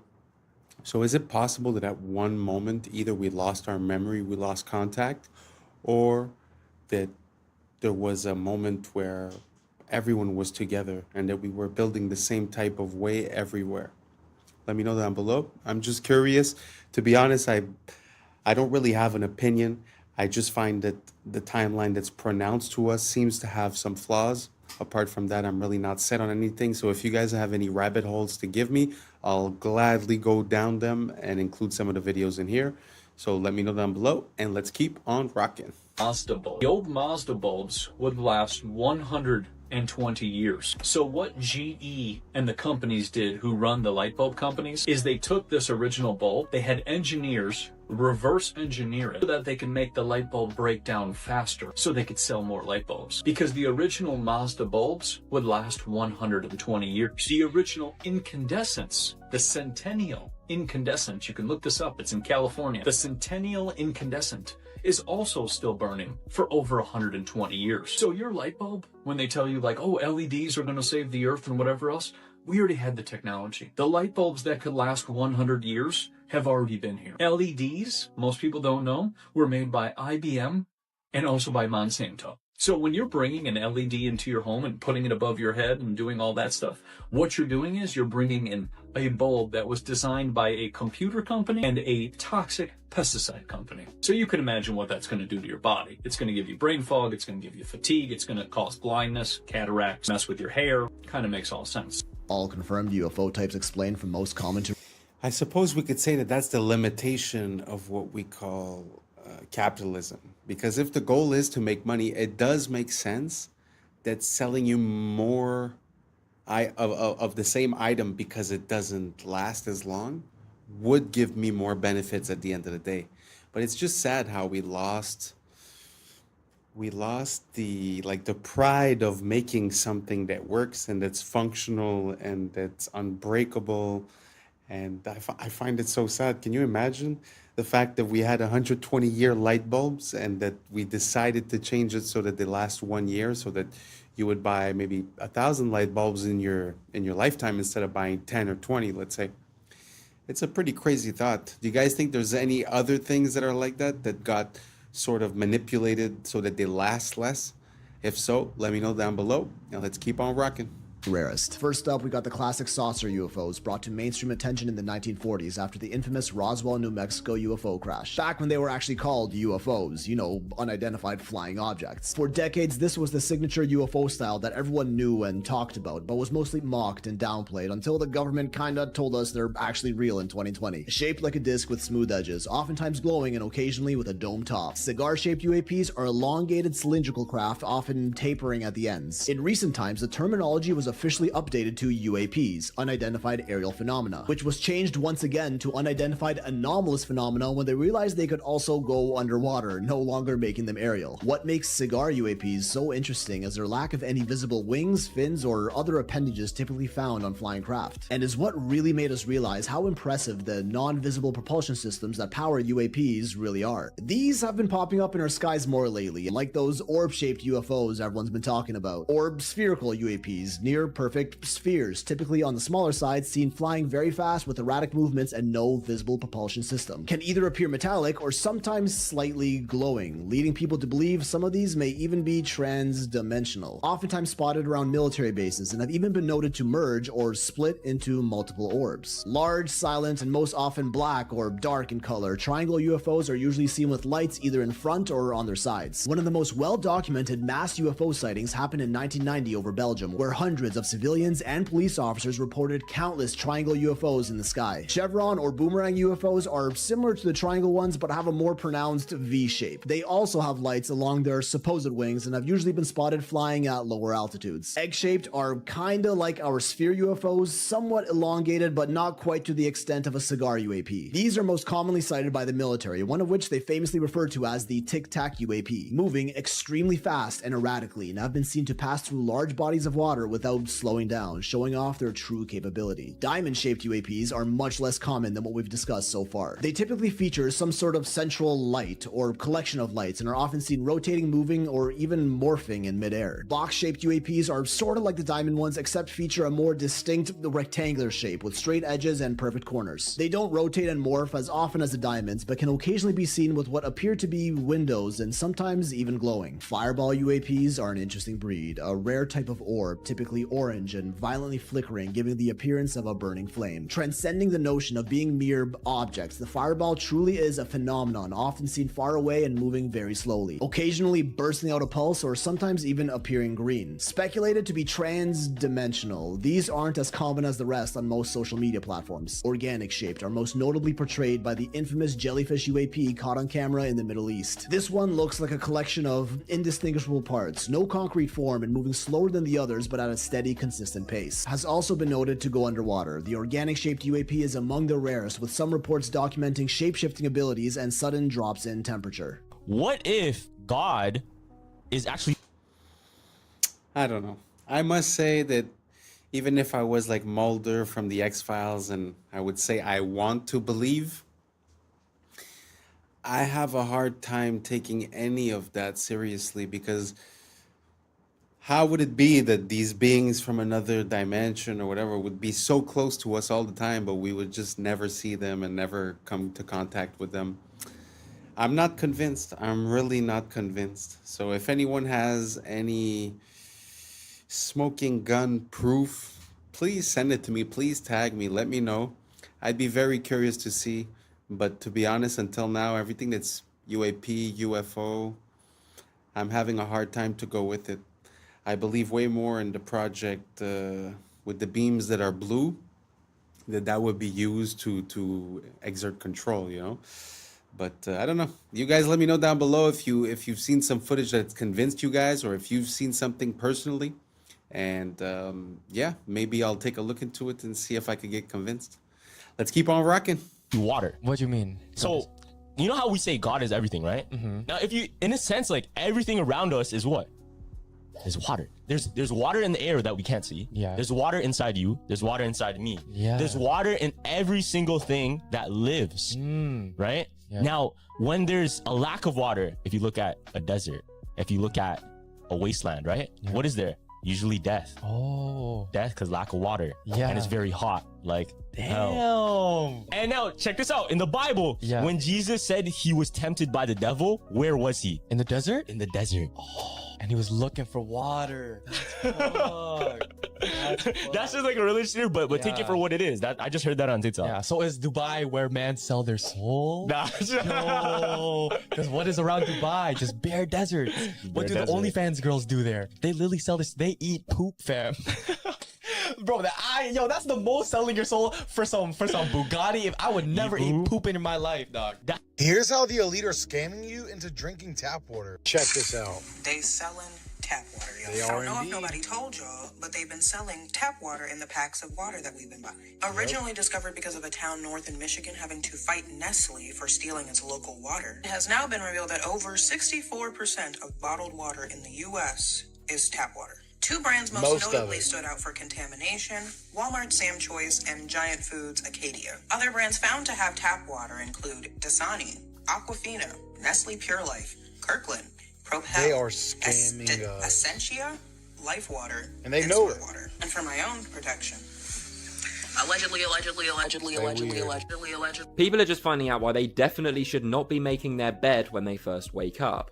I am sure by your parents since you were young you've all been told the first thing you need to do is make your bed in the morning. But actually that is one of the worst things you can possibly do. When you've been in bed all night, it's not the cleanest place in the world by the morning, of course. It's going to be filled with bacteria, sweat, and just everything that you've kind of sweated off in the night. Now your bed is basically just infected with a load of bacteria that attracts these guys, dust mites. And yes, unfortunately, there are probably thousands of these in your bed right now. Now, these guys like warm, dark, sweaty, dirty places.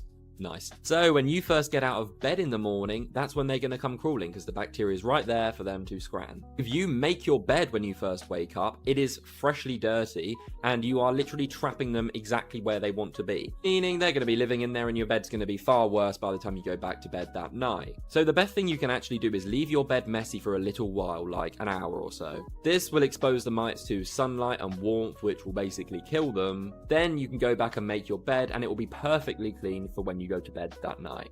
Y'all, something big is taking place in the Pacific Ring of Fire, and I've been talking about this for quite some time. You know what I'm saying? The Pacific Ring of Fire is like the womb of Earth, okay? And now we have all these earthquakes popping off in the Pacific Ring of Fire. Nobody's talking about it. And now we have Mount Luotobi, the volcano, just erupted for the umpteenth time this year. I believe in July and August, and now we are in October, and yet another eruption. What's happening? A volcano in Indonesia, Mount Laki erupted today, sending a massive plume of ash as far as 6 miles into the sky. The country's volcanic agency raised an alert to its highest level and evacuated nearby villages. Thick ash blanketed homes and farmland, forcing farmers to halt work. The volcano has been quite active of late, erupting in both July and August.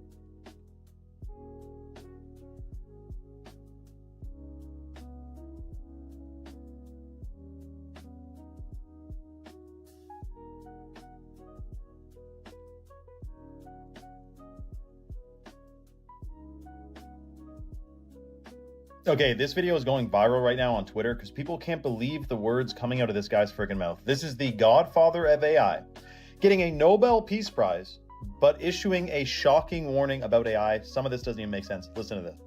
Your Majesties, Your Royal Highnesses, Excellencies, dear laureates, ladies and gentlemen. This year, the Nobel Committees in Physics and Chemistry have recognized the dramatic progress being made in a new form of artificial intelligence that uses artificial neural networks to learn how to solve difficult computational problems. This new form of AI excels at modeling human intuition rather than human reasoning, and it will enable us to create highly intelligent and knowledgeable assistants who will increase productivity in almost all industries. If the benefits of the increased productivity can be shared equally, it will be a wonderful advance for all humanity. Unfortunately, the rapid progress in AI comes with many short-term risks. It has already created divisive echo chambers by offering people content that makes them indignant. It is already being used by authoritarian governments for massive surveillance and by cybercriminals for phishing attacks. In the near future, AI may be used to create terrible new viruses and horrendous lethal weapons that decide by themselves who to kill or maim. All of these short-term risks require urgent and forceful attention from governments and international organizations. Okay, so we have the same situation with Elon Musk. He talks about how AI is the greatest threat to humanity, and he continues to pioneer AI technology, human implantable brain microchips, and all this. So we got this guy talking to a bunch of seniors about AI, like they really maybe know what's going on. I doubt it. And he's saying, be careful, this will create new viruses and basically destroy humanity. So we're at the part of the movie where it's like, should we shut it down then?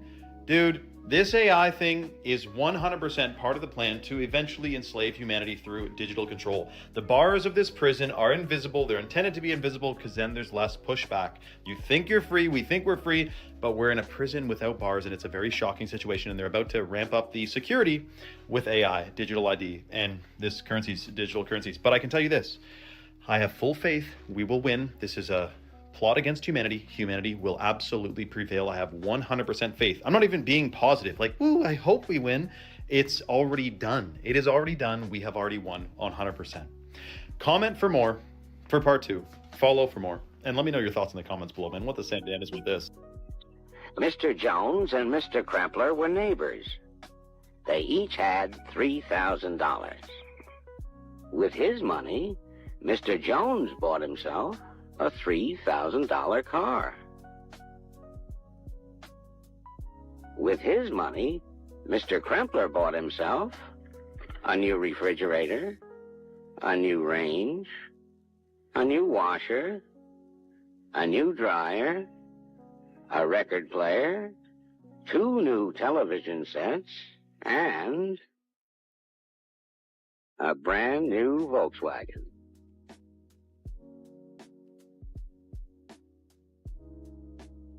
Now Mr. Jones is faced with that age-old problem, keeping up with the Kremplers.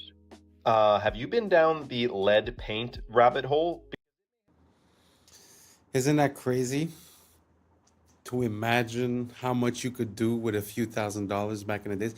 I know they were paid less, I understand, but I still feel like it's not proportional, you know? And when you compare a house that was like maybe $10,000 less than 100 years ago, and that now we're talking about $650,000, I don't think it's proportional. I think they had it better off back in the days when it comes to the comparison between the buying power and the capability of having like a house and a car and this and that. Because even when you think about it, all the sitcoms from the 90s, well, not all of them, but most of them, or like The Simpsons and stuff like that, the father and the mother, most often not, didn't have that high-paying jobs. Often the mother would stay at home and the husband was doing a trivial job, but somehow, you know, he was worked at a factory or worked as a mailman or some stuff like that, and somehow would still have a house, you know, a family, have a car. I feel like nowadays it's just not like that anymore. It's not like you could work at McDonald's and have a family and everything's fine and you're going to have a house. No, you're going to be paying for rent. You know, it's going to be way different. Do you guys think times have changed, that the value of money has changed and our buying power has changed as well? Or do you guys think that it's more or less the same? It's just proportional? Let me know down below and let's keep on rocking. I think we're close to the end on this one. Because it may have been banned for a completely different reason than many think. Did they really ban lead paint because it was toxic? Or because it blocked their signals? Think about it. For decades, every home was coated in lead paint. Thick, durable, insulating. Then suddenly, governments worldwide decided it was dangerous. But here's what they don't tell you. Lead is a natural shield against radiation and electromagnetic frequencies. In other words, radio waves can't penetrate it. Before the ban, your walls literally acted like armor. No TV signals, no radio frequencies, no wireless anything could pass through. And then, right as wireless communication exploded, radio, television, early radar, the health panic began. Convenient timing, right? They told us it was about safety, but the studies linking lead paint to poisoning? Most came from industrial smelting, not house paint.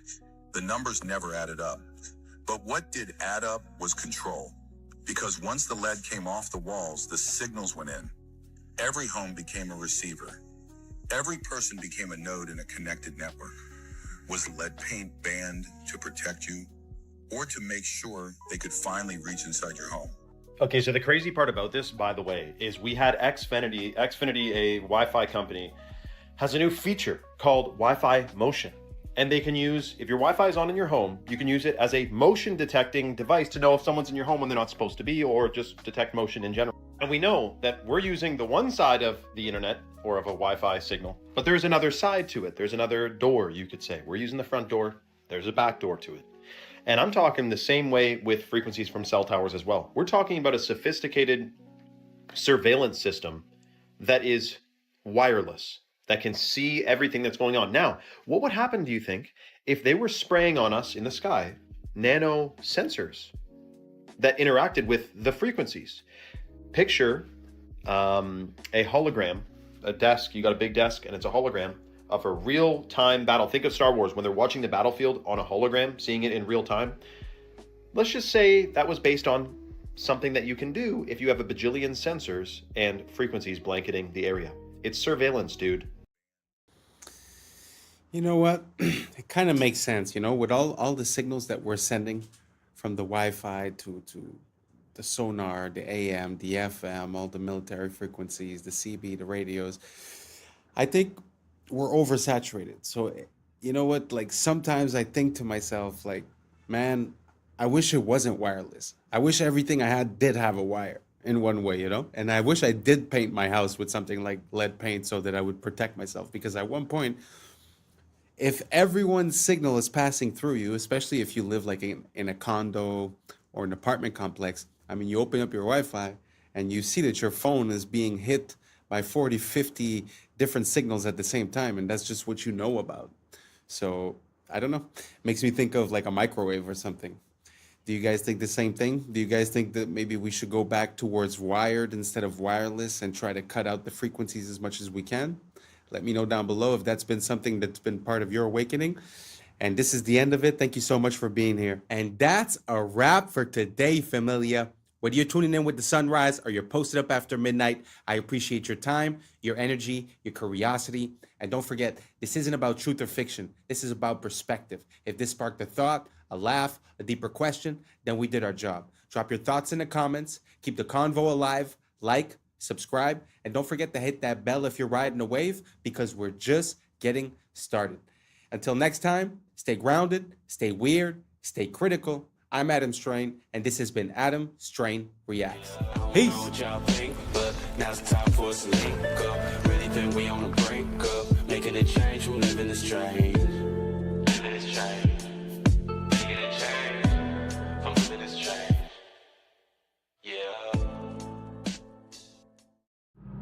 Yeah. I was sleeping, had to wake up. Why? Every reason I can think of. God, till the day I keep the ache up.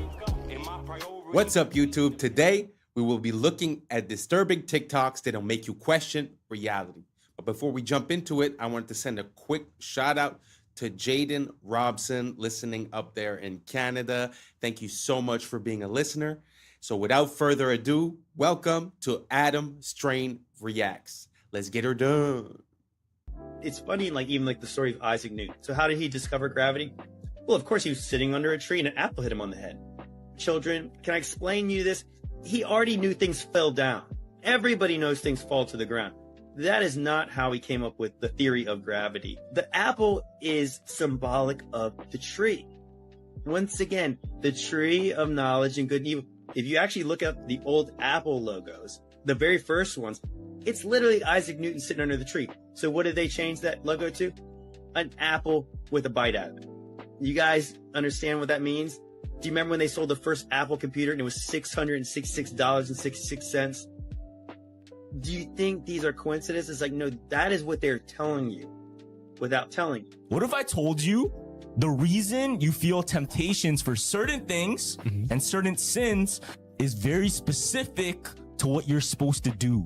Before continuing, I wanted to warn you guys their phones were being spied on. Click on this icon, then more. If you see it, delete it immediately. So if you have the urge to smoke or damage your lungs, it's because your voice was made to worship. The enemy's trying to silence you that was meant to praise. If you have crippling self-doubt or insecurity, it's because you're meant to lead and inspire. If you weren't dangerous to darkness, it wouldn't try to mute your confidence. If you have constant distraction and procrastination, it's because you carry strategy, vision, and ideas from heaven. The enemy delays you because he can't stop you. Only you can. Now, this one's gonna hit a lot of people. Okay. If you have an addiction to lust or pornography, it's because you carry a deep capacity for intimacy, covenant, and healing. Perverting love is how Satan prevents true restoration. That's true. Crazy. If you have fear of rejection or abandonment, it's because you carry a spirit of belonging and reconciliation. You were made to gather the outcasts. So he tries to make you feel like one. Damn. You have an obsession with appearance or body image. It's because you're meant to reflect God's glory, not the world's standards. So he's going to try to get you to hate your image. Damn. It's bars though. If you're drawn to witchcraft, astrology, or manifestation, it's because you have a prophetic gift meant for God's kingdom. The enemy counterfeits your gift to keep you out of alignment. If you struggle with overspending or greed, it's because you're meant to be a kingdom financer. So he wants to keep you broke so you can never bless others. Follow some more hoop conspiracy theories. That was a very interesting point of view. It kind of makes me think of, there's a saying that says that when you ask for God for patience, he's going to send you things to test your patience and to create that patience. It just seems like the reverse perspective from the point of view of the devil, but it seems like the same entity or the same pattern where you're going to be tested in the disciplines in which you must excel.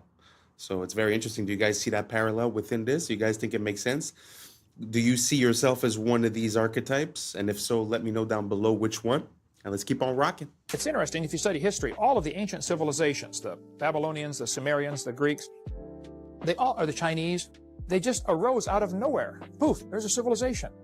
There's no evidence of this stuff they teach in school, of them going from hunters and gatherers and grunts and groans, caveman stuff, becoming civilized and building cities. There's no evidence of that. It's farther back you go, it's all of a sudden, poof, there's the beginning of the Egyptian civilization, the beginning of the Chinese civilization, just like they moved in and built it in less than 100 years. So some strange things have been found in the fossils, as in the ground, that would indicate man used to be really smart. This little airplane, for instance, is in the Smithsonian, I believe. It was found in a grave in Colombia. It's about 1,000 years old. But it's an airplane, quite obviously, with all the features of an airplane. They knew about flight. In Peru, they've got giant stone walls like the one in the picture here. These stone walls are phenomenal. Some of the rocks in there are so huge, we can't even move them today. How did they move that? Who did it and how did they do it? I don't think it's logical to say ancient man was primitive. They must have known something we don't know today. I think it's just going to get weird. It's very interesting to see all the inconsistencies in the megalithic structures. But one theory that I heard about those types of walls, like the one that we just saw that he said, how did they move that?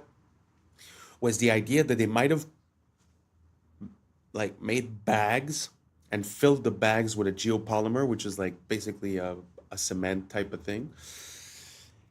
And then through the hardening process and with time, the bag disappears. And so the structure remains the same and everything is stuck together because basically, you know, the rocks had time to settle in and to stick each other. And then as the bags disappear, it sort of creates that rock. Have you guys ever heard of that theory? You guys think it makes sense? Do you guys think there's another explanation? I know that there's always the camp of the ancient aliens. Me personally, I don't really abide to any of that. Do you guys have any ideas on how we came to build these megalithic structures and move those huge rocks? If so, let me know down below if you have any rabbit holes I could go down. And if not, let's keep on rocking. Weirder and weirder and weirder, and finally it's going to be so weird that people are going to have to talk about how weird it is. I look for the invention of artificial life, the cloning of human beings, possible contact with extraterrestrials, possible human immortality, and at the same time, appalling acts of brutality, genocide, race baiting, homophobia, famine, starvation. The mushroom said to me once, it said, "This is what it's like when a species prepares to depart for the stars. You don't depart for the stars under calm and orderly conditions. It's a fire in a madhouse." And that's what we have, the fire in the madhouse at the end of time. This is what it's like when a species prepares to move on to the next dimension. The world is not what you have been told. We once had access to free energy, and they've been lying to us ever since. There is significant evidence showing that Nikola Tesla was on course to changing our universe forever. In the early 1900s, Tesla developed a technology called the Wardenclyffe Tower. This was more than just a transmission tower. Tesla designed it so it was able to wirelessly transmit electricity across the globe by harnessing the Earth's natural energy. He was able to power his home and devices without a single wire. But here is where it gets dark. Tesla's invention threatened powerful individuals who controlled the energy market. J.P. Morgan, who initially funded Tesla, pulled the plug on the project when he realized that free energy couldn't be metered or monetized. But it gets even stranger. Tesla's lab mysteriously burnt down, and many of his notes and prototypes disappeared. Tesla's discoveries went beyond just wireless electricity. He hinted at tapping into what he called radiant energy, a limitless source of power derived from the very fabric of space itself, similar to what modern scientists refer to as zero-point energy. Many say that this is also how the Tartarians were able to pull off so many of their technological and architectural feats. Do you think this tower is still in use today?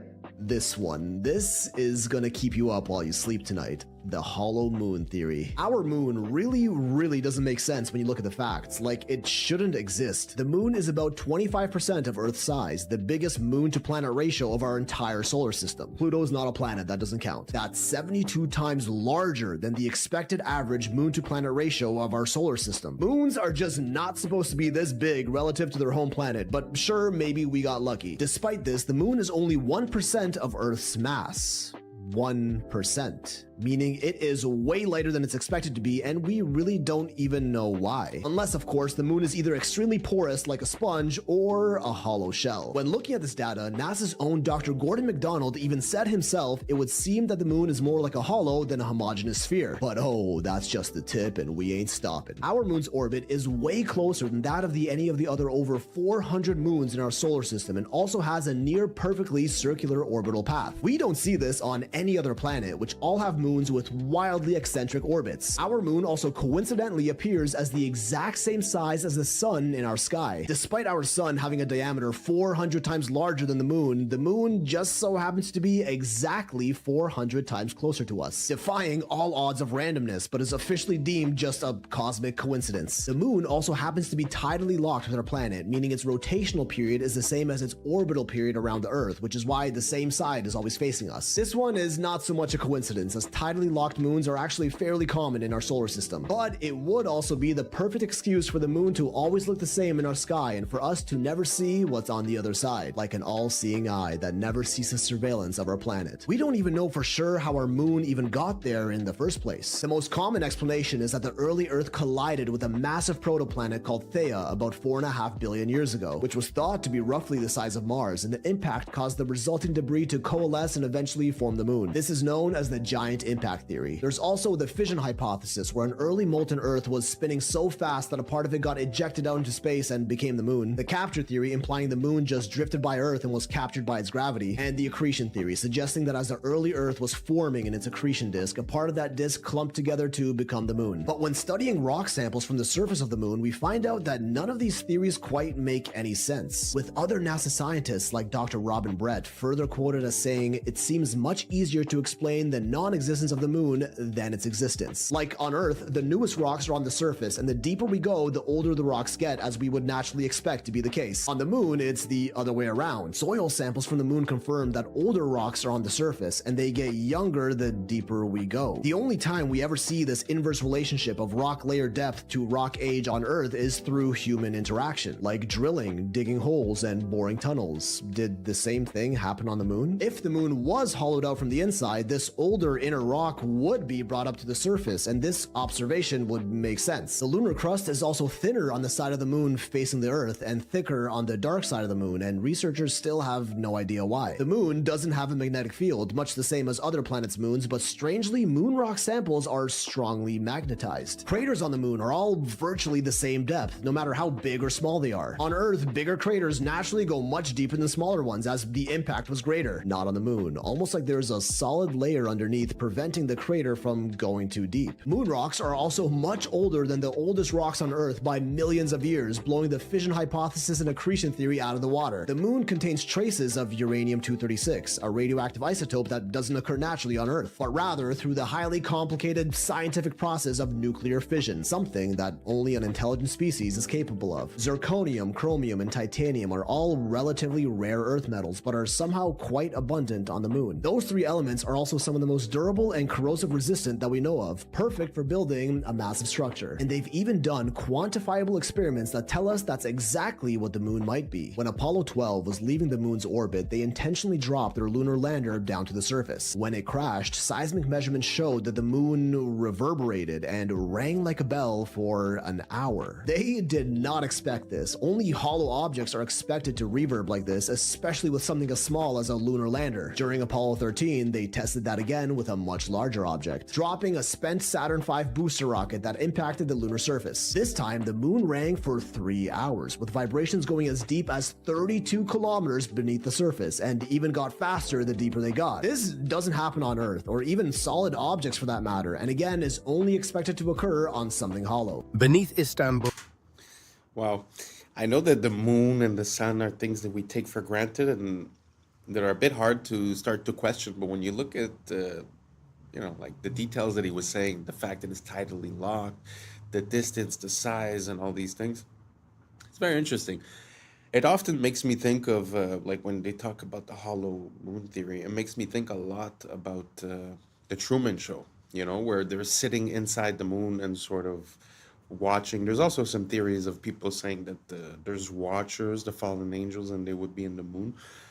Personally, I have a hard time with that, but it's very interesting to see how we see it every day, in our sky. We sort of take it for granted, but really when you look at the details, it's really hard to explain away all these little details. Was there anything that we were missing in that list? Let me know down below. The moon is one of the things that amazes me. In this whole rabbit hole conspiracy, I find the moon is something that's very, very interesting to look into because it has theoretically nothing to do with human intervention. So when you're able to see something that doesn't seem to fit, but that is also natural, I find that super interesting. So if anyone has any more information about any anomalies regarding the moon, let me know down below, and let's keep on rocking. Tunnels stretch for miles. Some connect directly to the Hagia Sophia, others to underground cisterns, chambers, vaults that feel less like cellars and more like cities. We are told they were dug by peasants, by hand, with chisels. Just any random worker carving out perfect arches, domes, aqueducts. But anyone who's seen them knows better. These are not crude caverns. They are palaces in the dark. Smooth walls, symmetry, geometry. And this isn't unique to Istanbul. From Edinburgh to Cappadocia, from Poland to Mexico, underground cities repeat the same pattern. As if a civilization once lived below the surface, and we've been taught to call it myth. In Puebla, Mexico, locals whispered about tunnels. Stories passed down for centuries, only to be mocked as fairy tales, until 2015, when workers accidentally broke through. Suddenly, myth became fact. 10 kilometers of engineered tunnels, some wide enough for carriages, connecting forts and churches. Forgotten so completely, entire generations believed they never existed. Nearby, at Cholula, a hill rises topped by a Catholic church. But scan beneath and you find the largest pyramid on Earth. By volume, a pyramid crowned with a new religion, a cover-up carved into the landscape. So tell me, when a pyramid is called a hill and tunnels are dismissed as legend, what else has been buried, renamed, paved over? Were the tunnels truly forgotten, or were they deliberately erased? This place is the weirdest place ever. Ever. I will die on that hill. You get there and you think this is the only one of these things. There are 12 perfectly carved buildings that are into the mountain. And just like in India, you cannot make a mistake, and there are none, like it was laser carved, which is ironic because these guys made it. We don't know who originally built it, we don't know where all the rubble from carving this stuff went, and we don't know what tool they used. All we have are clues from other ancient quarries like Japan. The oldest stuff on this planet uses whatever tool that was. The Inca call this style Hananpacha. You can see the stuff on Machu Picchu, and Al-Aqsa Mosque, the Dome of the Rock, the most holy place on Earth, right up the street from the oldest parts of Jordan where Petra is. This makes Petra nearly impossible to accurately date. This building was carved at the same time as this building, allegedly. The place is so heavily eroded, I had to put a line on every man-made cut on this part of the mountain. We don't know what this was. What was that used for? Even at the treasury, how do we know that this is not just a really eroded that? And here's why we don't know. Because under the main part of the treasury, there is a 2-story we don't know under it. Only 15% of this place has been excavated. You can still see the ones that haven't, but did you see the one up here? There's hundreds of these. I haven't even talked about the mysterious stuff. Jordan is an incredible place to visit. I make these videos because the more attention these sites get, the more they excavate. Punch the share button. Tell them we want to dig more. Descend beneath Europe's churches and cathedrals. What do you find? Bones, thousands of them. Catacombs where human remains are arranged into geometric patterns, floral motifs, even walls of skulls. Official history explains it neatly. A practical way to store bodies when cemeteries overflowed. But pause. Does that explain the artistry? The deliberate design? The way skulls form archways and ribs frame altars? Or is there something ritualistic here, something we're not meant to understand? The dead aren't just buried under the old world, they support it. They become part of its architecture. Why? What were these people remembering or honoring when they built monuments on top of fields of bone? 2 miles below Antarctica.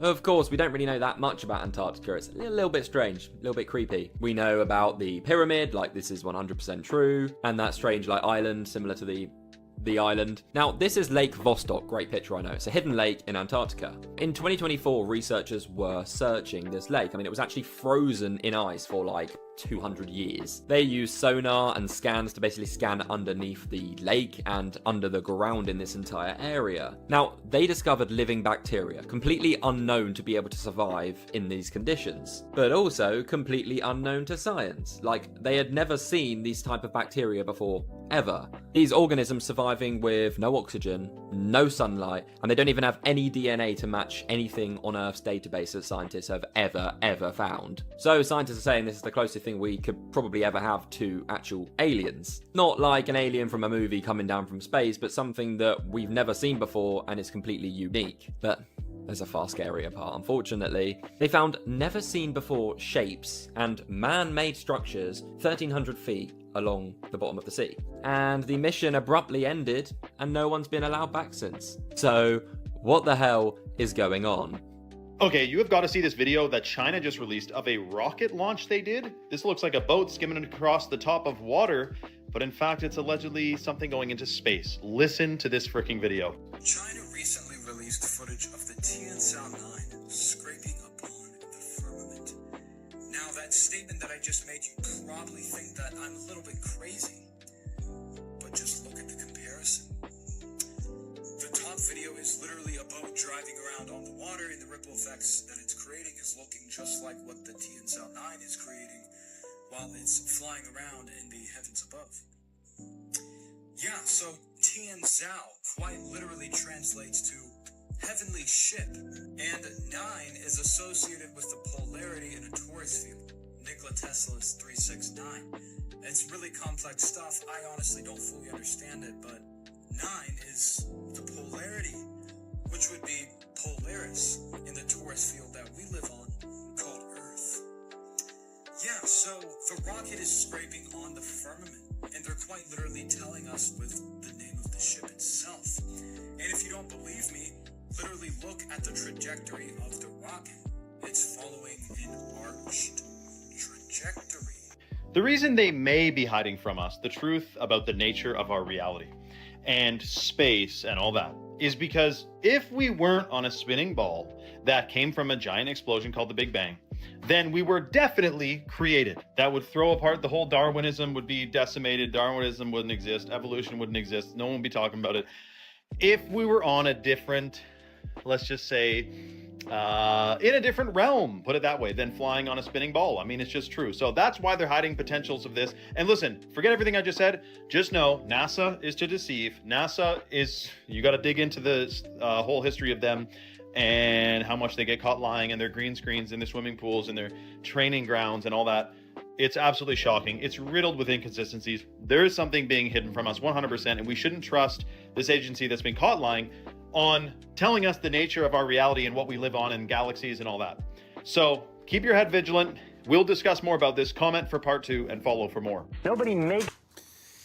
I can't really approve the whole message, but what I can say is for the budget that NASA has had for the past forever, the past 70 years, which, if I'm not mistaken, revolves around $50 million a day, then I find that the information that they give us is very lacking. You know, like, we went to the moon, we put down flags, but yet we can't have any pictures of the flags. That's without saying that we never went back to the moon. So many things lacking. Even the pictures that they send us, supposedly 3i Atlas was pictured by amateur people. It wasn't given us to us by NASA.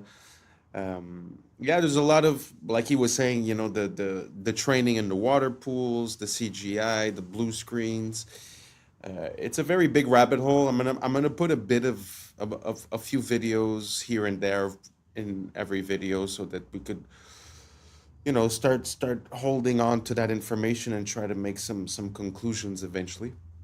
What do you guys think about NASA, space exploration, the Big Bang? Do you guys think that the official narrative makes sense and that there's really nothing that we should be questioning? Or do you guys think that for $52 million a day or whatnot, NASA is not really cutting it, not really making the world a better place, not really giving us valid information?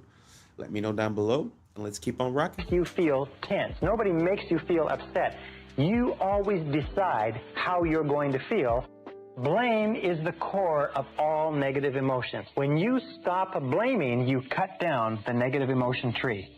You cut it off, you kill it, and all the negative emotions die simultaneously. The conscious mind can only hold one thought at a time. It's the thought that the conscious mind holds that determines how the emotions will react, how the subconscious mind will react. Since it can only hold one thought at a time, what you do is you knock out the thought that is causing the negative emotion, the blame thought, and you replace it with this affirmation: I am responsible. This is the most powerful, positive affirmation you can use, because the instant that you say, I am responsible, you exert complete control over your emotional life. The instant you say, I am responsible, suddenly you are back in the driver's seat. A lot of y'all think it's just only McDonald's, but it's Burger King too. Check this out. Tell me why the fuck this thing just fell out of my Burger King and is now fucking moving on its own. What in the actual fuck? Y'all, what is that? What is that? I have never seen this thing in my actual life. What is that? Why does it move like a balloon with water in it? It doesn't even have a head. Where is the head? Burger King. Welcome to Burger King, home of the Whopper. Come inside and let us serve you. Have it your way. I'm glad you all could make it. Are you ready for your daily feeding?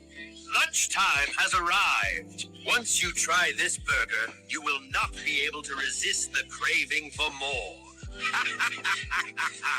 People always wonder, how do we get so much beef to feed all of these people? You love it. You need it. Come get some now. Look at you. You can't resist my food. You love it. Every greasy bite. Goodbye for now. And it's crazy how people see these videos and they still go back to these places. So if they don't have enough meat for the food, what are they feeding you? Because what is that? It's a headless type of worm, bacteria, virus. I have no idea what it is. Let me know down in the comments below what this is, y'all. The shift is here. Y'all need to change our diet. Let's continue to get it. Peace out. And that's a wrap for today, familia. Whether you're tuning in with the sunrise or you're posted up after midnight, I appreciate your time, your energy, your curiosity. And don't forget, this isn't about truth or fiction. This is about perspective. If this sparked a thought, a laugh, a deeper question, then we did our job. Drop your thoughts in the comments. Keep the convo alive. Like, subscribe, and don't forget to hit that bell if you're riding the wave, because we're just getting started. Until next time, stay grounded, stay weird, stay critical. I'm Adam Strain, and this has been Adam Strain Reacts. Peace. I don't know what y'all think, but now it's time for us to link up. Really think we on the brink of making a change from living this strange. Living this strange. Making a change from living this strange. Yeah. This is a tongue-eating louse. It cuts off circulation, and the tongue eventually... Horses could have mustaches. They have horizontal eyes. Last year, December of 2024 to be exact, that is when it became official that the bald eagle was America's national bird. What's up, YouTube? Today, we'll be looking at disturbing TikToks that'll make you question reality. So without further ado, welcome to Adam Strain Reacts. Let's get her done. This is a nasty little creature right here. It's a parasite that survives by taking over another animal's body. Most fish don't react to it because by the time it's visible, the damage is already done. This is a tongue-eating louse. It enters a fish through the gills and clamps onto the tongue. It cuts off circulation, and the tongue eventually dies and falls off. The parasite doesn't leave. It takes the tongue's place and functions as the new organ while the fish keeps eating. This is one of the only known parasites that replaces an organ inside a living host, straight from the fish tank. Gee whiz. Anybody ever seen that before? I had never seen anything close to that. But I find it pretty crazy how you have these parasites that seem to be made to infect certain hosts. I've seen another one that's sort of like a black goo that goes inside of this bug, and at the end when they take it out, the bug basically was being ran by this thing. If you guys have any more examples, send them down. I find it super interesting. I mean, it also makes me kind of poke holes into the idea of evolution. How would that being be conceived if it needed another being to basically proliferate, right? It's a very interesting to me, the whole idea of reverse life, which would be like parasites, which would be like... you know, life is about going from 0 to 100, and the work of parasites is basically taking it from 100 back to 0, back to nature in a way, right? So, yeah, very interesting. If you guys have any more examples of this type of behavior in parasites, please send it down below. And don't forget to do your parasite cleanse. Let's keep on rocking. Apparently, this guy found 6 new Mandela effects. Top 6 changes of animals in this timeline. Number 1, cow tipping. Cow tipping is not a thing. You cannot cow tip. There's no evidence of you can cow tip. Apparently, that is not a thing in this timeline. It's never been documented. It's not a thing. It changed in this timeline. Number 2, horses can have mustaches. Yes, in this timeline, horses can have mustaches. Sometimes they shave them off. It's a thing, but they do have mustaches. Also, horses do not have round eyes. They have horizontal eyes. They do not have round eyes in this timeline. Apparently, we all just misremembered that because in this timeline, they do not have round eyes. The bald eagle is America's national bird. When did it become the national bird? How about last year, December of 2024 to be exact? That is when it became official that the bald eagle was America's national bird. In this timeline, there are Civil War camels. Yes, the camels fought in the Civil War. We have American camels, and they're here. They've been here since the Civil War, and there's actually famous ones in this timeline.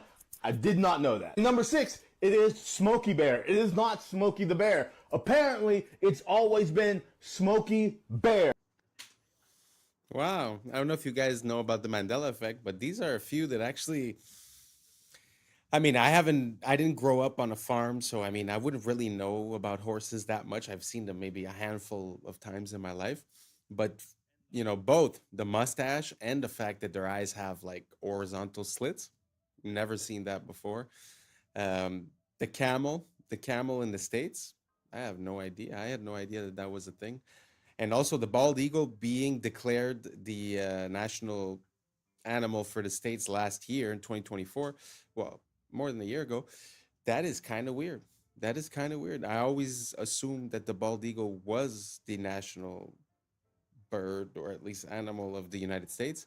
Did you guys think the same thing? Or is it completely normal that they did that because it was never so? I thought that they had put it everywhere on the flags, on the money, on the stuff. I don't know. I thought it was common knowledge.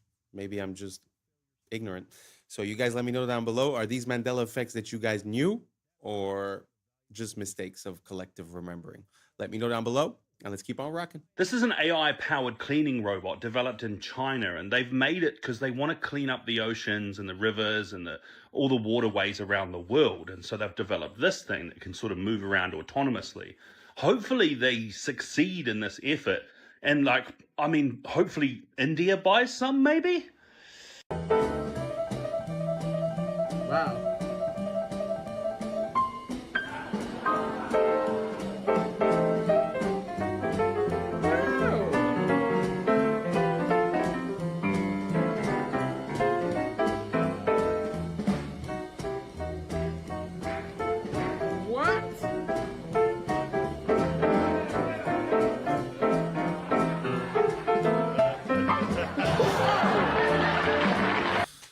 Gee whiz, that is a master of his craft.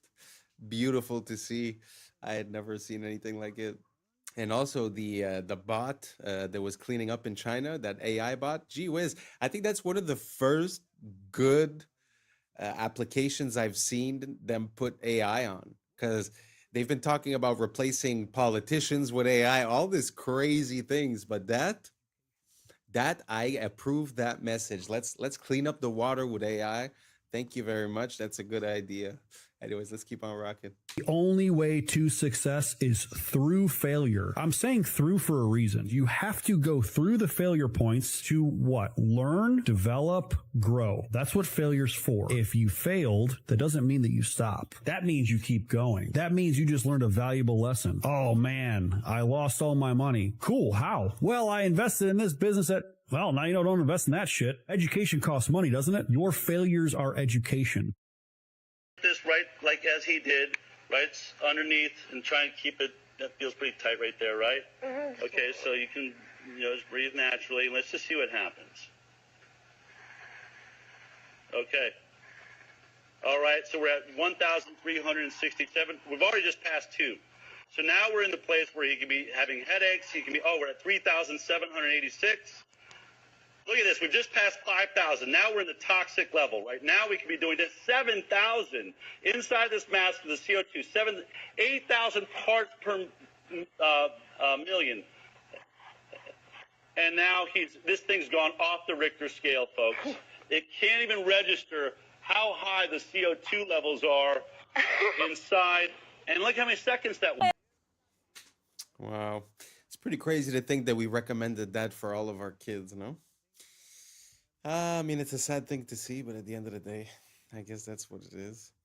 And regarding the video from before, it was saying that you must go through failures to reach success. I find that very interesting because it made me click for the first time. I've heard the phrase, I've internalized the lesson and stuff, but there's one little part, one little distinction that kind of hit me this time around. Sorry. And it's the fact that, through all this information that we have and all the access that we have, I find that something that we try to do, even as a mentor, we try to save our students from living certain failures. But as he said, going through that failure is the education. And I wonder if the fact of giving the lesson as a secondhand experience has the same impact as the person literally going through the failure. I don't know if you guys get the distinctions that I'm trying to make, but I totally agree. I think that our fear of failure and our fear of not succeeding has caused us to be very careful. And I think being careful is not an attribute that makes a billionaire, if you get my drift. Anyways, let me know what you guys think down below, and let's keep on rocking.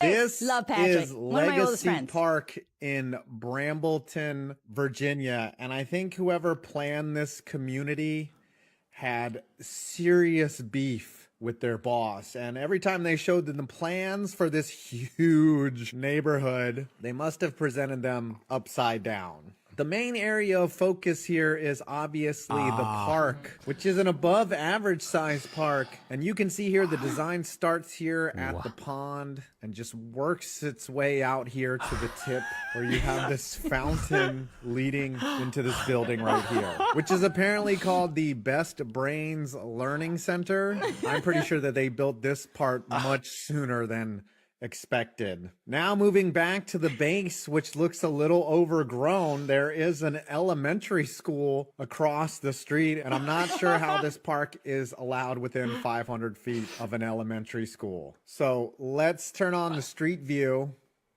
Seriously, this thing has veins? Yes, it's a giant park shaped like a huge How did they get away with this? That's awesome! It's incredible! You think that's real? That's real. Real. Wow. Right here. You think that they actually did that? This has to be a fairly new subdivision. Look at the documents. If you look at the college documents, if you look at the documents, and you look at some other, documents, which I'll be happy to share with you if any of your listeners want to see some of that stuff. They don't refer to those towers as cell phone towers. They refer to those as directed energy weapons. They actually refer to your phone as a direct weapon, your router as a direct weapon. Well, I couldn't go much further because they have to control you through frequencies. That's how they control you, and mostly through extremely low frequencies, megahertz frequencies, 3, 4, 5G, 6, 7, 8, 9, 10G frequencies, gigahertz frequencies, microwave frequencies, radio frequencies.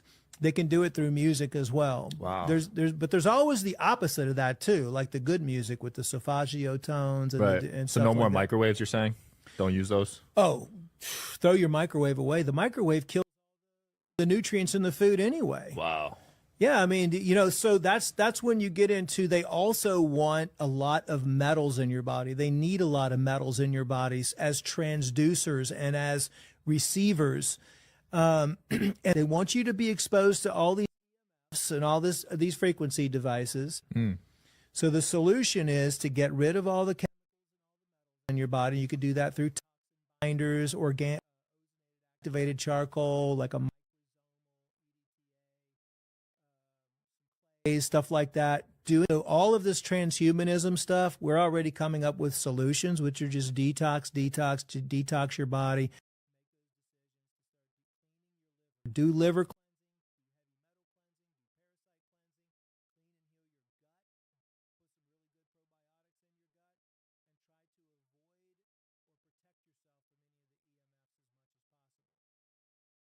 特にカレーやいうんは、これ、日本に一台かないや言われよるけど、この中のお米がな、手作りで自分の田んぼで作ったお米を使ってあって、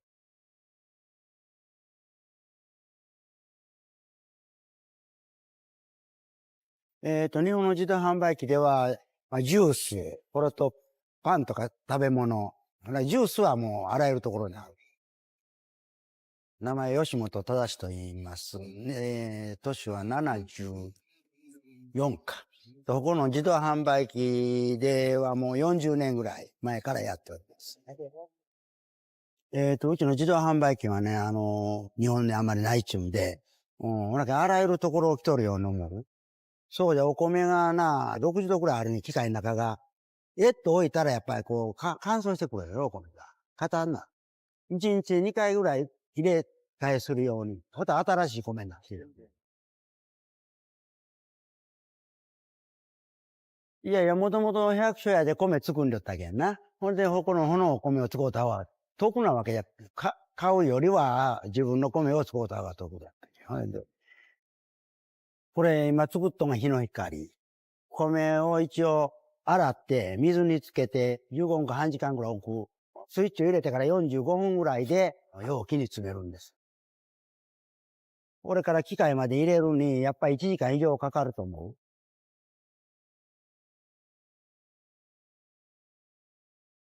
値段はもともと300円。トラックの人はもういな持って帰る。これと家族の人が来てな、3つぐらい一発に家で食べるとか言って持って帰ってくれる。このお米まいってこう言うてくれる人がおる。これが一番嬉しいんや、ほんま言うたらな。これは我がの体と機械と生ける間はもうするつもりじゃ。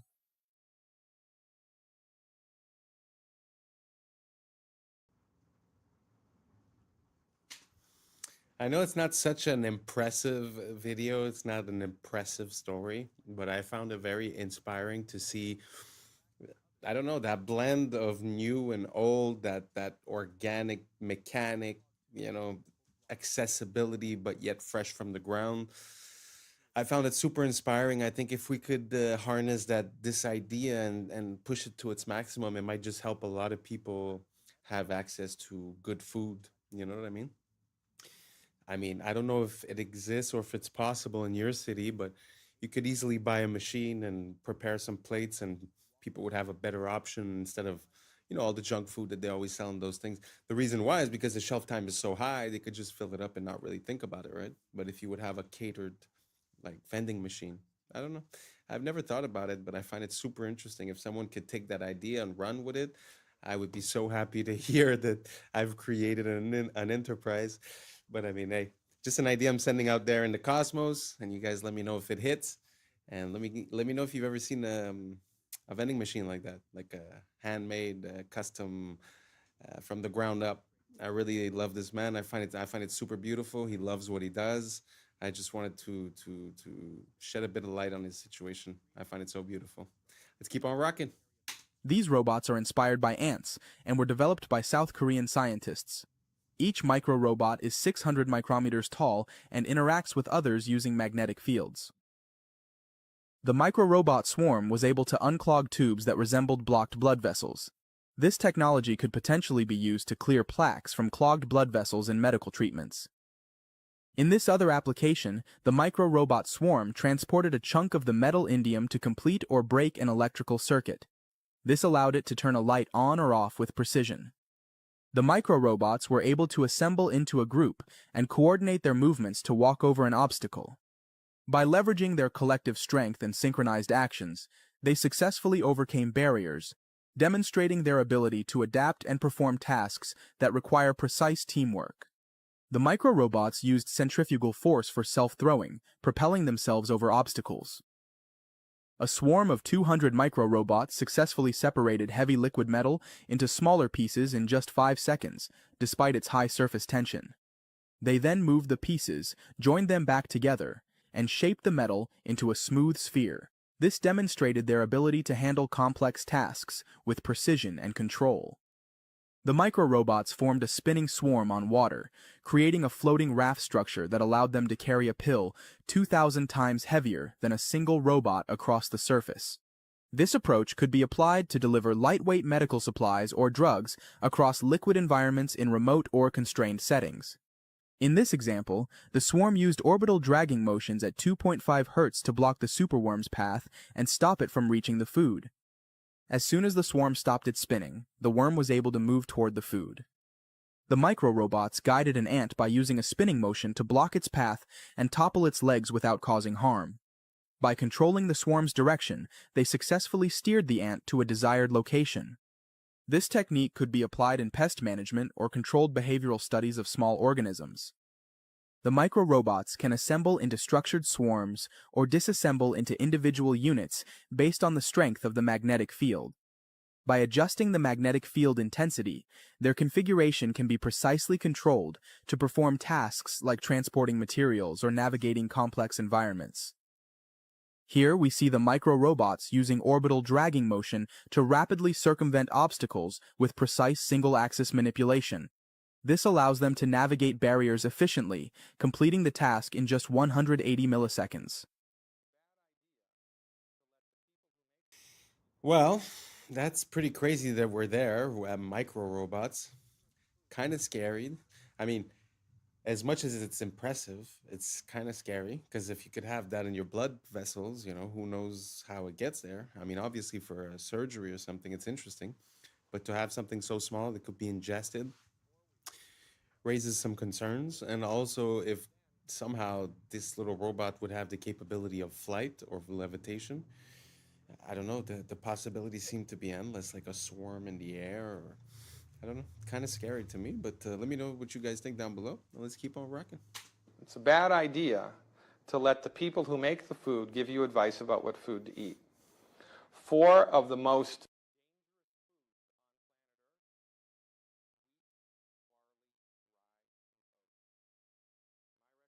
for everybody 100% across the board, stop eating these foods completely for 4 weeks in a row. 4 weeks. 4 weeks in a row. 28 days. Then on day 29, eat a lot. Have pancakes for breakfast, have a sandwich for lunch, have cookies and crackers, have pasta for dinner, and see how you feel. And as God is my witness, if you make it to lunch without something happening, I'll eat my hat. This is one of the most overlooked things in the country right now. This is a deadly combination of not enough minerals in the food, period, and then interrupting your body's ability to absorb what little nutrients there are.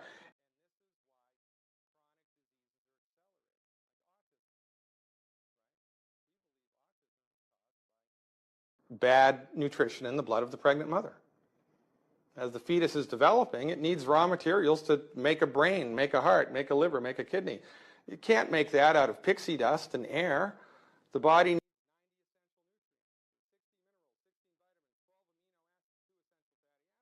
but they're not in the blood of the mother because she's eating whole wheat cereal and skim milk and margarine and is avoiding salt like the plague. So, from the proper perspective, with all of the data points, it all starts to make sense.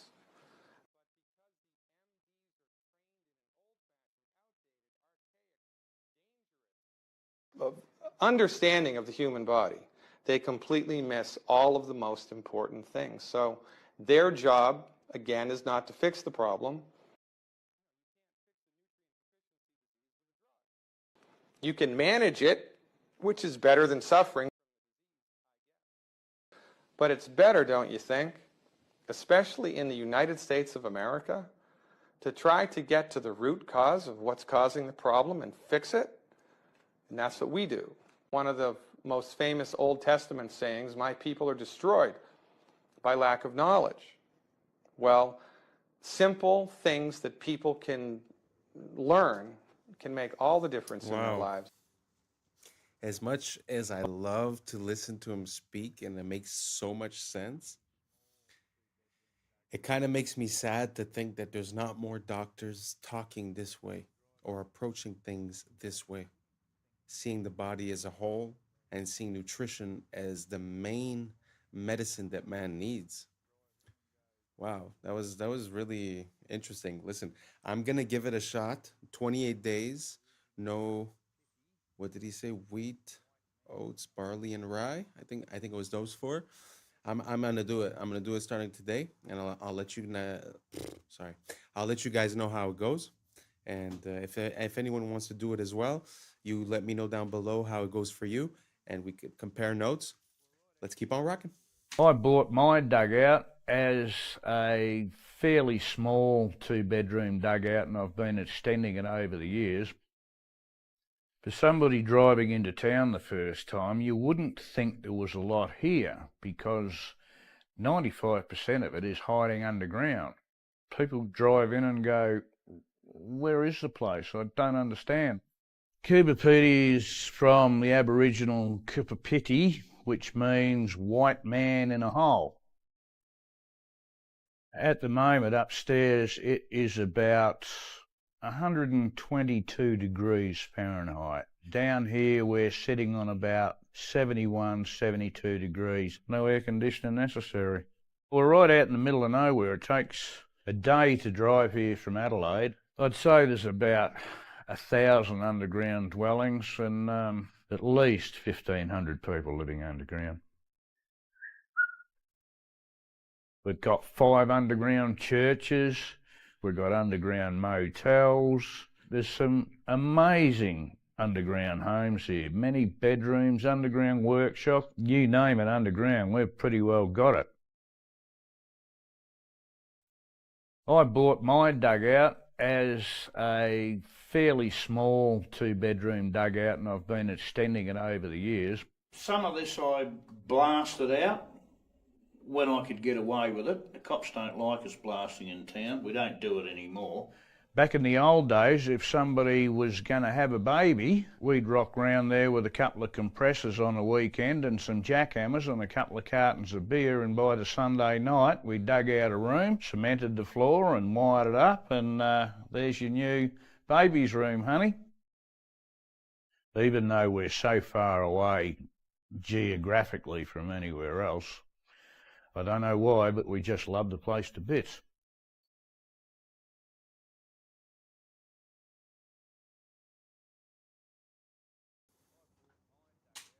Wow. That's pretty impressive. I had never seen anything like that. A whole city underground. I had never seen anything like it. I find that so interesting. And to be honest, I could get it. I could get how living there must be so different, and you feel like you're living in another world in a way. And to change to go from that to something that you have to pay expensive for cheap materials. And like you said, you know, we show up with a pickaxe and we make a new room. Man, the beauty of that idea, the luxury of not having to build up and to just, you know, go a bit deeper. I find that so beautiful and such a great idea. Makes me wonder, you know, are there other places where there's underground dwellings that on that much of a massive scale? It's very interesting. Man has always seemed to be underground somehow. We often find streets or bottoms of buildings or a lot of things that are below our feet. Super interesting. Let me know if you guys ever heard of any type of city that resembles that or something different, or if you've been there or if you have footage. Let me know down below. Let's keep on rocking.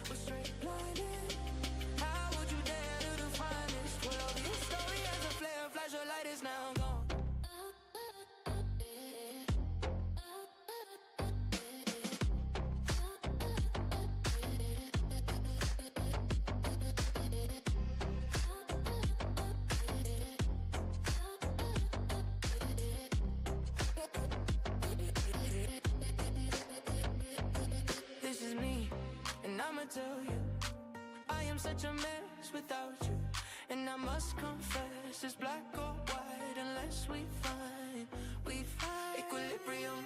Oh my god. I'm really not a skater, but damn, all that in one shot.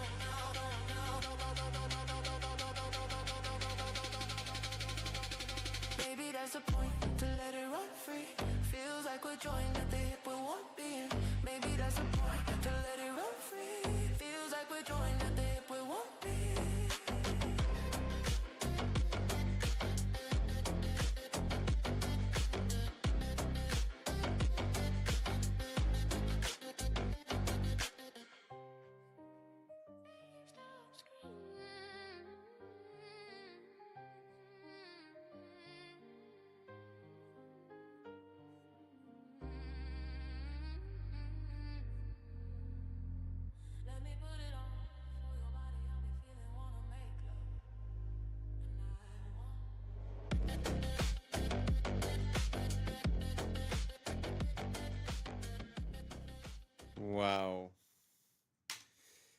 I didn't see the whole thing. I just put it in because the guy started off crazy. I don't know where this guy is from, but most of the skaters I see have a hard time pulling one of those, 2, 3 of those off. I mean, gee whiz. Wow, props to this guy.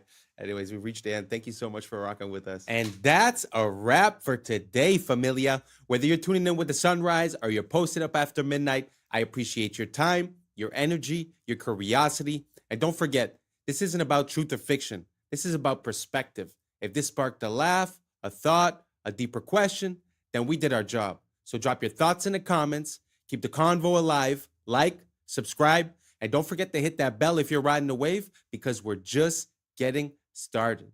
Until next time, stay grounded, stay weird, stay critical. I'm Adam Strain, and this has been Adam Strain Reacts. Peace! Now it's time for us to link up. Really think we on the brink up. Making a change, we living this strange. Living this strange. Making a change. I'm living this strange. Yeah. The wiggling. Wiggling shows you the depth on a flat screen. This frozen lake ice fishing hole is actually a map. Wild bonsai tree on a cliff is actually a moss on a top of a cliff. But can you stop the wiggling? No. What's up, YouTube? Today, we'll be looking at disturbing TikToks that'll make you question reality. So without further ado, welcome to Adam Strain Reacts. Let's get her done. Check this out. McDonald's says, "Hey, DQ, you want to have a sign war?" And then DQ is like, "We would, but we're too busy making ice cream." And then McDonald's replies back, "That's cute. Our ice cream makes itself." And then DQ comes back with, "You mean it actually works? Shocker." McDonald's got to come back again with, "What's a milkman in pantyhose? A Dairy Queen." Ah. And then DQ comes back with, "Why dine with a clown when you can with a queen?" Yeah, that's good. Now, Arvis Bank across the street got to go, "Ice cream machine broken? We have a loan for that." Sounds like a Google ad. And then Sonic, they got to kick in too, and they're like, "We have ice for these burns." And then here comes Domino's with, "Your signs are cheesy, just like our pizza." Okay, this is kind of blowing my mind. This is an experiment that you can either do with yourself or with somebody else. It's very simple. Either ask the person or yourself to sing at the highest pitch you possibly can. Just go like, ah, but do it as high as you think you physically can. Then either ask them or yourself to imitate the highest pitched singer in the world, and that the person will always come in higher than they just did when they thought they were singing at the highest possible pitch. And this is a technique that apparently works for a lot of things other than singing, but immediately the responses are people saying, "Oh yeah, this totally works." For example, one person said that when they were in choir, the teacher asked them to sing it like you were an opera singer, and that immediately the sound was bigger and better. I bring this up because I once heard somebody tell me that when they're struggling to solve a problem, one thing they do is try to imagine a smarter person and picture what that person would do, and that it usually helps them. That there are invisible barriers to doing certain things, and that you can make those go away by telling yourself that you are imitating someone else. Even if you're asking yourself in some interpersonal situation, what would the world's nicest person do? Or what would the world's most charismatic person do? Although my favorite response is this person saying, when asked how they learned to dance so well, they said they looked at their shadow and moved it like a puppet. When you begin, it's pretty interesting, the idea that if you put yourself in the shoes of someone else, you would perform better than if you believe you're yourself. It sort of brings back to that whole idea of confidence and of manifestation and of believing it first. Being able to visualize it and then being able to do it, because you're able to visualize the person that in your mind is the best at that action, because obviously it's a reference. So you've seen that person. So you have a mental cue of how it would look, how it would sound. And then all of a sudden you're able to surpass your own limitations. It's very interesting. I wonder what type of other applications this could work on. If you guys have any ideas on what applications it could work on, write it down below. I'm very curious, and let's keep on rocking. To study history, you begin to realize during the feudal age, when the peasants kind of worked on the land of the feudal kings, they only worked 140 days out of the year. The other 200 days they chilled. So today we work more than the peasants. Most people work more than the peasants used to and have less to show for it. They have no land, they have no house, they have nothing. It's the illusion of slavery. It's the illusion of freedom.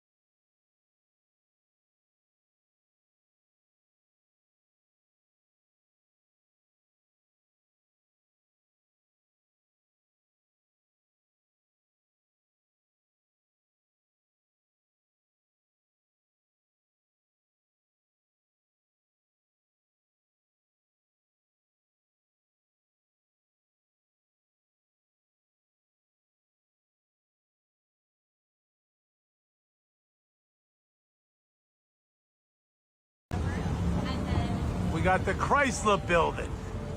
Look at this thing. 2 years to build. 2 years. Come on, 1929, 1928.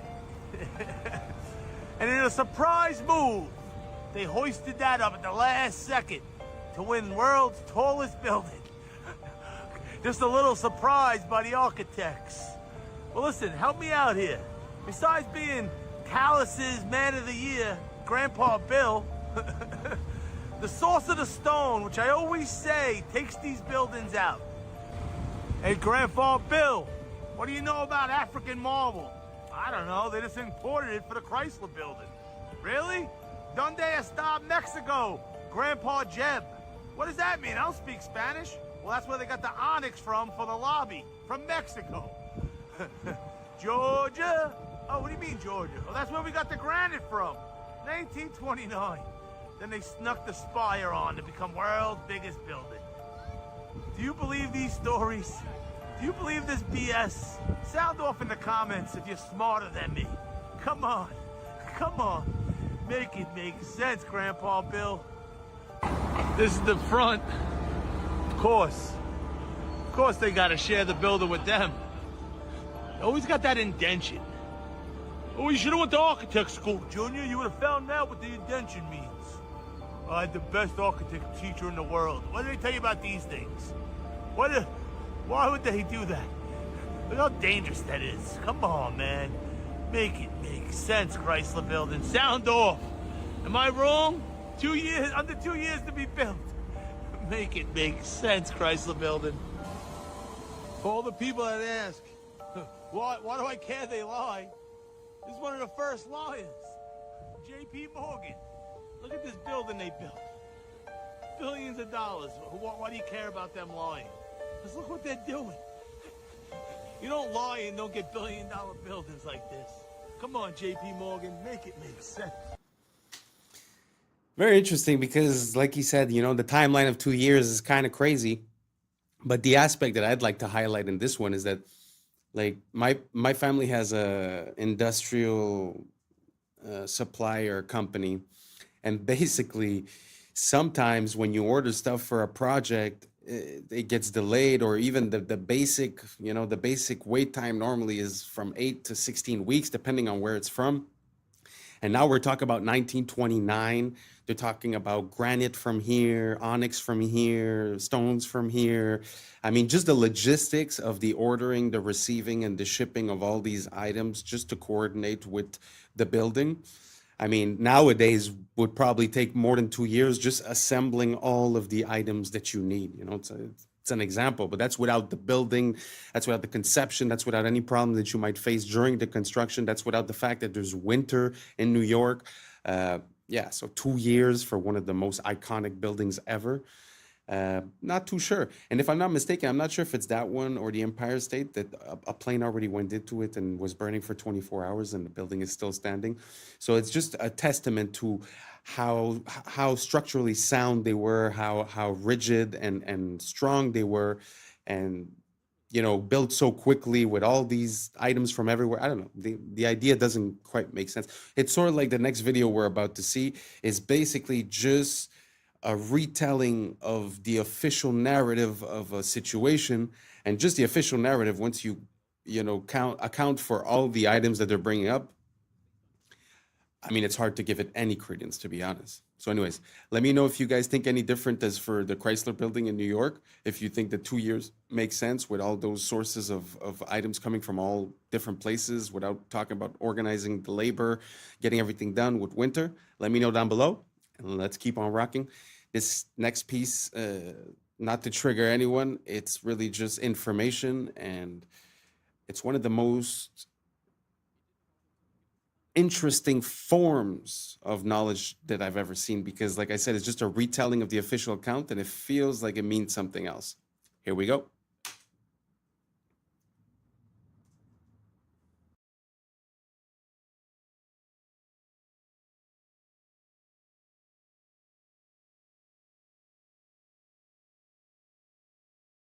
On the morning of 19 men armed with box cutters, directed by a man on dialysis in a cave fortress halfway around the world, using a satellite phone and a laptop, directed the most sophisticated penetration of the most heavily defended airspace in the world, overpowering the passengers and the military combat-trained pilots on 4 commercial aircraft before flying those planes wildly off course for over an hour without being molested by a single fighter interceptor.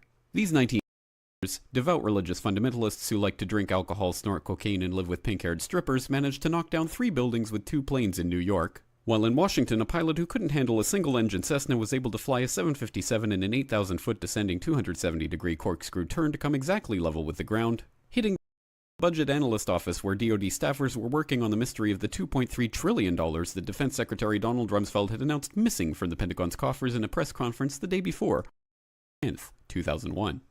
Luckily, the news anchors knew who did it within minutes. The pundits knew within hours. The administration knew within the day.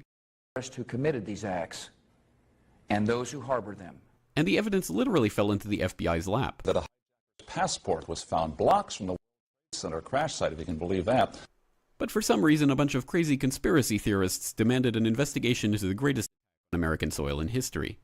That investigation was delayed, underfunded, set up to fail, a conflict of interest, and a cover-up from start to finish. It was based on testimony extracted through the records of which were destroyed.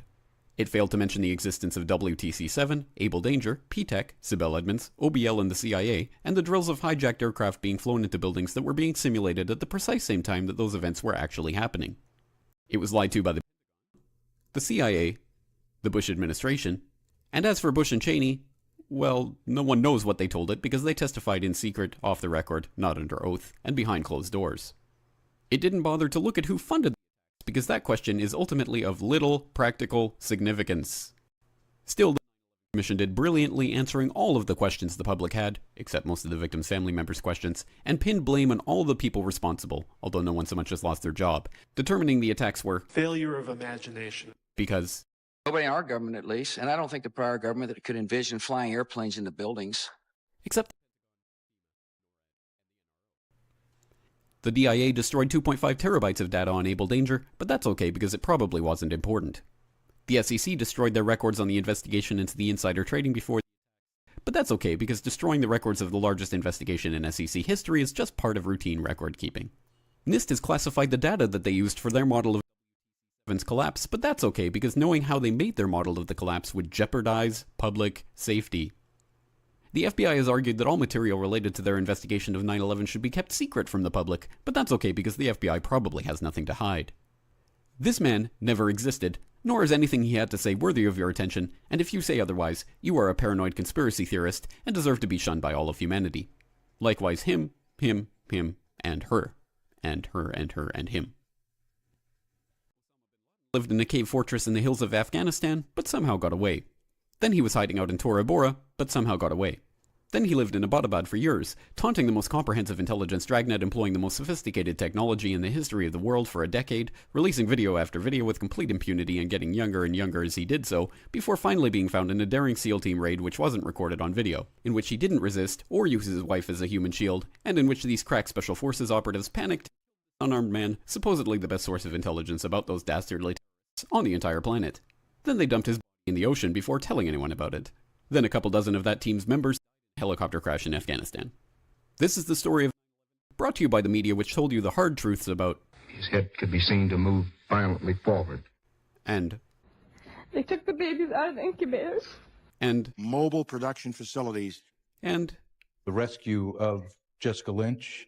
If you have any questions about this story, you are a batshit paranoid tinfoil dog and will be reviled by everyone.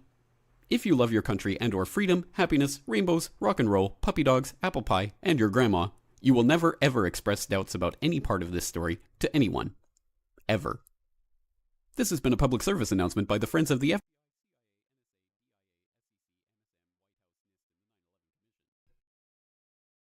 Because ignorance is strength. I'm not going to jump into it because I know it's not an easy topic, but the only thing I'm going to say is that every second of that video has a little link of information, a name, an item, a situation, something that was brought up, and any one of those things is a rabbit hole. It's a very interesting situation. I have no conclusion. I have no opinion. I'm just showing both sides. That's the way I like to operate. So let's keep on rocking. This is a Roman salute. Now, it's clearly the end salute. Wrong. This is an Asperger's syndrome gesture. This trick is called narrative contingency framing. It's a scientific method used by mass media to manipulate you into believing anything as truth. Open your fridge. You didn't freely choose these foods. Someone framed them as superfoods or low carb or raw paleo. So you bought a narrative, not the food. The same goes for your wardrobe. You bought certain clothes because media framed them as old money or quiet luxury or clean girl aesthetic. Look at this sharp ironing crease in my pants. The media framed it as a symbol of old money because that's how rich people's tailors iron their pants. So I bought them believing they would make me look more classy and elegant. This guy is clearly a murderer, but some extremists frame him as the rebel against the system. And if you scroll through certain corners of TikTok, you'll find women framing him as bad boy thirst trap. Even this video might be my attempt to frame myself as a smart guy worth following. But in the end, the ultimate decision of what the frame is should be yours. Because as Elon Musk said, you are the media now. Amazing. I really like that message because at the end of the day, I feel like everything has to do with perception and perspective. So you have a prism of perception through which you analyze things. You could call it glasses. So when you stub your toe in the morning and you say, oh, this is going to be a horrible day and this and that, well, then you will find things that support that thought. And if you wake up and you stub your toe and you say, well, the worst of the day has passed and only better things can happen from now on, well, you're going to notice the better things. It's an example, but it's just perspective changes the whole outlook. So I find it interesting to try to start holding accountable the people sharing us information by knowing what a frame is and by seeing the framing that's given to us. One of my easy ways to detect this is when something, let's say political or whatever, seems to give you an emotional response, suspend your emotion and question why that's happening and who would have incentive to create this emotional response and what is the conclusion of your emotional response. So you doubt yourself, you doubt your own mechanisms, and you also doubt the information coming in and there are mechanisms, and you identify the psychological manipulation that has been used. And once we start understanding those, then we could start reprogramming our brain and seeing what's coming in as a signal and decide if we get affected or not, rather than always be in reaction. So I don't know if any of that made any sense to you guys. Let me know down below and let's keep on rocking. This is not meat jerky. This is not ice. This is not lasagna. But what is it then? This is the raised printing with a ripped off piece on the 50-euro bill. But why the wiggling?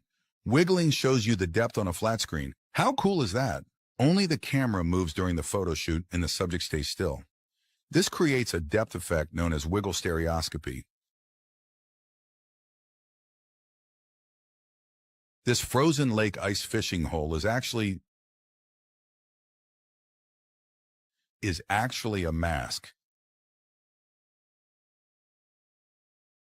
This wild bonsai tree on a cliff is actually a moss on a poplar tree. You will never guess this one, I promise. But can you stop the wiggling? No, this is MacroLab 3D after all, not MacroLab 2D. But seriously, watch this with no wiggling. MacroLab 3D is the only place to watch microscopic worlds with depth. No AI, no CGI, all real macro photography. Here is another example of raised printing on a Ukrainian 500 banknote. It is really this high, so you can feel it with your finger. No exaggerations. Maybe slow it down a little? No, slow wiggling lessens the effect strength. See the difference? Wiggling is not for everyone. I agree. However, this is the most accessible stereo format, which you can watch on any display, even with one eye. And by the way, what if I tell you that you can watch it in real 3D without the wiggling? If you have a compatible device, then navigate to the playlist section and choose your favorite side-by-side format. My favorite way to watch is using a VR headset in VR cinema. Would you try it? Wow, that is like mind-blowing. I feel like I just did DMT. How crazy is it to see the micro world, the nano world that's right there in front of you? It's so beautiful. Like this world is like fractals. Things have, you know, a bigger view and a smaller view, and it's so interesting to be there with the smaller view. And this technology of the wiggling, it's actually very interesting because it's true that it does give you the sensation of understanding how the spatial disposition of it is. It's like you understand more what you're looking at in 3D. Really love this technology, and I really like seeing things that we're used to seeing from close and having a complete different perspective on the same item. It completely changes your point of view. You know, if you believe that doctors or scientists or whoever are always on your side, let's say, right? And they give you a recommendation and they tell you drink 6 glasses of milk a day, right? Well, automatically you take it with credibility and you do it because you believe in this whole system, you know? But at the end of the day, what if it's not good and it was for monetary purposes? So it's important for us to be able, this is the best example that I have when it comes to this. Like, if you go to the mechanic and you tell him, fix my car, and you have no idea how it works, yeah, he might overdo it, he might overcharge it. But if you go in and you know how your car works and he tells you, oh, I'm going to do this and do that, and you're like, no, that doesn't make sense because this and because that, he's not going to have that legway. So us being conscious of how things work allow us to manipulate the outcomes and not be taken advantage of when we're delegating towards that system. I don't know if that makes sense. Let's keep on rocking. If you want to go down a bizarre and frankly gruesome rabbit hole, buckle up. This begins with a news story I saw decades ago about a tug-of-war event, one that went very, very wrong. So wrong that 2 men had their arms ripped off. Now, I was actually in college studying journalism when I saw this news story, and I dismissed it as fake because it has all the hallmarks of a fake story. See, lots of these outrageous fake news stories are set on the other side of the world, in this case in Taipei. And they're always very over-the-top and almost cartoonish in how horrific they are. But this is true. And the details are so much crazier than what that headline even implies. You can go look it up on Snopes, but they have photos of the incident, so be prepared. I mean, they have severed limbs on the ground.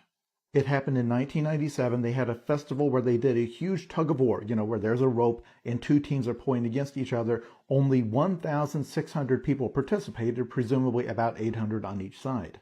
Now, when you're picturing how such a thing could have happened, you're probably imagining that they looped the rope around their arms or their wrists somehow, and then the force of the pulling pulled their arms off. That is not what happened. The truth is actually weirder. This is what happened. Snapback.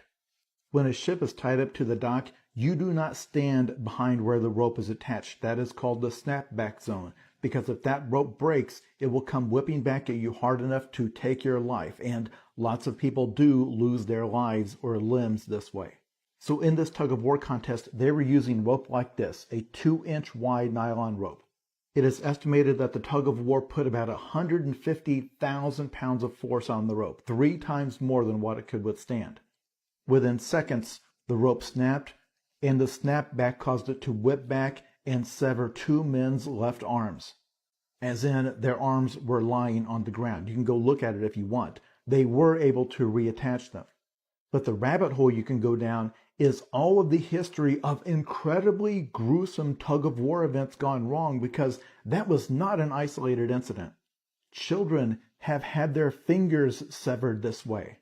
There's an entire article about the history of tug-of-war fatalities. And it's such a perfect example of something that looks totally innocuous and fun. And you don't realize how much power is stored up in something until the moment it's finally released. Being stolen from Louvre is what made the Mona Lisa famous. Nobody knew about the Mona Lisa in 1911. Look, here she was, one of the hundreds of random paintings in Louvre. Then one guy randomly grabbed the Mona Lisa and disappeared in 1911. She was so unimportant that it took 2 days for the Louvre staff to realize she was missing. So who made her important? The media. Newspapers at the time invented clickbait headlines to sell more copies. Finest portrait in the world stolen. The world's greatest portrait. And this face was on front pages for 2 years straight. When they finally found her, suddenly everyone wanted to see the finest portrait in the world. In reality, this is just a basic Renaissance selfie. A rich merchant asked Leonardo to paint his wife, and he did it as a quick side hustle to grab some cash. In his notebooks, Leonardo never mentioned Mona Lisa, not even once. And now people claim her eyes magically follow you around the room. There's a hidden golden ratio in her smile, and other artistic voodoo magic stuff. This is called the mere exposure effect. People think something is valuable just because it's been in the media long enough. Nobody cared about this necklace or tiara a week ago. But now, I bet H&M and Zara will launch collections based on it. So this proves that you don't become famous by being beautiful. You become beautiful by being famous. Again, perspective. Isn't it interesting how for us, since we're born, that painting is the most impressive painting in the world just because it's always been. But at the end of the day, things have an origin story. So it's so interesting to see how these things come about. I wonder why it was manipulated that way. Was it to sell more tickets for the Louvre? Did they steal it themselves? I mean, what's the idea behind it? It's very interesting. I just find that, like he was saying earlier, the framing of a story changes everything. And now this one, the exposure. So now understand why you always see the same ads and the same companies and the same thing over and over and over again. Truth is, simple. It works. So the more you're exposed to something, the more it becomes a part of your psyche. I mean, we like to think that we're really complicated, but at the end of the day, it feels like these companies, they got us figured out. You know? So maybe we should stop thinking that we're so special and start taking back control of our mechanisms and identify the information coming in and catch it when it's coming in and not just be living in a reactive state. So I don't know if you guys understand the parallel that I'm trying to make, but did you guys know that this is how the Mona Lisa got infamous? I had zero idea. Let me know down below. Let's keep on rocking. With our crash out of the day, we have man versus robot. I mean, first off, what crime did you commit for the cops to be like, you know what, let's send the robot on them? Is it that bad or are you that dumb? They're like, you know what, let's try some new shit. And I think it's because you that dumb, because you decide you gonna pull out a gun. My boy pull out the strap, and I think he tries to shoot the brain of the robot. I mean, son. And he climbs out the window after the robot shoots some tear gas. And then, watch this. He don't make no run for it. He grabbed the cover, and then the robot's like, hold on, excuse me, Sugar Bob Honey Bunch. You're stuck. Gotcha. I can't even lie, though. I feel you with the cover move. I probably would try to do the same thing. Like, all right, there goes his eyes. But that was just a terrible toss. And then This gotta be terrible to be the first dude ever that got caught by a robot. Like, you get into prison or jail, and what happened? How I go down, bro? You was on the run? No, a robot ran over me. What? And in fact, you tried to shoot the robot. Real dickhead activity. I mean, this is egregious work. Felonious decision. And now look at you. On the ground and about to get run over by a robot. Crash out of the day or dickhead of the day, doesn't matter. It's this guy. And that's a wrap for today, familia. Whether you're tuning in with the sunrise or you're posted up after midnight, I appreciate your time, your energy, your curiosity. And don't forget, this isn't about truth or fiction. This is about perspective. If this sparked a laugh, a thought, a deeper question, then we did our job. So drop your thoughts in the comments, keep the convo alive, like, subscribe, and don't forget to hit that bell if you're riding the wave, because we're just getting started. So until next time, stay grounded, stay weird, stay critical. I'm Adam Strain, and this has been Adam Strain Reacts. Peace. But now's the time for us to link up. Really think we on the brink up. Making a change from living this strange. Living this strange. Making a change from living this strange. Yeah.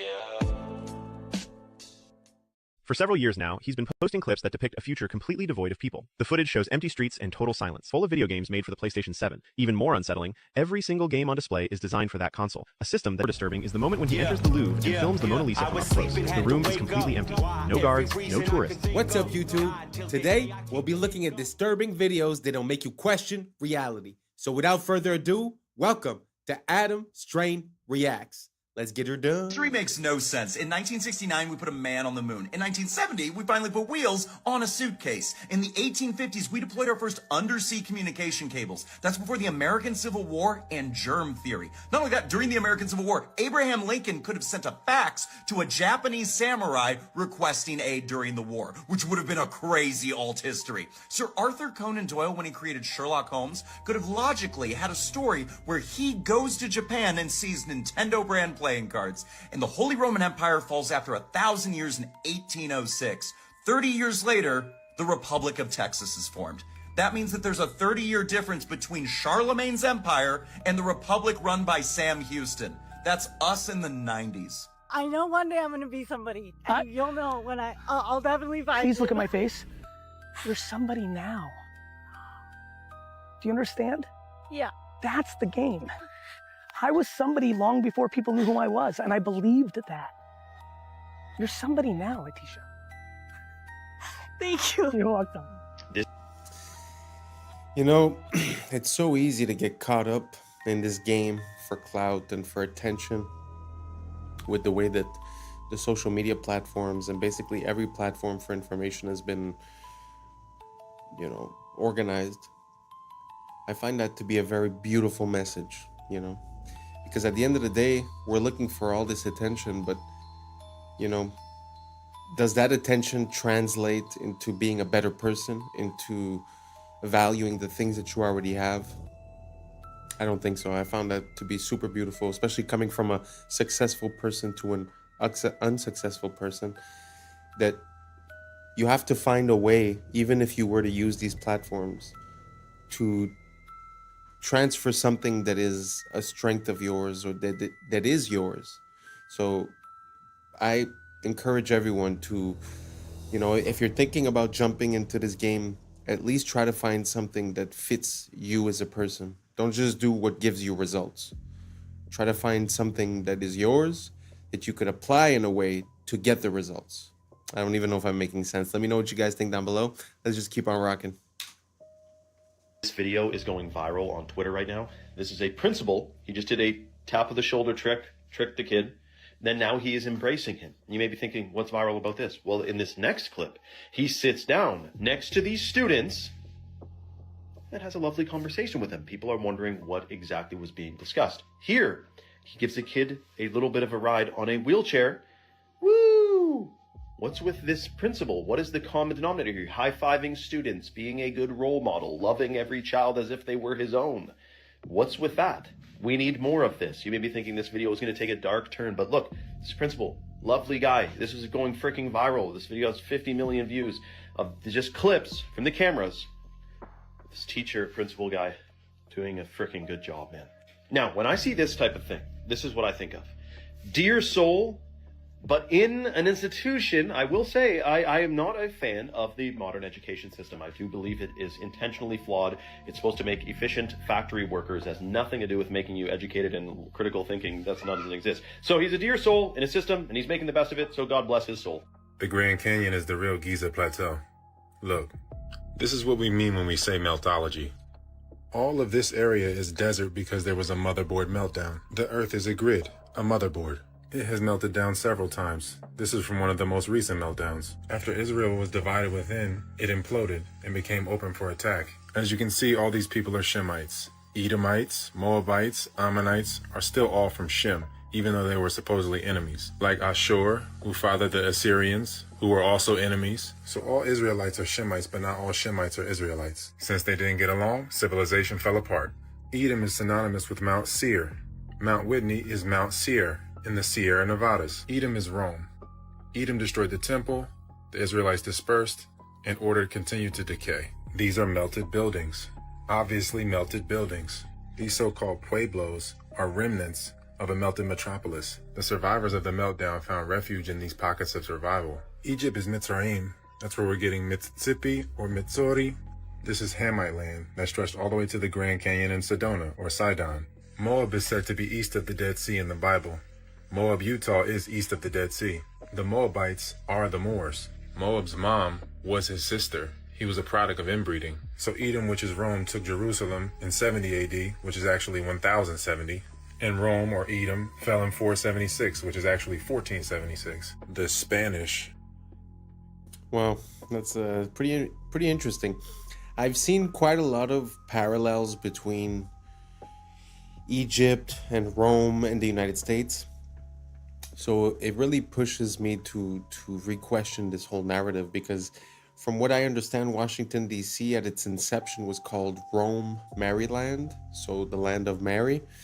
So it seems like there's this old mythology that's involved, or at least encrusted into the naming or into, because I mean, even a dollar bill has the Egyptian pyramid, right? So I never could make any sense out of that. Let me know what you guys think down below. You think it's possible that the old world is the new world and the new world is the old world?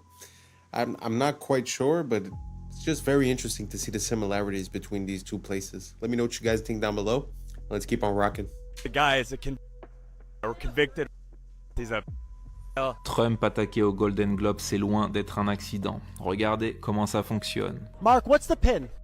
Mark Ruffalo exécute un rôle. Il doit pousser le mouvement Be Good avec son pin. Un slogan simple et court, impossible à attaquer. C'est comme ça qu'une opération psychologique fonctionne. Le but est de vous polariser et vous imposer une morale. Pour ça, il faut une cible unique. C'est le rôle de Trump qui sert de pôle dans un scénario héros-vilain. Ice doit produire le plus de scandales possible et les grandes chaînes diffuser en boucle.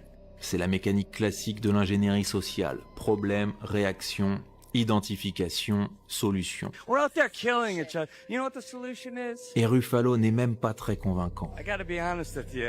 On dirait une scène mal jouée. I'm not gonna lie to you. I'm not feeling so great. I have felt things. Faire semblant, c'est son métier. I don't know. I can't keep pretending. It's driving me crazy. Dans Shutter Island, Now You See Me, il a le rôle de l'architecte de la manipulation. The more you think you see, the easier it'll be to fool you. My job, to take your attention and use it against you. Ces films expliquent que ce que vous voyez est un tour de magie. Donc ils ne s'opposent ni à Trump, ni à la pédophilie, parce qu'ils sont tous dans le même camp. Dans Pauvre créature, il couche avec un nouveau-né, placé dans le corps d'un adulte. Dans 30 ans, sinon rien, il embrasse une fille de 13 ans. C'est une technique de cinéma. On place un esprit mineur dans un corps adulte. Mom? Dad? Pour banaliser l'inacceptable. Voilà ce que l'industrie choisit de célébrer, parce qu'on est dirigé par des pédomanipulateurs narratifs. This guy claims he's stuck in France in the year 2055 and can't find a way back. And everything he shows in his videos looks disturbingly unreal. For several years now, he's been posting clips that depict a future completely devoid of people. The footage shows empty streets and total silence. The roads are deserted, yet vending machines and terminals are still working, as if the country itself still exists, but its population has completely vanished. In some videos, he walks into stores and shows shelves full of video games made for the PlayStation 7. Even more unsettling, every single game on display is designed for that console, a system that doesn't even exist in our time. One detail in particular really alarmed viewers. A nearly empty vending machine with just one bottle left inside. The date on it is clearly visible, April 2055. According to him, it's a drink that hasn't even been released yet in our present day. Even more disturbing is the moment when he enters the Louvre and films the Mona Lisa from up close. The room is completely empty. No guards, no tourists, as if time itself has frozen. He does the same with the Eiffel Tower, showing it surrounded by absolute silence and emptiness. What makes the story even more unsettling is the fact that he started posting these videos long before the explosion of AI and modern visual tools. This is the story all about how your life got flipped, turned upside down, and the reason why you're a slave to the central banking cartel. In 1791, the Rothschild banking dynasty lobbied for Alexander Hamilton to install the first central bank in Philadelphia, Pennsylvania. They secured a 20-year charter that lasted from 1791 to 1811. By 1811, the United States refused to renew the charter. They were sick of the Rothschilds. So, in 1812, the Central Bank of London, under Rothschild control, financed the War of 1812, where England attacked the United States and burned the White House to the ground. By 1816, the bankers secured a second charter for another installment of the central bank in Philadelphia, Pennsylvania. By 1835, after 19 years of economic manipulation, the seventh president, Andrew Jackson, who was fighting the banking wars, did And ultimately got assassinated. everything he could to kick the bankers out of the United States. This is why he vetoed the recharter in 1832. And he said in 1834, if the people only understood the rank and justice of our money and banking system, there would be a revolution by morning. And I try to inform you guys. You listen to my podcast, you would know this already. What did they do? They attempted an assassination. This is going to become a common theme that we're going to revisit. But for now, Jackson issues a specie circular, which means no more deposits to the central banks, only deposits into national banks. He cuts them out of the picture, and he pushes for only gold and silver. What do they do? Send us into a depression. By 1837, more economic manipulation, but the good news is we go to a credit-based system, but one without the central banks. By 1850, the middle of the century, Jackson had killed off the second bank, and there was no more central banks in the United States. I won't stop him forever. At that time. By 1861, the United States didn't need the central bankers anymore, but they saw an opportunity. War is the perfect way to divide a nation and get us back into an international debt system. Well, clearly he has a lot of information, but he didn't even get to the juicy part about the Federal Reserve, but he does a pretty good job of explaining what happened before that. Because yes, it did all start with the Napoleonic Wars, and they have fought very hard to make it into America with the Federal Reserve, and they didn't stop there because they are now attempting to take over the world with the IMF, and they're unfortunately doing a pretty good job of it. That's pretty interesting. I know way more about from the Federal Reserve and beyond, which I think was 1933 or something like that, 2933. And it's actually interesting to look at before. And like you said, it makes me wonder if they got kicked out, and then eventually they say, oh, something like war could help us gain back control. Makes me ask a lot of questions about the first and second, because at the end of the day, it happened more or less between those two, the instauration of the Federal Reserve, then afterwards the income tax. So the systems under which we are feels like they were implemented around that time. So it's kind of interesting to look at what happened before. I had no idea that they already had the central banks, got kicked out, and then reasserted their power. It's pretty interesting. That's all connected with the Titanic, with Jekyll Island. I'll do a deep dive soon enough. Let me know what you guys think down below. Did you guys know about this? Let me know if there's any parts that you feel I missed. I'm always curious to learn more about the methods by which we are enslaved. Let me know down below. Let's keep on rocking.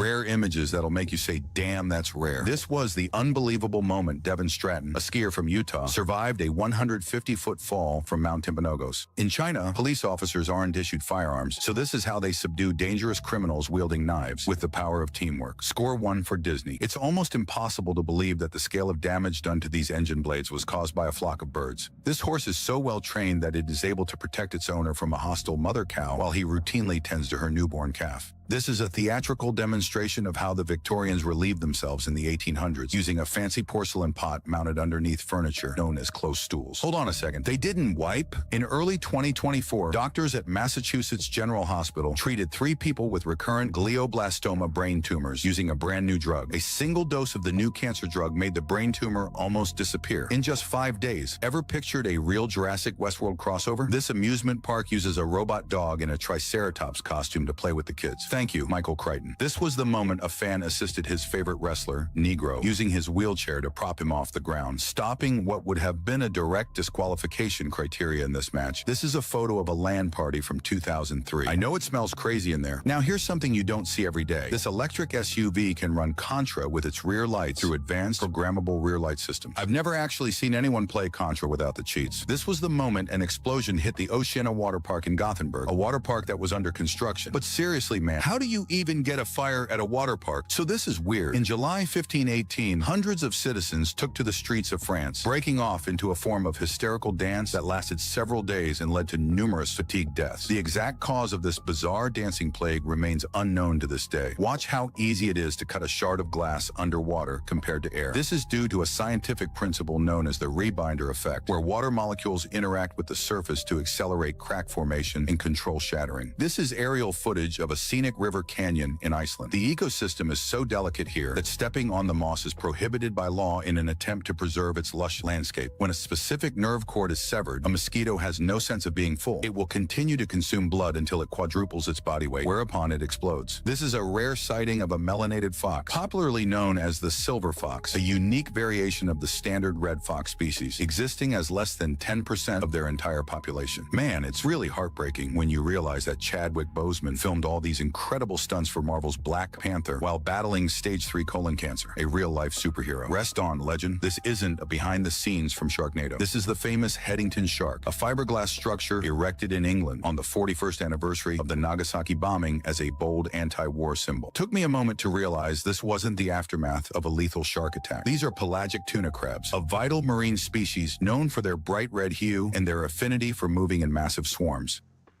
I am now 20.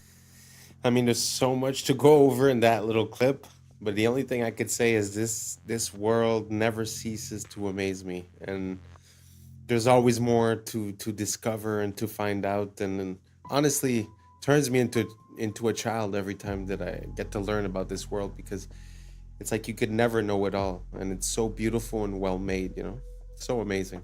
Let me know down below if you guys have any other videos like that. Send them to me, tag me. You guys have been sending me videos and I truly appreciate it. I'm gonna make a basically viewers sent in video soon enough. So keep on sending them in and let's keep on rocking. In massive swarms.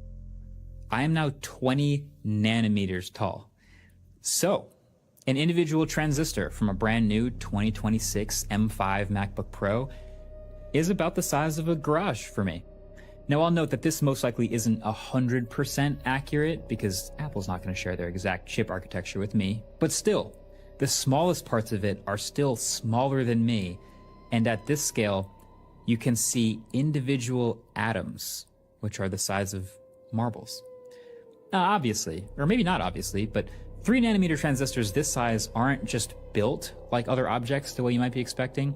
There's a pretty refined manufacturing process called photolithography. Basically, it's like developing a photo with light projected through a microscope, but onto atoms instead of film.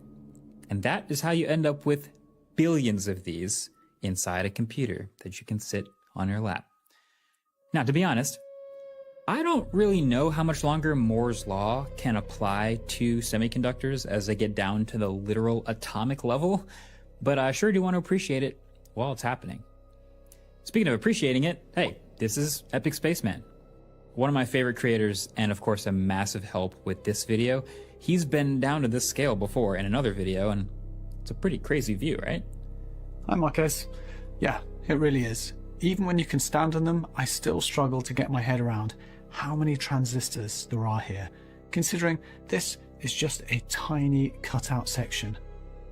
The full chip is 32,000 times bigger than this. So yeah, the best way for my brain to really appreciate all of this has been to visualize this scale. From the tiniest 3 nanometer transistors we have in computers today, at the scale of DNA and individual atoms, all the way to the micrometer scale with the computers of the 2000s and 90s and 80s, humanity has been so motivated for so many years to get this stuff down to such a ridiculously small scale that it makes a grain of rice look like a massive object. And yet it keeps going and going, all the way back to the earliest transistors the size of a deck of cards. You know, something else I've realized though, even though we've seen now all of this scale and how tiny things can get, sometimes it can still be hard to keep all the nanometers and picometers sorted and really comprehend it all. And sometimes it's actually easier to make things bigger rather than smaller. So let's try this. The world's first electronic computer is often credited as the ENIAC. They finished it in 1946, and they had light bulb-sized vacuum tubes called triodes. And of course, that computer was the size of a whole room. But if we still made computers like this, with transistors that big, how big do you think the iPhone would need to be to fit the 19 billion transistors that it has today? Think about it. Maybe the size of a city block? Or what about the size of the entirety of Central Park? Keep in mind, you need to fit all of these billions of transistors. Wouldn't it be crazy if we carry around the equivalent technology of a phone the size of the city of Manhattan? Well, the reality is these are all still too small. Your phone, with the technology from 80 years ago, would need to be the size of the state of New Jersey to fit them all. This progression of technology has given us a computer the size of a US state 270 miles long and shrunk it down to fit in our pockets. Thanks for watching. See you in the next one. Peace. Wow. To scale like that really makes me think of when I first understood, well, understood is a big word, when I first got confronted to what $1 trillion would look like, and what $1 billion looks like, and $1 million and 100,000. Basically, to count to 1 billion takes years, and to count to 1 trillion, like just going 1, 2, 3, would take 32,000 years. From what I understood, it was like stacks of $100 bills stacked together the height of the World Trade Center. Something like that. That's $1 trillion. It's like beyond, and now we talk about it as if, oh, it was just something, you know. And also, it also makes me wonder about the fact where we find the patterns of these transistors or of these circuit boards within ancient sites, like in Egypt or Philippines or any place where they have ancient stuff. Like there's a connection there. There's something about the placement of things that are conducive to energy transmission. And I don't know, there's definitely something there, and very interesting. Let me know what you guys think down below, and let's keep on rocking. Oh, what else can we do? Let's put everything. Because soy will increase estrogen, reduce testosterone. What else can we do? Let's put corn in everything. As a matter of fact, how do we get corn in everything? I know. Let's pay the farmers with massive subsidies to grow corn. You wonder why you're so tired? Look at what you're eating.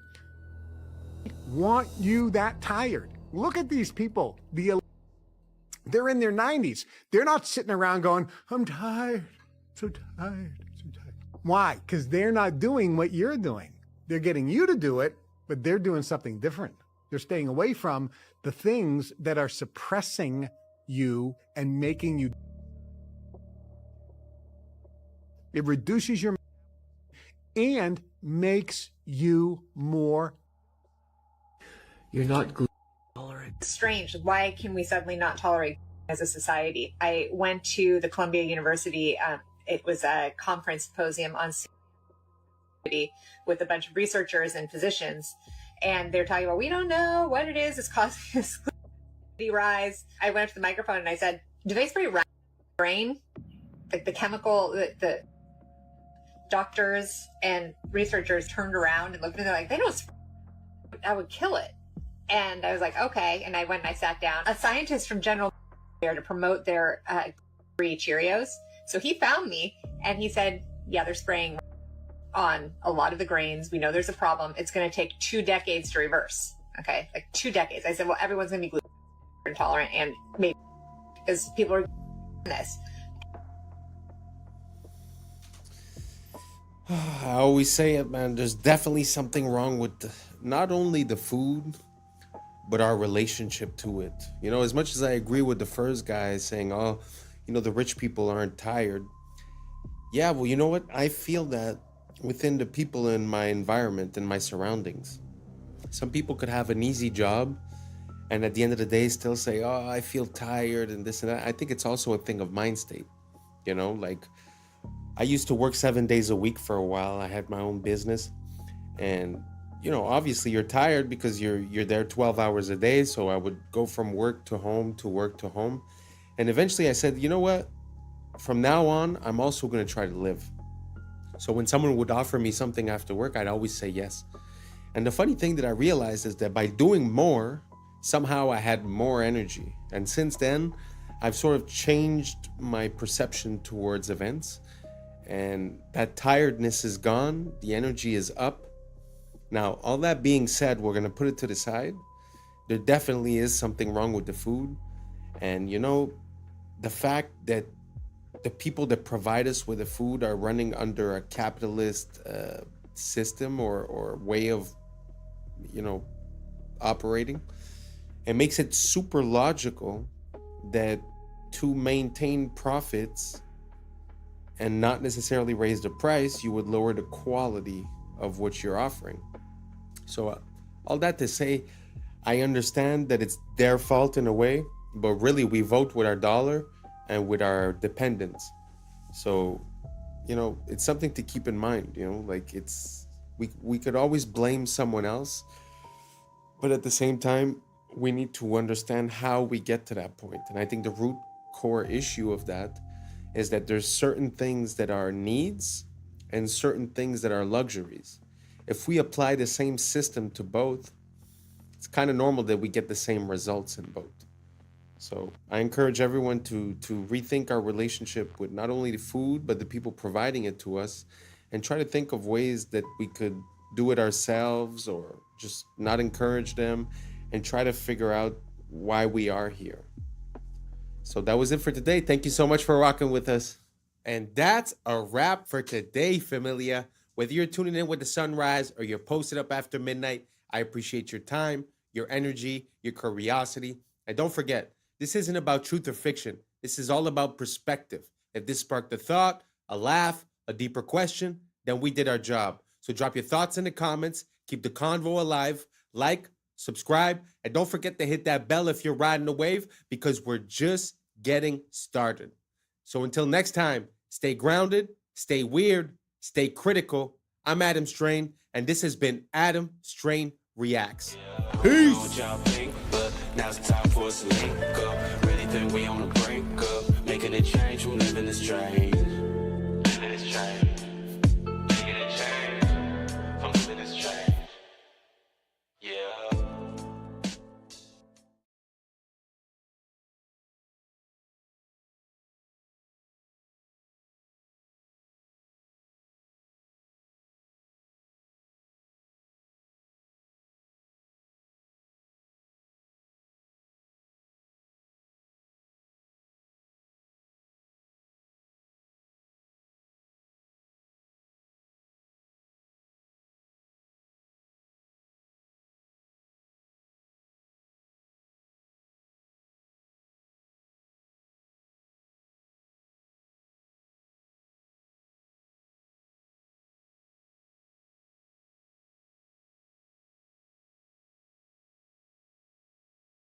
When did elephants have breasts? I'd never seen this before. 100 years, whereas these melted ruins are thousands of years old.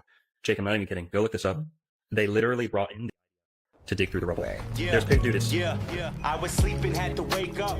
Why? Every reason I can think What's up, of. YouTube? Today, we'll be looking at disturbing TikToks that'll make you question reality. So without further ado, welcome to Adam Strain Reacts. Let's get her done. That's the cost of living crisis. Suddenly, we went up from prices being around there to prices being there. And you don't really see that in this data, okay? Because inflation is really just measuring the difference between that and that. And if you This is how they lie with numbers.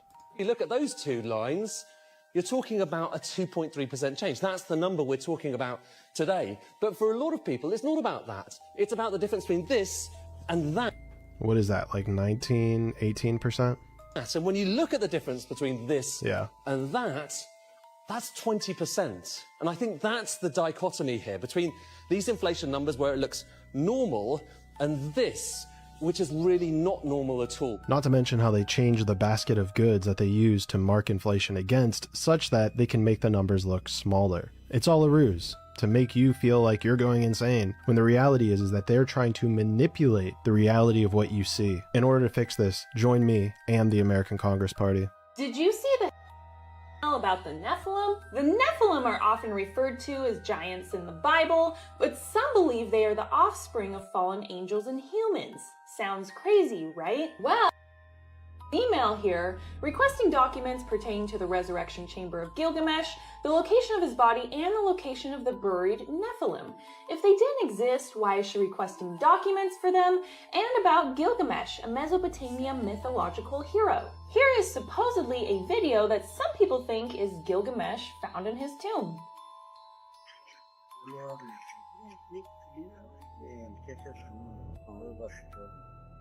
Now, who is to say whether this video is real or not, but with how weird reality actually is, I'm not going to immediately doubt it. We live in a very scripted and twisted reality, and truth is hidden if you're not in the club. But I don't know, I'm just a conspiracy theorist. Let me know what you think. That is kind of interesting because they like to make people seem a bit crazy when they inquire about these types of things, but how come the people that govern us also are inquiring about these things? We've heard about stories about when they went into Iraq that they were basically trying to take control of the ziggurat of Ur.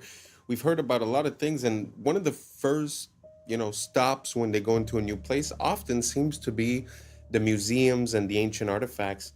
And that kind of reminds me of the times of the Nazis when they used to do the same thing. They were on like a mission to find occult teachings and occult practices and relics and stuff like that.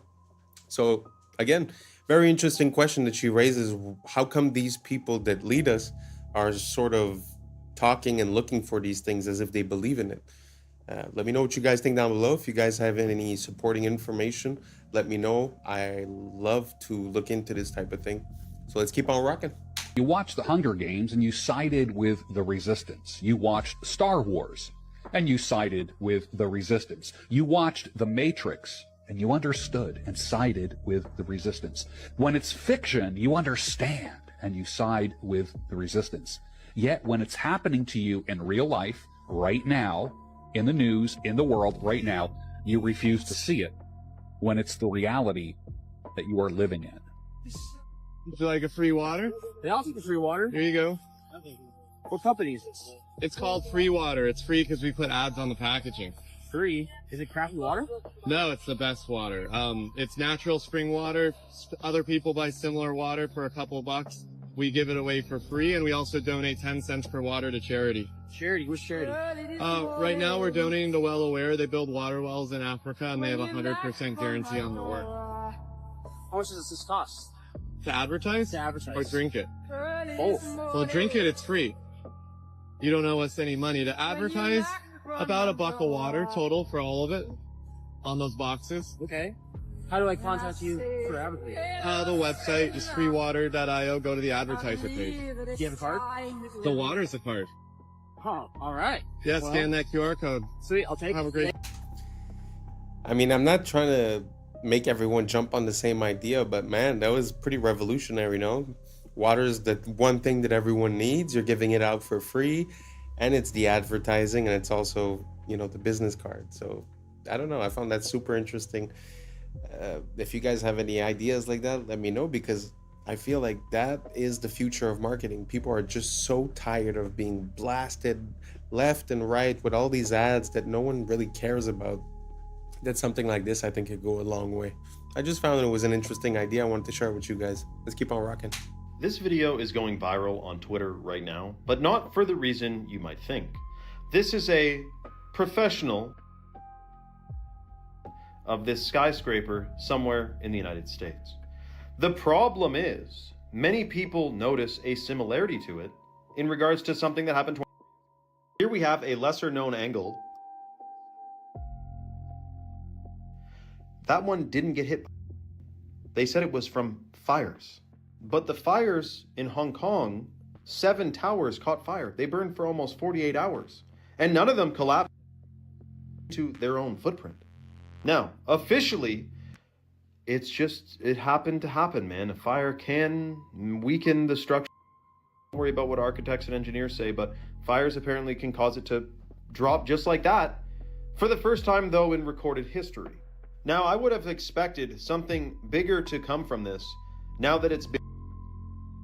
But seemingly, many people are still sleeping. Again, the Hong Kong towers, almost 2 days on fire, still standing. Let me know your thoughts in the comments below and follow for more. There has been many different resets since the Great Flood, or the Flood of Noah. When you look at the age of the buildings in the previous video, and the ruins from the buildings here, the melted bricks, the melted red bricks, there seems to be a clear age gap between the two. While this is much older than the mud-flooded buildings, the mud-flooded buildings looking fairly newer by comparison, last several hundred years, while as these melted ruins are thousands of years old, indicating the many different cycles this realm has went through. Since the Great Flood, or Flood of Noah, the theory is we're looking at about 6 or 7 resets here that happen about every 150, 200 years, kind of like clockwork. And with that cycle, it has taken many advanced civilizations. Think back in the stories of Atlantis, told throughout ancient time. After that, the Tartarian Empire. Just look at these structures, clear evidence of melted, deformed stone and brick. That is not some ancient design choice of hammer and chisel. History is nothing more than a set of lies agreed upon. Question everything, friends. Until next time. Man, do I love looking into ancient history.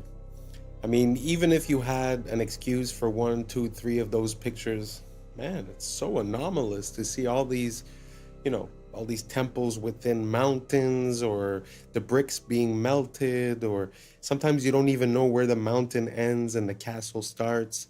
I just find it so interesting. If you guys have any good footage, send it over and I'll feature it in the next video. Let's keep on rocking. So quickly, I'll go through this 2-year war, over 60 million tons of rubble there, and tens of thousands. Pour eux, les débris comptent plus que les vies humaines, parce que ce n'est pas une guerre, c'est un nettoyage. One of the great honors for me has been working with Steve. Steve, qui l'année dernière nous expliquait travailler sur son plan depuis 2 ans. Been working on master plans for the last 2 years. So there are plans already. Au WEF, les plans de reconstruction existent avant la guerre. We have plans already. We have a master plan already, and we're working together on it. And I think if the world saw the progress so far, they'd be pretty impressed. Et on attend que tout soit détruit pour signer la paix. Comme ça, on peut reconstruire sans résistance. We have created a sense of hope for what the future can bring. On félicite ceux qui ont créé le problème. I am so honored. I'd like to thank. Parce que sans eux, ce nouveau système n'aurait jamais pu être justifié. Nobody's ever dreamt of. You used him well. Obviously used him very well. C'est grâce au chaos qu'il provoque que le sauveur devient nécessaire. The world needs a savior, and the hope is that AI is the savior that we need. Ce qu'ils appellent sauver le monde, c'est en réalité le reformater pour le rendre compatible avec l'IA. This vision for the future as an example of what's possible in other parts of the world. Il nous parle de paix, mais la paix ici, c'est l'absence d'imprévisibilité humaine, l'absence de liberté. Et c'est exactement le but d'une Smart City, une ville sans âme, où tout est mesuré, tout est prédit, où l'humain n'est plus un être vivant, il devient une donnée. Regardez le plan, zone industrielle intelligente pour Musk. Donc en réalité, ce qu'il construit, c'est un monde post-humain. Are there aliens among us? I am one. Quand il parle d'alien, il ne parle pas d'extraterrestre, mais de conscience inorganique. Parce que l'alien, c'est la rupture avec le vivant. Et ils vous vendent votre disparition comme du progrès. Did elephants have these? Did we jump timelines? Did elephants jump timelines? When did this happen? Not out the Troublemaker Travels for saying this, because I had no idea. Am I in an alternate universe? When did elephants have breasts? I'd never seen this before. Never dawned to me that they would look like this. I mean, it's okay, but I've never seen this in no Discovery Channel, in no animal book, in no internet search. I have never, and I mean never, seen this before in my life. When did this happen? Why is it like this? Apparently, female elephants, this is how they feed their young, and this is what it looks like. Does that look weird to you? Did you know that? Have you ever seen this? Obviously, it's not weird for elephants. Is it weird for me? Is it weird for you? Is this strange? I don't know. Am I tripping right now? Because I have never seen these on an elephant. I mean, never. I've seen elephants all my life. I've looked up elephants. We learned about elephants. They are mystical creatures, but I did not know they had those. What are those? When did this happen? Am I the only one? Let me know on this one. I know it wasn't 5, but let me know on this one. Let me ask you something simple. How does a comedian with zero political experience become a global icon and the centerpiece of the largest in Europe? Come on, Peter. Elected, people chose him. That's democracy. Was it? Let's rewind the tape slowly. Wasn't a politician. No manifesto, no party background, no governing experience. He was an actor and comedian. Then comes the TV show Servant of the People. In the show, plays a regular guy who exposes corruption, goes viral, gets drafted by the public, becomes president. That's just fiction. Coincidence. Except the show was financed and broadcast by one of you oligarch, prime time slots, endless promotion, crossovers with news. The show didn't just entertain, it trained the audience. 1 year after the show peaks, registers a political party, same name as the show. Then he announces his real candidacy and still wins 73% of the vote. That's overwhelming support, though. Or overwhelming narrative control. And NGOs had already spent over $5 billion in Ukraine since 2014. Advisors embedded, NGO pipelines, media consulting. So what do you get? A leader with no independent base, no political past, no faction loyalty, perfectly dependent. But the invaded, what choice did he have? Isn't not so fast, Brian. By 2014, Western Baku in the capital. 8 years of shelling in the eastern region, over 14,000 before 2022. The peace agreements were signed to end the fighting, but were never fully implemented. So, or did the Ukraine was already ranked as one of the most corrupt countries in Europe before didn't fix that. It centralized it. Now look at the cost. Roughly 1/3 of the population displaced, millions gone. Most won't return, making it a demographic collapse. Is this your idol who let it all happen? And after the dust settles, debt, foreign ownership claims, resource concessions. So you're saying a managed territory, a dependency, a proxy battlefield paid for by lives, loans, and future resources. So ask yourself, did a comedian accidentally stumble into history, or was a character tested on TV, scaled through media, and deployed at the right moment? That's unsettling. That's the point. If a man can play a TV and then become one in real life, maybe the most dangerous thing isn't propaganda. It's the story some were trained to believe. That surprised me. I knew that he had done some acting or this or that, but the fact that he was playing a politician exposing corruption on a show a year before he got elected, man, that's crazy. That's straight idiocracy stuff. And it brings me to a point that I've been realizing is that, you know, back in the days, politics was like respectable, commendable, gentleman. And now it's like insults and it's like who got you more. So I feel like we're going halfway between what politics used to be and wrestling in a way, you know? So from now on, I feel like since we've had, you know, Trump, which was on TV and an actor, and Zelensky, I almost feel like it's going to be hard to go back to normal politics after. So we're sort of going to be caught into a democratic popularity contest type of thing where, you know, if you're a singer or you're an actor, well, you have more support because people know you. I don't know. I just don't think that's a good idea. Let me know what you guys think down below. Do you think that makes sense? Did you guys know that this guy was, you know, playing the position that he then assumed a year later? I mean, to me, it was a complete surprise. So anyways, let me know what you guys think down below, and let's keep on rocking. Gosh, I don't know all the theories. I'll like share a theory and people are like, you didn't know that. I'm new to a lot of this stuff, okay? But let's talk about, so this guy, computer programmer, businessman, you know, very, very successful until he came across some information. Oh boy, that the didn't like. Oh my gosh, this is crazy. But anyway, I saw this on Jake Shields' podcast, so I'll tag him below, but check this out. We all remember the apartment complex that just mysteriously into rubble. Yeah, just wasn't hit by a plane. In North Miami. That was that happened on the same night. Wow. And it's believed that he had an apartment or information stored in this one little apartment. And when that apartment building collapsed, they didn't let American response teams or like emergency teams do all the digging. Jake, I'm not even kidding. Go look this up. They literally brought in to dig through the rubble. There's dude, it's had a whole ceremony where he was like patting on the back. He's like, thanks. How can they rationalize this? How can we bring that handle American matters? This is insane. It's kind of I was all excited about this at one point, you know, and then it just turns out, you know, now we get laws like this from DeSantis. A new license plate's coming out in Florida that you can choose to get. Anyway.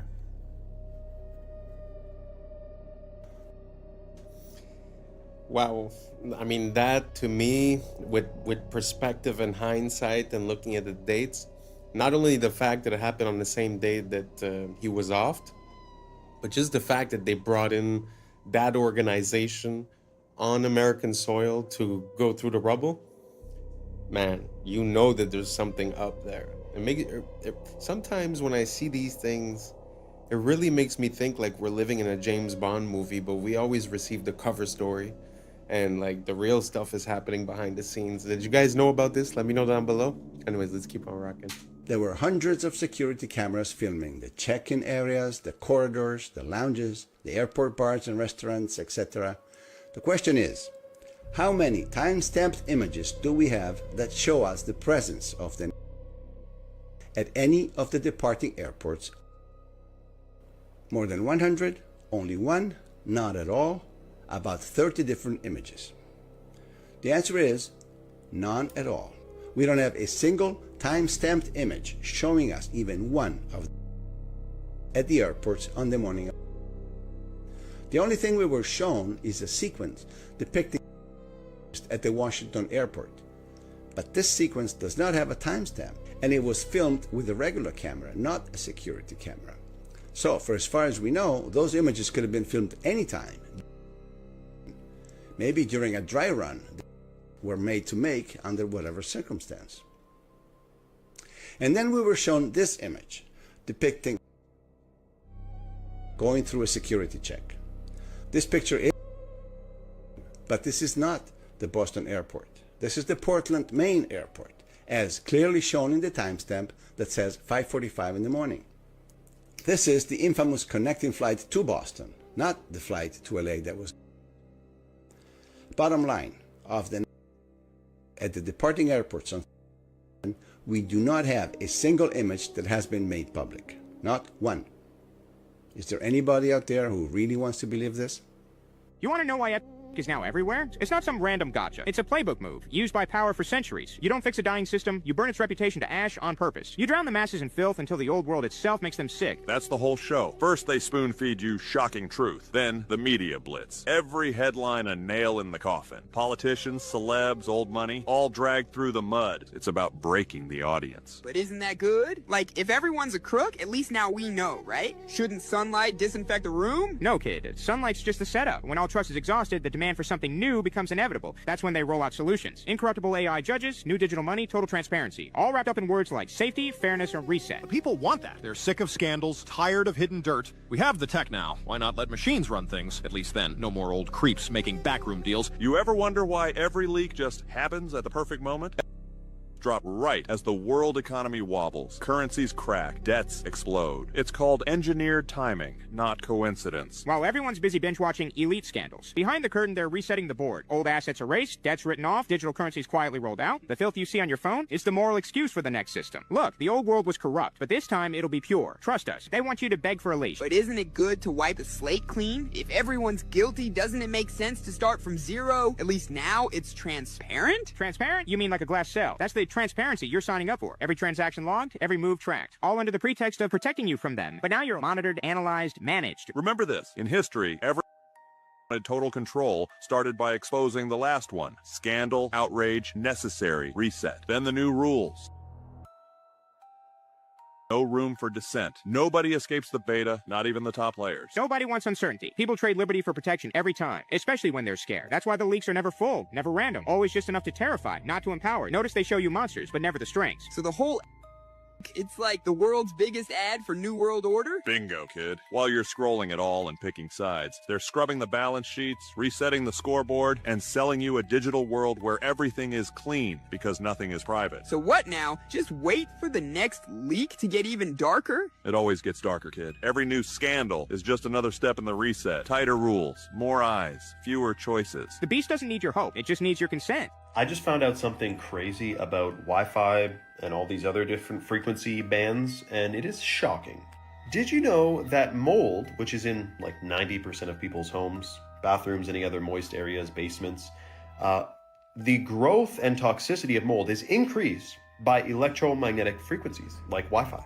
So if you didn't know, mold is one of the, especially black mold, and there's green mold too, are some of the most toxic things that people are exposed to in their homes. And indoor air quality can be like 1,000 times worse than outdoor air quality, even if you're living in a big city with lots of vehicles and freaking dryer vents pumping out those synthetic fragrances, etc. But so now it's a perfect toxic concoction because Wi-Fi increases the mold growth and can actually be strengthened by it. The production of biotoxins in mold culture increased more than 600 times after being exposed to ambient electromagnetic EMF frequencies. And this guy says, is this good or bad? Interesting that Wi-Fi, which many people are wondering if there are any potential hazards with concerning the human body and electromagnetic field, combined with mold, which is also toxic, it's a perfect concoction. The crazy thing about that is that I also seen another video where when the plants were exposed to the Wi-Fi, the growth was stunted and it was slower for the plant to grow. So not only does it stop good plants from growing, it also enables toxic molds to reproduce quicker. Man, I had no idea. Do you guys know anything about Wi-Fi that we should know about? Let me know down below. And thanks for reaching the end. And that's a wrap for today, familia. Whether you're tuning in with the sunrise or you're posted up after midnight, I appreciate your time, your energy, and your curiosity. And don't forget, this isn't about truth or fiction. This is about perspective.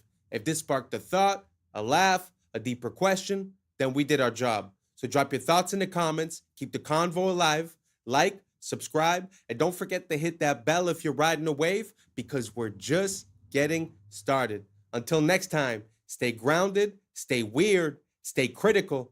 I'm Adam Strain, and this has been Adam Strain Reacts. Peace. Now's the time for us to link up. Really think we on the brink up. Making a change, we live in the strange.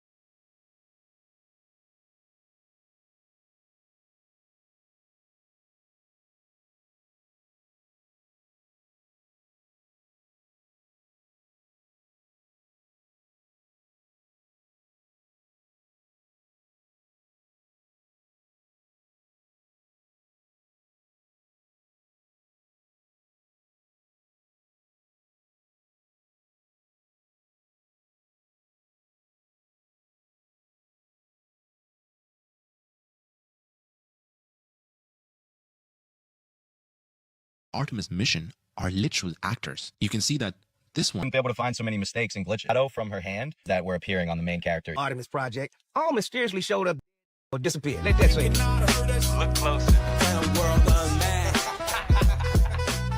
What's up, YouTube? Today, we'll be looking at disturbing TikToks that'll make you question reality. So without further ado, welcome to Adam Strain Reacts. Let's get her done. I like how she has her hair up and in a braid on the way to the launch pad. Then the second they get into space, she takes her hair out like this. When a braid would really be the most sufficient way to have your hair in space. And that doesn't even look like the same person, by the way. Any female that's ever allegedly been in space, they have never tied their hair up. I wonder why that is. It's because that's the easiest way to sell you on the fact that there's no gravity. It doesn't make sense. Your hair would be tied up. And what the hell is all that? Are you kidding? The state of this would not even be acceptable for your average residential electrician.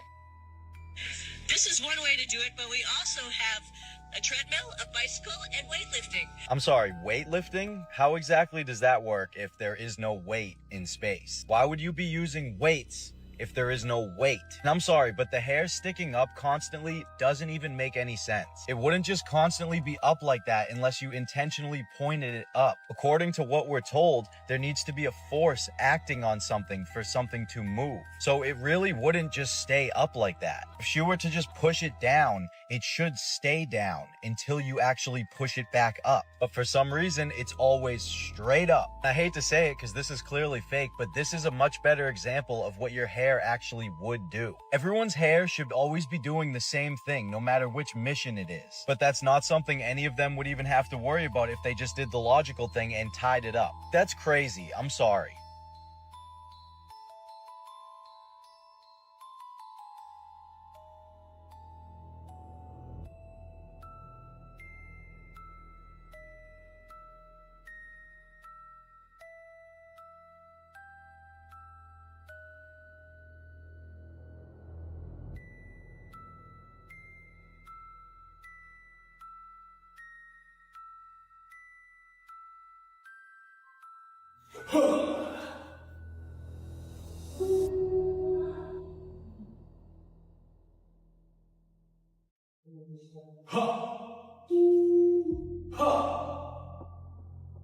For America and a waiting world, integrity is 5. What is that? The end of a paper towel tube?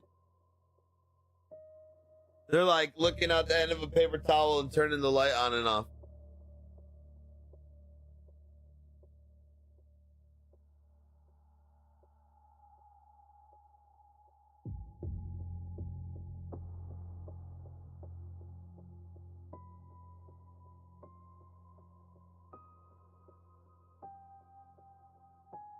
As you guys can see, we're doing a bit of a deep dive on the space stuff. I mean, it's something that really was an integral part of me questioning the world in which we live.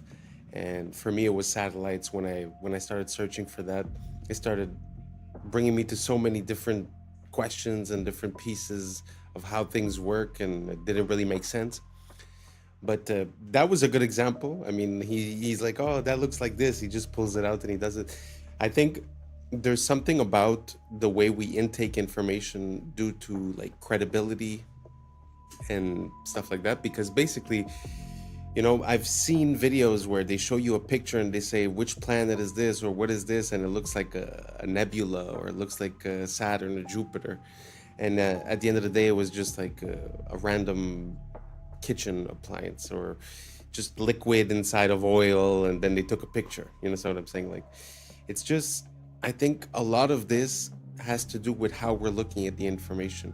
So does it really make sense that, I don't know, just like he was saying, that they're keeping the hair up, or that, you know, after all of this evolution in camera, somehow, you know, we only get basic shots, basic quality.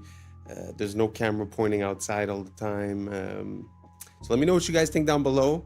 So this is the Artemis 2 special. We're just gonna breeze through it. Let's keep on rocking. Fast are you going at your top speed? It's interesting measuring speed in space. So, you know, we use like air density and to determine Mach. So when we enter the atmosphere, we'll be going about Mach 25, 26, or 25,000 miles per hour. 7 miles a second.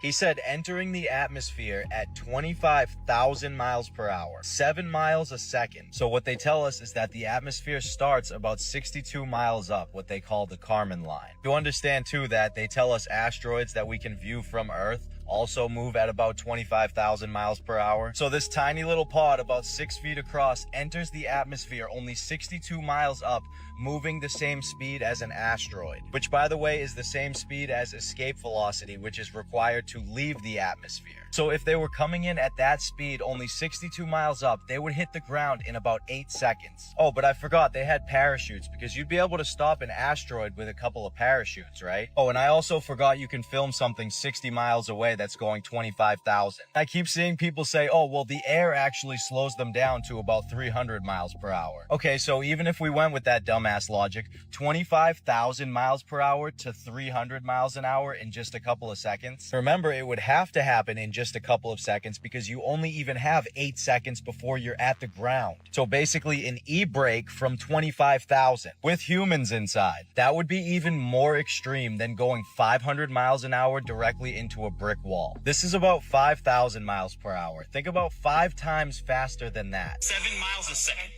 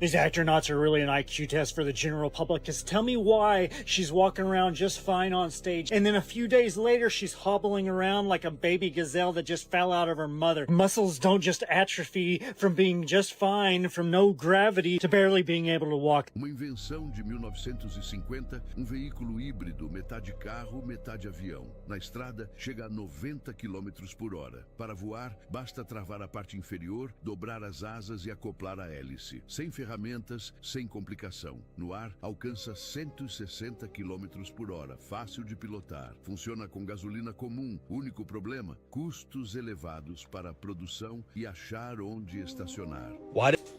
It's the first time I see that contraption, a car plane. So awesome. I don't know what language it was. I think it was Portuguese, but they were saying that it runs on car fuel. It's normal. The only problem is that it costed expensive to build.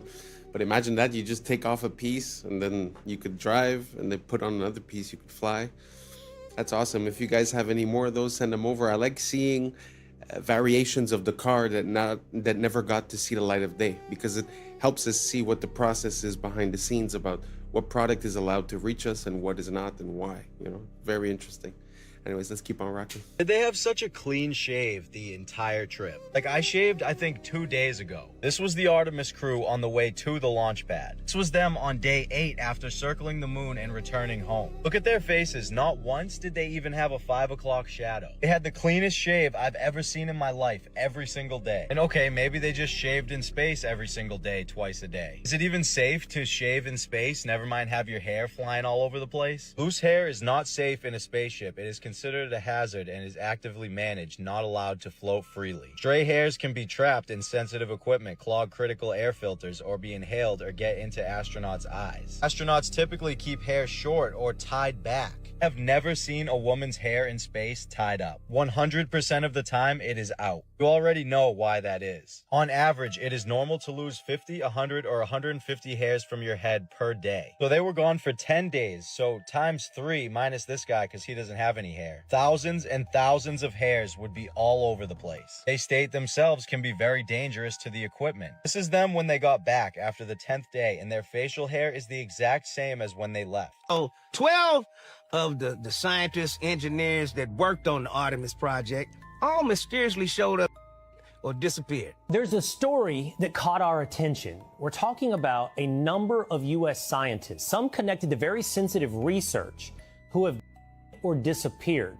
Let that sink in. So, they're acting again. I guess they came together and tried to blackmail them for some money. Otherwise, we're gonna tell them how we did the trick. And now they tricked, and they did. If you in on the motherfucking hustle, stay in on the hustle. I guess the more to that story is, don't jump ship too late, because the hustle gonna continue. You're gonna be maggot food. 2 of the astronauts on the Artemis mission are literal actors. You can see that this one was in Fallout and this one was in Mad Max. Why would they hire actors to go to the moon?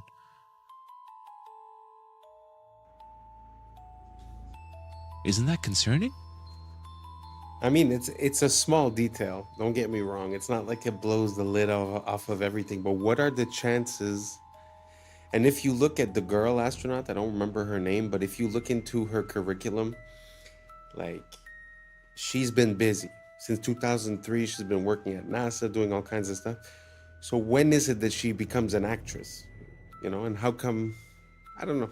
You guys tell me, does it mean something? Does it not mean something? Let me know down below. Maybe I'm missing something. Let's keep on rocking.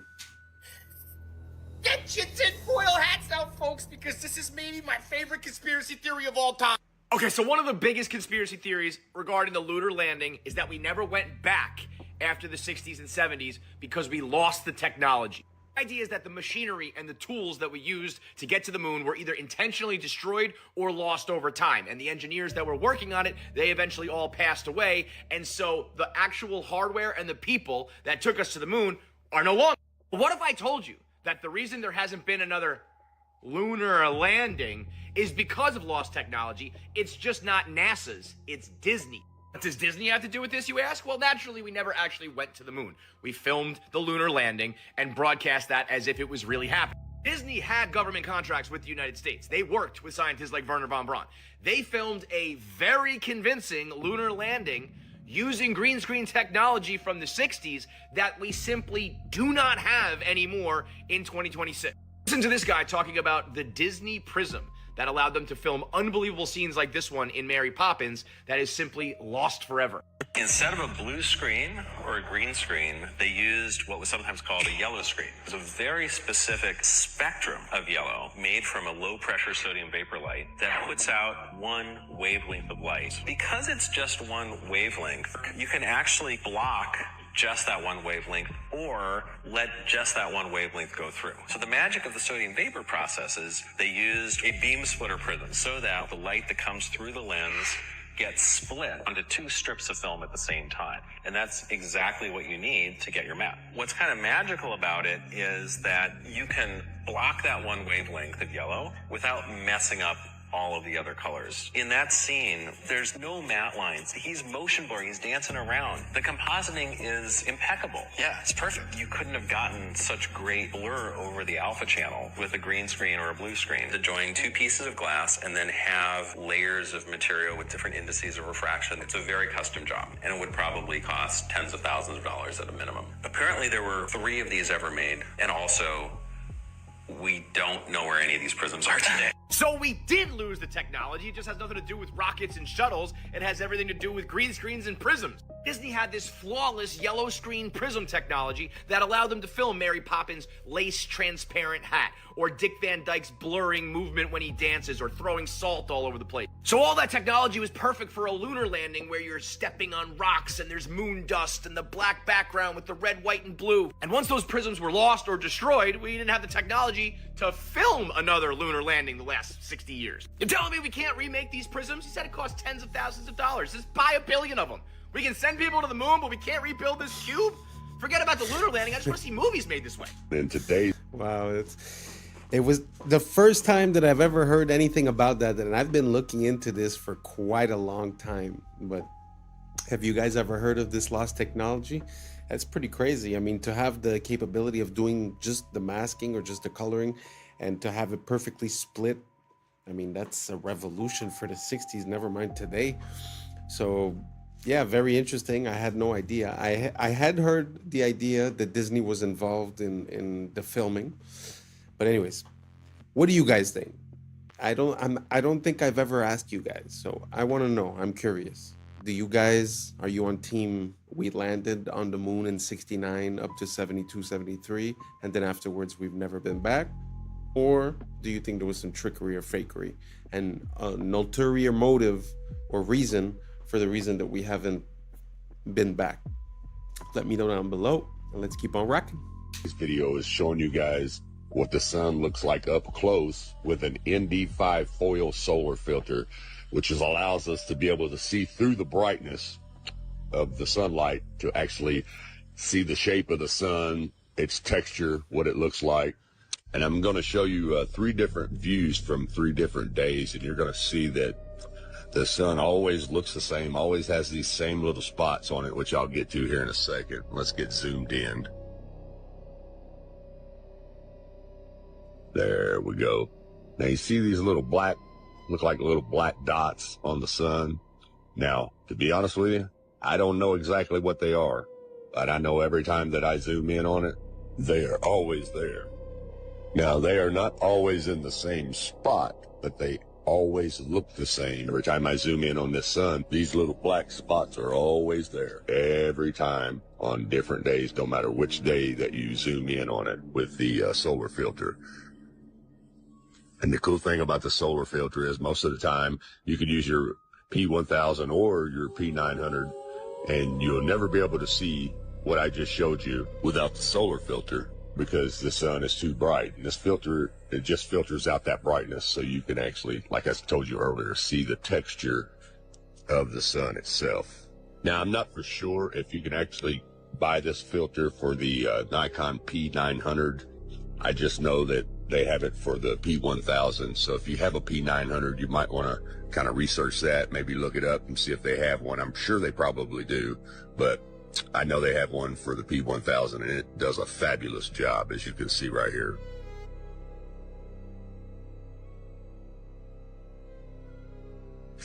Now you're getting ready to see those little black holes, those little black dots again, just as I showed you on the first day. They're always there, always there.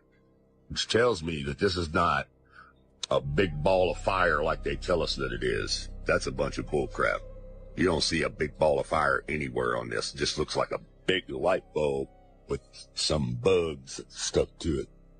Not to mention the fact that I shouldn't be able to zoom in on this at all with a camera. It's supposedly 93 million miles away. Think about that. 93 million miles away.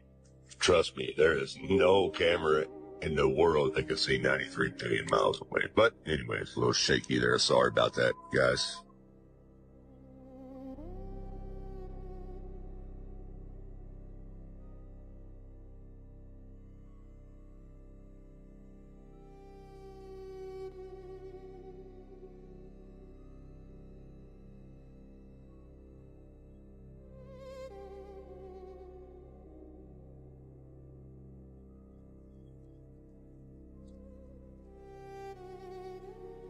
Okay, now this is a total different day here.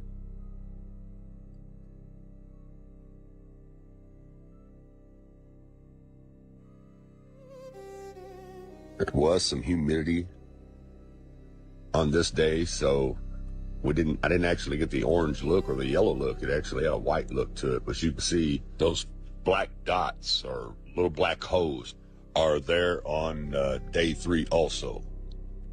Well, you see the atmospheric reaction kind of blurring there over them, but they're definitely there.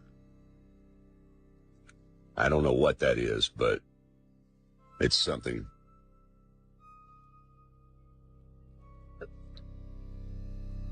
Now here you have NASA's computer-generated images. Now look what they show you. They show you this big old ball of fire with looks like lava and fire shooting out of it, which is all cartoon images. CGI, people. It looks nothing like what I just showed you in real time with a real camera with a real solar filter. It looks nothing like this NASA cartoon bullcrap. Yeah, you see that? You don't see nothing on that one when I zoom in on it. Just looks like a big light with some little specks on it, little holes on it. Looks nothing like this cartoon crap. I'm telling you, people, the Book of Enoch tells us that it's a luminary, not a ball of fire, as you can see here. And that which thus rises is the great luminary, and it is so named according to its appearance, according as the Lord commanded. As he rises, so he sets, and decreases not, and rests not, but runs day and night, and his light is sevenfold brighter than that of the moon. But as regards size, they are both equal. So do you... Wow, that's very fascinating, very beautiful. I really love this type of content, looking into things close, whether it be with a microscope, with a telescope, with a camera. I find there's so much detail and grain to this world that sometimes, like you were saying at the end, you know, they show us a CGI representation, but does that even match reality at all? It's a very good question, but I found that super interesting. If you guys never seen, I'll try to get some videos, but also sometimes they zoom into stars and you could see this vibration and it looks like a cymatic pattern. It doesn't really look like a solid object neither. Very interesting to look at this world when you're looking in closely. Anyways, let's keep on rocking. Remember this guy right here? Of course you do. He was the main character in the newest space movie. But I just want to take a second to look at the stars on this thing. And why is he still carrying it? See the stars? 1, 2, 3, 4, 5.5 stars. You see this little half star? So take a look at it right here after he spins it, which is all they actually did was play with a plush toy the entire time. You see how you can see the 5 stars, but where's the half a star? How come the half a star isn't there anymore? Watch it as it comes around. 5 stars. You clearly saw 5.5 stars. Where is that half a star? How come it's not there? But maybe if they didn't focus so much on spinning microphones and plush toys and actually showed us the moon, Earth, or what space looks like, then we wouldn't be able to find so many mistakes and glitches. Now, I just want to look at one more thing from our main character here. See right here how there's a shadow from her hand? Well, there should also be a shadow from the toy, but there isn't one. You see, she brings her hand back. There's the shadow. Takes it away. No shadow.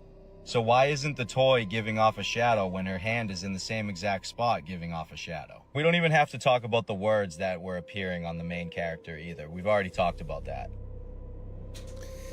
I mean, they were all interesting, but has anyone seen a debunking about the last one that he just showed? The one with the letters going through? Because if you think about it, it would make sense if they're using a blue screen and the little plush toy is blue.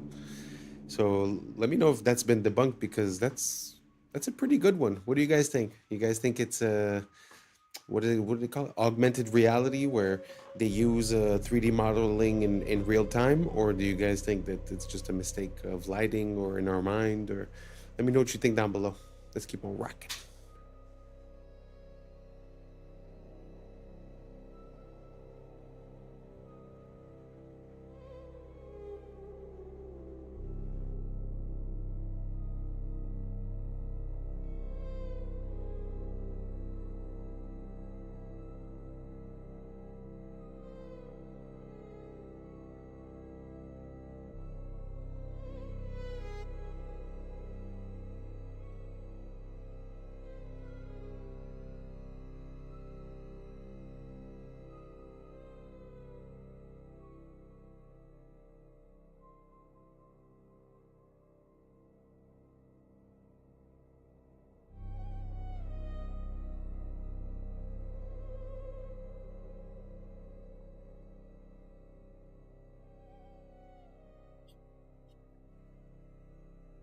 systems where these are basically pods that you would drop out of the aircraft and they would parachute. Pods that you would drop out of the aircraft and they would parachute.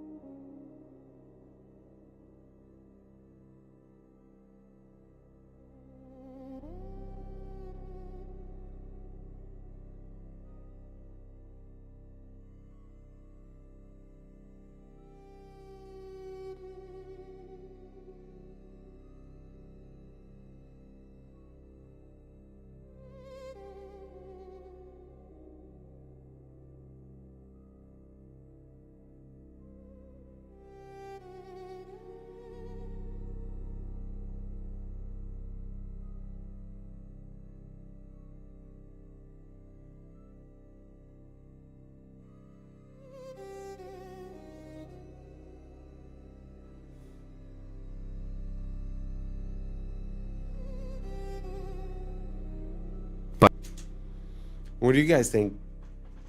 Do you think it's possible that they just dropped the pod off from a plane instead of it reappearing? Or do you guys think that's just a coincidence, the fact that that plane has that capability and was passing over it on the same date towards the same area? Let me know what you think down below. Let's keep on rocking. A lot of coincidences. Pas de caméra interne pendant l'ascension, juste des coupures pour faire place aux images de synthèse. Ils sont prudents pour pas faire les mêmes erreurs qu'avec Apollo 11. Après tout, si c'était faux, pourquoi ça deviendrait vrai? We're going to the moon. La NASA, c'est une télé-réalité, avec des acteurs présentés comme des cartes Pokémon. On sait tous que les images de 69 ont été faites en studio, avec un ralenti x2. Et si on met en vitesse normale, on peut visualiser les harnais. Et regardez la simplicité du décollage depuis la Lune pour le retour sur Terre. Il était plus propre que la vidéo d'aujourd'hui. Et celui qui filmait est resté là-bas. C'est peut-être Buzz Aldrin d'ailleurs, un astronaute, acteur et franc-maçon, qui nous répète ne jamais avoir été nulle part. We did go there. Et il porte même une bague maçonnique sur cette photo culte. Et ici aussi. Parce qu'on a affaire à un théâtre occulte. La fusée fait 322 pieds de hauteur. En Gematria Prime, Artemis 2 égale 322. Le fameux nombre de la société secrète Skull and Bones.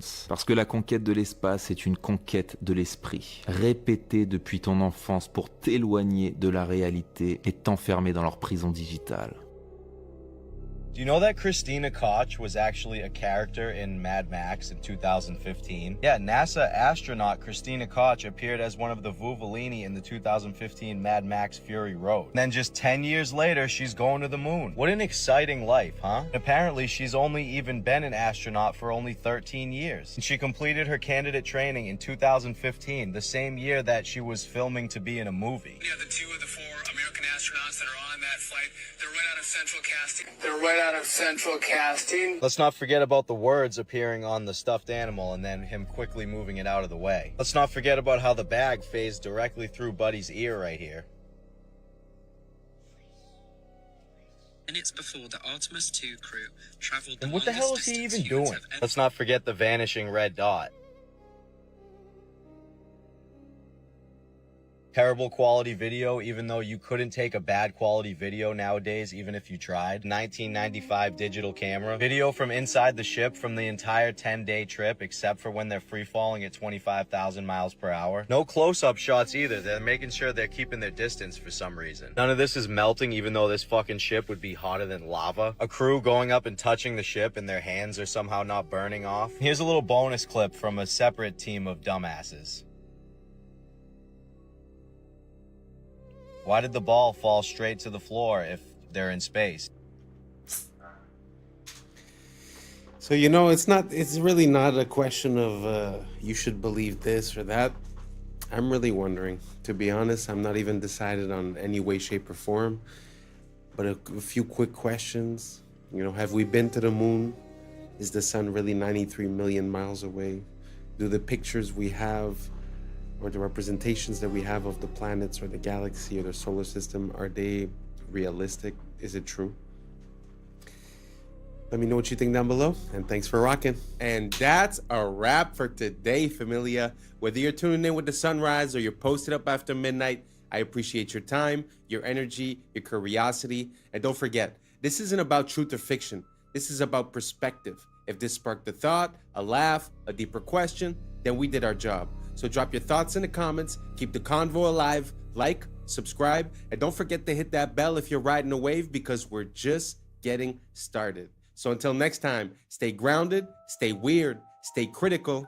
I'm Adam Strain, and this has been Adam Strain Reacts. Peace! I don't know what y'all think, but now's the time for us to link up. Really think we on the brink up, making a change from living this strange. Living this strange. Making a change from living this strange. Yeah.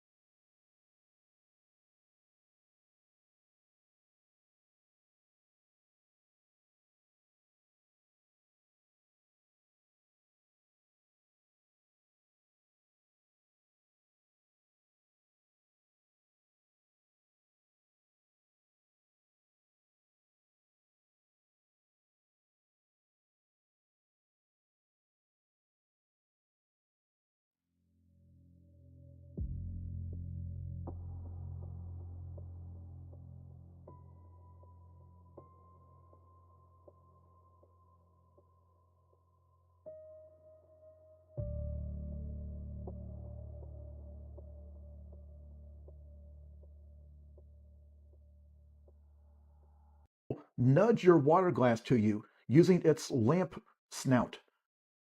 That it might actually be alien technology scoping us out. Around and shows that everything is priced in grams of gold. I'm gonna skip. I was sleeping, had to wake up. Why? Every reason I could think. What's up, YouTube? Today, we'll be looking at disturbing TikToks that'll make you question reality. So without further ado, welcome to Adam Strain Reacts. Let's get her done. All I want to know is how I can bet some money on this, because this game is pretty cool. I mean, it's a mixture of a lumberjack, geometry, and an ice cold cools. And the goal is pretty simple. Land the log on the beer. I'm not going to lie to you. I'm putting all my money on Paul Bunyan III here, because his skills are on a whole nother level. Me and the devil walking side by side. Me and the devil walking side by side. And I'm gonna see my man till I get satisfied. See, you don't see why. It's like peering into another world sometimes when you look into the past, especially when it comes to certain things like medicine. It's so interesting to see how we've replaced using natural elements and we've decided to synthesize the same compounds found in nature so that we could copyright them and make money. So it's kind of a wish to go back to the way it was. Like I wonder how it was, you know, when you'd have a problem and you'd take like we were seeing there, like clover honey or stuff like that, because we do know now that like cloves and stuff like that are anti-parasite and they have properties. So I don't know why we decided to change. I suppose it's for money, but I wish we could go back, because from what I understood, when they changed the education system and the people that were running the oil companies realized that they could sort of use oil-based components to create medicine, that's when we started seeing all the pills and all the things that were synthesized. So it feels like it was done out of a bad intention, and it wasn't for the good health of the people. So let me know if you guys think the same way, and if you don't, let me know why down below, and let's keep on rocking. Did you know that one of the world's most beautiful gems is created as a defense mechanism? A natural pearl begins its life when an irritant, like a grain of sand, gets trapped inside an oyster. To protect itself from the intruder, the oyster begins covering it with layers of a substance called nacre. Over several years, thousands of these shimmering layers build up, transforming a simple piece of grit into a smooth, lustrous pearl. I've become obsessed with this kind of thing. Apparently, as part of the display at IKEA furniture stores, they have just a fake door printed on a background, but you see this wear pattern from where hundreds of confused customers have tried to open the fake door. So the thing that I've become obsessed with is really weird and interesting wear patterns, like this photo from a laundromat, and you can actually see at head level where all of the dye and the grease from people's hair has created like this ghostly stain over the decades. If you've been to a gym, you've probably seen this wear pattern on their bench press machine where they slide the peg into the weight they want, and you can see like a bell curve distribution of what weights people choose. I really like this one. This is an old-timey shop that's got one of those bells over the door that tinkles when somebody comes in. And over the decades, the millions of door openings has worn a hole all the way through the door. I'm getting these off of a subreddit called R Well Worn. And they have thousands of these. Like here's the restrooms at this person's engineering school, and you see the difference in the wear pattern between the men's and the women's. Here's where this person's hairdresser is slowly wearing a hole in the floor. Here's the keys on an antique organ that have been worn down over the last 170 years. Here's a TV that played CNN every day for 2 straight years, and you can see it created a ghost image where the reporter stands. And of course the obligatory bronze statue where tourists cannot resist grabbing this guy on the butt. None of you realize how weird this is about to get. If you couldn't tell what was going on in that clip, I will explain it. But let me say, we are the last generation for which the stuff in our house is not alive. This is a prototype lamp made by Apple that has AI, but doesn't just let it respond to voice commands. This AI in this machine lets it get sad when you disagree with it.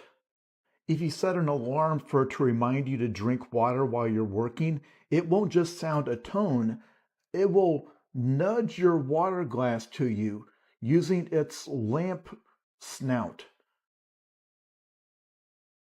When you play music in the kitchen while cooking, it will dance along to the songs. I am telling you right now, when it comes to AI for the average person, this is where the money is. It does not take much at all to convince us that an inanimate object is alive. If you just stick googly eyes on a Roomba, most of us will get upset if a guest kicks it. But the next generation of children will be raised in homes in which they will treat many objects as members of the family. Ask all the parents who bought Moxie, an AI-powered toy that then went dark when the company went out of business, and then had to talk to their kids not like a toy had stopped working, but like a pet had died. I am dead serious when I say that most of the people watching this video will live long enough to have an argument with your car. You are going to feel some measurable amount of distress because you think your refrigerator is mad at you. You will absolutely know someone whose best friend is their lamp. And all of these will be available for a one-time purchase to get the object, but to keep it alive, that will be a subscription. Very interesting. I'm not sure that we're there yet. Like, they've been releasing like these robots, and when you look at the ad, it looks like the robot is acting on its own independently, but really they have people logging into it and sort of teaching it how to move. I wonder if it was the same thing that we were seeing with the lamp. Now, the question that I have is, will we get there eventually? That's more the question that makes sense. And what do you guys think about the fact that these items can have, let's not say consciousness, but let's just say that they interact with you? Do you guys find that cool? Do you guys like that lamp? Me personally, I find it's too much. A lamp for me is to create light. I don't really need much more. But do you guys think that it's coming? Do you guys think that these robots are really going to be able to be self-sufficient and to be independent, and that it's going to be, you know, safe enough to roll out on a massive scale? Is more the issue. Because of course you can make a robot, but if the robot hurts people or stuff like that, it's not going to work. So let me know what you guys think. Do you guys think we're there now, in 5 years, 10 years, 20 years? How do you guys see it? Let me know down below, and let's keep on rocking. 32 years old. 32 years old. Give him a kitty. Give him a dog. Bro. Say go night night. Go night night. Oh my God. Now, why didn't he do it? Why didn't he do it when I said it? That's the one that really trips your mind. Yeah, that out. is crazy. Handstand in the back somersault. Sure. Phineas. Handstand in the back somersault, dude. No way. No way, How about bro. this one? How about this one? Birdie juggling. You ready for birdie juggling? Don't try this at home. They don't like it. Please don't drop him. Oh, I don't drop him. I've had him for 32 years. Jesus Christ. Bro. Catch him. Oh shit. Bro. Crazy, One more. dude. Give him a shot. No, please don't Just go. No, just go. No, bro. Crazy. On your shoulder, boss. There you go. Turn around and let him get a shot. Oh, okay. Please don't hurt me. I didn't do anything to you. I didn't do anything to you. Dude, that's so beautiful, the bond that humans can create with animals. 32 years. Can you imagine sharing 32 years with a being like that? Like 10 years with a dog is the end of the world, you know? But I cannot imagine 32 years. It's an amazing relationship that they seem to have, full of trust and full of love. Truly beautiful, inspiring. Have you guys seen any other type of animal like that that is in complete like synchrony with its owner? Let me know down below. I like to see that. Let's keep on rocking. You guys, Apple has just released a digital ID for identification and US passports. Here we go. Now, reports say they will be merging their biometric security with encrypted ID storage and plans to replace your physical IDs across airports, apps, and businesses. Why don't I like this? They also said this is going to be used at over 250 TSA checkpoints across domestic airports for identity verification. Now, remember I told you guys about one of the richest men on earth, Larry Ellison, who owns TikTok and Oracle, and who's a big fan of digital IDs? Well, it seems like one big master plan between all the big tech companies. You have Microsoft dealing with OpenAI, OpenAI dealing with NVIDIA, NVIDIA dealing with Oracle, xAI dealing with NVIDIA, and not to mention, OpenAI just did a $38 billion deal with Amazon for cloud storage. So the question is, what are they really planning? Well, I may have some answers. Could it be that they're following in the footsteps of China's Skynet, which is tied to digital IDs, a social credit score, and an AI surveillance system that they actually want to put on the moon? Skynet, huh? Why does this sound familiar? That's because it's the same name as the killer artificial intelligence in Terminator, Skynet. I'll say it once and I'll say it again. It's always in the movies. Make sure you guys go to my YouTube, Maverick Approach, where I do more breakdowns on this, but let me know what you guys think about all this down below.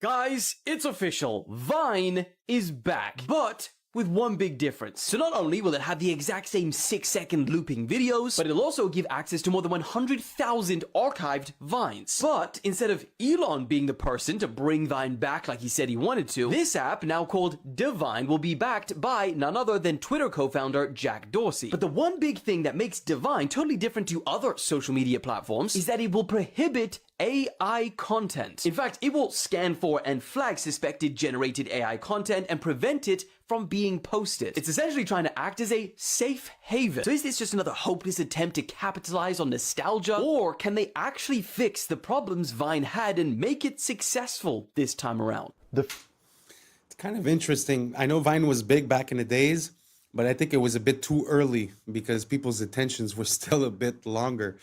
But it kind of makes sense that they're thinking about bringing it back because now we see the short form content on TikTok, millions of views on a 6-second video.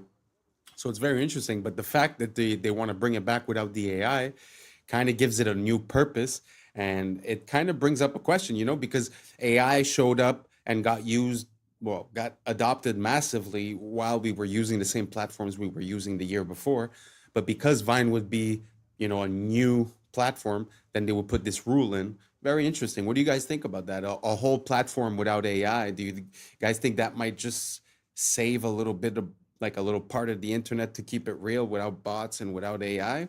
Or do you guys think that it's not going to work and that it's just a flop? Let me know down below and let's keep on rocking.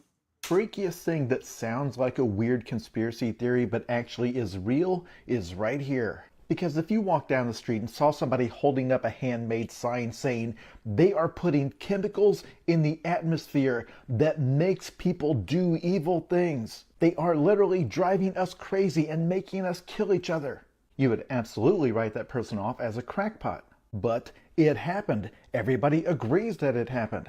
In fact, I bet there's at least one person watching this right now who doesn't understand why at gas stations the pumps say unleaded. Like, why would they have lead in them in the first place? And why would you sell it on the basis of not having it? The reason is wild and terrifying. First of all, we used to put lead in everything. It's incredibly useful. We used to make water lines out of it, and cookware, and paint, even cosmetics. And back when automobiles were first becoming popular in the 1920s, they started putting lead in the gasoline. The reasons for it are technical. It helped with engine wear. The problem is that lead is toxic, but it is toxic in very subtle ways. It usually takes a lot of exposure over a long time to see the effects. And a lot of the effects are neurological. And so as there were more and more cars on the road putting more and more lead into the atmosphere, everybody started getting exposed to lead. Keep in mind, if it's in the atmosphere, it means it gets onto the crops and in the soil. And lead exposure, especially in children, causes problems with things like impulse control. You get increased aggression, you get lower IQ scores. So here's the graph. The blue line is lead in the atmosphere. The brown line is the violent crime rate. And you can see the point where governments finally started to ban lead. That's why it says unleaded on those pumps. Now, of course, experts differ on this, but the thing they differ on is how much of an effect lead had. The falling crime rate came alongside lots of other changes, including falling poverty rates, better mental health treatments, differences in policing practices, and just the fact that the population got older. Violent crime is far more common among the young. I say this every time. The reason I get so angry at the fake conspiracy theories is that the real world provides us with so many actual scandals that can actually be documented, that actually tell us so much about how something like this can be allowed to happen and what it took to stop it. Let's put it this way. There was quite a gap between us realizing that lead was toxic and us actually getting it out of the environment. It's already... Can you imagine that? Where you're using a product, but like there's no immediate consequences, but then 10 years down the line, 20 years down the line, you start realizing the effects. Super crazy. I don't know how real this is, but it's super interesting to think about the subtle implications and the subtle effects that it could have over a long duration of time. It must take a long time to realize. It's sort of like when you have allergies with a certain food, but you don't know because you're eating all kinds of food during the week. So it's hard to say which one is. Sometimes the effects happen 48 hours after or 72 hours after. So it's really hard to find out what it was. So I wonder how much time it must have taken them to figure out that it was the lead doing all that. Yeah, very interesting. Did you guys know about that? Do you guys know about any other type of scandal as to toxicity, sort of like this story? If so, write it down below. I'd like to feature it in some of my next videos. Thank you so much, and let's keep on rocking. Happening in Venezuela. A friend sent this from El Dorado, Venezuela. He goes into a supermarket where everything is priced in grams of gold. Historically, real money will win out over government abuse. Watch how they pay in gold. And this is extremely interesting. He goes around and shows that everything is priced in grams of gold. And I'm going to skip forward. These are grams of gold. 0.06 grams of gold. Everything. And I worked out the price on this. He shows some Bailey's Irish Cream. And that price is about $44 a bottle. And then he shows how they pay with these little flecks of gold. And so these aren't in fungible increments. So they're going back to sort of like a barter system. And then at the very end, he goes to the cash register and he's paying in gold on a scale. And she weighs it and logs it all in and stamps these receipts. And they've just paid in real gold. I'm not exactly going to say it, but that country, if you look in the news around these days, something's going on. And I wouldn't be surprised that the reason they're giving you is not the right reason. And this has more to do with it than anything else. Just do your research, think about it. There's some things that I just cannot approach right here on YouTube. I'm going to make a Patreon where I'm going to be able to delve a bit deeper into these subjects. But for now, just try to do your research. Look up that country, see what's going on today, and try to see if there's a correlation between what we just saw and the reason why that's happening. Let's keep on rocking. Are aliens headed for Earth right now, today? A theoretical physicist says the answer is maybe. He suggests a Manhattan-sized object known as 3I Atlas could actually be a mysterious alien spaceship. Consider a black swan event, an event that you put a small probability for it happening, but you look at anomalies in the data and say, look, the implications are so huge, we have to consider it. And therefore, we should consider the possibility that things like us existed long before us. All these civilizations that had their history initiated billions of years before ours could have done it. And all we need to do is to check. You know, all of these are interesting indications that may imply that some intelligence designed the trajectory. So, and the editor said, no, no, no. The paper will not get published unless you remove that sentence. Wow. As the most enigmatic interstellar object ever discovered enters its most critical phase, perihelion, an unprecedented stream of data is arriving from multiple space observatories in real time.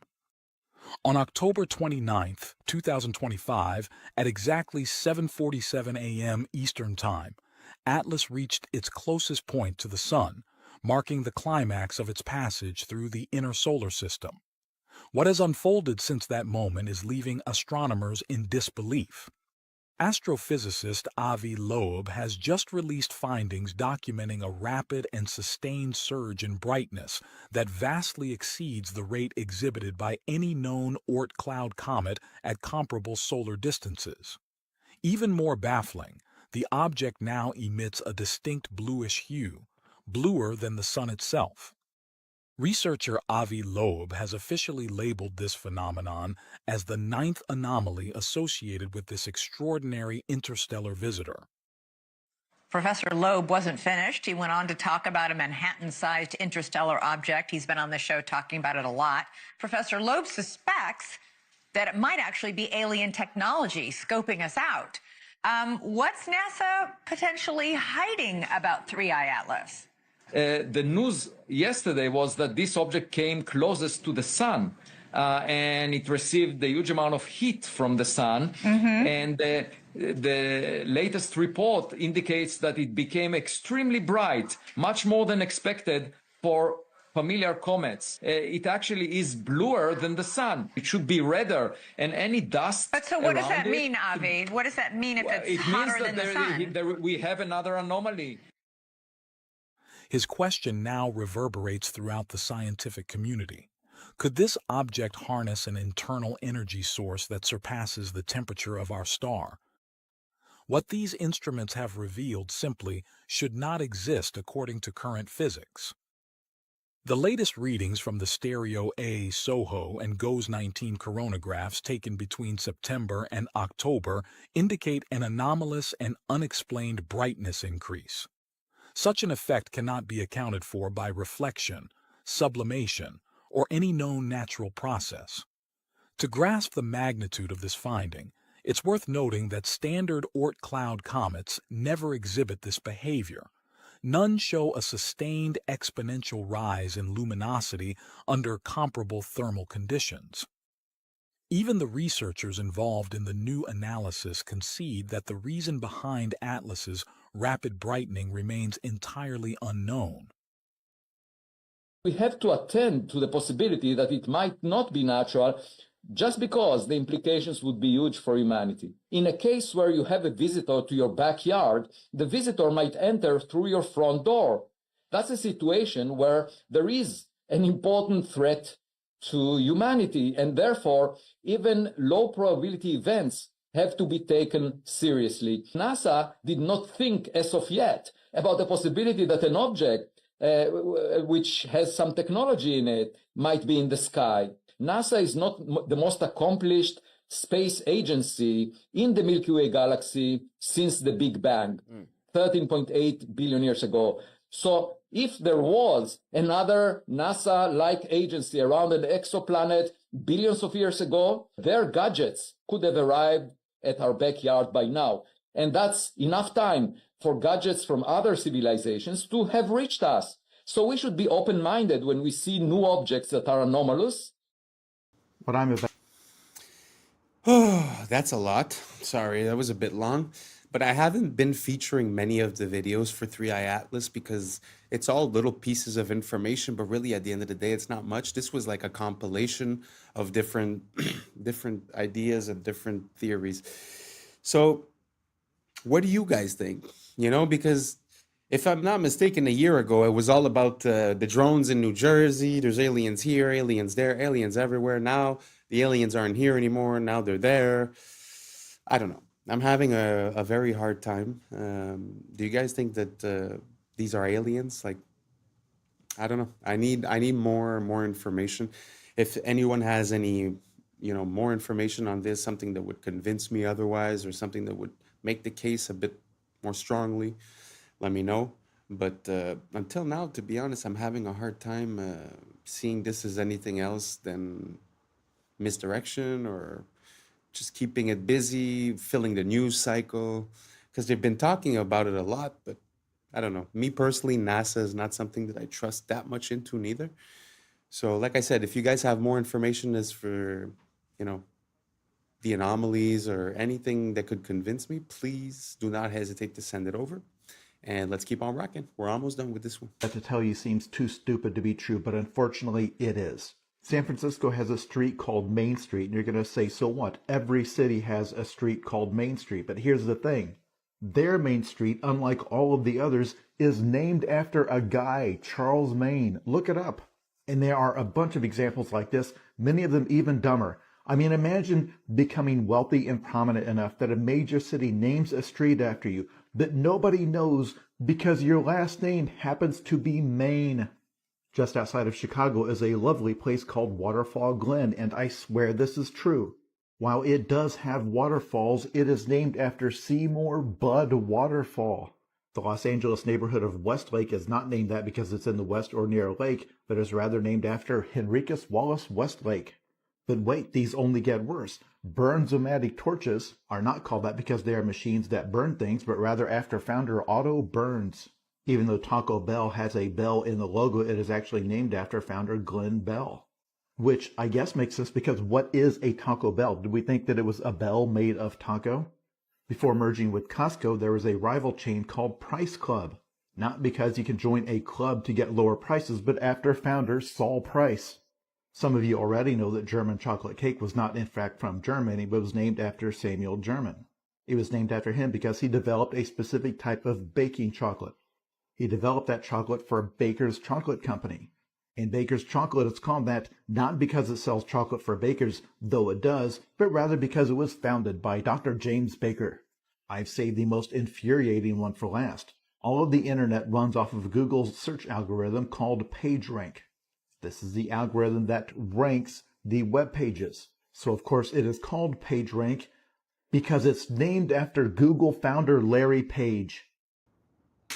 Wow. What are the odds? What are the chances? But that's super funny, especially that example about, they name something after you, but no one knows because it's Main Street. Amazing. And that's a wrap for today, familia. Whether you're tuning in with the sunrise or you're posted up after midnight, I appreciate your time, your energy, your curiosity. And don't forget, this isn't about truth or fiction. This is about perspective. If this sparked a laugh, a thought, a deeper question, then we did our job. So drop your thoughts in the comments, keep the convo alive, like, subscribe, and hit that bell if you're riding a wave because we're just getting started. Until next time, stay critical, stay weird, stay grounded. I'm Adam Strain, and this has been Adam Strain Reacts. Peace! What y'all think, but now's the time for us to link up. Really think we on the brink of making a change from living this strange. Living this strange. Making a change from living this strange.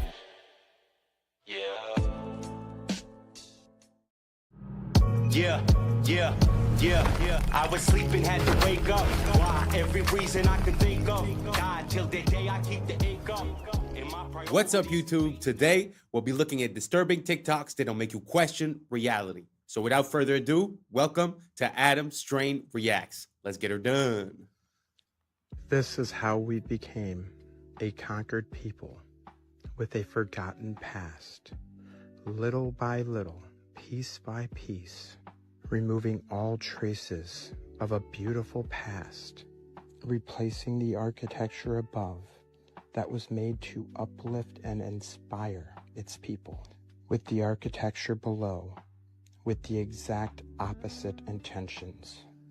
As we shuffle along to our 9-to-5s and our glass boxes, we are oblivious to the beauty that was once there, a people unaware of their true past and their true potentials are made to be the perfect drones, where back then the focus of the building was its beauty and aesthetics, while today the focus is on consumerism. Speaking of this McDonald's, look what they've even done in recent times. You can't strip all the beauty and color from the world overnight. And I know McDonald's is far from a good place to eat, but just look what McDonald's used to be. Colorful, bright, and vibrant. A place where it was a treat to take our kids to every once in a while, where their imaginations could run wild. Who remembers the little burger seats, or the forest that McDonald's used to have in them? Now the interiors all look like an ugly corporate meeting room.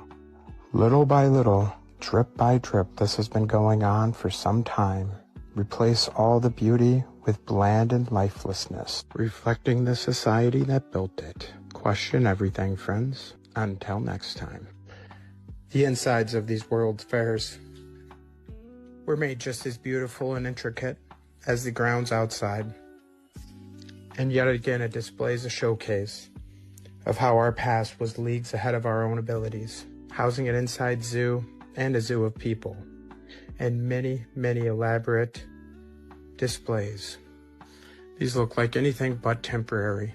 From the inside out, these are absolutely stunning. I believe, if anything, these to be the fairs of the inheritors, the controllers taking over the lands of a fallen empire and showing it off, showing off all the technology and the works of the old world. His story has been written by the conquerors. Question everything, friends. Until next time.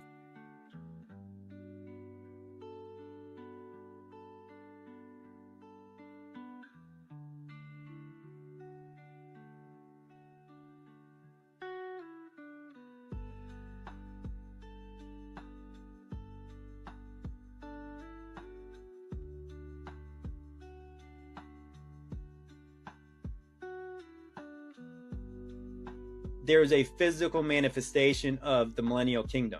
If the devil was bound, you'd have a time of peace and prosperity. And then maybe you would have a time where people could create grand buildings, create grand art, music, everything.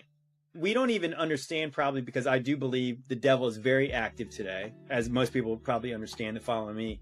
The devil, the demons, they are super active. We don't even know how many negative effects that they inflict on us all the time, because we wrestle not against flesh and blood. We don't know how much our thoughts get cloudy because of spiritual darkness around us. And then again, you put that on a macro scale, like everybody's affected by this spiritual warfare and oppression.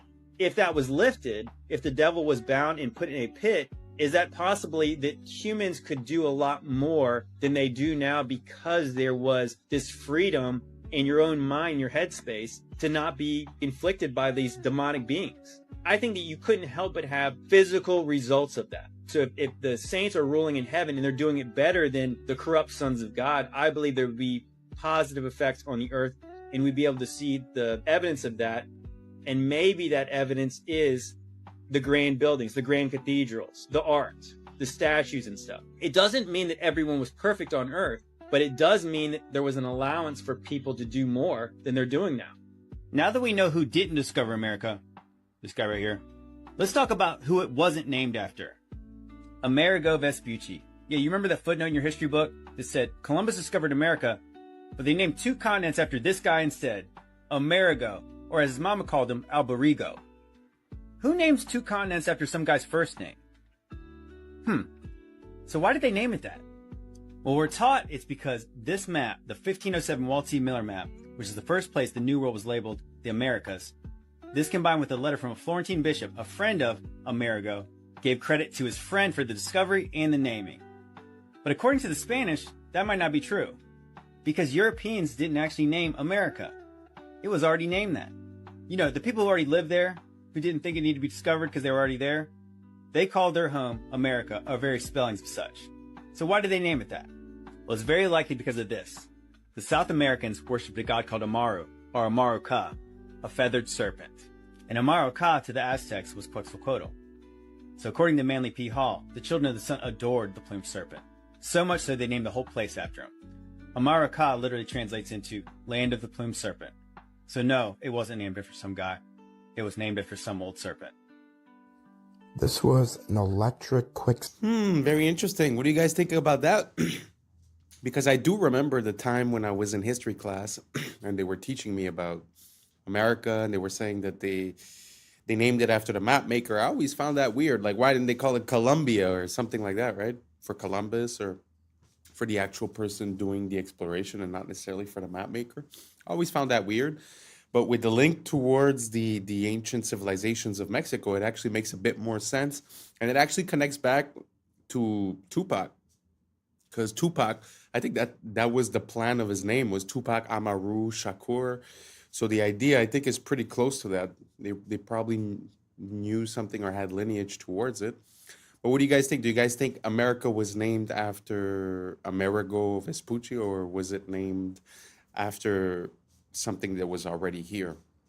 And regarding the videos before, with the demon possession and the beautiful buildings, I feel like demon possession is like a word that we put, but the question that comes to my mind is more, if you compare living around those buildings the way they were built before, beautiful, ornate pieces of art, basically. Like, maybe you could call it demon possession or demon oppression, the fact of living in these cardboard boxes, because basically, let's say humans get inspired. So if I put you in a place that is beautiful, made of art, that is an expression of the beauty of this world, you might have a different thinking process. You might come with different solutions, with different thinking results. So maybe that's the whole thing. Instead of calling it demon, maybe it's just us not being at our top, at our divine, because it feels like we sort of sacrificed beauty for convenience. But my question is, a few generations down the line, what happens when, they say you're a product of your environment? What is the product of this type of environment compared to the product of a glorious, majestic, beautiful, ornate, So do you guys think that it makes a difference? Do you guys think the buildings have an effect on us? Do you guys think that whether we live in a 16 chapel or whether we live in a square box, it's the same? It's up to us. Let me know down below, and let's keep on rocking. Service station for electric-powered taxis in 1940. The fleet of taxis would just pull up, and they would quickly swap out the battery, almost like a NASCAR pit crew. It's funny, they had fleets of electric vehicles, electric taxis like this, electric trucks, so much. I went to the Museum of Science and Industry this spring in Chicago, and they had a whole wing of the history of the automobile. Not one of these electric vehicles were shown.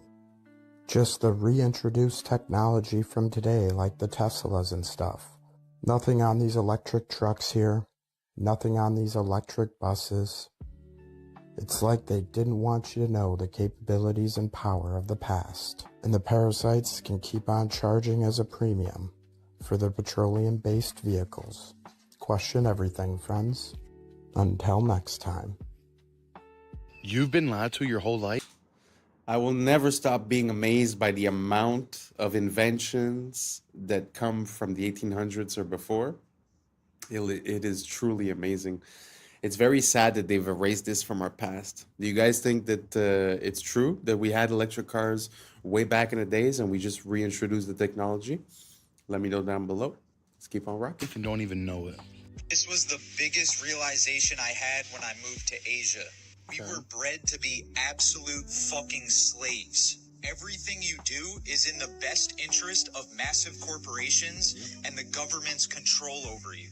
You're sold on a consumeristic ideology that you need the bigger house, the fastest car, and the flashiest bus down. The Federal Reserve is in fact the biggest scam in human history. And you're told that happiness is only attainable if it's bought. People out here don't have shit, but they're happier than you will ever be. You literally have the option to be here right now, but instead you fell for the trap to sit in a cubicle thinking that one day that will allow you to get here. It's the most genius trap to make the wealthy wealthier and the poorer poorer. As soon as we stop participating in this fucking rat race, watch how the elites shit their pants when the cash flow stops. Windows 10. Wow, that was a gem. It always amazed me the way we were raised, where, go to school for 20 years, go to work for 40 years, and then you'll be able to do what you want. Makes no sense. Because in my mind, if you've never worked the muscle of happiness, you don't even know how to be happy, And if you've never cultivated hobbies, passions, and things to do, you'll get at that moment and you won't really know what to do. So if I have one piece of advice, try to live it, man. Try to live it before you die. Because I know that money and, like you said, the rat race and all that, it seems real.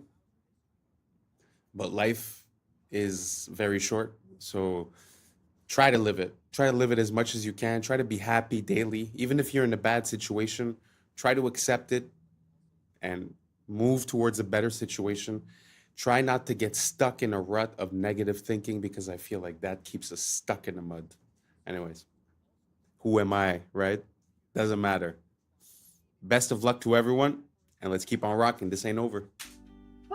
is officially dead. And now spyware that takes screenshots of everything you do every few seconds comes built in with Windows 11. This is real. Microsoft even bragged about it, and it's some Black Mirror in real life. But there is a way you can unplug from this mass surveillance operation that Bill Gates probably doesn't want you to do. So if you're watching this anytime after October 14th, 2025, Microsoft has officially ended support for Windows 10 after 10 long and faithful years, RIP. Which doesn't mean it's not going to work anymore, but over time it's going to become more prone to incompatibility issues, viruses, and other unfixable errors, kind of forcing everyone, myself included, to switch to Windows 11, which Microsoft announced has a built-in program called Recall, powered by their AI Copilot assistant, that explicitly states it takes an image of your screen every few seconds to sort of act as a browser history, but for all of your PC activity. Yup, even your offline sessions are gonna be tracked, meaning you can sort of rewind and search through everything you've ever done on your computer using AI, which is kind of cool, but also kind of creepy. Microsoft claims the AI will run entirely locally, so like inside your computer, not on some remote cloud server that they have access to. And the screenshots will also be stored only on your own computer in an encrypted file. I mean, if you think you can take their word for it, sure, no judgment, but you really never know with tech giants these days. And it still does give actual hackers an easy way to access everything you've ever done on your computer.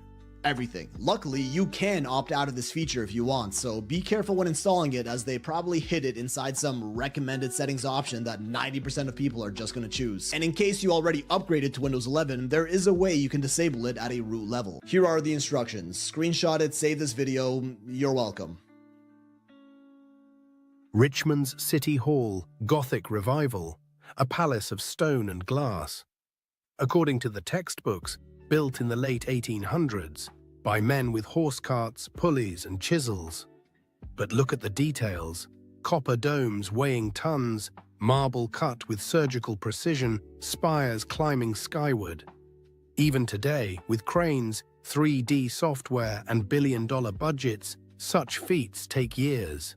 And yet, the story tells us, it was done in just a few years with primitive tools. Then, the absurd twist: many of these masterpieces were demolished after only 20 or 30 years. Declared obsolete, outdated palaces of stone gone before their time. If the goal was utility, why such grandeur? If they were truly 19th century projects, why can't we rebuild them today with all our technology? Maybe because they were never ours to begin with. Perhaps they belong to another age, adopted, rebranded, and quietly erased. Charleston, 1901 to 1902. They called it the Interstate and West Indian Exposition. Boring name, right? Puts you to sleep, sounds like nothing. But look at the pictures. What do you see? A city. Not some food stands, not a few carnival rides. A city. Cotton Palace, Ivory City. Sound familiar, just like Chicago's White City. They recycle the same trick: palace this, palace that. Palaces for pigs, palaces for cotton, palaces for whatever. Ridiculous. And the story they tell us? They had no money, not a dime. They begged for funds, no one gave them any. And then, bam, a Spanish Renaissance city rises on 250 acres. Cotton Palace, sunken garden, auditorium, manufacturer's building, names that scream grandeur. If you're broke, you don't build an ivory city. You put up some tents and call it a day.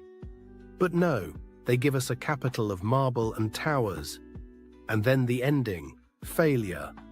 Only 600,000 people came, they lost money.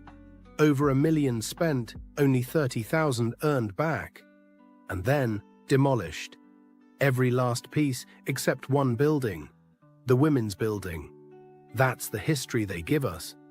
But think, so much talk about attendance, about exhibits, but nothing about construction. No photos of building crews, no scaffolding. Just poof. A city exists, and then it doesn't. So again I ask, was this really a fair? Or is it just another fake story patched together to cover these inconvenient photographs? Just when you think you've seen it all. Just by the way, these World's Fairs, I don't know if you realize, but there's more than one. I mean, it's almost every year. You know, St. Louis, Chicago, New York, they're everywhere. Paris, everywhere around the world. And funny enough, recently I realized that they still go on today. Very interesting. I didn't know that. So if you guys want to look it up, they still go on today. So it seems like a very interesting timeline when it comes to these things. It's always the same thing, more or less. It's a short building period. Then you have the exposition, and then they destroy everything. They normally leave 1 or 2 buildings. And funny enough, everything is made to be temporary, but the buildings that they leave still stand today and are solid. So, I mean, for me, logically, it doesn't make sense. What do you guys think? Do you guys think that it's exactly what they said? I mean, because they said they built temporary cities built out of stucco, which is like drywall, basically, cement. And they just like basically make it look good. But like I said, the buildings that they left over are still there today and they're still standing strong. So for me, it causes quite an issue. What do you guys think about these World's Fair? Makes sense? Doesn't make sense? Let me know down below, and let's keep on rocking. Here's some more awesome, innovative, and a little wacky inventions from the early 1900s. Though I'm not saying this proves the existence of advanced civilizations of our past, there's already more than enough evidence presented for that. I just think these videos really show the level of ingenuity and innovation the people from this time had. A period of time before our Rockefeller-style school systems stifled any of that creativity.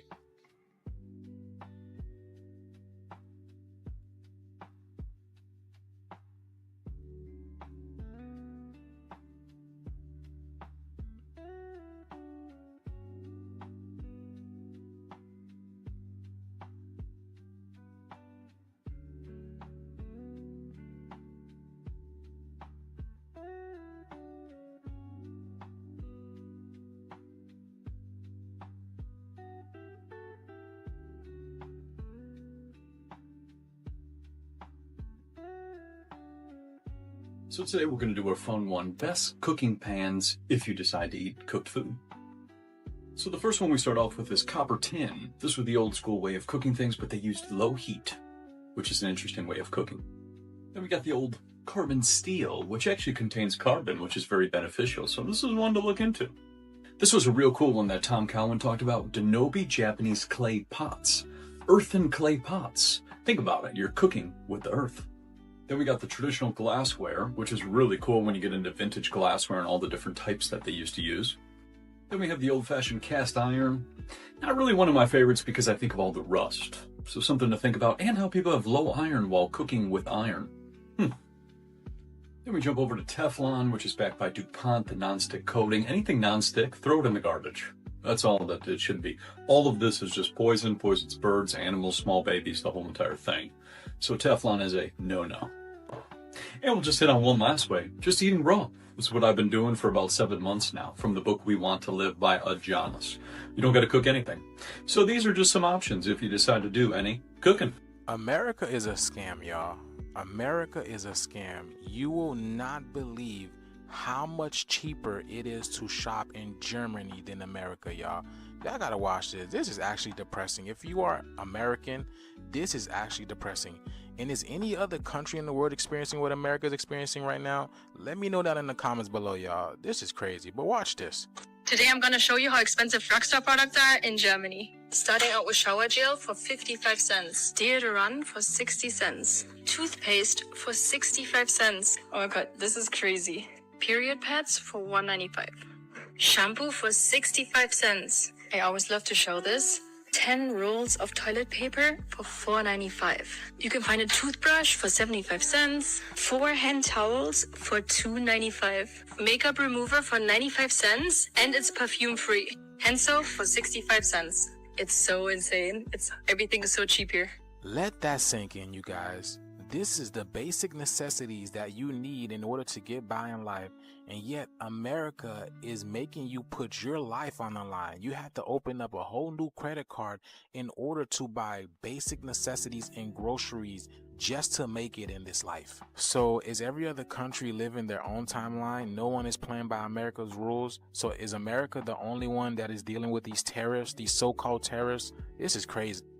Face wash for $1.95. Also face cream for $1.95. $1.95 is a special number here.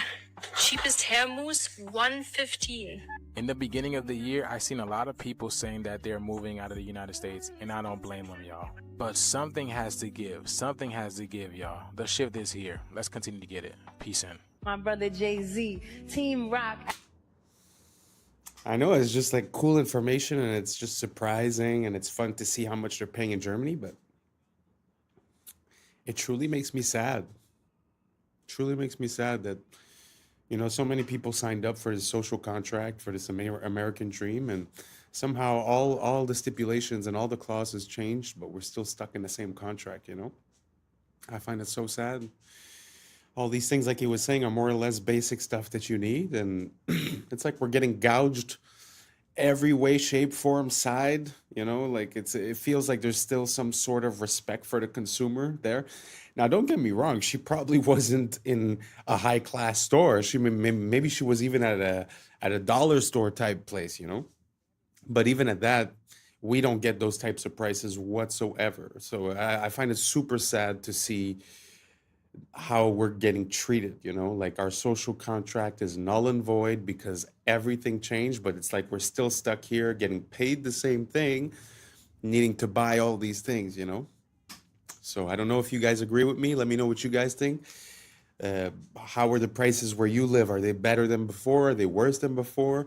Are they like Germany? Are they more like the States? Let me know down below. Let's compare and let's keep on rocking. Adam Blackstone, Hell's Kitchen, the Most High. Good evening, godless sodomite. Kneel before your God, Babylon! Thinking me the highest paid megalomaniacal boy king in all of Babylon! You see, if you go and visit the very home of the Oscars, where they hold it each year, you can see a plaque on the wall that says the Babylonian Court. The camera shows you the stage, and you see an unmistakable Tower of Babel embedded into the design. Outside of the Kodak Theater, you have the gates to Ishtar, and you have Babylonian gods put on the outside of the gates. They have the exact elephants. They have the same exact gate of Ishtar. They have the same exact Babylonian gods over the top of the gates. A lot of people come up here and they thank Jesus for this award. I want you to know that no one had less to do with this award than Jesus. He didn't help me a bit. So all I can say is, suck it, Jesus. This award is my God now. I'm thankful to the Oscar gods. The other names of the gentlemen are all gods as far as the category concerned. When you get this little golden statue, you become a star. Speaking of spiritual warfare and spiritual dimensions, 2 stories about people that have taken. That was interesting. I had never seen the occult symbology behind the Oscars. Very interesting. It's pretty obvious, huh, nowadays? I mean, of course, nowadays we're more informed and we're able to compare things and we have more pictures. Yes. But even at that, I feel like there's something. I feel like the veil is lifting. I feel like the same things that they would have said before we would have been clueless and just went with the show. And now somehow it seems like we have a bit more of what I call divine discernment.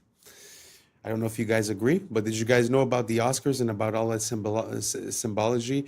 All the reverence towards Ishtar, all the mentioning of Babylon, the incorporation of the Tower of Babel, even the way they speak when they talk about gods?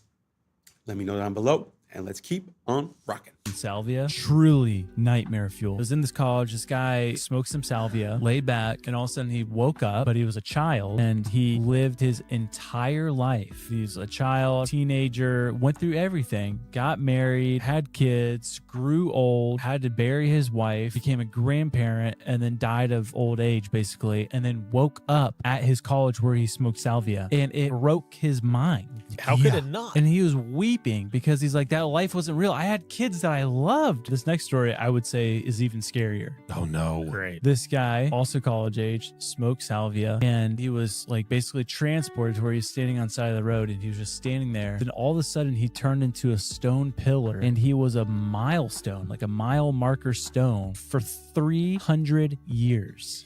What? And he said he watched the forest change. He watched horse and buggy, and eventually turned into cars and a highway. And then after 300 years, a construction crew came and tore him down, and he woke up. Bro, you go and try to get stoned, you become one. I mean, that's what's gonna happen. I mean, like, think about claustrophobia. Like, you have a full intellectual mind, yet you're stuck like that for 300 years. Straight up terrifying. There was an altar found in Israel. Joshua's altar was excavated, and they took the spoils from it. They find this little lead tablet about that big, and they know that something's going on with this. Because of computers and where we are, they're able to read what the script says. Joshua's altar is built right at the gateway to the promised land, and it says this: cursed, cursed, cursed. Cursed of Yahweh. Cursed, cursed, cursed. So I was on a Zoom call with the archaeologist in Israel when he did the presentation on this. I threw a curveball, and I said, I understand where it is. I understand I'm going against, but this is not to the people of Israel. This cursed tablet is to the people in the land. And also, when it says Yahweh, it's the first time that Yahweh is mentioned anywhere. And the archaeologists, we got to go back to school. What are we looking at here? It's all written in Proto-Canaanite, which of course I can't read, but they can. In my opinion, this cursing is to the inhabitants of the land, which are the seed of the dragon, which are the Nephilim tribes, which were never supposed to be there. Wow. And right, it just goes like this. Yeah. It just goes like this. That's fascinating. Yeah, the more you dig, it all just connects. Y'all look, it's $33 because she put her American Express.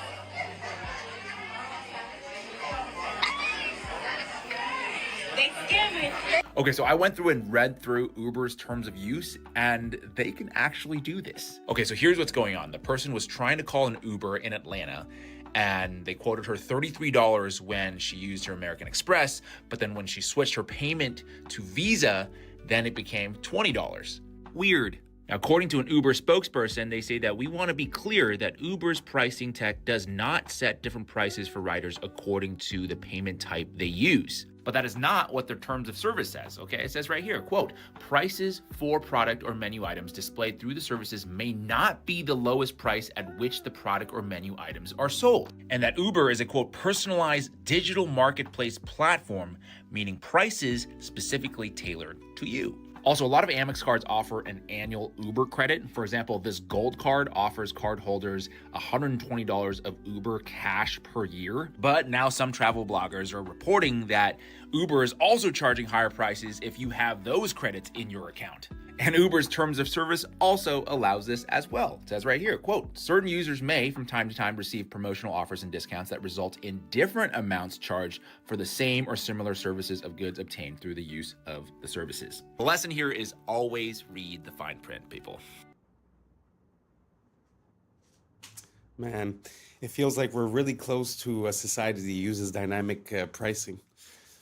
Oh, you're this skin color, it's this price. Oh, you live on this block, it's this price. I'm very scared of that. I find that it's a pretty slippery slope to get down.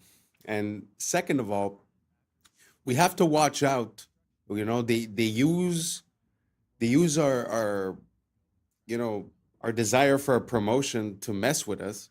But you also have to know what the value of things are, because we've caught companies now over and over on Black Friday and stuff like that. They just mark up the price, put down the percentage, comes out to the same, and everyone's going crazy, you know?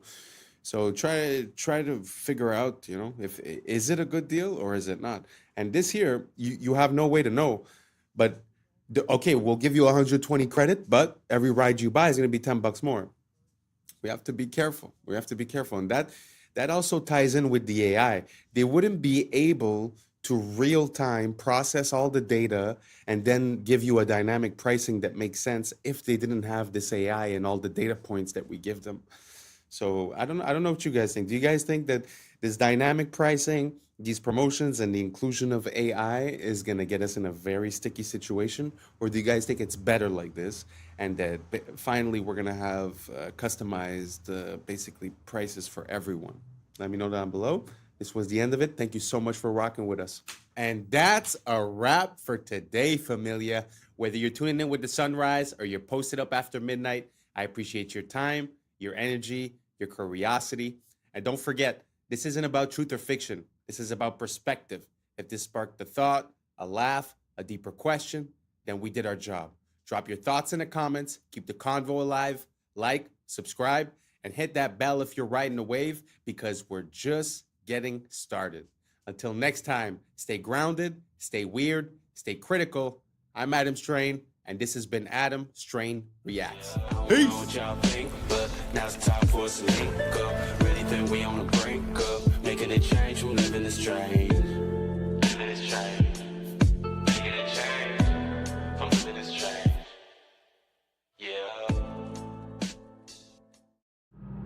Yeah. I was sleeping, had to wake up. Why? Every reason I could think of. God, till the day I keep the ache up. What's up, YouTube? Today, we'll be watching disturbing TikToks that'll make you question reality. So without further ado, welcome to Adam Strain Reacts. Let's get her done. They've been keeping this from you. This is the underground city that was found beneath Los Angeles by a man named Warren Shufelt. It was discovered using a device he invented to detect underground tunnels and caverns. Shufelt mapped out a network of passageways stretching for miles beneath the city. And here is where it gets crazy. His maps indicated a central chamber filled with gold and advanced artifacts. Shufelt said that upon analysis of the artifacts and the scriptures found within the passageways, they all pointed to a lost continent named Lemuria. Despite his groundbreaking findings, city officials abruptly shut down his excavation. They officially claimed that the tunnels were old subway lines. But this is where they messed up. The Los Angeles subway system didn't begin operation until 1990, over 70 years after Schufelt's discovery. So what subway lines were they referring to? Some speculate that they were referring to an ancient civilization that had access to a subway-like system. Some have even gone further to say that the city officials had knowledge from the future. They knew that Los Angeles would eventually have a running subway system in the years to come, therefore it would be the perfect cover-up, perfectly concealing its true origins. Yesterday we witnessed... I find it very interesting when we find underground either tunnels or city streets and stuff like that. When we find them in Europe, people have a tendency to say, but Europe is really old, so they just built on top, it's normal. That's why I love to find these type of things in the United States, because the history of the United States is so young that it's kind of hard to explain away like a whole tunnel system under a street.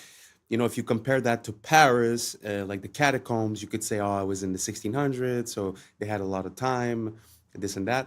But when it comes to the United States, like you see, the timelines are a bit off, and it's kind of hard to explain away. So what do you guys think about that railroad? Do you guys think that there was something below Los Angeles before the metro stations? Or do you think that maybe they got their wires crossed and they just made a mistake? Because I do know that New York has level upon level upon level upon level, probably 6-7 levels deep, one for gas, one for water. I think I've already mentioned this, but what do you guys think about this? Do you guys think that there's a system and that there was something there before? Or do you guys think that maybe we just made a mistake? Let me know down below. Let's keep on rocking. The heist of the century, where a group of thieves disguised as construction workers using this hoist ladder broke into the Louvre Museum in Paris and got away with hundreds of millions of dollars worth of items. Yeah, this is the same museum that the Mona Lisa is also kept. Now, this is being called a national disaster for all of France. Some of these items that were stolen were worn amongst kings and queens and royalty. One of these items was worn by Napoleon III's wife and contained over 2,000 diamonds. Here are some of the items that were all stolen, and authorities don't even know. They can't even put a price on some of these items because they're so old, they're so antique, they're so unique. And what we know is they got in and out within 7 minutes with chainsaws, cut the windows, got in, cut all the, display boxes, and got out within 7 minutes and left on mopeds, because in France, the traffic is crazy. So they were just able to, maneuver their way out easily. The authorities are saying if they're not caught within a week, all of these items are going to be gone. Now, I find it very interesting that the governments have been screwing the people for so long, and what I'm seeing right here is the people start to fight back. This was professionally done, guys. In and out in 7 minutes. That is crazy. Where's all the security and everything? It was done Sunday morning at 9:30 a.m. in broad daylight. Let me know what you guys think about this in the comments down below. Don't forget to like, share, and follow for more hidden truth. Peace and love. Everybody is complaining about exploding watermelons. Here is the video. Walmart watermelons exploding everywhere.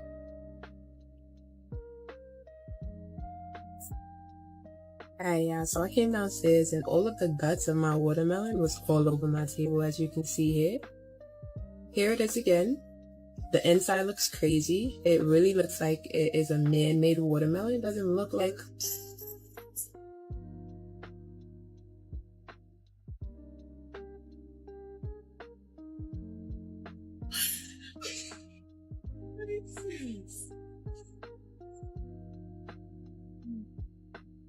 The second watermelon from Kroger that's been doing this. I got to a pot. Never did. Never did.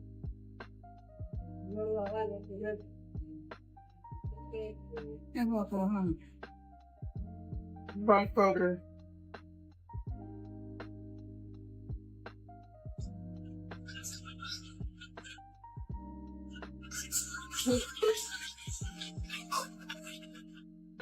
I cannot make this up. I heard a whistling sound in the pantry, and then my watermelon exploded like A. Do you really believe what they tell you? Have you heard of the orphan trains? It was a covert operation to repopulate and reshape the American Midwest. This is as dark and scary as it sounds. Between 1854 and 1929, the United States was experiencing massive waves of immigration that was flooding into urban areas. There was a need to spread the population more evenly across the country, not only to alleviate the overcrowded cities, but also to exert control over areas in America. So, the U.S. government came up with a plan. They took over 250,000 orphaned and homeless children from New York City and other urban areas, placed them on trains, and sent them to rural towns across America. This plan was sold to the public as giving these children a fresh start, but the reality was much darker and more complex. Many of these children simply vanished. Over 100,000 children disappeared as soon as they stepped onto those trains. Was this just a result of poor record keeping, or is there a more sinister story behind these missing children? Look through history books and count the fires. Libraries, cathedrals, palaces, hotels, always burning. Coincidence or strategy? Paris, London, Chicago, San Francisco, all scarred by great fires in the 1800s. After the flames, ornate structures vanish. And what replaces them? Concrete, steel, glass boxes. Even in 2022, Easter Island's sacred landscape burned, shortly after reopening to tourists. Always fire, always loss. Fire doesn't just consume wood, fire erases memory. In the ashes, you can write a new story. And maybe that's the point. Destruction as a reset button. A way to overwrite the inconvenient beauty of the past with the cold efficiency of the present. The Grand Canyon is not just an American sightseeing location. There are strange and dark secrets that lie within. Some have even encountered a gateway to a hidden world.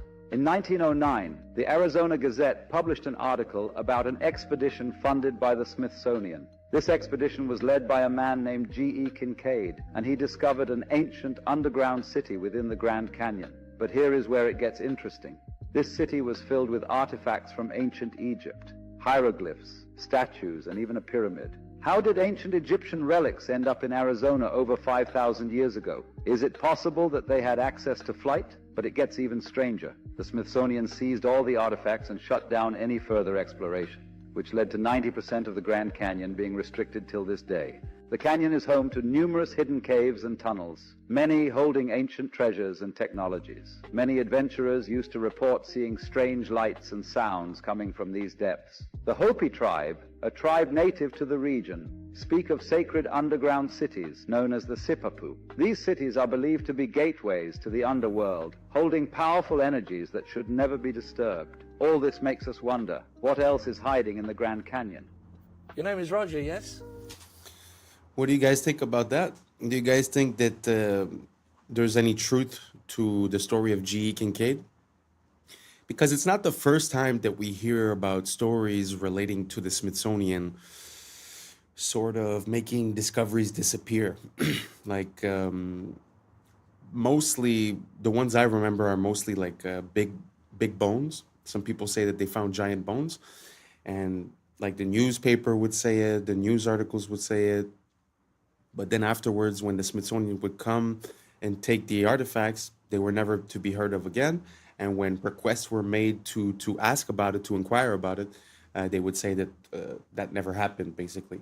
Do you guys think the Smithsonian might be a bit less than honest, less than useful for, knowing what happened in our recent past?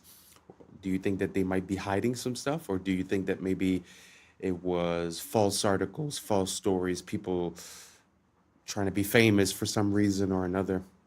Let me know down below if you have any more information regarding G.E. Kincaid or any similar type of discoveries, because I have seen other things in the United States, such as the discovery of some Jewish artifacts, which theoretically wouldn't make sense, right, with the timeline and the geographic locations. There's also a similar story regarding they found cocaine from South America in the pyramids of Egypt, supposedly. So do you guys think that there's a possibility of this cross-contamination of the new world and the old world having a contact before? Or do you guys think that there's something else to this? Let me know down below, and let's keep on rocking. Roger. Ah, that's your name? Roger. Good. And what do you do, Roger? I'm a financial consultant. Ah, financial consultant, eh? Roger, Yeah, yes. terrific. And Roger, how's business at the moment? Not bad, thank you. Been a bit quiet lately. How do you mean lately? Since the war, been a bit quiet. Fair enough. Okay, Roger, your special subject tonight is the economies of the European community. Your time starts now. Best of luck. Thank you. How much does Greece owe, Roger? $367 billion. Correct. And who do they owe it to? Mostly to the other European economies. Correct. How much does Ireland owe? $865 billion. Correct. And who do they owe it to? Other European economies, mostly. Correct. How much do Spain and Italy owe? $1 trillion each. Correct. Who to? Mainly France, Britain and Germany. Correct. And how are Germany, France and Britain going, Roger? Well, they're struggling a bit, aren't they? Correct. Why? Because they've lent all these vast amounts of money to other European economies that can't possibly pay them back. Correct. So what are they going to do? They're going to have to bail them out. Correct. Where are they getting the money to do that, Roger? That's a good question. I don't know the answer to that one. How much does Portugal owe? Hang on a minute. What was the answer to that earlier question? Just keep answering the questions, Roger. Where is Portugal going to get the money it owes to Germany if Germany can't get back the money that it lent to Italy? Just a minute. What was the answer to the previous question? The question was, how can broke economies lend money to other broke economies who haven't got any money because they can't pay back the money the broke economy lent to the other broke economy and shouldn't have lent it to them in the first place because the broke economy can't pay it back? You're wasting very valuable time, Roger. How much money does Spain owe to Italy? $41 billion, but where are they going to get it? Correct. What does Italy owe to Spain? $27 billion, but they haven't got it. They're broke. Correct. How can they pay each other if neither of them has any money? They're going to get a bailout, aren't they? Correct. And where's the money coming from for the bailout? That's what I'm asking you. Correct. Why are people selling the European currency and buying the US dollar? Because the US economy is so much stronger than the European economy. Correct. Why is that, Roger? Because it's owned by China. Correct. And very well done. And after that round, you've lost $1 million. I've lost $1 million. I thought you said well done. Yes, well done. You've only lost $1 million. That's an extraordinary performance, Roger. I've only lost $1 million. Very well done. And that's quite good, is it? Oh, it's excellent. Sell everything immediately. Quickly. Jeez. Wow. Like, money rules our life, but when you really break it down, it's kind of funny. Like, it doesn't really make sense. Like he was saying, like, all the countries owe money to themselves, but they can't pay it back it's kind of ridiculous. At the end of the day, no one's going to get paid and no one's the wiser, right? So it just feels like some of these big companies that have shell companies and the only goal is to like keep the money moving, right? And as the money keeps moving, everything's fine at the end of the day. Feels like that's what we're seeing, but on a massive scale, as if they're fudging the numbers, hoping that no one realizes. But I mean, at one point, this bubble will have to pop, no? Or we're just going to artificially inflate it forever? I don't know. You guys let me know. It's not like this is financial advice or I'm an advisor or nothing. This is just pure common sense. How do you pay back something you don't have? How do you lend something you don't have? Who do you sell it to? Who do you give it back to? It really doesn't make sense. So if you could shed some light on this to me, go for it.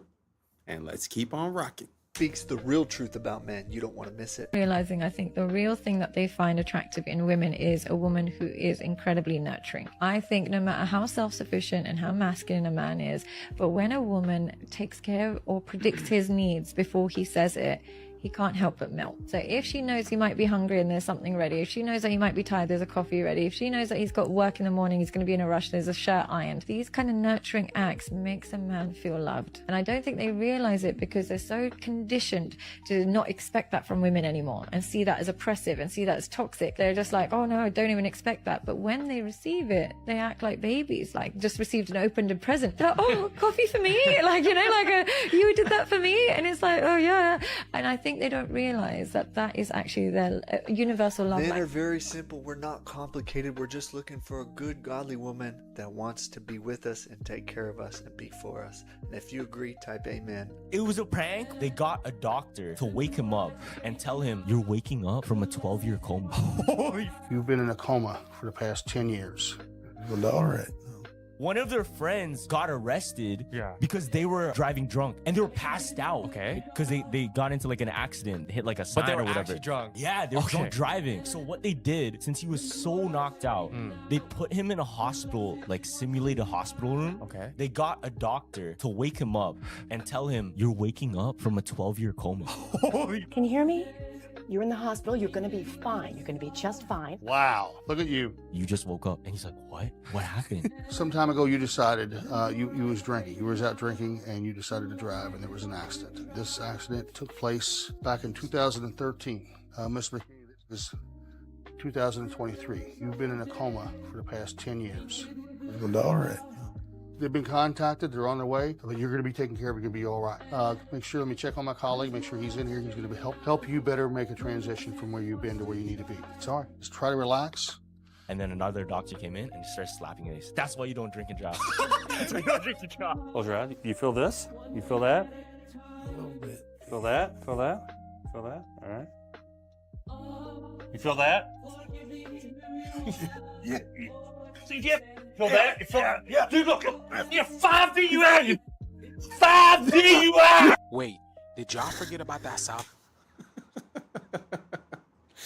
I don't know who they got the right to do that from, because theoretically that guy should be going to jail, right? But man, people do need consequences to their actions. Like, this is a weird situation, but I'm sure he's gonna think about it twice before he drinks and drives again. Sorry, I just found that super funny. Let's keep on rocking. Antarctic magnetic anomaly. Well, listen to this, y'all. Check this out. All right, I don't really even know how to put this, but does anyone know anything about this massive energy wave that seems to be emanating from Antarctica? There's a video going around as of yesterday, October 12th, showing this powerful, huge circular pulse of energy, this wave that seems to be stemming from Antarctica, stretching like allegedly 6,000 miles north over Australia. It looks insanely powerful, and it is very odd, and I'm trying to get more information. I mean, some people say it's just a glitch. Some people say it's some sort of pressure system. Others are convinced it's something else entirely. We do know that Antarctica definitely has a very mysterious past. So whatever it is, it's strange. But if anyone knows anything or you've seen this actual data yourself, can you please tag someone or comment below with Now, I was combing through these comments and everybody is feeling the same thing. People are feeling exhaustion, ringing in their ears. They're feeling frequency. People saying to the point that they don't even want to get up and do anything. They don't want to go to work. Hell, they don't even want, people can't even digest food properly. Now, as you guys may know, we are going through an ascension process and the planet is splitting. There's a 3D shift and a 5D shift. It's all about frequency, all right? And I go into depth of why people are experiencing this. If you guys want to check it out, here's my Instagram, Conscious Juice. Here's the link over here, the link tree, and click on it, and then the Patreon link should pop up. And it's the very first video, okay? I go into detail on why this is happening and why people are experiencing the ringing in the ears and all about this, okay? Go check it out, y'all. But I've been telling y'all, this is all part of the shift, and it's here. They feel it. They see it. Let's continue to get it. Peace in. Breaking news. What do you guys think about that? The frequencies that are emanating? Do you guys think that maybe it's a mistake with the tools that they're using to make their readings? Because I've heard that also the Schumann resonance also is a bit crazy. I mean, is it the solar flares? Is it the technology that we're unveiling here on Earth, like the 5G and all this, and technologies that we don't know about that the military maybe might be using? So what do you guys think? Do you guys think that there's something wrong with the planet? Do you guys think that there's an abundance of frequencies? He said that some people are feeling it. Have you guys felt it? Did you feel ringing in your ears, problems digesting, this and that? Let me know down below, and let's keep on rocking. A man named Noah in Ghana is building an Ark of Doom. It has become a hot topic across the country after claiming that what happened during the biblical days of Noah is about to happen again. According to him, starting December 25, 2025, a heavy rain will fall continuously for 3 years, flooding the entire world. He says God revealed it to him, and he has already begun building an ark to prepare for what's coming. Noah, who lives in a small community in Ghana, says he has spent months gathering strong, seasoned wood to build the ark. He claims the materials are not ordinary, that each piece has been prayed over and chosen under divine instruction. While many people laugh at him and call him crazy, others are beginning to pay attention. Some say, wasn't it the same thing people said to the first Noah? They mocked him until it was too late, despite the criticism. This modern-day Noah says he will not stop. He believes his mission is to save as many lives as possible before the rain begins. He invites anyone who believes to join him in building the ark and preparing for the flood, whether it's faith, fear, or pure conviction. This is driving me nuts. Not gonna lie. That's Anchor Watt, and that's something that we use every day. About 10 years ago, Anchor Watt was scanned with LiDAR to remove the trees and see what's underneath them. When they did that, these appeared. Let me put this into perspective. Anchor Watt is the biggest temple on Earth. 7 Anchor Watts could fit comfortably in whatever that is. That squiggly geometry